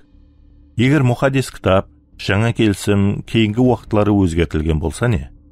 Бұл сұрауға Нұр ханым таң қалып, мұхаддис кітап өзгертілген дейсіз бе?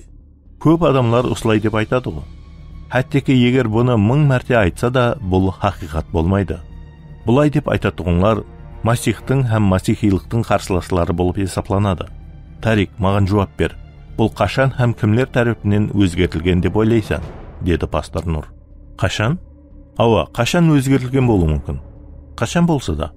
Яқ, мұхаддис кітап қолжазба түрінде жүдә әйімгі уақыттан берлі бар. Һәм бұл қолжазбаларды һәмме көру мүмкін. Кел, жаңа келісім хақында айтайық. Бұл бірінші әсірден берлі бар. Ауа. Сол уақытта оны өзгерту мүмкін емес еді. Себебі, Иса жерде болған уақыттағы адамлар елі тірі еді. Һәм олар уақиялардың өзгертіліп жазылуына жол қоймаған болар еді. Сонан кейін қолжазбалар тарқалып кетті. Һәм оны өзгерту үшін олардың барлығын бір жерге жинаған уақытта мүмкін еді. Ал бұларды бір жерге жинау мүмкін емес еді. Себебі, қолжазба жүдә көп еді. Түсінемін.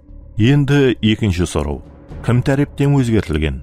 Текст кім тараптан өзгертілген болуы мүмкін? Еврейлер тарапынан бе, ямаса масихилар ма?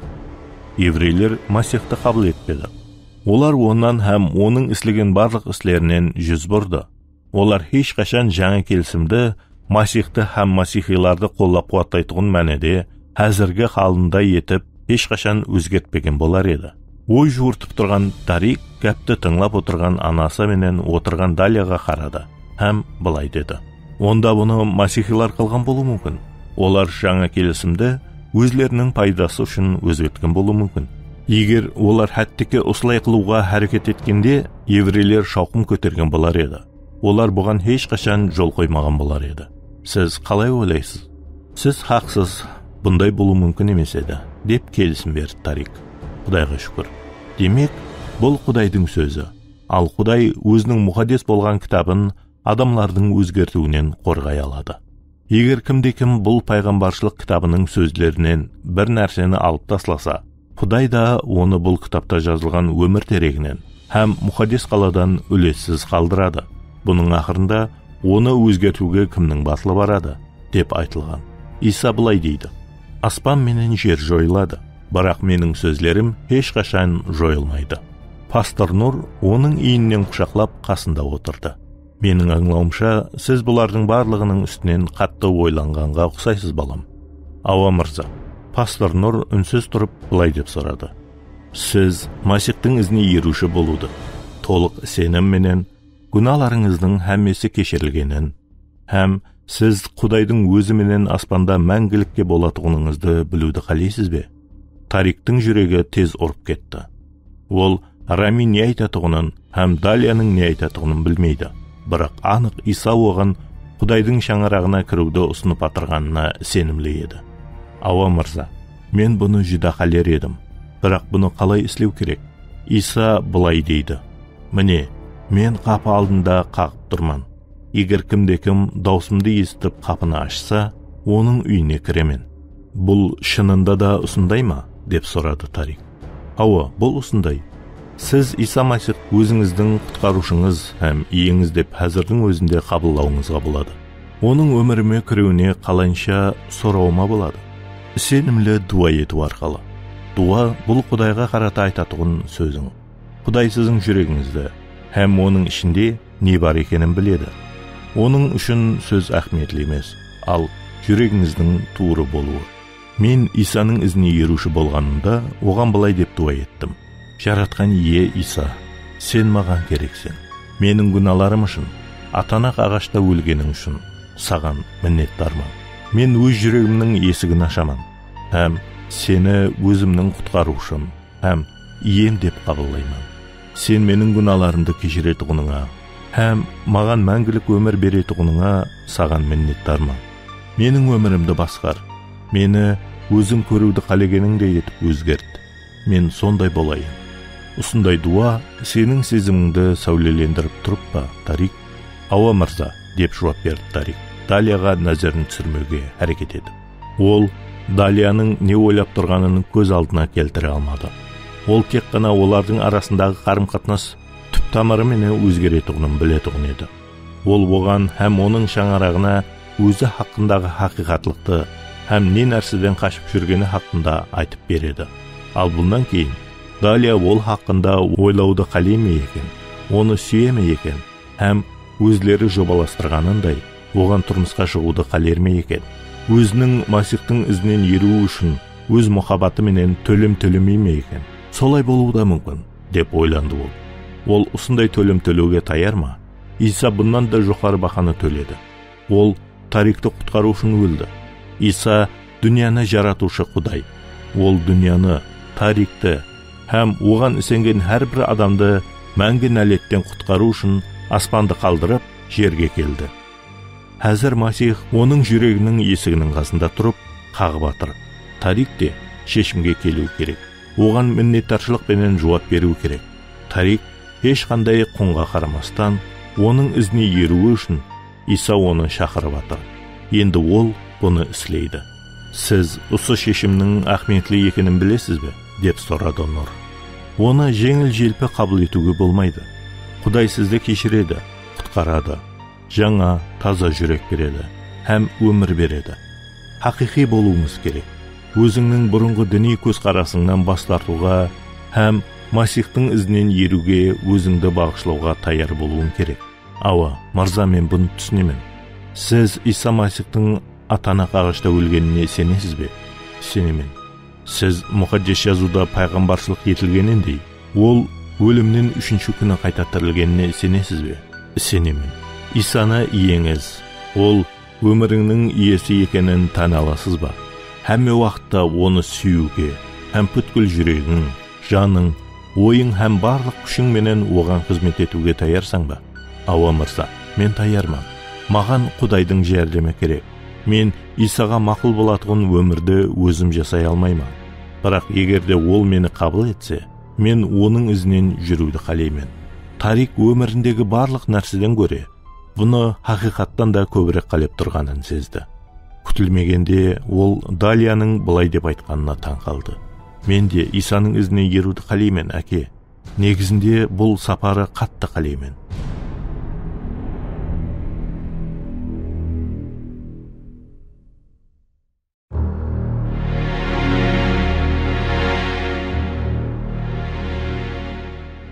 Елу үшінші бап. Далия қатты жылады.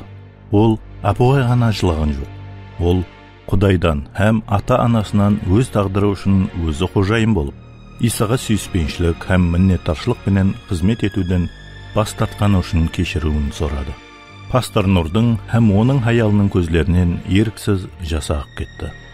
Тарикті де сезім толтырып кетті. Ол ата-анасы қайтыс болғанлы берлі өзіне жылауына ерік берген жоқ еді. Бірақ оның үшін әзір һәммесі дуа етпесе, олар менен бірге жылап жіберетінін түсінді. Төртеуі де бірге тізерлеп отырды.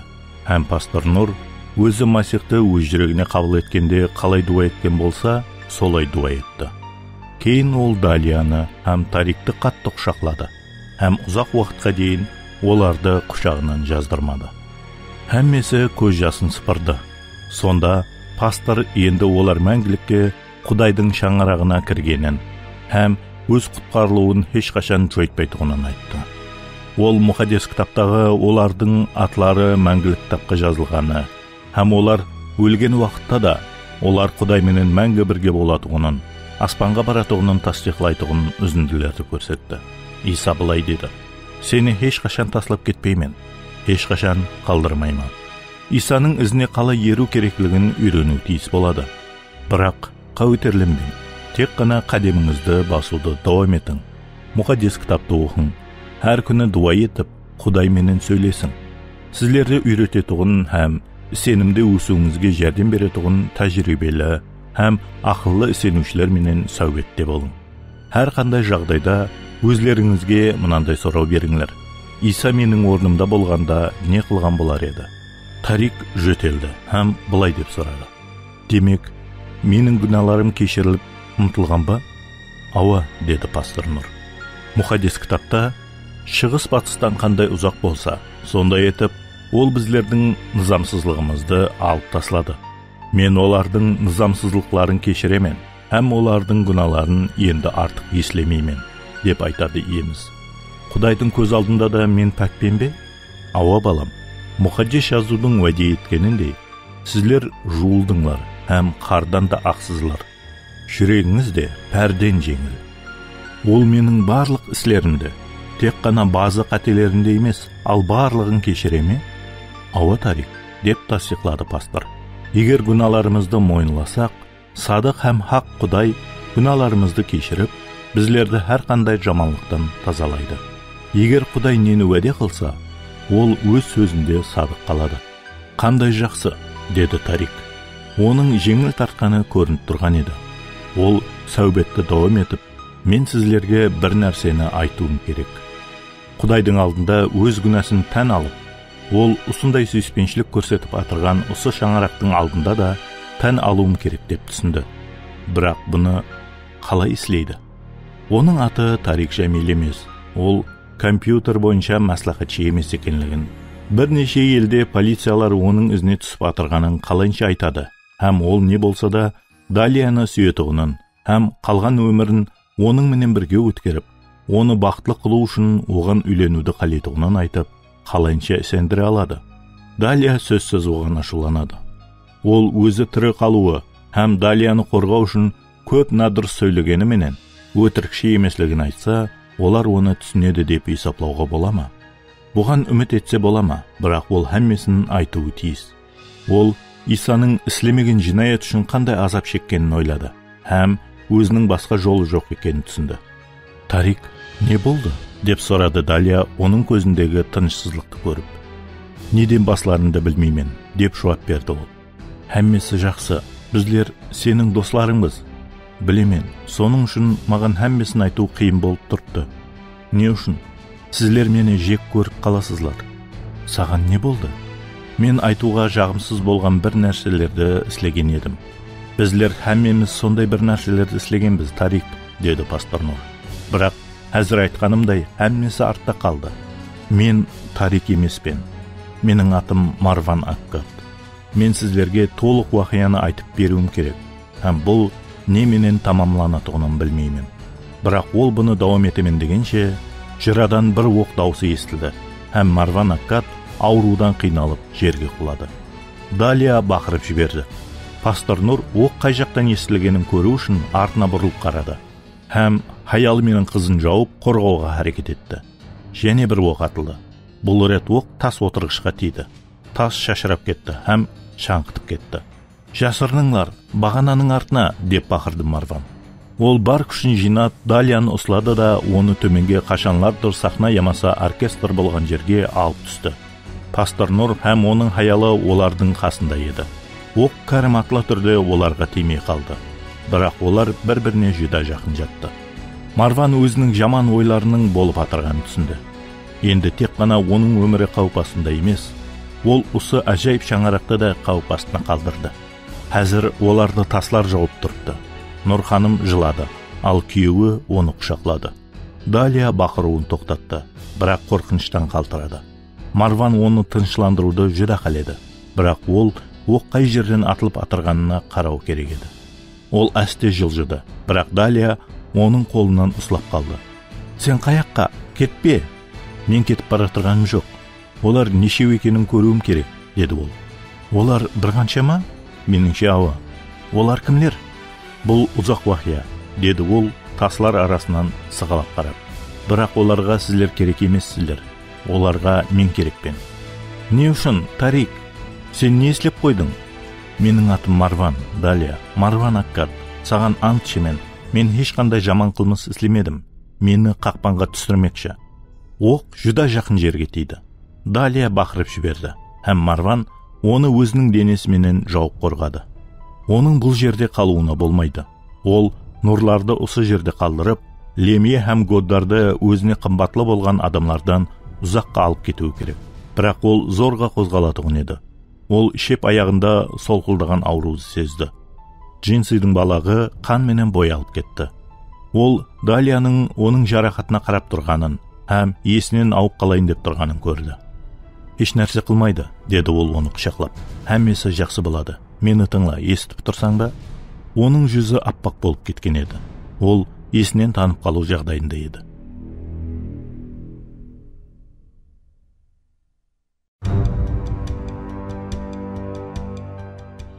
Елу төртінші бап. Далия, мені естіп тұрсаң ба? Деп және ол сыбырлады. Қалтасынан бет орамалын алды да аяғын созды. Ол Далияның қорқып қалған көзіне қарады. Ақырында ол жарақаттың көзін алып, оған қарап басын шайқады. Жақсы, мені диққатпенен тыңла, деді ол дархал. Олар менің артымнан келген. Сен һәм ата-анаң менен олар қызықпайды. Бірақ егер сен мені қорғау үшін бір нәрсе қылсаң, олар ойланып отырмастан сені өлтіреді. Олар адам өлтірушілер. Олар хаяллар һәм балаларды өлтірді. Һәм қан ізі Монте-Карлодан Касабланкаға дейін созылған. Мен олардың жинаятларын аштым, һәм оларға кесент беруге әрекет еткен едім. Енді олар мені жоқ қылу үшін осы жерде. Мені тыңлап тұрсаң ба? Қорқыныштан қалтырап, ол және басын шайқады. Қалғанларын саған кейін айтып беремін. Ал әзір мен қашуым керек. Оларды сіздерден ұзақластыруым керек. Емаса, яқ, қыз оның қолынан еледе қаттырақ ұстады. Біздер әкем менен қыздың сөзін кейінгі атылған құралдың даусы үзіп таслады. Сөйлесуге уақыт жоқ еді. Әзір емаса ешқашан. Далияны өзіне тартты да, Марван оны сүйді. Һәм сүйретіліп, шептегі шығатығын ауызға барды.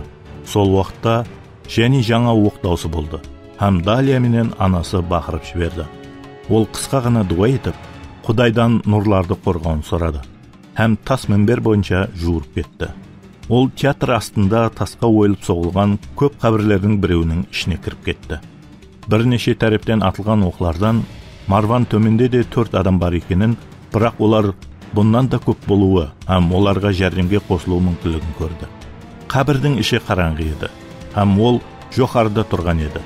Бұл оның атыс болып атырған жерді көруіне мүмкіншілік берді. Ол нұрлардың оң тәрептегі өткелге қарай бара тұрғанын көрді, һәм олардың тез арада қауіп-қатерсіз болуына үміт етті. Дегенменен Лемие менен Годдар Раня менен оның достын гуақ алмау үшін өлтіргеніндей, өзінен кейін оларды да өлтіретұғынан жақсы түсінді. Сонда ол театрға қарай қолларына құрал ұслаған бірнеше адамлардың жуырып бара тұрғанын көрді. Қысқа уақыт ішінде олар оның орнында қалуына мәжбүрледі. Олар жүдә тез жақынлады. Марван шығуға есік іздеп, жан-жаққа қарады. Шептегі шығу есігі жабық еді. Бірақ онда ол нұр түсіп тұрған кішкене үңгірді көрді. Аяғы еледе қаттырақ сызлап ауырды. Бірақ ол таудағы ойылып соғылған басқа қабір һәм үңгірге алып бара тұрған шақтылыққа қарай сүйретіліп жылжи бастады. Аяқ түсірілісі жақынлағанын естіп, ол мүмкінлігі болғанынша тез һәм шауқым шығармай шығу тесікке қарай жылжи бастады. Кішкене ғана қатеге жол қойса, ол 20 метр биіктіктен төменге қарай құлап түсуі мүмкін. 2000 жылдан берлі құмлы самал толығыменен жоғарғы тәрепті қаплап тастаған. Бірақ Марван келесі үңгірге жетіп алды. Һәм жерге отырды да дем алуға, һәм тынышлануға әрекет етті. Қараңғы болған үңгірде болғаны жақсы болды. Һәм ол жерден кімнің өзіне жақынлап кетірғанын көре алды. Ол төменден не жүз беріп атырғанын көре алады. Һәм жыраның қарама-қарсы тарапындегі үңгірге жайласқан 3 адамды санады. Елі қанша жүре алатығының білмегені жаман болды. Марван Аккад, сіз қоршап алындыңыз, деген дауыс шықты. Дауыс әйемгі қаланың ішінде сазаменен естілді. Сіз адам өлтіргенде айыпталасыз. Қолыңды көтеріп, дәрхал сыртқа шық, һәм саған ешқандай зиян тигізбейміз. Ол бұл дауысты таныды. Бұл Лемье еді. Монте-Карлода адам өлтірушіліктен кейін француз полициясының абыройлы инспекторы бірнеше мәрте әр түрлі каналдардан интервью берген еді. Һәм оның менменсіп сөйлеген даусы Марванның есінде қалған еді. Бірақ ол Лемьеге тәслім болмақшы емес. Бұндай қылу өлімді аңлататұғын еді. Бұған ешқандай гуман жоқ. Қараңғы жерде отырып, ол қалтасынан телефонын іздеп бастады. Рамиге қоңырау қыла алуы мүмкін. Әзірдің өзінде інісі жәрдем берсін, бермесін, бірақ еш болмаса ол әзір болып атырған оқияны хабарлау керек. Бірақ телефон жоқ еді. Марван телефонын Нұрлардың үйінде чемоданында қалдырып кеткенін есіне түсірді. Қалайынша осындай ақмақ болуы мүмкін, деп өзін кейіп қойды. Телефонның орнына ол бірнеше нәше һәм шырпы тауып алды. Ол басын шайқады. Олардың бір ғана көрінісі оған жағымсыздықты пайда етті. Иса оның өмірін сондай етіп өзгертетұғынына сүйене алғанда ма еді? Ол бұған түсіндірме таба алмады. Бірақ әзір бұл ешқандай мәніге ие емес екенін ойлап қойды. Тез арада ол Иса менен жүзбе-жүз көрседі. Һәм әммесін онан сорап алады. Марван шылымларды таслап жіберді. Һәм шырпыны алыстырып, үңгірдің ішкі тарапіне қарай әсте жылжи бастады. Ол пепси-коланың бос шишесін һәм конфеттің қағазын тауып алды. Балалар бұл үңгірді өз ойынлары үшін қолданған болса керек. Шырпының шөбі өшіп қалды. Бармағын да күйдіңкіреп алды. Марван Аккад, бұл ақырғы ескерту, деп және бақырды Лемье. Бірақ бұл рет оның даусы айтарлықтай жақын жерден естілді. Француз енді театрдың төменінде емес, ал қабірлердің бірінде еді. Дәрхал шық, болмаса өлтірілесің. Сенің басқа жолың жоқ. Саған 10 секунд беремен. Марван бұл қорқытқан сөзге диққатын аудармады. 10, 9, 8. Марван және бір шырпының шөбін алыстырды, һәм үңгірдің ішіне қарап шықты. 7, 6. Лемье хақ. Басқа жол жоқ. Уақыт та жоқ. 5, 4. Марван шырпыны өшірді де, сызлап ауырып тұрған жарақаттан тісленіп, үңгірге кірер ауыздағы үлкен тастың артына отырып алды. Ол не жүз беруі мүмкін екенлігіне диққат аударып отырмады, бірақ күрессіз тәслім болмауды шешті.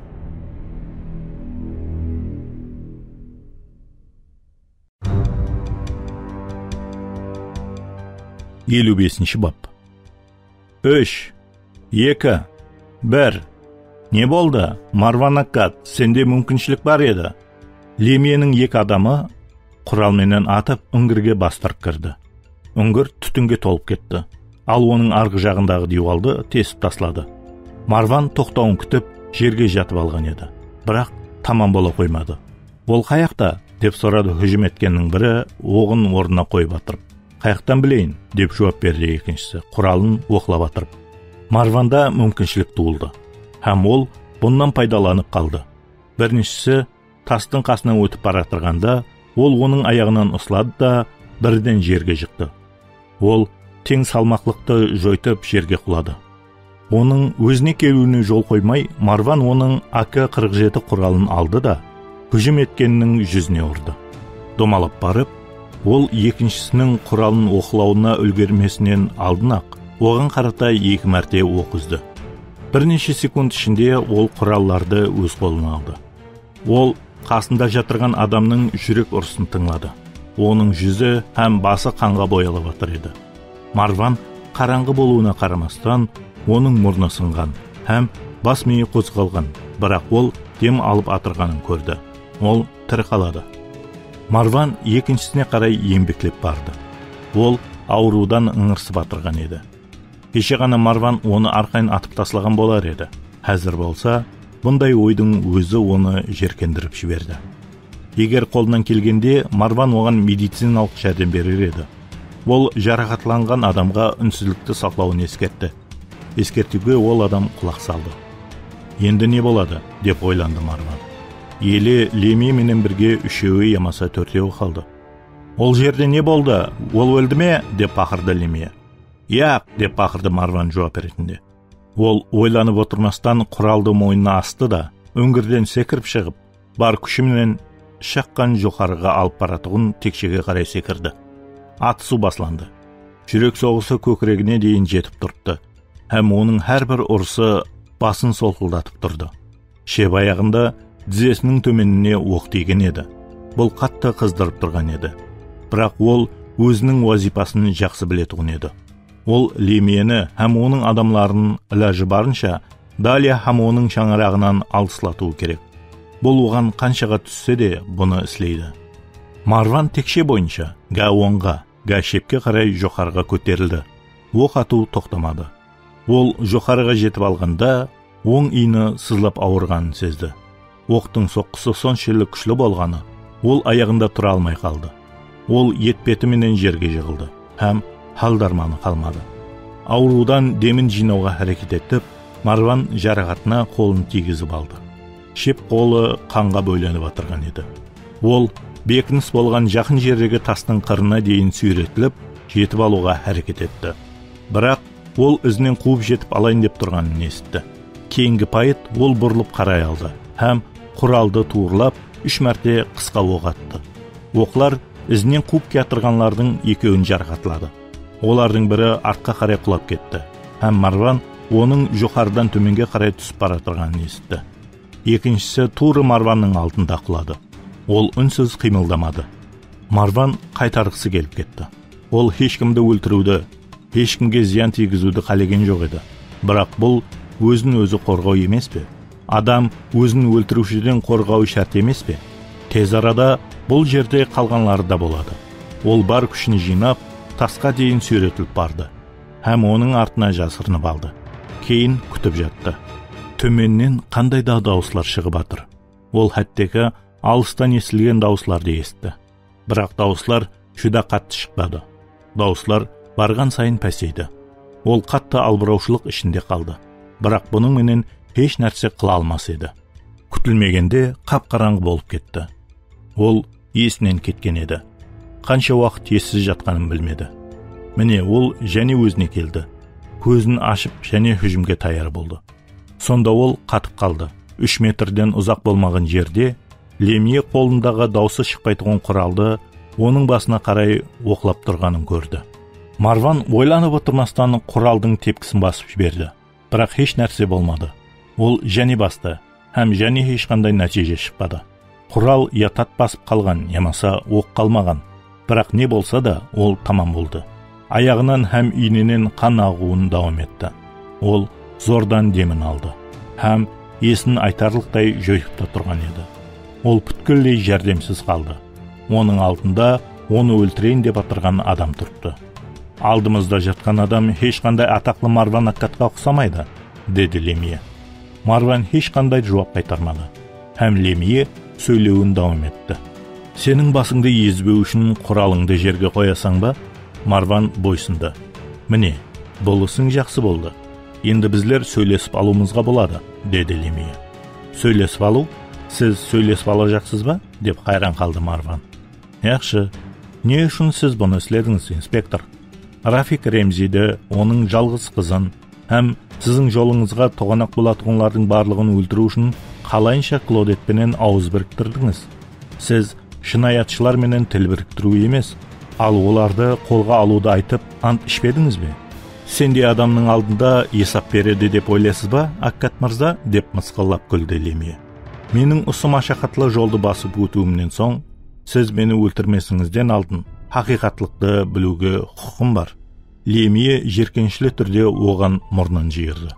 Сізді сол жолды басып өтуге мәжбүрлеген мен бе? Әзілесіп атырған жоқсыз ба? Сіз ақмақлық қылдыңыз, Марван Аккат. Менің жолыма тоғанақ болуыңыздың керегі жоқ еді. Менде ажайып жоба бар еді. Ізқуар адамның жинаят іслейтіғынына кім гуман менен қарайтығын еді? Ешкім. Бірақ сен араға соғылып кірдің, деді ол.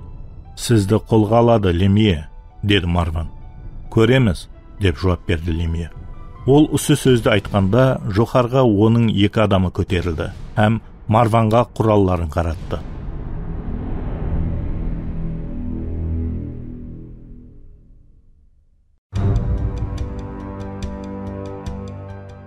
Елу алтыншы бап. Маған мәлім болғанлардың һәммесі менің ініме де мәлім. Хәзір біздер сөйлесіп тұрған вақтымызда оның адамлары Бразилияда Клодет Ремзиді ізлеп атыр. Олар оны тапқан вақытта сен тамам боласаң, деді Марван. Лемие оған былай деді. Сенің інің қамақханада, ал Клодет қауіпсіз жерге жасырылған. Турасын айтқанда, Аккат мырза, сіз тамам болдыңыз. Мен олай деп ойламаймын. Үніңді өшір. Болды. Сізді жетерлі тыңладым, Марван Аккат. Ал хәзір жүзіңді төмен қарат, һәм қолыңды арқаңа қой. Яқ, деді Марван. Орынла, деп бұйырды Лемие. Сіз менің шекемнен ата жақсыз ба? Яқ, инспектор. Ашуланған Лемие адамларының біреуіне ынқақты. Олардың біреуі Марванды бірнеше мәрте қапталына һәм басына тепті. Кейін оның жүзін төмен қаратып аунатты. Марван аурудан бақырып жіберді. Ол зордан демін алып атырған еді. Ол дуа еткісі келді. Осы ең ақырғы сағат екенін білетұғын еді, бірақ ешқандай сөз шығара алмады.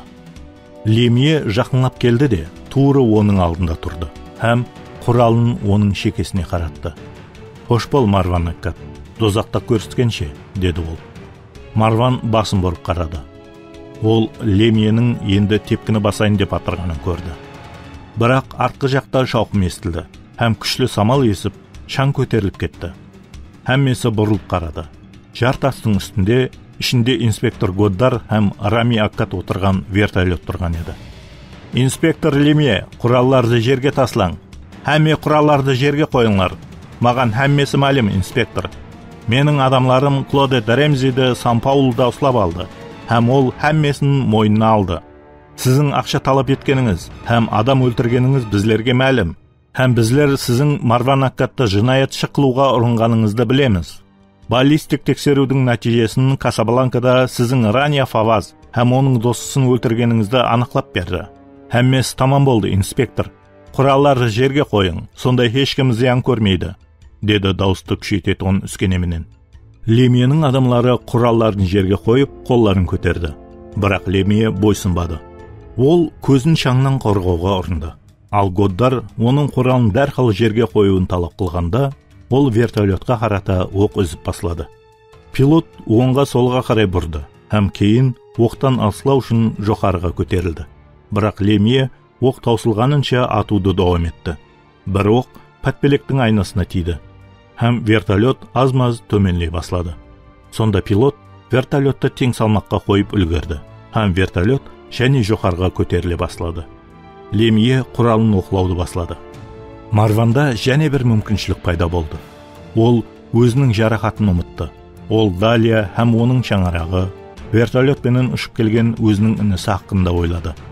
Марван секіріп, Лемиеге қарай бойын таслады. Лемиенің қолынан құрал төменге қарай түсіп кетті. Марван Лемиенің ішіне һәм бетіне соққы берді.